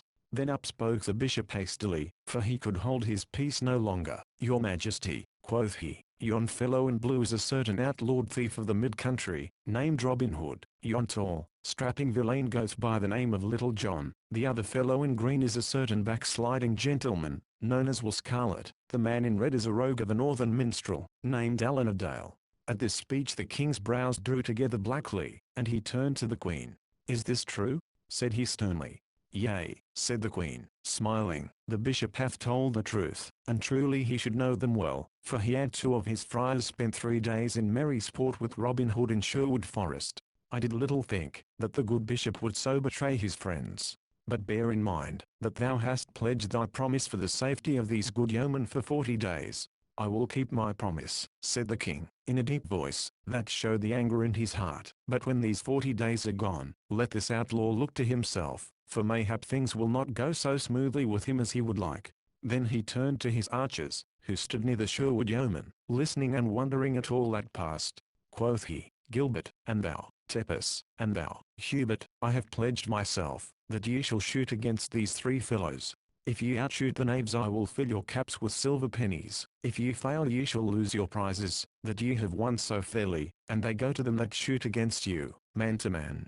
Do your best, lads, and if ye win this bout ye shall be glad of it to the last days of your life.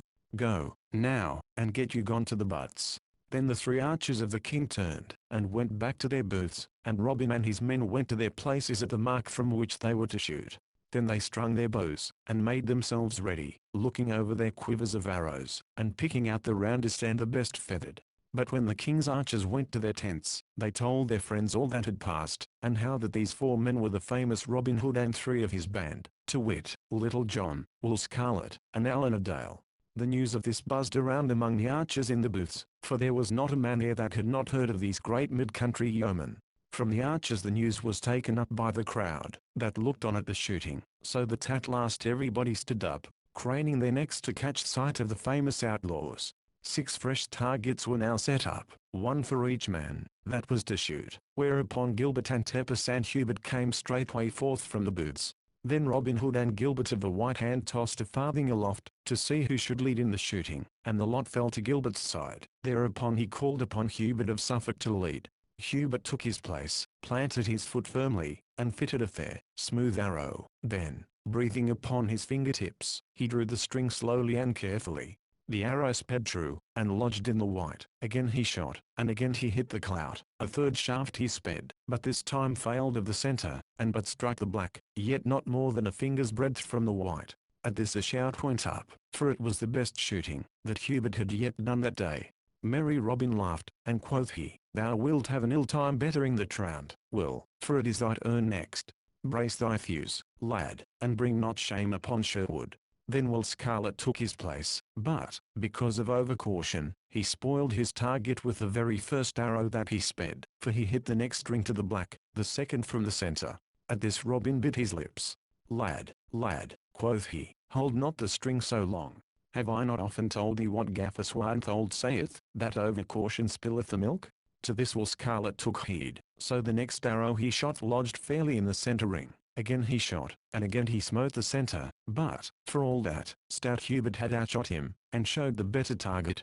Then all those that looked on clapped their hands for joy, because that Hubert had overcome the stranger. quoth the king grimly, to the queen, if thy archers shoot no better than that, thou art like to lose thy wager, lady. But Queen Eleanor smiled, for she looked for better things from Robin Hood and Little John. And now Tepus took his place to shoot. He, also, took over heed to what he was about, and so he fell into all scarlet Sarah. The first arrow he struck into the center ring, but the second missed its mark, and smote the black. The last arrow was tipped with luck, for it smote the very center of the clout, upon the black spot that marked it. Quoth Robin Hood, that is the sweetest shot that hath been sped this day, but, nevertheless, friend Tepus, thy cake is burned, methinks. Little John, it is thy turn next. So Little John took his place as bidden, and shot his 3 arrows quickly. He never lowered his bow arm in all the shooting, but fitted each shaft with his longbow raised, yet all 3 of his arrows smote the center within easy distance of the black. At this no sound of shouting was heard, for, although it was the best shooting that had been done that day, the folk of London town did not like to see the stout Tepus overcome by a fellow from the countryside, even when he is famous as Little John. And now stout Gilbert of the White Hand took his place and shot with the greatest care, and again, for the 3rd time in one day, he struck all 3 shafts into the clout. Well done, Gilbert, quoth Robin Hood, smiting him upon the shoulder. I make my vow, thou art one of the best archers that ever mine eyes beheld. Thou shouldst be a free and merry ranger like us, lad, for thou art better fitted for the greenwood than for the cobblestones and grey walls of London town. So saying, he took his place, and drew a fair, round arrow from his quiver, which he turned over, and over ere he fitted it to his bowstring. Then the king muttered in his beard, Now, blessed St. Hubert, if thou wilt, but jog that rogue's elbow so as to make him smite even the 2nd ring, I will give 80 waxen candles 3 fingers' breadth in thickness to thy chapel nigh matching. But it may be St. Hubert's ears were stuffed with tow, for he seemed not to hear the king's prayer this day. Having gotten 3 shafts to his liking, merry Robin looked carefully to his bowstring ere he shot. Yea, quoth he to Gilbert, who stood nigh him to watch his shooting, thou shouldst pay us a visit at merry Sherwood. Here he drew the bowstring to his ear. In London here he loosed his shaft thou canst find naught to shoot at, but rooks and daws. There one can tickle the ribs of the noblest stags in England. So he shot even while he talked, yet the shaft lodged not more than half an inch from the very center. By my soul, cried Gilbert, art thou the devil in blue, to shoot in that wise? Nay, quoth Robin, laughing, not quite so ill as that, I trust. And he took up another shaft, and fitted it to the string. Again he shot, and again he smote his arrow close beside the center. A 3rd time he loosed his bowstring, and dropped his arrow just betwixt the other 2, and into the very center, so that the feathers of all 3 were ruffled together, seeming from a distance, to be one thick shaft. And now a low murmur ran all among that great crowd, for never before had London seen such shooting as this, and never again would it see it after Robin Hood's day had gone. All saw that the king's archers were fairly beaten, and stout Gilbert clapped his palm to Robin's, owning that he could never hope to draw such a bowstring as Robin Hood or Little John. But the king, full of wrath, would not have it so, though he knew in his mind that his men could not stand against those fellows. Nay, cried he, clenching his hands upon the arms of his seat, Gilbert is not yet beaten. Did he not strike the clout thrice? Although I have lost my wager, he hath not yet lost the first prize. They shall shoot again, and still again, till either he or that knave Robin Hood cometh off the best. Go thou, Sir Hugh, and bid them shoot another round, and another, until one or the other is overcome. Then Sir Hugh, seeing how wroth the king was, said never a word, but went straightway to do his bidding. So he came to where Robin Hood and the other stood, and told them what the king had said. With all my heart, quoth merry Robin, I will shoot from this time till tomorrow day, if it can pleasure my most gracious lord and king. Take thy place, Gilbert lad, and shoot.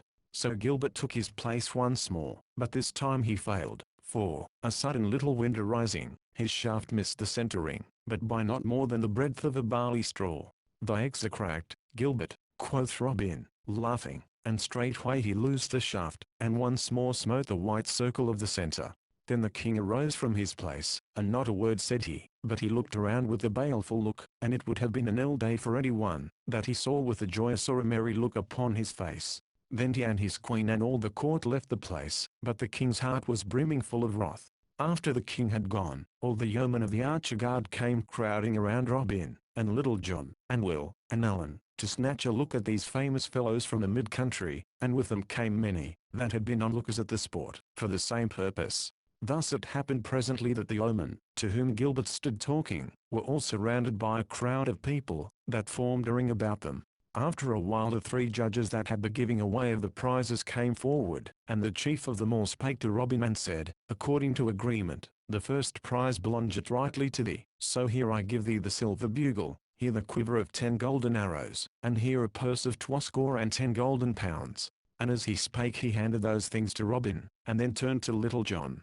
To thee, he said, belongeth the second prize, to wit, 50 of the finest hearts, that run on gallantly. Thou mayest shoot them whensoever thou dost list. Last of all he turned to stout Hubert. Thou, said he, hast held thine own against the yeoman with whom thou didst shoot, and so thou hast kept the prize duly thine, to wit, 2 tuns of good Rhenish wine. These shall be delivered to thee whensoever thou dost list. Then he called upon the other 7 of the king's archers who had last shot, and gave each 80 silver pennies. Then up spake Robin, and quoth he, This silver bugle I keep in honour of this shooting match, but thou, Gilbert, art the best archer of all the king's guard, and to thee I freely give this purse of gold. Take it, man, and would it were 10 times as much, for thou art a right yeoman, good and true. Furthermore, to each of the 10 that last shot I give one of these golden shafts apiece. Keep them always by you, so that ye may tell your grandchildren, and ye are ever blessed with them, that ye are the very stoutest yeomen in all the wide world. At this all shouted aloud, for it pleased them to hear Robin speak so of them. Then up spake Little John. Good friend Tepus, said he, I want not those hearts of Dallenley that yon stout judge spoke of but now, for in truth we have enow and more than enow in our own country. 20 and 10 I give to thee for thine own shooting, and 5 I give to each band for their pleasure. At this another great shout went up, and many tossed their caps aloft, and swore among themselves, that no better fellows ever walked the sod than Robin Hood and his stout yeomen. While they so shouted with loud voices, a tall burly yeoman of the king's guard came forward, and plucked Robin by the sleeve. Good master, quoth he, I have somewhat to tell thee in thine ear, a silly thing, God wot, for one stout yeoman to tell another, but a young peacock of a page, one Richard Partington, was seeking thee without avail in the crowd, and, not being able to find thee, told me that he bore a message to thee from a certain lady, that thou wentest off. This message he bade me tell thee privily, word for word, and thus it was. Let me see, I trust I have forgot it not. Yea, thus it was. The lion growls, beware thy head. Is it so? Quoth Robin, starting, for he knew right well, that it was the queen sent the message, and that she spake of the king's wrath. Now, I thank thee, good fellow, for thou hast done me greater service than thou knowest of this day. Then he called his 3 yeomen together, and told them privately, that they had best be jogging, as it was like to be ill for them so nigh merry London town. So, without tarrying longer, they made their way through the crowd, until they had come out from the press. Then, without stopping, they left London town, and started away northward. The chase of Robin Hood. So Robin Hood and the others left the archery range at Finsbury Fields, and, tarrying not, set forth straightway upon their homeward journey. It was well for them that they did so, for they had not gone more than 3 or 4 miles upon their way when 6 of the yeomen of the king's guard came bustling among the crowd that still lingered, seeking for Robin and his men, to seize upon them, and make them prisoners.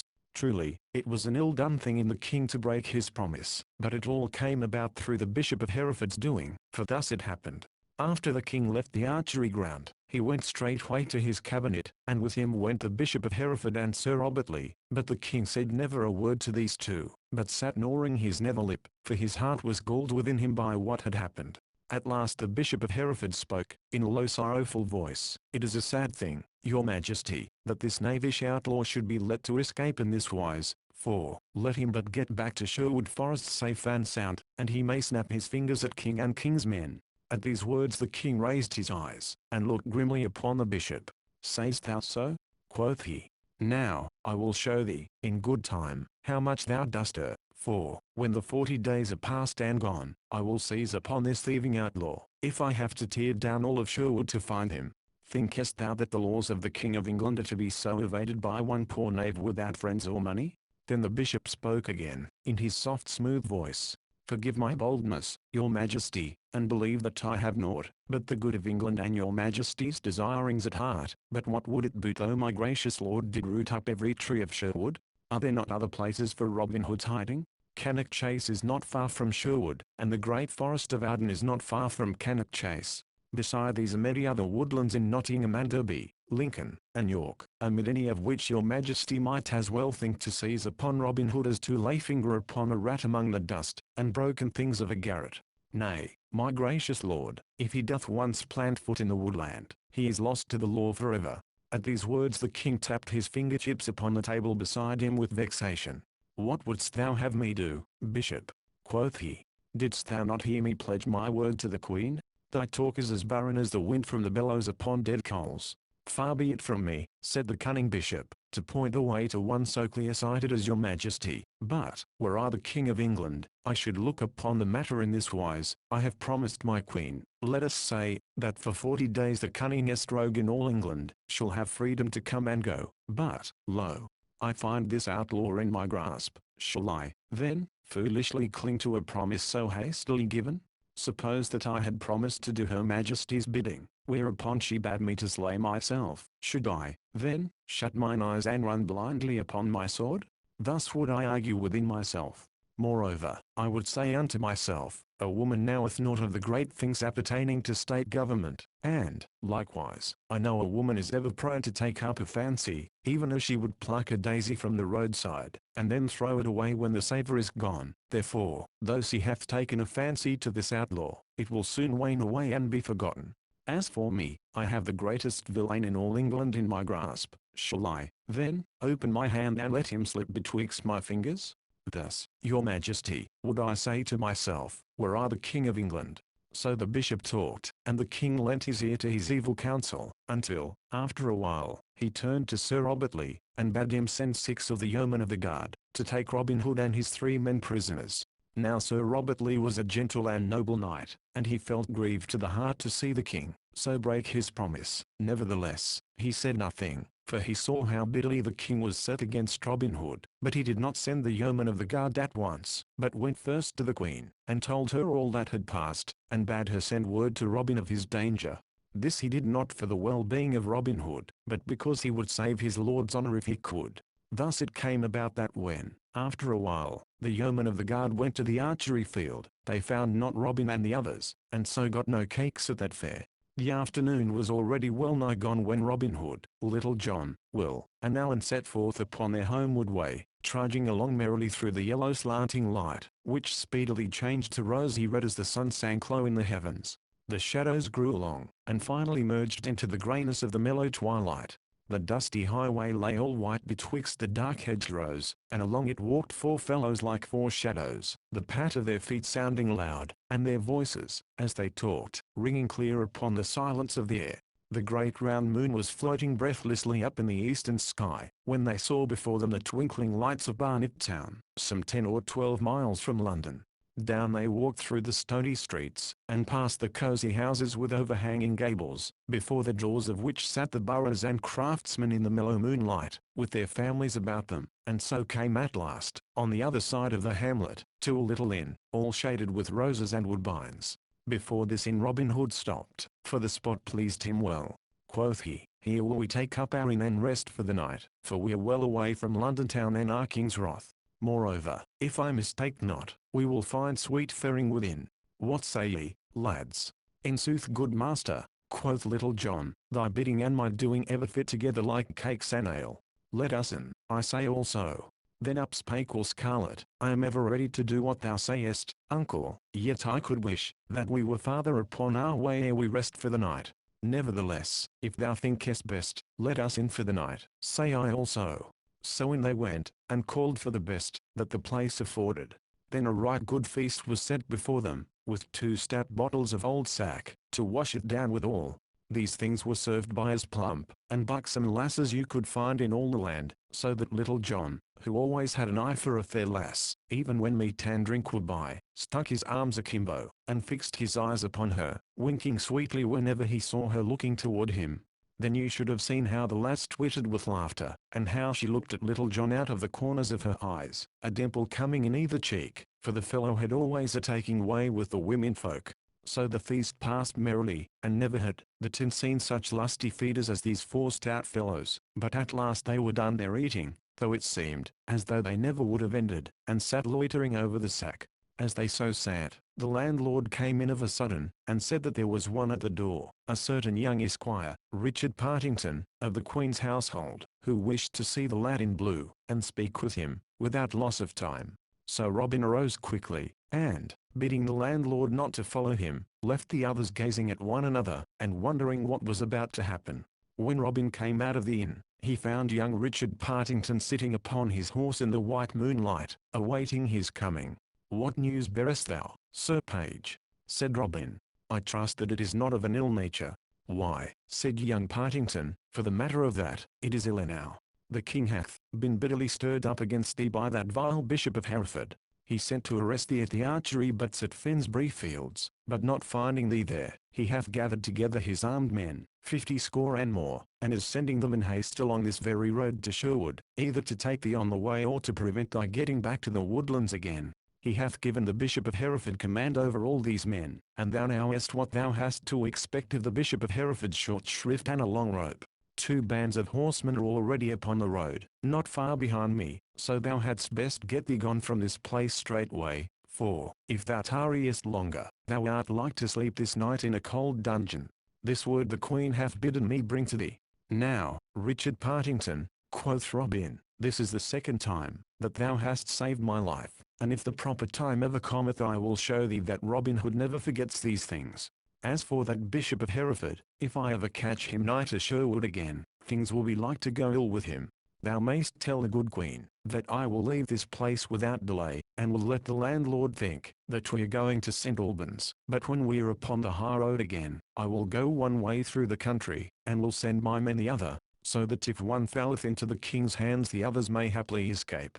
We will go by devious ways, and so, I hope, will reach Sherwood in safety. And now, Sir Page, I wish thee farewell." "Farewell, thou bold yeoman," said young Partington, "and mayst thou reach thy hiding in safety." So each shook the other's hand, and the lad, turning his horse's head, rode back toward London, while Robin entered the inn once more. There he found his yeoman sitting in silence, waiting his coming. Likewise the landlord was there, for he was curious to know what Master Partington had to do with the fellow in blue. "Up, my merry men," quoth Robin, "this is no place for us, for those are after us with whom we will stand but an ill chance and we fall into their hands. So we will go forward once more, nor will we stop this night till we reach St. Albans." Hereupon, taking out his purse, he paid the landlord his score, and so they left the inn. When they had come to the high road without the town, Robin stopped and told them all that had passed between young Partington and himself, and how that the king's men were after them with hot heels. Then he told them that here they should part company, they 3 going to the eastward and he to the westward, and so, skirting the main high roads, would come by devious paths to Sherwood. "So, be ye wily," said Robin Hood, "and keep well away from the northward roads till ye have gotten well to the eastward. And thou, Will Scarlet, take the lead of the others, for thou hast a cunning turn to thy wits." Then Robin kissed the 3 upon the cheeks, and they kissed him, and so they parted company. Not long after this, a score or more of the king's men came clattering up to the door of the inn at Barnet Town. Here they leaped from their horses and quickly surrounded the place, the leader of the band and 4 others entering the room where the yeoman had been. But they found that their birds had flown again, and that the king had been balked a second time. "Methought that they were naughty fellows," said the host, when he heard whom the men-at-arms sought. "But I heard that blue-clad knaves say that they would go straight forward to St. Albans. So, and ye hurry forward, ye may, perchance, catch them on the high road betwixt here and there." For this news the leader of the band thanked mine host right heartily, and, calling his men together, mounted and set forth again, galloping forward to St. Albans upon a wild goose chase. After Little John, and Will Scarlet and Alan a Dale had left the highway near Garnet, they travelled toward the eastward, without stopping, as long as their legs could carry them, until they came to Chelmsford, in Essex. Thence they turned northward, and came through Cambridge and Lincolnshire, to the good town of Gainsborough. Then, Striking to the westward and the south, they came at last to the northern borders of Sherwood Forest, without in all that time having met so much as a single band of the king's men. 8 days they journeyed thus ere they reached the woodlands in safety. But when they got to the greenwood glade, they found that Robin had not yet returned. For Robin was not as lucky, and getting back as his men had been, as you shall presently hear. After having left the great northern road, he turned his face to the westward, and so came past Aylesbury, to fair Woodstock, in Oxfordshire. Thence he turned his footsteps northward, travelling for a great distance by way of Warwick town, till he came to Dudley, in Staffordshire. 7 days it took him to journey thus far, and then he thought he had gotten far enough to the north. So, turning toward the eastward, shunning the main roads, and choosing byways and grassy lanes, he went, by way of Lichfield and Ashby de Larzouch, toward Sherwood, until he came to a place called Stanton. And now Robin's heart began to laugh aloud, for he thought that his danger had gone by, and that his nostrils would soon snuff the spicy air of the woodlands once again.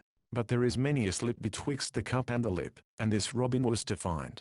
For thus it was, when the king's men found themselves foiled at St. Albans, and that Robin and his men were not to be found high nor low, they knew not what to do.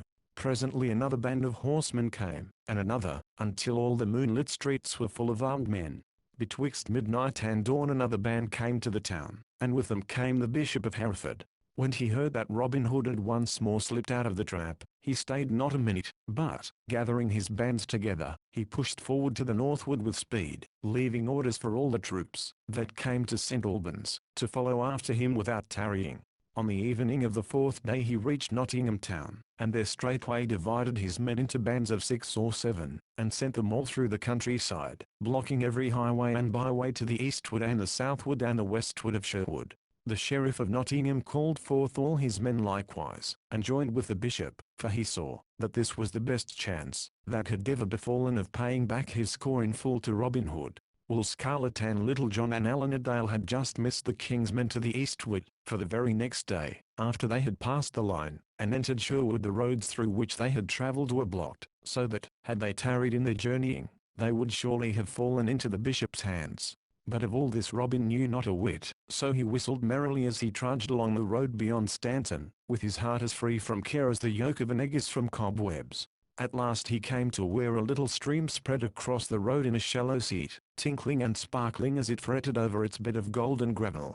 Here Robin stopped, being athirst, and, kneeling down, he made a cup of the palms of his hands, and began to drink. On either side of the road, for a long distance, stood tangled thickets of bushes and young trees, and it pleased Robin's heart to hear the little birds singing therein, for it made him think of Sherwood, and it seemed as though it had been a lifetime since he had breathed the air of the woodlands. But of a sudden, as he thus stooped, drinking, something hissed past his ear, and struck with a splash into the gravel and water beside him.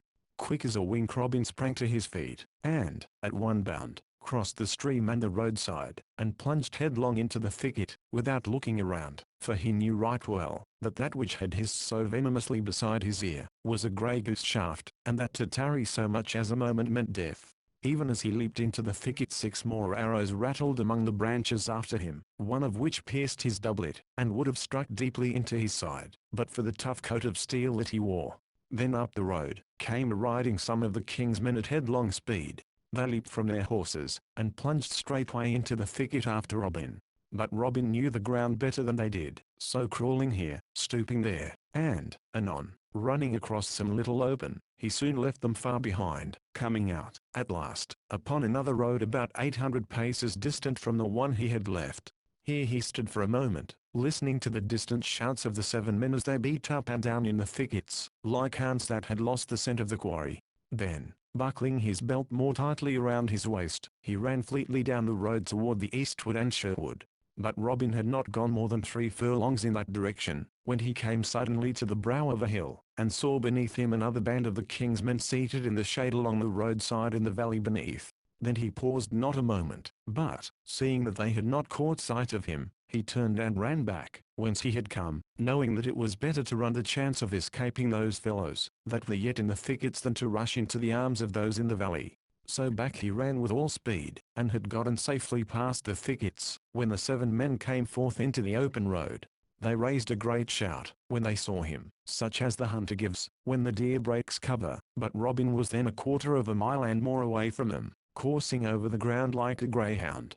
He never slackened his pace, but ran along, mile after mile, till he had come nigh to Mackworth, over beyond the Derwent River, nigh to Derby town. Here, seeing that he was out of present danger, he slackened in his running, and at last sat him down beneath the hedge, where the grass was the longest and the shade the coolest, there to rest and catch his wind. By my soul, Robin, quoth he to himself, that was the narrowest miss that e'er thou hadst in all thy life. I do say most solemnly, that the feather of that wicked shaft tickled mine ear as it whizzed past. This same running hath given me a most craving appetite for victuals and drink. Now I pray St. Dunstan, that he send me speedily some meat and beer. It seemed as though St. Dunstan was like to answer his prayer, for along the road came plodding a certain cobbler, one Quince, of Derby, who had been to take a pair of shoes to a farmer nigh Kirk Langley, and was now coming back home again, with a fair boiled capon in his pouch and a stout bottle of beer by his side, which same the farmer had given him for joy of such a stout pair of shoon. Good Quince was an honest fellow, but his wits were somewhat of the heavy sort, like unbaked dough, so that the only thing that was in his mind was, 3 shillings 6 halfpenny for thy shoon. Good Quince, 3 shillings 6 halfpenny for thy shoon, and this travelled round and round inside of his head, without another thought getting into his noddle, as a pea rolls round and round inside an empty quart pot. Halloa, good friend, quoth Robin, from beneath the hedge, when the other had gotten nigh enough, whither away so merrily this bright day? Hearing himself so called upon, the cobbler stopped, and, seeing a well-clad stranger in blue, he spoke to him in seemly wise. Give ye good den, fair sir, and I would say, that I come from Kirk Langley, where I ha sold my shoon, and got 3 shillings 6 halfpenny for them in as sweet money as ever thou sawest, and honestly earned too. I would have thee know. But an I may be so bold, thou pretty fellow, what dost thou there beneath the hedge? Marry, quoth merry Robin, I sit beneath the hedge here, to drop salt on the tails of golden birds, but in sooth thou art the first chick of any worth I ha seen this blessed day. At these words the cobbler's eyes opened big and wide, and his mouth grew round with wonder, like a knot-hole in a board fence. Slack a day, quoth he, look ye, now, I ha never seen those same golden birds. And dost thou in sooth find them in these hedges, good fellow? Prithee, tell me, are there many of them? I would fain find them mine own self. Ay, truly, quoth Robin, they are as thick here as fresh herring in Cannock Chase. Look ye, now, said the cobbler, all drowned in wonder, and dost thou in sooth catch them, by dropping salt on their pretty tails? Yea, quoth Robin, but this salt is of an odd kind, let me tell thee, for it can only be gotten by boiling down a quart of moonbeams in a wooden platter, and then one hath but a pinch. But tell me, now, thou witty man, what hast thou gotten there in that pouch by thy side, and in that pottle? At these words the cobbler looked down at those things of which merry Robin spoke, for the thoughts of the golden bird had driven them from his mind, and it took him some time to scrape the memory of them back again. Why, said he at last, in the one is good March beer, and in the other is a fat capon. Truly, Quince the cobbler will ha a fine feast this day, and I mistake not. But tell me, good Quince, said Robin, hast thou a mind to sell those things to me? For the hearing of them sounds sweet in mine ears. I will give thee these gay clothes of blue, that I have upon my body, and 10 shillings, to boot for thy clothes and thy leather apron and thy beer and thy capon. What sayst thou, bully boy? Nay, thou dost jest with me, said the cobbler, for my clothes are coarse and patched, and thine are of fine stuff and very pretty. Never a jest do I speak, quoth Robin. Come, strip thy jacket off, and I will show thee, for I tell thee I like thy clothes well. Moreover, I will be kind to thee, for I will feast straightway upon the good things thou hast with thee, and thou shalt be bidden to the eating. At these words he began slipping off his doublet, and the cobbler, seeing him so in earnest, began pulling off his clothes also, for Robin Hood's garb tickled his eye. So each put on the other fellow's clothes, and Robin gave the honest cobbler 10 bright new shillings. Quoth merry Robin, I have been a many things in my life before, but never have I been an honest cobbler. Come, friend, let us fall to and eat, for something within me cackles aloud for that good fat capon. So both sat down, and began to feast right lustily, so that when they were done the bones of the capon were picked as bare as charity. Then Robin stretched his legs out with a sweet feeling of comfort within him. Quoth he, by the turn of thy voice, Good Quince, I know that thou hast a fair song or two running loose in thy head like colts in a meadow. I prythee, turn one of them out for me. A song or two I ha, quoth the cobbler. Poor things, but such as they thou art welcome to one of them. So, moistening his throat with a swallow of beer, he sang, of all the joys, the best I love. Sing hey my frisking nan, oh, and that which most my soul doth move, it is the clinking can, oh, all other bliss I'd throw away. Sing hey my frisking nan, oh, but this. The stout cobbler got no further in his song, for of a sudden 6 horsemen burst upon them where they sat, and seized roughly upon the honest craftsman, hauling him to his feet, and nearly plucking the clothes from him as they did so. Ha! Roared the leader of the band in a great big voice of joy. Have we then caught thee at last, thou blue-clad knave? Now, blessed be the name of St. Hubert, for we are 80 pounds richer this minute than we were before, for the good Bishop of Hereford hath promised that much to the band, that shall bring thee to him. Oh ho, thou cunning rascal, thou wouldst look so innocent, forsooth. We know thee, thou old fox. But off thou goest with us to have thy brush clipped forthwith. At these words the poor cobbler gazed all around him with his great blue eyes as round as those of a dead fish, while his mouth gaped, as though he had swallowed all his words, and so lost his speech. Robin also gaped and stared in a wondering way, just as the cobbler would have done in his place. Alack a daisy, me, quoth he, I know not, whether I be sitting here or in no man's land. What meaneth all this stir-ith pot, dear good gentleman? Surely this is a sweet, honest fellow, sayest thou, clown? Quoth one of the men, why, I tell thee, that this is that same rogue, that men call Robin Hood. At this speech the cobbler stared and gaped more than ever, for there was such a threshing of thoughts going on within his poor head, that his wits were all befogged with the dust and chaff thereof. Moreover, as he looked at Robin Hood, and saw the yeoman look so like what he knew himself to be, he began to doubt, and to think that mayhap he was the great outlaw in real sooth. Said he in a slow, wondering voice, am I in very truth that fellow? Now I had thought, but nay, Quince, thou art mistook, yet am I nay, I must indeed be Robin Hood. Yet, truly, I had never thought to pass from an honest craftsman to such a great yeoman. Alas, quoth Robin Hood, look ye there, now, see how your ill treatment hath curdled the wits of this poor lad, and turned them all sour. I, myself, am Quince, the cobbler of Derby Town. Is it so? Said Quince. Then, indeed, I am somebody else, and can be none other than Robin Hood. Take me, fellows, but let me tell you that ye ha laid hand upon the stoutest yeoman that ever trod the woodlands. Thou wilt play madman, wilt thou? Said the leader of the band. Here, Giles, fetch a cord and bind this knave's hands behind him. I warrant we will bring his wits back to him again, when we get him safe before our good bishop at Tudbury Town. Thereupon they tied the cobbler's hands behind him, and led him off with a rope, as the farmer leads off the calf he hath brought from the fair. Robin stood looking after them, and when they were gone he laughed till the tears rolled down his cheeks, for he knew that no harm would befall the honest fellow, and he pictured to himself the bishop's face, when good Quince was brought before him as Robin Hood. Then, turning his steps once more to the eastward, he stepped out right foot foremost toward Nottinghamshire and Sherwood Forest. But Robin Hood had gone through more than he wondered of. His journey from London had been hard and long, and in a sea-night he had travelled 70 and more of miles. He thought now to travel on without stopping, until he had come to Sherwood, but ere he had gone 50 of miles he felt his strength giving way beneath him like a river bank which the waters have undermined. He sat him down and rested, but he knew within himself that he could go no farther that day, for his feet felt like lumps of lead, so heavy were they with weariness. Once more he rose and went forward, but after travelling a couple of miles he was fain to give the matter up, so, coming to an inn just then, he entered and calling the landlord, bade him show him to a room, although the sun was only then just sinking in the western sky.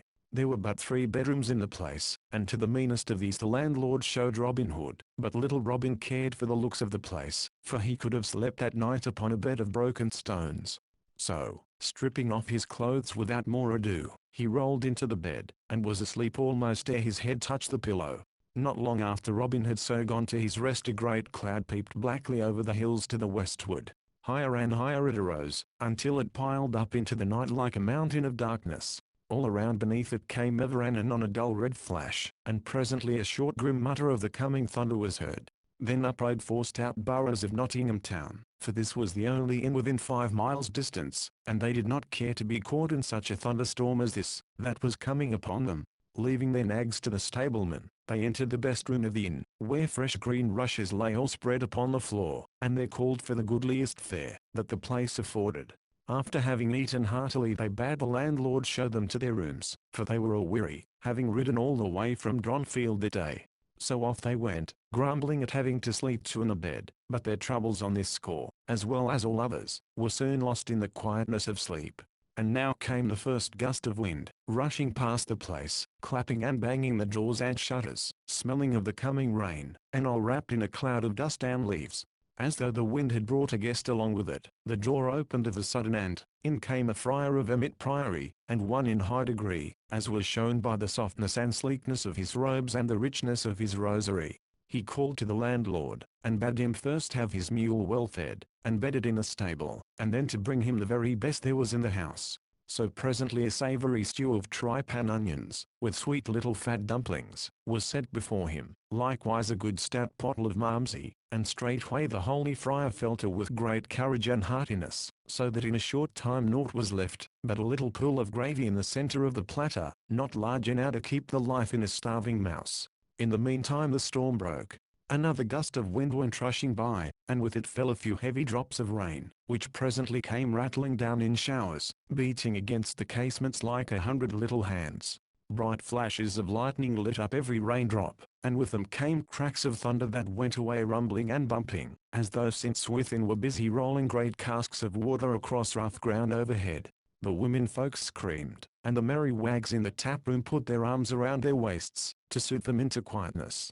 At last the holy friar bade the landlord show him to his room, but when he heard that he was to bed with a cobbler, he was as ill-contented a fellow as you could find in all England. Nevertheless there was nothing for it, and he must sleep there or nowhere. So, taking up his candle, he went off, grumbling like the now distant thunder. When he came to the room where he was to sleep, he held a light over Robin, and looked at him from top to toe. Then he felt better pleased, for, instead of a rough, dirty bearded fellow, he beheld as fresh and clean a lad as one could find in a week of Sundays. So, slipping off his clothes, he also huddled into the bed, where Robin, grunting and grumbling in his sleep, made room for him. Robin was more sound asleep, I wot, than he had been for many a day, else he would never have rested so quietly with one of the friar's sort so close beside him. As for the friar, had he known who Robin Hood was, you may well believe he would almost as soon have slept with an adder as with the man he had for a bedfellow. So the night passed comfortably enough, but at the first dawn of day Robin opened his eyes, and turned his head upon the pillow. Then how he gaped, and how he stared, for there beside him lay one all shaven and shorn, so that he knew that it must be a fellow in holy orders. He pinched himself sharply, but, finding he was awake, sat up in bed, while the other slumbered as peacefully, as though he were safe and sound at home in Emmet Priory. Now, quoth Robin to himself, I wonder how this thing hath dropped into my bed during the night. So saying, he arose softly, so as not to waken the other, and looking about the room he espied the friar's clothes lying upon a bench near the wall. First he looked at the clothes, with his head on one side, and then he looked at the friar and slowly winked one eye. Quoth he, Good brother, whate'er thy name may be, as thou hast borrowed my bed so freely I'll e'en borrow thy clothes in return. So saying, he straightway donned the holy man's garb, but kindly left the cobbler's clothes in the place of it. Then he went forth into the freshness of the morning, and the stableman that was up, and about the stables, opened his eyes, as though he saw a green mouse before him, for such men as the friars of Emmet were not wont to be early risers. But the man bottled his thoughts, and only asked Robin, whether he wanted his mule brought from the stable. Yea, my son, quoth Robin, albeit he knew not of the mule, and bring it forth quickly, I prythee, for I am late, and must be jogging. So presently the stableman brought forth the mule, and Robin mounted it, and went on his way rejoicing. As for the holy friar, when he arose he was in as pretty a stew as any man in all the world, for his rich, soft robes were gone, likewise his purse with 10 golden pounds in it, and naught was left, but patched clothes and a leathern apron. He raged and swore like any layman, but as his swearing mended nothing, and the landlord could not aid him, and as, moreover, he was forced to be at Emmet Priory that very morning upon matters of business, he was fain either to don the cobbler's clothes or travel the road in nakedness. So he put on the clothes, and, still raging and swearing vengeance against all the cobblers in Derbyshire, he set forth upon his way afoot. But his ills had not yet done with him, for he had not gone far ere he fell into the hands of the king's men, who marched him off, willy-nilly, to Tudbury town and the Bishop of Hereford. In vain he swore he was a holy man, and showed his shaven crown. Off he must go, for nothing would do, but that he was Robin Hood. Meanwhile merry Robin rode along contentedly, passing safely by 2 bands of the king's men, until his heart began to dance within him, because of the nearness of Sherwood. So he travelled ever on to the eastward, till, of a sudden, he met a noble knight in a shady lane. Then Robin checked his mule quickly, and leaped from off its back. "Now, well met, Sir Richard of the Lee," cried he, "for rather than any other man in England, would I see thy good face this day." Then he told Sir Richard all the happenings that had befallen him, and that now at last he felt himself safe, being so nigh to Sherwood again. But when Robin had done, Sir Richard shook his head sadly.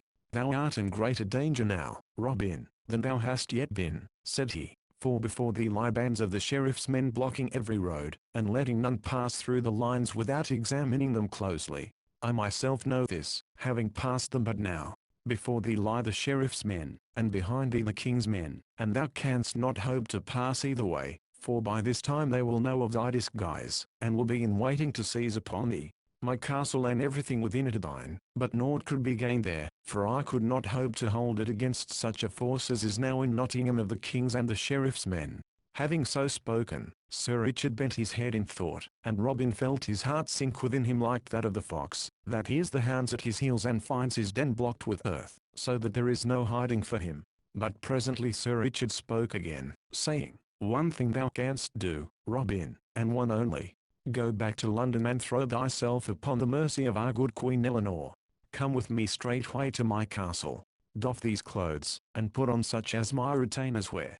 Then I will hie me to London town with a troop of men behind me, and thou shalt mingle with them, and thus will I bring thee to where thou mayst see and speak with the Queen. Thy only hope is to get to Sherwood, for then none can reach thee, and thou wilt never get to Sherwood, but in this way." So Robin went with Sir Richard of the Lee, and did as he said, for he saw the wisdom of that which the knight advised, and that this was his only chance of safety. Queen Eleanor walked in her royal garden, amid the roses that bloomed sweetly, and with her walked 6 of her ladies in waiting, chattering blithely together. Of a sudden a man leaped up to the top of the wall from the other side, and then, hanging for a moment, dropped lightly upon the grass within. All the ladies in waiting shrieked at the suddenness of his coming, but the man ran to the Queen, and kneeled at her feet, and she saw that it was Robin Hood. "Why, how now, Robin?" cried she, "dost thou dare to come into the very jaws of the raging lion? Alas, poor fellow, thou art lost indeed, if the king finds thee here. Dost thou not know that he is seeking thee through all the land?" "Yea," quoth Robin, "I do know right well that the king seeks me, and therefore I have come, for, surely, no ill can befall me, when he hath pledged his royal word to your majesty for my safety. Moreover, I know your majesty's kindness and gentleness of heart, and so I'll lay my life freely in your gracious hands." "I take thy meaning, Robin Hood," said the Queen, "and that thou dost convey reproach to me, as well thou mayst, for I know that I have not done by thee as I ought to have done. I know right well that thou must have been hard pressed by peril, to leap so boldly into one danger to escape another. Once more I promise thee mine aid, and will do all I can to send thee back in safety to Sherwood Forest. Bide thou here till I return." So saying, she left Robin in the garden of roses, and was gone a long time. When she came back Sir Robert Lee was with her, and the Queen's cheeks were hot and the Queen's eyes were bright, as though she had been talking with high words. Then Sir Robert came straight forward to where Robin Hood stood, and he spoke to the yeoman in a cold, stern voice. Quoth he, "Our gracious sovereign the king hath mitigated his wrath toward thee, fellow, and hath once more promised that thou shalt depart in peace and safety. Not only hath he promised this, but in 3 days he will send one of his pages to go with thee, and see that none arrest thy journey back again. Thou mayst thank thy patron saint, that thou hast such a good friend in our noble queen, for, but for her persuasion and arguments, thou hadst been a dead man. I can tell thee. Let this peril that thou hast passed through teach thee 2 lessons. First, be more honest. Second, be not so bold in thy comings and goings. A man that walketh in the darkness as thou dost, may escape for a time, but in the end he will surely fall into the pit. Thou hast put thy head in the angry lion's mouth, and yet thou hast escaped by a miracle. Try it not again." So saying, he turned and left Robin and was gone. For 3 days Robin abided in London in the Queen's household, and at the end of that time the King's head page, Edward Cunningham, came, and taking Robin with him, departed northward upon his way to Sherwood. Now and then they passed bands of the King's men coming back again to London, but none of those bands stopped them, and so, at last, they reached the sweet, leafy woodlands. Robin Hood and Guy of Gisborne. A long time passed after the great shooting match, and during that time Robin followed one part of the advice of Sir Robert Lee, to wit, that of being less bold in his comings and his goings, for though mayhap he may not have been more honest, as most folks regard honesty, he took good care not to travel so far from Sherwood, that he could not reach it both easily and quickly. Great changes had fallen in this time, for King Henry had died, and King Richard had come to the crown, that fitted him so well through many hard trials, and through adventures as stirring as any, that ever befell Robin Hood. But though great changes came, they did not reach to Sherwood's shades, for there Robin Hood and his men dwelt as merrily as they had ever done, with hunting and feasting, and singing and blithe woodland sports, for it was little the outside striving of the world troubled them. The dawning of a summer's day was fresh and bright, and the birds sang sweetly in a great tumult of sound. So loud was their singing, that it awakened Robin Hood, where he lay sleeping, so that he stirred, and turned, and arose. Up rose Little John also, and all the merry men. Then, after they had broken their fast, they set forth hither and thither upon the doings of the day. Robin Hood and Little John walked down a forest path where all around the leaves danced and twinkled as the breeze trembled through them, and the sunlight came flickering down.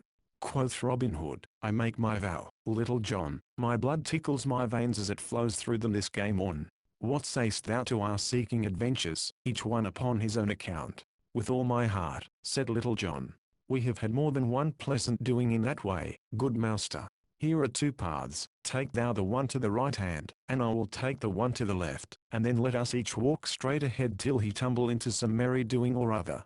"I like thy plan," quoth Robin, "therefore we will part here. But look thee, Little John, keep thyself out of mischief, for I would not have ill befall thee for all the world." "Marry, come up," quoth Little John, "how thou talkest. Methinks thou art wont to get thyself into tighter coils than I am like to do." At this Robin Hood laughed. "Why, in sooth, Little John," said he, "thou hast a blundering hard-headed way that seemeth to bring thee right side uppermost in all thy troubles, but let us see who cometh out best this day." So saying, he clapped his palm to Little John's and each departed upon his way, the trees quickly shutting the one from the other's sight. Robin Hood strolled onward till he came to where a broad woodland road stretched before him. Overhead the branches of the trees laced together in flickering foliage, all golden where it grew thin to the sunlight. Beneath his feet the ground was soft and moist from the sheltering shade. Here in this pleasant spot the sharpest adventure that ever befell Robin Hood came upon him, for, as he walked down the woodland path thinking of naught but the songs of the birds, he came of a sudden to where a man was seated upon the mossy roots beneath the shade of a broad spreading oak tree. Robin Hood saw that the stranger had not caught sight of him, so he stopped, and stood quite still, looking at the other a long time, before he came forward. And the stranger, I wot, was well worth looking at, for never had Robin seen a figure like that sitting beneath the tree. From his head to his feet he was clad in a horse's hide, dressed with the hair upon it. Upon his head was a cowl that hid his face from sight, and which was made of the horse's skin, the ears whereof stuck up like those of a rabbit. His body was clad in a jacket made of the hide, and his legs were covered with the hairy skin likewise. By his side was a heavy broadsword and a sharp double-edged dagger. A quiver of smooth round arrows hung across his shoulders, and his stout bow of yew leaned against the tree beside him. "Halloa, friend," cried Robin, coming forward at last, "who art thou that sittest there? And what is that thou hast upon thy body? I make my vow I ha never seen such a sight in all my life before.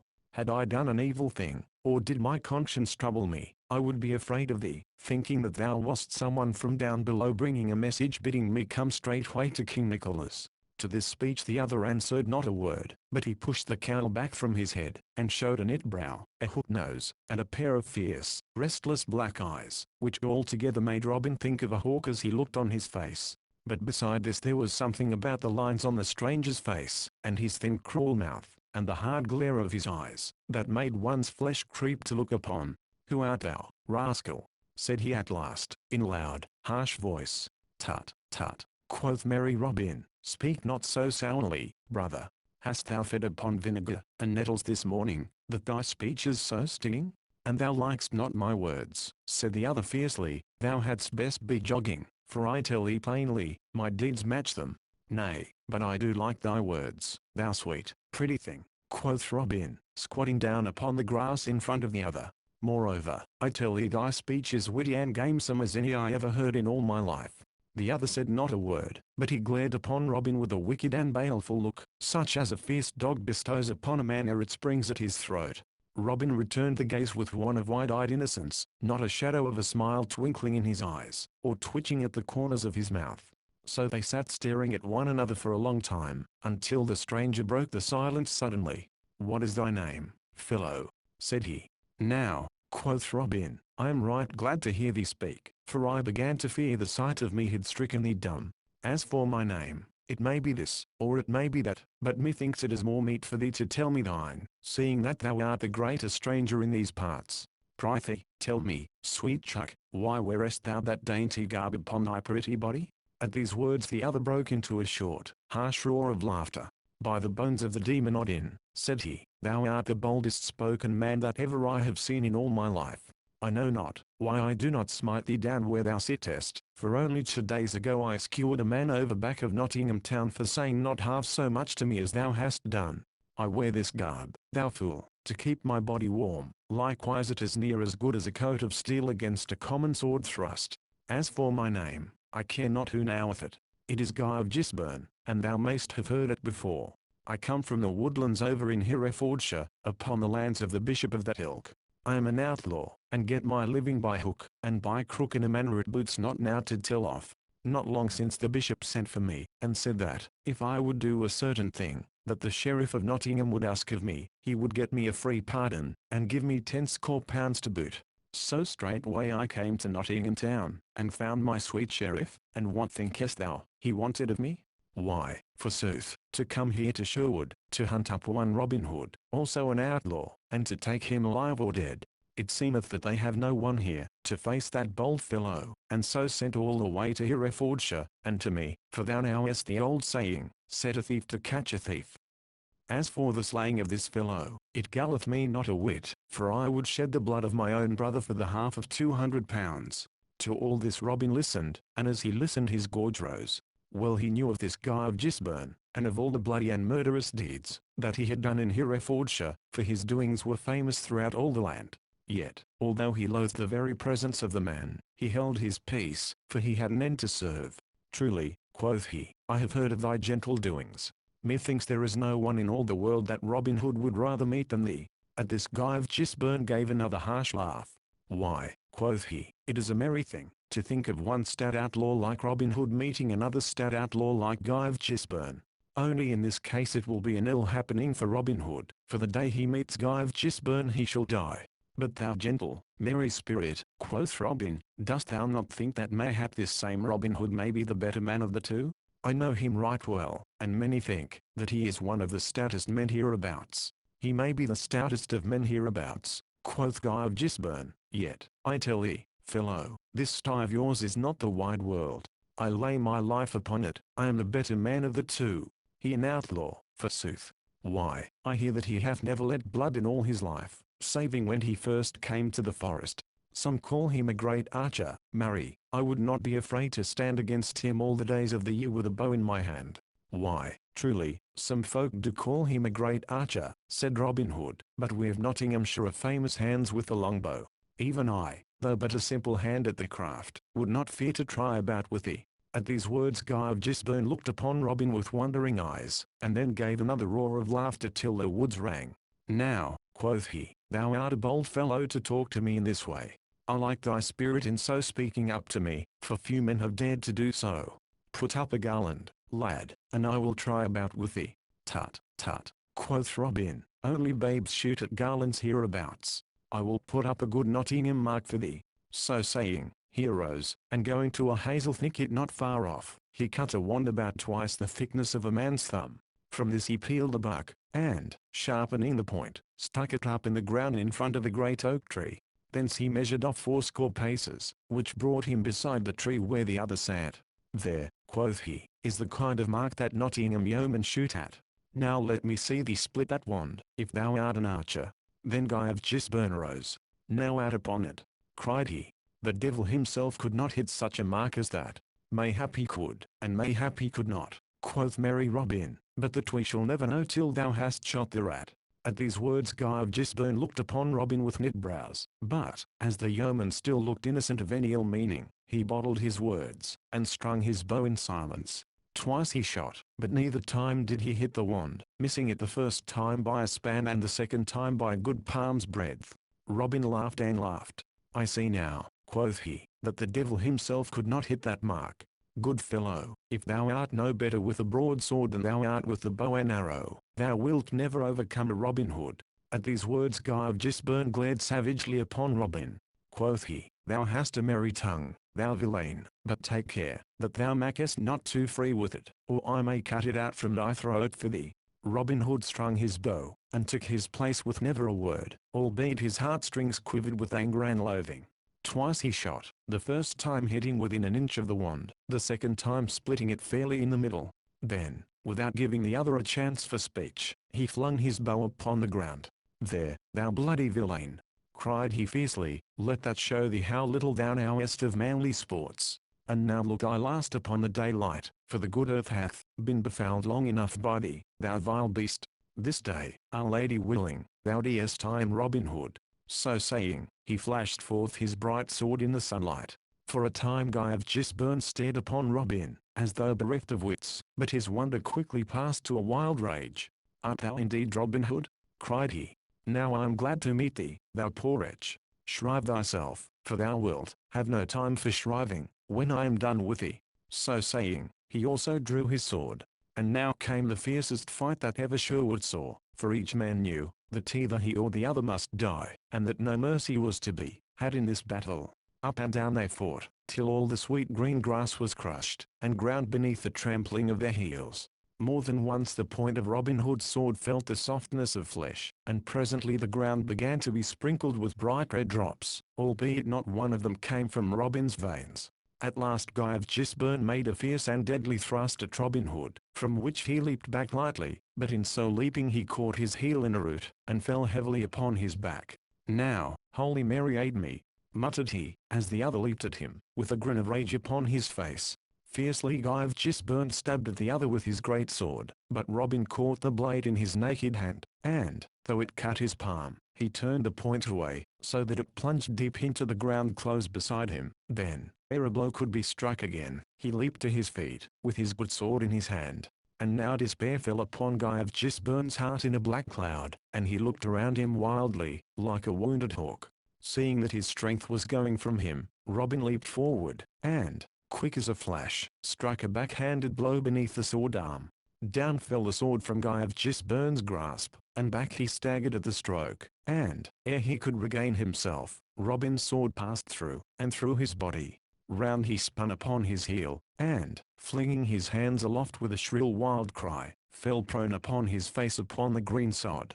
Then Robin Hood wiped his sword and thrust it back into the scabbard, and, coming to where Guy of Gisborne lay, he stood over him with folded arms, talking to himself the while. "This is the first man I have slain, since I shot the king's forester in the hot days of my youth. I ofttimes think bitterly, even yet, of that first life I took, but of this I am as glad, as though I had slain a wild boar, that laid waste a fair country. Since the Sheriff of Nottingham hath sent such a one as this against me, I will put on the fellow's garb, and go forth to see whether I may not find his worship, and perchance pay him back some of the debt I owe him upon this score." So saying, Robin Hood stripped the hairy garments from off the dead man, and put them on himself, all bloody as they were. Then, strapping the other sword and dagger around his body, and carrying his own in his hand, together with the two bows of yew, he drew the cowl of horse's hide over his face, so that none could tell who he was, and set forth from the forest, turning his steps toward the eastward and Nottingham town. As he strode along the country roads, men, women, and children hid away from him, for the terror of Guy of Gisborne's name, and of his doings had spread far and near. And now let us see what befell Little John, while these things were happening. Little John walked on his way through the forest paths, until he had come to the outskirts of the woodlands, where, here and there, Fields of barley, corn, or green meadowlands lay smiling in the sun. So he came to the high road, and to where a little thatched cottage stood back of a cluster of twisted crab trees, with flowers in front of it.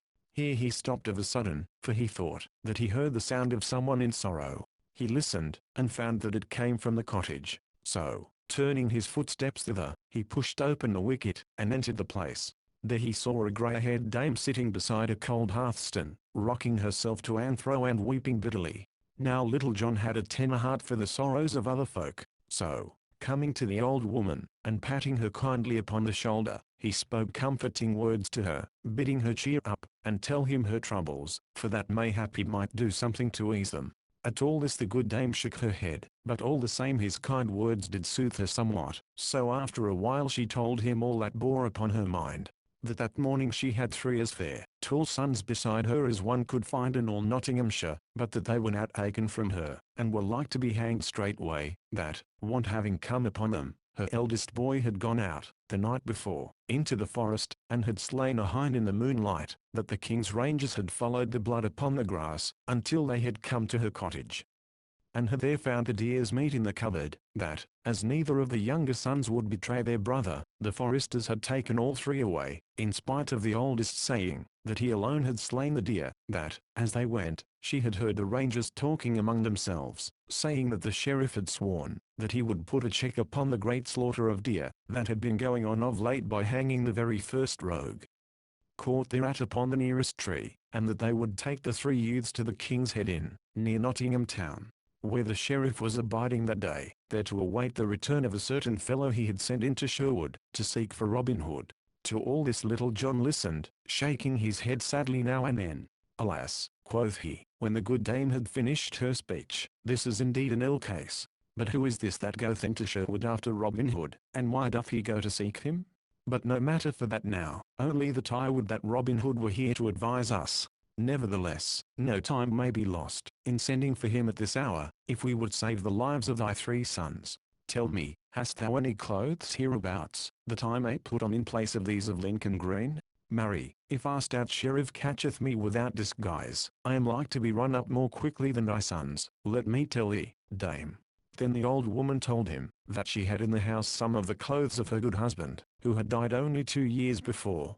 These she brought to Little John, who, doffing his garb of Lincoln Green, put them on in its stead. Then, making a wig and false beard of uncarded wool, he covered his own brown hair and beard, and, putting on a great, tall hat that had belonged to the old peasant, he took his staff in one hand and his bow in the other, and set forth with all speed to where the sheriff had taken up his inn.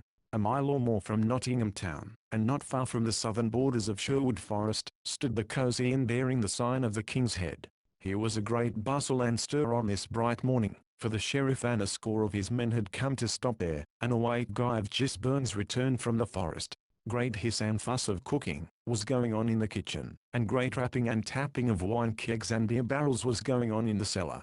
The sheriff sat within, feasting merrily of the best the place afforded, and the sheriff's men sat upon a bench before the door, quaffing ale, or lay beneath the shade of the broad spreading oak trees, talking and jesting and laughing. All around stood the horses of the band, with a great noise of stamping feet and a great switching of tails. To this inn came the king's rangers, driving the widow's 3 sons before them. The hands of the 3 youths were tied tightly behind their backs, and a cord from neck to neck fastened them all together. So they were marched to the room where the sheriff sat at meat, and stood trembling before him as he scowled sternly upon them. So, quoth he, in a great, loud, angry voice, ye have been poaching upon the king's deer, have you? Now I will make short work of you this day, for I will hang up all 3 of you as a farmer would hang up 3 crows, to scare others of the kind from the field. Our fair county of Nottingham hath been too long a breeding place for such naughty knaves as ye are. I have put up with these things for many years, but now I will stamp them out once for all, and with you I will begin.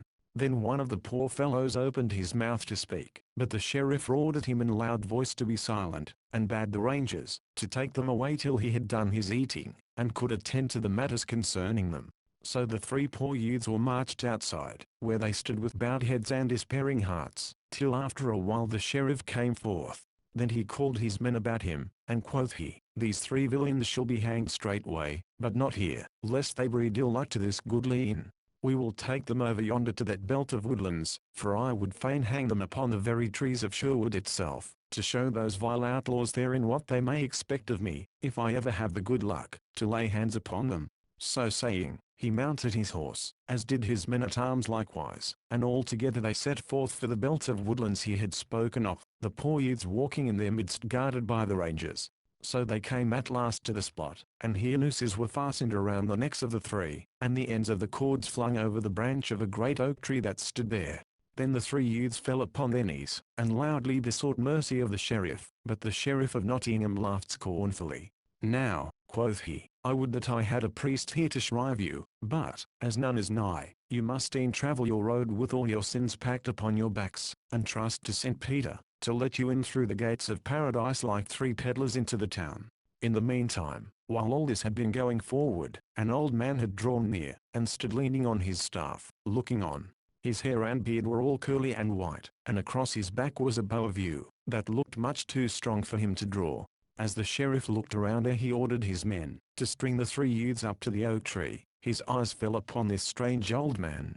Then his worship beckoned to him, saying, "Come hither, father, I have a few words to say to thee." So Little John, for it was none other than he, came forward, and the sheriff looked upon him, thinking that there was something strangely familiar in the face before him. "How, now," said he, "methinks I have seen thee before. What may thy name be, father?" "Please your worship," said Little John, in a cracked voice like that of an old man, "my name is Giles Hobble, at your worship's service." "Giles Hobble, Giles Hobble," muttered the sheriff to himself, turning over the names that he had in his mind, to try to find one to fit to this. "I remember not thy name," said he at last, "but it matters not. Hast thou a mind to earn sixpence this bright morn?" "Ay, marry," quoth Little John, "for money is not so plenty with me, that I should cast sixpence away and I could earn it by an honest turn. What is it your worship would have me do?" "Why, this," said the sheriff. "Here are three men, that need hanging as badly as any e'er I saw. If thou wilt string them up I will pay thee twopence apiece for them. I like not, that my men-at-arms should turn hangmen. Wilt outride thy hand?" "In sooth," said Little John, still in the old man's voice, "I ha' never done such a thing before, but in a sixpence is to be earned so easily I might as well ha' it as anybody.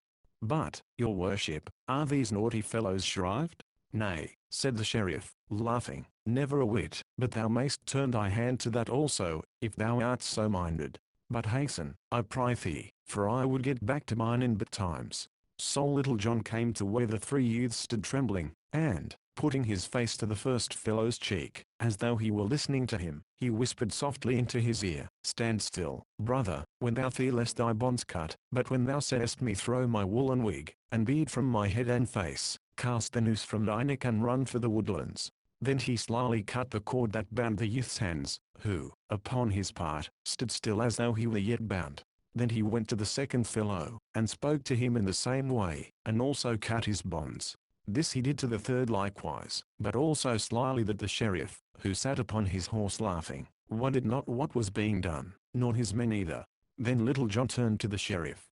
"Please your worship," said he, "will you give me leave to string my bow? For I would fain help these fellows along the way, when they're swinging, with an arrow beneath the ribs." "With all my heart," said the sheriff, "only, as I said before, make thou haste in thy doings." Little John put the tip of his bow to his instep, and strung the weapon so deftly, that all wondered to see an old man so strong. Next he drew a good smooth arrow from his quiver, and fitted it to the string. Then, looking all around to see that the way was clear behind him, he suddenly cast away the wool from his head and face, shouting in a mighty voice, "Run!" Quick as a flash the three youths flung the nooses from their necks, and sped across the open to the woodlands as the arrow speeds from the bow. Little John also flew toward the covert like a greyhound, while the sheriff and his men gazed after him all bewildered with the sudden doing. But ere the yeoman had gone far the sheriff roused himself. After him, he roared in a mighty voice, for he knew now who it was with whom he had been talking, and wondered that he had not known him before. Little John heard the sheriff's words, and seeing that he could not hope to reach the woodlands before they would be upon him, he stopped and turned suddenly, holding his bow, as though he were about to shoot. "Stand back!" cried he fiercely. "The first man that cometh a foot forward, or toucheth finger to bowstring, death." At these words the sheriff's men stood as still as stocks, for they knew right well that Little John would be as good as his word, and that to disobey him meant death. In vain the sheriff roared at them, calling them cowards, and urging them forward in a body. They would not budge an inch, but stood and watched Little John as he moved slowly away toward the forest, keeping his gaze fixed upon them. But when the sheriff saw his enemy thus slipping betwixt his fingers he grew mad with his rage, so that his head swam, and he knew not what he did. Then of a sudden he turned his horse's head, and plunging his spurs into its sides he gave a great shout, and, rising in his stirrups, came down upon Little John like the wind. Then Little John raised his deadly bow, and drew the grey goose feather to his cheek. But alas for him! For, ere he could loose the shaft, the good bow, that had served him so long, split in his hands, and the arrow fell harmless at his feet. Seeing what had happened, the sheriff's men raised a shout, and, following their master, came rushing down upon Little John. But the sheriff was ahead of the others, and so caught up with the yeoman, before he reached the shelter of the woodlands. Then leaning forward he struck a mighty blow. Little John ducked, and the sheriff's sword turned in his hand, but the flash of the blade struck the other upon the head, and smote him down, stunned and senseless. "Now, I am right glad," said the sheriff, when the men came up, and found that Little John was not dead, "that I have not slain this man in my haste. I would rather lose £500, than have him die thus instead of hanging, as such a vile thief should do. Go, get some water from yonder fountain, William, and pour it over his head." The man did as he was bidden, and presently Little John opened his eyes, and looked around him, all dazed and bewildered with the stun of the blow. Then they tied his hands behind him, and lifting him up set him upon the back of one of the horses, with his face to its tail and his feet strapped beneath its belly. So they took him back to the King's Head Inn, laughing and rejoicing as they went along. But in the meantime the widow's 3 sons had gotten safely away, and were hidden in the woodlands. Once more the Sheriff of Nottingham sat within the King's Head Inn. His heart rejoiced within him, for he had at last done that which he had sought to do for years, taken Little John prisoner. Quoth he to himself, "This time tomorrow the rogue shall hang upon the gallows tree in front of the great gate of Nottingham town, and thus shall I make my long score with him even." So saying, he took a deep draught of canary. But it seemed as if the sheriff had swallowed a thought with his wine, for he shook his head, and put the cup down hastily. "Now," he muttered to himself, "I would not for £1,000 have this fellow slip through my fingers. Yet, should his master escape that foul Guy of Gisburn, there is no knowing what he may do, for he is the cunningest knave in all the world, this same Robin Hood. Belike I had better not wait until tomorrow to hang the fellow." So saying, he pushed his chair back hastily, and going forth from the inn called his men together. Quoth he, "I will wait no longer for the hanging of this rogue, but it shall be done forthwith, and that from the very tree, whence he saved those 3 young villains, by stepping betwixt them and the law. So get ye ready straightway." Then once more they sat Little John upon a horse, with his face to the tail, and so, one leading the horse whereon he sat, and the others riding around him, they went forward to that tree from the branches, of which they had thought to hang the poachers. On they went, rattling and jingling along the road till they came to the tree. Here one of the men spake to the sheriff of a sudden. "Your worship," cried he, "is not yon fellow coming along toward us that same Guy of Gisburn whom thou didst send into the forest to seek Robin Hood?" At these words the sheriff shaded his eyes and looked eagerly. "Why, certes," quoth he, "yon fellow is the same. Now, heaven send that he hath slain the master thief, as we will presently slay the man." When Little John heard this speech he looked up, and straightway his heart crumbled away within him, for not only were the man's garments all covered with blood, but he wore Robin Hood's bugle horn, and carried his bow and broadsword. "How now?" cried the sheriff, when Robin Hood, in Guy of Gisburn's clothes, had come nigh to them. "What luck hath befallen thee in the forest?" "Why, man, thy clothes are all over blood." "And thou likest not my clothes," said Robin in a harsh voice like that of Guy of Gisburn. "Thou mayst shut thine eyes. Marry, the blood upon me is that of the vilest outlaw that ever trod the woodlands, and one whom I have slain this day, albeit not without wound to myself." Then outspake Little John, for the first time, since he had fallen into the sheriff's hands. "O thou vile, bloody wretch! I know thee, Guy of Gisburn, for who is there that hath not heard of thee, and cursed thee for thy vile deeds of blood and rapine? Is it by such a hand as thine, that the gentlest heart that ever beat, is stilled in death? Truly, thou art a fit tool for this coward Sheriff of Nottingham. Now I die joyfully, nor do I care how I die, for life is naught to me. So spake Little John, the salt tears rolling down his brown cheeks. But the Sheriff of Nottingham clapped his hands for joy. "Now, Guy of Gisborne," cried he, "if what thou tellest me is true, it will be the best day's doings for thee that ever thou hast done in all thy life." "What I have told thee is sooth, and I lie not," said Robin, still in Guy of Gisborne's voice. "Look, is not this Robin Hood's sword, and is not this his good bow of yew, and is not this his bugle horn? Thinkest thou he would have given them to Guy of Gisborne of his own free will?" Then the Sheriff laughed aloud for joy. "This is a good day," cried he. "The great outlaw dead and his right-hand man in my hands. Ask what thou wilt of me, Guy of Gisborne, and it is thine." "Then this I ask of thee," said Robin. "As I have slain the master I would now kill the man. Give this fellow's life into my hands, Sir Sheriff." "Now thou art a fool," cried the Sheriff. "Thou mightst have had money enough for a night's ransom, if thou hadst asked for it. I like ill to let this fellow pass from my hands, but as I have promised, thou shalt have him." "I thank thee right heartily for thy gift," cried Robin. "Take the rogue down from the horse, men, and lean him against yonder tree, while I show you how we stick a poor cur whence I come." At these words some of the Sheriff's men shook their heads, for, though they cared not a whit whether Little John were hanged or not, they hated to see him butchered in cold blood. But the Sheriff called to them in loud voice, ordering them to take the yeoman down from the horse and lean him against the tree, as the other bade. While they were doing this Robin Hood strung both his bow and that of Guy of Gisborne, albeit none of them took notice of his doing so. Then, when Little John stood against the tree, he drew Guy of Gisborne's sharp double-edged dagger. Fall back," cried he. "Would ye crowd so on my pleasure, ye unmanly knaves? Back, I say, farther yet." So they crowded back, as he ordered, many of them turning their faces away, that they might not see what was about to happen. "Come," cried Little John.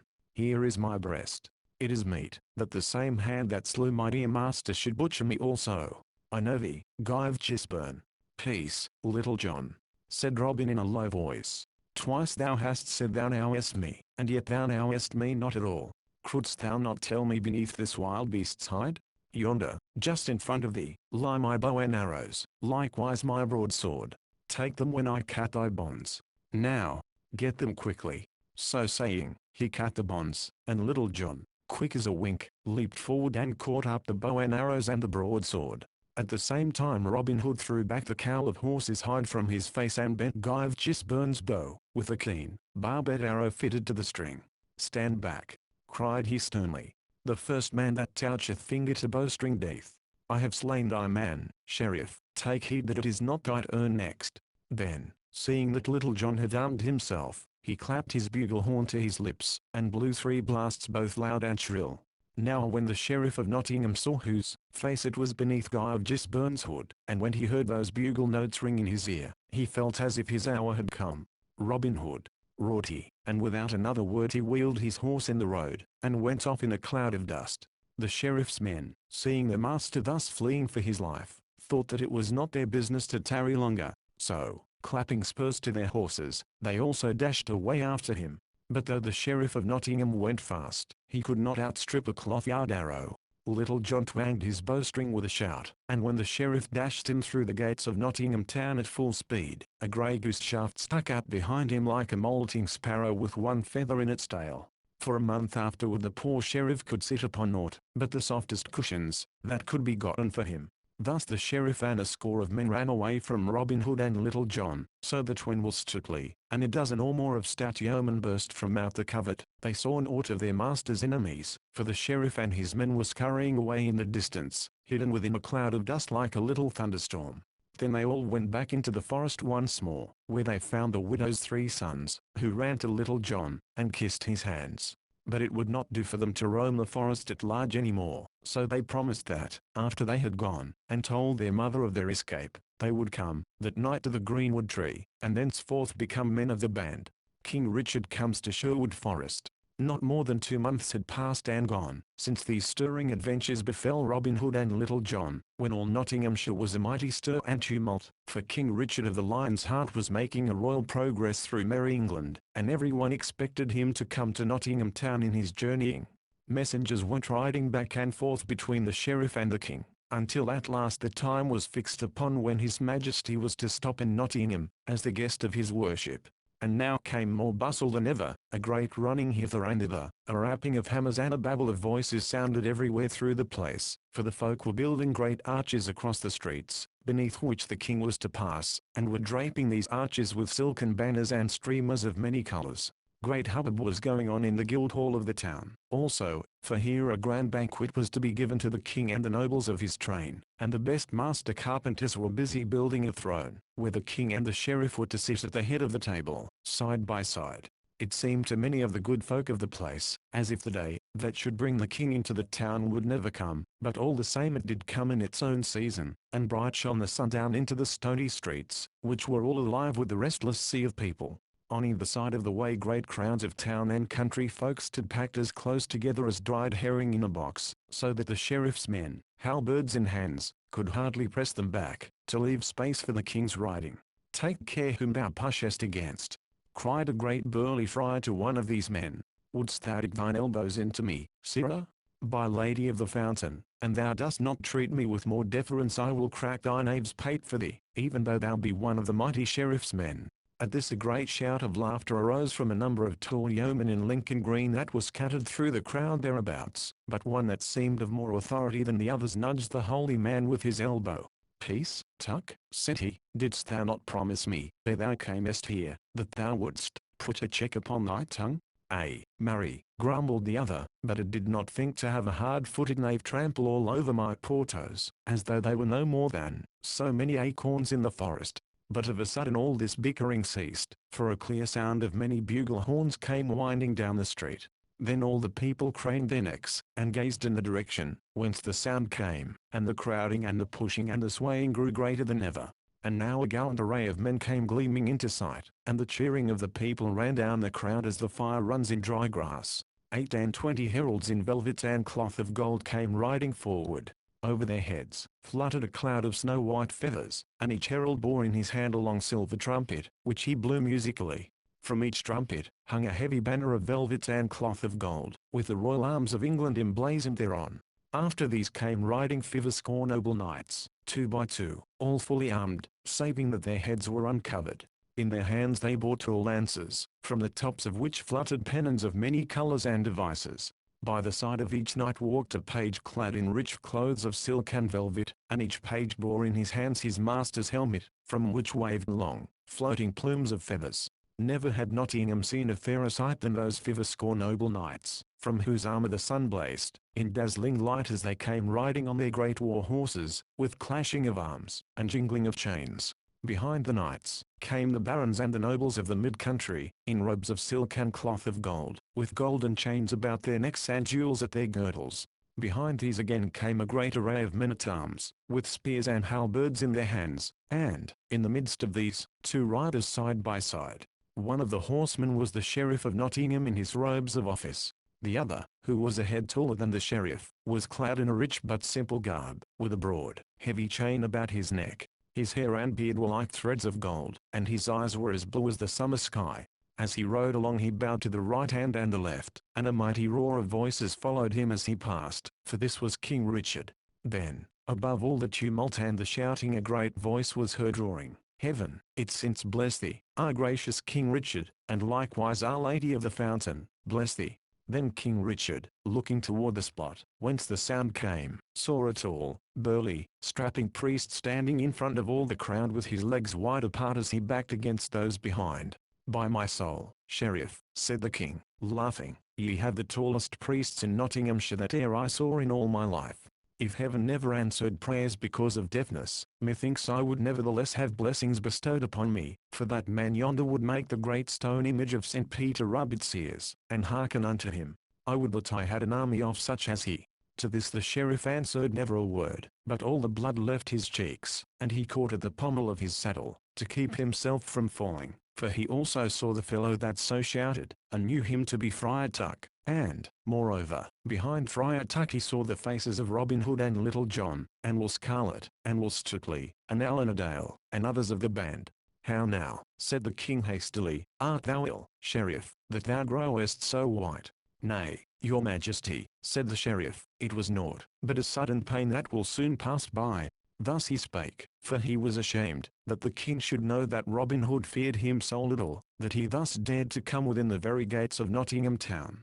Thus rode the king into Nottingham town on that bright afternoon in the early fall season, and none rejoiced more than Robin Hood and his merry men, to see him come so royally unto his own. Eventide had come, the great feast in the Guildhall at Nottingham town was done, and the wine passed freely.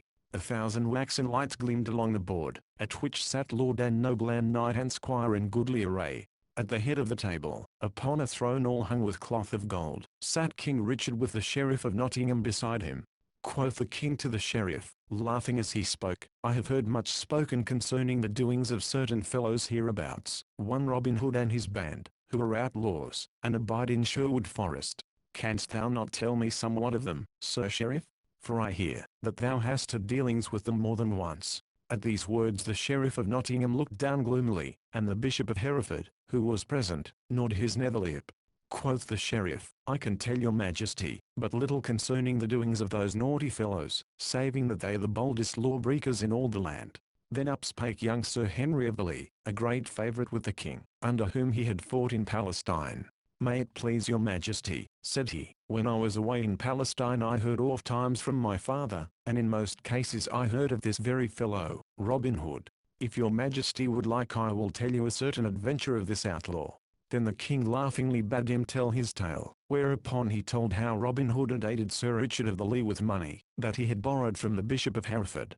Again and again the king and those present roared with laughter, while the poor bishop waxed cherry red in the face with vexation, for the matter was a sore thing with him. When Sir Henry of the Lee was done, others of those present, seeing how the king enjoyed this merry tale, told other tales concerning Robin and his merry men. By the hilt of my sword, said stout King Richard, this is as bold and merry a knave as ever I heard tell of. Marry, I must take this matter in hand, and do what thou couldst not do, sheriff, to wit, clear the forest of him and his band. That night the king sat in the place that was set apart for his lodging, while in Nottingham town. With him were young Sir Henry of the Lee and 2 other knights and 3 barons of Nottinghamshire, but the king's mind still dwelled upon Robin Hood. Now, quoth he, I would freely give £100 to meet this roguish fellow, Robin Hood, and to see somewhat of his doings in Sherwood Forest. Then up spake Sir Hubert of Gingham, laughing, if your majesty hath such a desire upon you, it is not so hard to satisfy.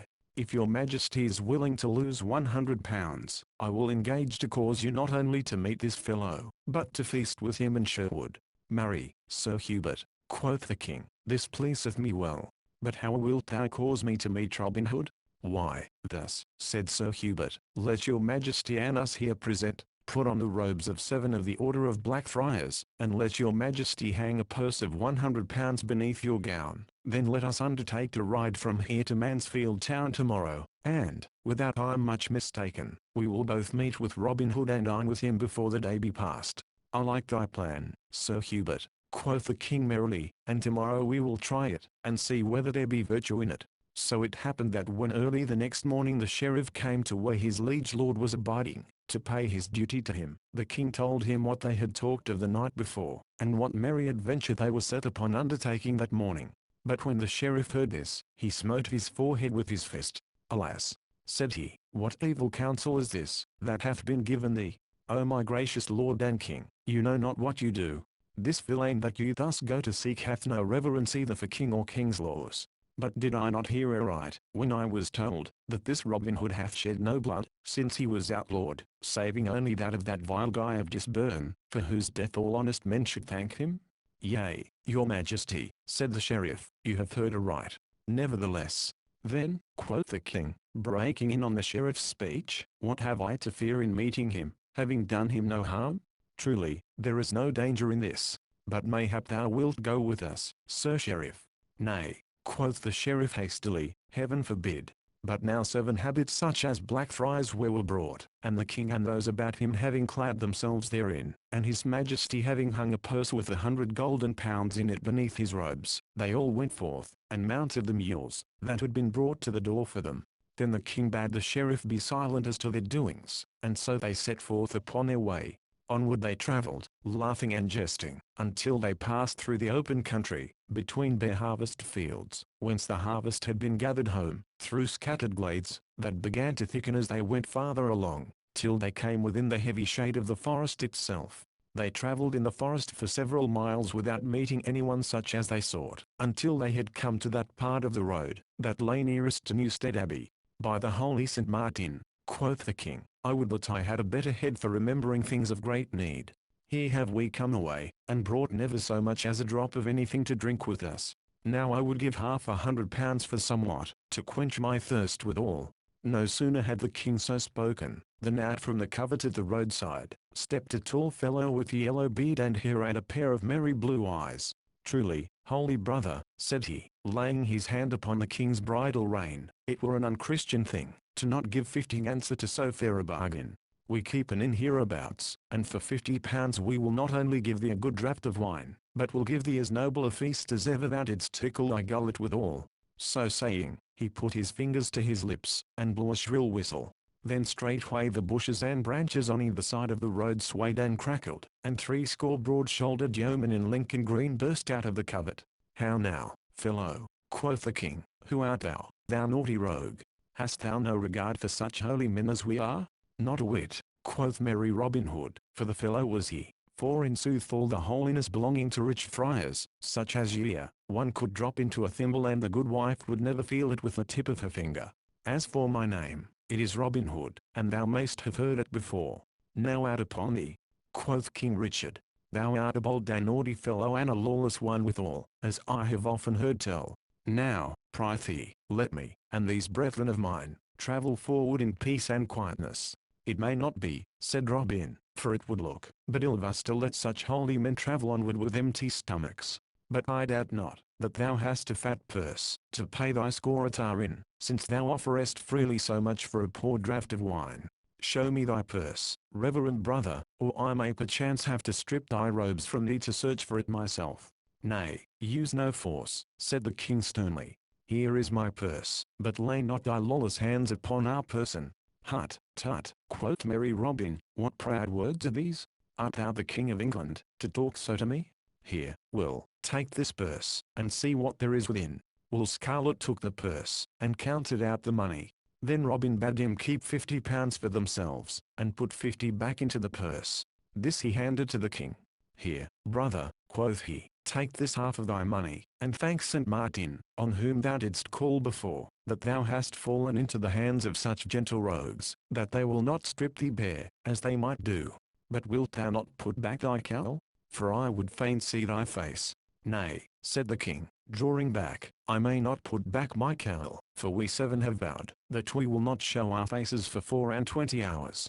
"Then keep them covered in peace," said Robin, "and far be it from me to make you break your vows." So he called 7 of his yeomen, and bade them each one take a mule by the bridle. Then, turning their faces toward the depths of the woodlands, they journeyed onward, until they came to the open glade and the greenwood tree. Little John, with 60 yeomen at his heels, had also gone forth that morning to wait along the roads, and bring a rich guest to Sherwood Glade, if such might be his luck, for many with fat purses must travel the roads at this time, when such great doings were going on in Nottinghamshire. But old Little John, and so many others were gone. Friar Tuck and 20 or more stout yeomen were seated, or lying around beneath the great tree. And when Robin and the others came they leaped to their feet to meet him. "By my soul," quoth merry King Richard, when he had gotten down from his mule, and stood looking about him, "thou hast in very truth a fine lot of young men about thee, Robin. Methinks King Richard himself would be glad of such a bodyguard." "These are not all of my fellows," said Robin proudly, "for 60 more of them are away on business with my good right-hand man, Little John. But, as for King Richard, I tell thee, brother, there is not a man of us all but would pour out our blood like water for him. Ye churchmen cannot rightly understand our king, but we yeomen love him right loyally for the sake of his brave doings which are so like our own." But now Friar Tuck came bustling up. "Ye good den, brothers," said he. "I am right glad to welcome some of my cloth in this naughty place. Truly, methinks these rogues of outlaws would stand but an ill chance were it not for the prayers of holy Tuck, who laboureth so hard for their well-being." Here he winked one eye slyly, and stuck his tongue into his cheek. "Who art thou, mad priest?" said the king in a serious voice, albeit he smiled beneath his cowl. At this Friar Tuck looked all around with a slow gaze. "Look you now," quoth he, "never let me hear you say again, that I am no patient man." Here is a knave of a friar calleth me a mad priest, and yet I smite him not. My name is Friar Tuck, fellow the holy Friar Tuck. There, Tuck, said Robin, thou hast said enow. Prithee, cease thy talk, and bring some wine. These reverend men are athirst, and sin they have paid so richly for their score they must e'en have the best. Friar Tuck bridled at being so checked in his speech, nevertheless he went straightway to do Robin's bidding, so presently a great crock was brought, and wine was poured out for all the guests, and for Robin Hood. Then Robin held his cup aloft. Stay, cried he, tarry in your drinking till I give you a pledge. Here is to good King Richard of great renown, and may all enemies to him be confounded. Then all drank the king's health, even the king himself. Methinks, good fellow, said he, thou hast drunk to thine own confusion. Never a whit, quoth merry Robin, for I tell thee, that we of Sherwood are more loyal to our lord the king than those of thine order. We would give up our lives for his benefiting, while ye are content to lie, snug in your abbeys and priories let reign who will. At this the king laughed. Quoth he, perhaps King Richard's welfare is more to me than thou wottest of, fellow. But enough of that matter. We have paid well for our fare, so canst thou not show us some merry entertainment?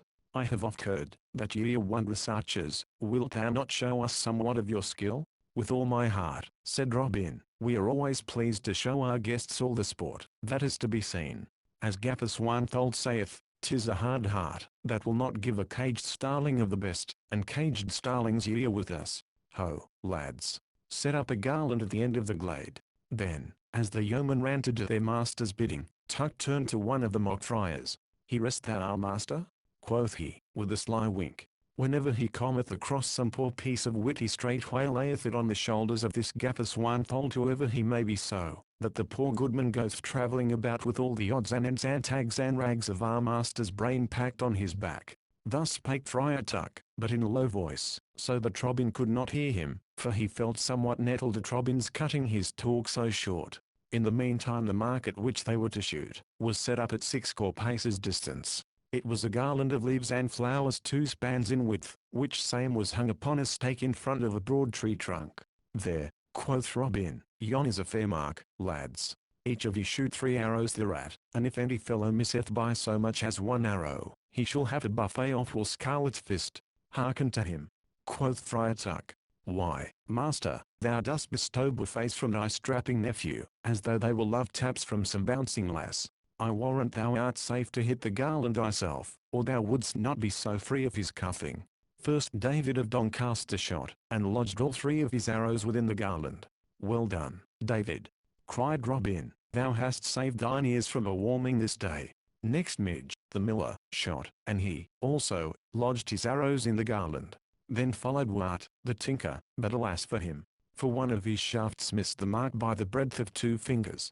Come hither, fellow, said Will Scarlet, in his soft gentle voice, I owe thee somewhat, that I would pay forthwith. Then Wat, the tinker, came forward and stood in front of Will Scarlet, screwing up his face, and shutting his eyes tightly, as though he already felt his ears ringing with the buffet. Will Scarlet rolled up his sleeve, and, standing on tiptoe to give the greatest swing to his arm, he struck with might and main.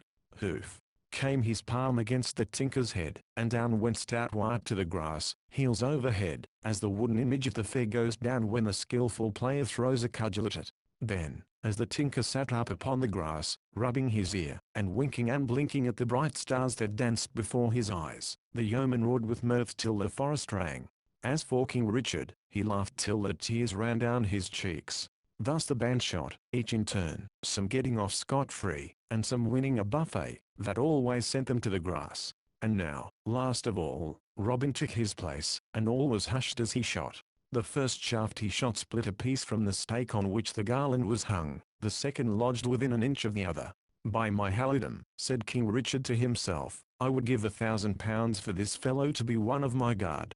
And now, for the 3rd time Robin shot, but, alas for him, the arrow was ill-feathered, and, wavering to one side, it smote an inch outside the garland. At this a great roar went up, those of the yeomen who sat upon the grass rolling over and over, and shouting with laughter, for never before had they seen their master so miss his mark. But Robin flung his bow upon the ground with vexation. Now, out upon it, cried he. That shaft had an ill feather to it, for I felt it as it left my fingers. Give me a clean arrow, and I will engage to split the wand with it." At these words the yeoman laughed louder than ever. "Nay, good uncle," said Will Scarlet in his soft sweet voice, "thou hast had thy fair chance, and hast missed thine aim out and out. I swear the arrow was as good as any that hath been loosed this day. Come hither, I owe thee somewhat, and would fain pay it." "Go, good master," roared Friar Tuck, "and may my blessing go with thee. Thou hast bestowed these love taps off Will Scarlet's with great freedom. It were pity and thou gottest not thine own share." "It may not be," said merry Robin. "I am king here, and no subject may raise hand against the king. But even our great King Richard may yield to the holy Pope without shame, and even take a tap from him by way of penance. Therefore I will yield myself to this holy friar, who seemeth to be one in authority, and will take my punishment from him." Thus saying, he turned to the king. "I prythee, brother, wilt thou take my punishing into thy holy hands?" "With all my heart," quoth merry King Richard, rising from where he was sitting. "I owe thee somewhat for having lifted a heavy weight of 50 pounds from my purse. So make room for him on the green, lads." "And thou makest me tumble," quoth Robin. "I will freely give thee back thy 50 pounds. But I tell thee, brother, if thou makest me not feel grass all along my back, I will take every farthing thou hast for thy boastful speech." "So be it," said the king. "I am willing to venture it." Thereupon he rolled up his sleeve, and showed an arm, that made the yeoman stare. But Robin, with his feet wide apart, stood firmly planted, waiting the other, smiling. Then the king swung back his arm, and, balancing himself a moment, he delivered a buffet at Robin, that fell like a thunderbolt. Down went Robin headlong upon the grass, for the stroke would have felled a stone wall. Then how the yeomen shouted with laughter till their sides ached, for never had they seen such a buffet given in all their lives. As for Robin, he presently sat up, and looked all around him, as though he had dropped from a cloud, and had lit in a place he had never seen before. After a while, still gazing about him at his laughing yeoman, he put his fingertips softly to his ear, and felt all around it tenderly. "Will Scarlet," said he, "count this fellow out his 50 pounds. I want nothing more either of his money or of him. A murrain seize him and his buffeting. I would that I had taken my dues from thee, for I verily believe he hath deafened mine ear from ever hearing again." Then, while gusts of laughter still broke from the band, Will Scarlet counted out the 50 pounds, and the king dropped it back into his purse again. "I give thee thanks, fellow," said he, "and if ever thou shouldst wish for another box of the ear, to match the one thou hast, come to me, and I will fit thee with it for naught." So spake the merry king. But, even as he ended, there came suddenly the sound of many voices, and out from the cupboard burst Little John and 60 men, with Sir Richard of the Lee in the midst. Across the glade they came running, and, as they came, Sir Richard shouted to Robin, "Make haste, dear friend, gather thy band together, and come with me. King Richard left Nottingham town this very morning, and cometh to seek thee in the woodlands. I know not how he cometh, for it was but a rumour of this that reached me. Nevertheless, I know that it is the truth. Therefore hasten with all thy men, and come to Castle Lee, for there thou mayst lie hid until thy present danger passeth. Who are these strangers, that thou hast with thee?" "Why," quoth merry Robin, rising from the grass, "these are certain gentle guests that came with us from the high road over by Newstead Abbey. I know not their names, but I have become right well acquaint with this lusty rogue's palm this morning. Marry, the pleasure of this acquaintance hath dust me a deaf ear and 50 pounds to boot." Sir Richard looked keenly at the tall friar, who, drawing himself up to his full height, looked fixedly back at the knight. Then of a sudden Sir Richard's cheeks grew pale, for he knew who it was that he looked upon. Quickly he leaped from off his horse's back, and flung himself upon his knees before the other. At this, the king, seeing that Sir Richard knew him, threw back his cowl, and all the yeomen saw his face, and knew him also, for there was not one of them, but had been in the crowd in the good town of Nottingham, and had seen him riding side by side with the sheriff. Down they fell upon their knees, nor could they say a word. Then the king looked all around right grimly, and, last of all, his glance came back, and rested again upon Sir Richard of the Lee. "How was this, Sir Richard?" said he sternly. "How darest thou step between me and these fellows? And how darest thou offer thy knightly castle of the Lee for a refuge to them? Wilt thou make it a hiding place for the most renowned outlaws in England?" Then Sir Richard of the Lee raised his eyes to the king's face. "Far be it from me," said he, "to do aught that could bring your majesty's anger upon me. Yet, sooner would I face your majesty's wrath than suffer aught of harm that I could stay to fall upon Robin Hood and his band. For to them I owe life, honor, everything.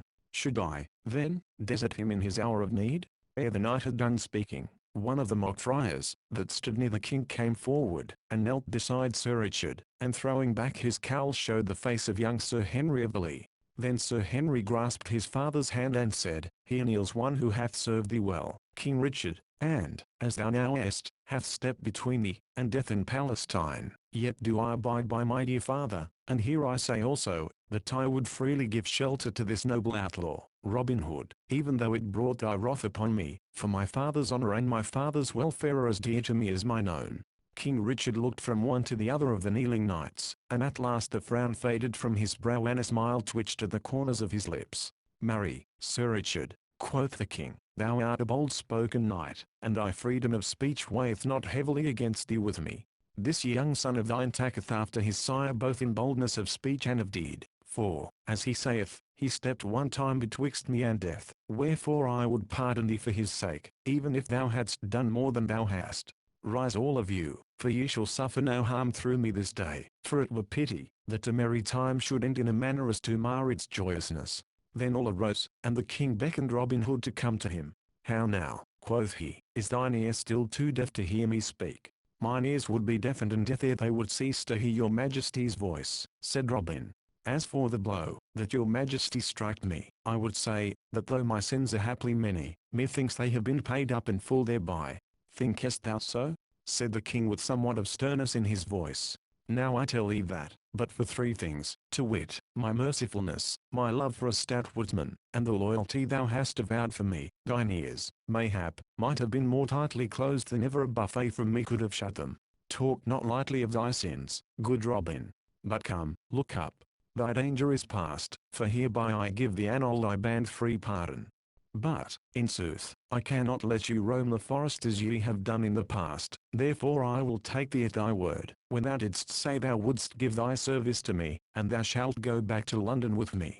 We will take that bold knave Little John also, and likewise thy cousin, Will Scarlet, and thy minstrel, Alan a Dale. As for the rest of thy band, we will take their names, and have them duly recorded as Royal Rangers, for methinks it were wiser, to have them changed to law-abiding caretakers of Ardea in Sherwood than to leave them to run at large as outlawed slayers thereof. But now get a feast ready, I would see how ye live in the woodlands. So Robin bade his men make ready a grand feast. Straightway great fires were kindled and burned brightly, at which savoury things roasted sweetly. While this was going forward, the king bade Robin call Alan a Dale, for he would hear him sing. So word was passed for Alan, and presently he came, bringing his harp. Marry, said King Richard, if thy singing match thy looks it is fair enough. Prithee, strike up a ditty and let us have a taste of thy skill. Then Alan touched his harp lightly, and all words were hushed, while he sang this. Oh, where hast thou been, my daughter? Oh, where hast thou been this day? Daughter, my daughter? Oh, I have been to the river's side, where the waters lie all grey and wide, and the grey sky broods o'er the leaden tide, and the shrill wind sighs are straining. What sawest thou there, my daughter? What sawest thou there this day? Daughter, my daughter? Oh, I saw a boat come drifting nigh, where the quivering rushes hiss and sigh, and the water souse as it gurgles by, and the shrill wind sighs are straining. What sailed in the boat, my daughter? What sailed in the boat this day?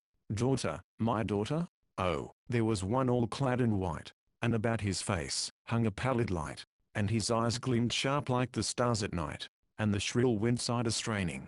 And what said he, my daughter? What said he to thee this day? Daughter, my daughter? Oh, said he naught, but did he this?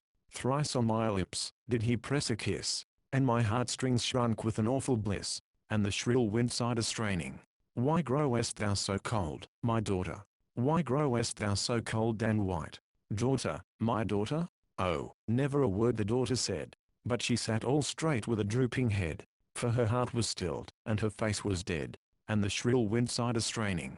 All listened in silence, and when Alan a Dale had done King Richard heaved a sigh. By the breath of my body, Alan, quoth he, thou hast such a wondrous sweet voice that it strangely moves my heart. But what doleful ditty is this for the lips of a stout yeoman? I would rather hear thee sing a song of love, and battle than a sad thing like that. Moreover, I understand it not. What meanest thou by the words? "I know not, your majesty," said Alan, shaking his head, "for ofttimes I sing that which I do not clearly understand mine own self." "Well, well," quoth the king, "let it pass, only I tell thee this, Alan, thou shouldst turn thy songs to such matters as I spoke of, to wit, love or war, for in sooth thou hast a sweeter voice than Blondel, and methought he was the best minstrel that ever I heard." But now one came forward, and said that the feast was ready. So Robin Hood brought King Richard and those with him to where it lay all spread out on fair white linen cloths which lay upon the soft green grass. Then King Richard sat him down, and feasted and drank, and when he was done he swore roundly, that he had never sat at such a lusty repast in all his life before. That night he lay in Sherwood Forest upon a bed of sweet green leaves, and early the next morning he set forth from the woodlands for Nottingham town, Robin Hood and all of his band going with him. You may guess what a stir there was in the good town when all these famous outlaws came marching into the streets. As for the sheriff, he knew not what to say, nor where to look, when he saw Robin Hood in such high favour with the king, while all his heart was filled with gall, because of the vexation that lay upon him. The next day the king took leave of Nottingham town, so Robin Hood and Little John, and Will Scarlet and Alan a Dale shook hands with all the rest of the band, kissing the cheeks of each man, and swearing that they would often come to Sherwood and see them. Then each mounted his horse, and rode away in the train of the king. Epilogue.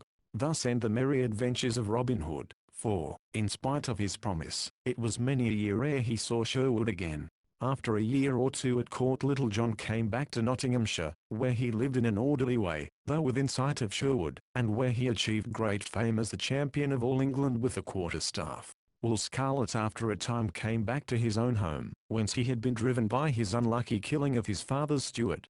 The rest of the band did their duty as Royal Rangers right well. But Robin Hood and Alan a Dale did not come again to Sherwood so quickly, for thus it was. Robin, through his great fame as an archer, became a favourite with the king, so that he speedily rose in rank, to be the chief of all the yeomen. At last the king, seeing how faithful, and how loyal he was, created him Earl of Huntingdon. So Robin followed the king to the wars, and found his time so full, that he had no chance, to come back to Sherwood for even so much as a day. As for Alan a Dale and his wife, the fair Ellen, they followed Robin Hood, and shared in all his ups and downs of life. And now, dear friend, you who have journeyed with me in all these merry doings, I will not bid you follow me further, but will drop your hand here with a good den, if you wish it, for that which cometh hereafter speaks of the breaking up of things, and shows how joys, and pleasures that are dead, and gone can never be set upon their feet to walk again. I will not dwell upon the matter overlong, but will tell as speedily as may be of how that stout fellow, Robin Hood, died as he had lived, not at court as Earl of Huntingdon, but with bow in hand, his heart in the greenwood, and he himself a right yeoman. King Richard died upon the battlefield, in such a way as properly became lion-hearted king, as you yourself, no doubt, know. So, after a time, the Earl of Huntingdon or Robin Hood, as we still call him as of old, finding nothing for his doing abroad, came back to merry England again. With him came Alan a Dale and his wife, the fair Ellen, for these two had been chief of Robin's household ever since he had left Sherwood Forest. It was in the springtime, when they landed once more on the shores of England. The leaves were green and the small birds sang blithely, just as they used to do in fair Sherwood when Robin Hood roamed the woodland shades with a free heart and a light heel. All the sweetness of the time and the joyousness of everything brought back to Robin's mind his forest life, so that a great longing came upon him to behold the woodlands once more. So he went straightway to King John, and besought leave of him to visit Nottingham for a short season. The king gave him leave, to come and to go, but bade him not stay longer than 3 days at Sherwood. So Robin Hood and Alan a Dale set forth without delay to Nottinghamshire and Sherwood Forest. The first night they took up their inn at Nottingham town, yet they did not go to pay their duty to the sheriff, for his worship bore many a bitter grudge against Robin Hood, which grudges had not been lessened by Robin's rise in the world. The next day at an early hour they mounted their horses and set forth for the woodlands. As they passed along the road it seemed to Robin, that he knew every stick and stone that his eyes looked upon. Yonder was a path that he had ofttimes trod of a mellow evening, with Little John beside him. Here was one, now nigh choked with brambles, along which he and a little band had walked, when they went forth, to seek a certain curtal friar. Thus they rode slowly onward, talking about these old familiar things, old and yet new, for they found more in them than they had ever thought of before. Thus at last they came to the open glade, and the broad, wide-spreading greenwood tree which was their home for so many years. Neither of the two spoke when they stood beneath that tree. Robin looked all about him at the well-known things, so like what they used to be, and yet so different. For, where once was the bustle of many busy fellows was now the quietness of solitude, and, as he looked, the woodlands, the greensward, and the sky all blurred together in his sight through salt tears, for such a great yearning came upon him as he looked on these things, as well known to him as the fingers of his right hand, that he could not keep back the water from his eyes. That morning he had slung his good old bugle horn over his shoulder, and now, with a yearning, came a great longing to sound his bugle once more. He raised it to his lips, he blew a blast. Tirilla, lirilla, the sweet, clear notes went winding down the forest paths, coming back again from the more distant bosky shades in faint echoes of sound, tirilla, lirilla, tirilla, lirilla, until it faded away and was lost. Now it chanced that on that very morn Little John was walking through a spur of the forest upon certain matters of business, and as he paced along, sunk in meditation, the faint, clear notes of a distant bugle horn came to his ear. As leaps the stag, when it feels the arrow at its heart, so leaped Little John when that distant sound met his ear. All the blood in his body seemed to rush like a flame into his cheeks as he bent his head and listened. Again came the bugle note, thin and clear, and yet again it sounded. Then Little John gave a great wild cry of yearning, of joy, and yet of grief, and, putting down his head, he dashed into the thicket. Onward he plunged, crackling and rending, as the wild boar rushes through the underbrush. Little recked he of thorns and briars, that scratched his flesh, and tore his clothing, for all he thought of was to get, by the shortest way, to the greenwood glade, whence he knew the sound of the bugle horn came. Out he burst from the covert, at last, a shower of little broken twigs falling about him, and, without pausing a moment, rushed forward and flung himself at Robin's feet. Then he clasped his arms around the master's knees, and all his body was shaken with great sobs. Neither could Robin nor Allan a Dale speak, but stood looking down at Little John, the tears rolling down their cheeks. While they thus stood, 7 Royal Rangers rushed into the open glade, and raised a great shout of joy at the sight of Robin, and at their head was Will Stutely. Then, after a while, came 4 more, panting with their running, and 2 of these 4 were Will Scatterlock and Midge, the miller, for all of these had heard the sound of Robin Hood's horn. All these ran to Robin, and kissed his hands and his clothing, with great sound of weeping. After a while Robin looked around him with tear-dimmed eyes and said, in a husky voice, "Now, I swear that never again will I leave these dear woodlands. I have been away from them, and from you too long. Now do I lay by the name of Robert, Earl of Huntingdon, and take upon me once again that nobler title, Robin Hood, the yeoman." At this a great shout went up, and all the yeomen shook one another's hands for joy.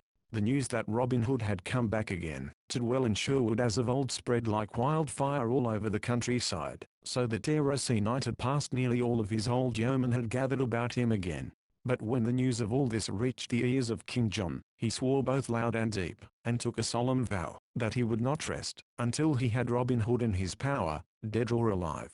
Now there was present at court a certain knight, Sir William Dale, as gallant a soldier as ever donned harness. Sir William Dale was well acquainted with Sherwood Forest, for he was head keeper over that part of it, that lay nigh to good Mansfield town. So to him the king turned, and bade him take an army of men, and go straightway to seek Robin Hood. Likewise the king gave Sir William his signet ring, to show to the sheriff, that he might raise all his armed men, to aid the others in their chase of Robin.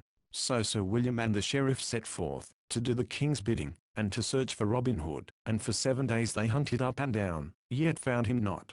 Now, had Robin Hood been as peaceful as of old, everything might have ended in smoke, as other such ventures had always done before, but he had fought for years under King Richard, and was changed from what he used to be. It galled his pride, to thus flee away before those sent against him, as a chased fox flees from the hounds. So thus it came about, at last, that Robin Hood and his yeomen met Sir William and the sheriff and their men in the forest, and a bloody fight followed.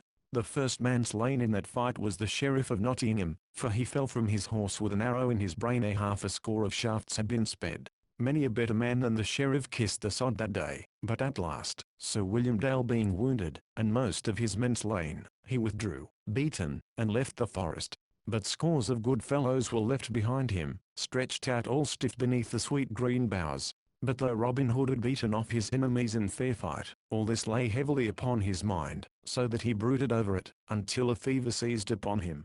For 3 days it held him, and though he strove to fight it off, he was forced to yield at last. Thus it came that, on the morning of the 4th day, he called Little John to him, and told him that he could not shake the fever from him, and that he would go to his cousin, the prioress of the nunnery near Kirklees, in Yorkshire, who was a skilful leech, and he would have her open a vein in his arm, and take a little blood from him, for the bettering of his health. Then he bade Little John make ready to go also, for he might perchance need aid in his journeying. So Little John and he took their leave of the others, and Robin Hood bade Will Stutely be the captain of the band, until they should come back. Thus they came by easy stages and slow journeying, until they reached the nunnery of Kirklees. Now Robin had done much to aid this cousin of his, for it was through King Richard's love of him, that she had been made prioress of the place.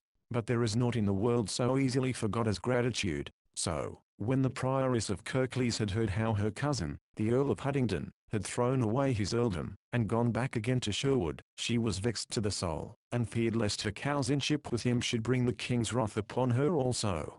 Thus it happened, that when Robin came to her, and told her how he wished her services as leech, she began plotting ill against him in her mind, thinking that by doing evil to him, she might find favor with his enemies. Nevertheless, she kept this well to herself, and received Robin with seeming kindness.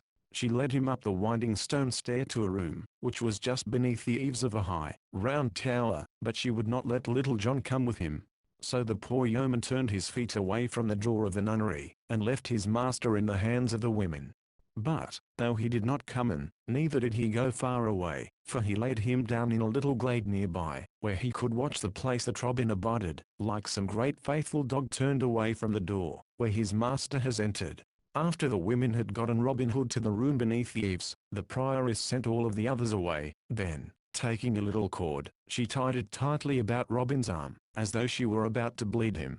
And so she did bleed him, but the vein she opened was not one of those that lie close and blue beneath the skin. Deeper she cut than that, for she opened one of those veins through which the bright red blood runs leaping from the heart. Of this Robin knew not, for, though he saw the blood flow, it did not come fast enough to make him think that there was anything ill in it. Having done this vile deed, the prioress turned and left her cousin, locking the door behind her. All that livelong day the blood ran from Robin Hood's arm, nor could he check it, though he strove in every way to do so. Again and again he called for help, but no help came, for his cousin had betrayed him, and Little John was too far away to hear his voice. So he bled and bled, until he felt his strength slipping away from him. Then he arose, tottering, and bearing himself up by the palms of his hands against the wall, he reached his bugle horn at last.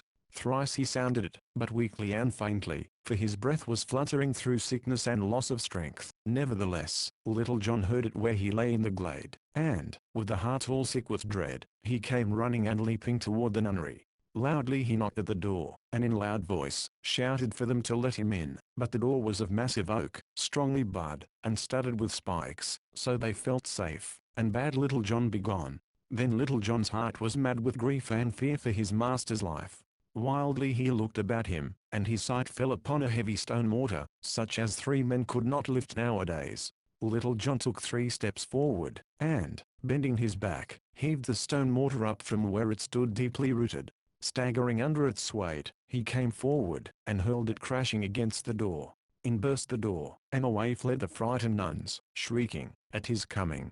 Then Little John strode in, and never a word said he, but up the winding stone steps he ran till he reached the room wherein his master was. Here he found the door locked also, but, putting his shoulder against it, he burst the locks, as though they were made of brittle ice. There he saw his own dear master leaning against the grey stone wall, his face all white and drawn, and his head swaying to and fro with weakness. Then, with a great wild cry of love, and grief and pity, Little John leaped forward, and caught Robin Hood in his arms. Up he lifted him as a mother lifts her child, and carrying him to the bed, laid him tenderly thereon. And now the prioress came in hastily, for she was frightened at what she had done, and dreaded the vengeance of Little John and the others of the band. Then she stanched the blood by cunning bandages, so that it flowed no more. All the while Little John stood grimly by, and after she had done he sternly bade her to begone, and she obeyed, pale and trembling. Then, after she had departed, Little John spake cheering words, laughing loudly, and saying that all this was a child's fright, and that no stout yeoman would die at the loss of a few drops of blood. Why, quoth he, give this a night, and thou wilt be roaming the woodlands as boldly as ever. But Robin shook his head, and smiled faintly where he lay. "Mine own dear Little John," whispered he, "heaven bless thy kind, rough heart. But, dear friend, we will never roam the woodlands together again." "Ay, but we will," quoth Little John loudly. "I say again, ay out upon it, who dares say that any more harm shall come upon thee?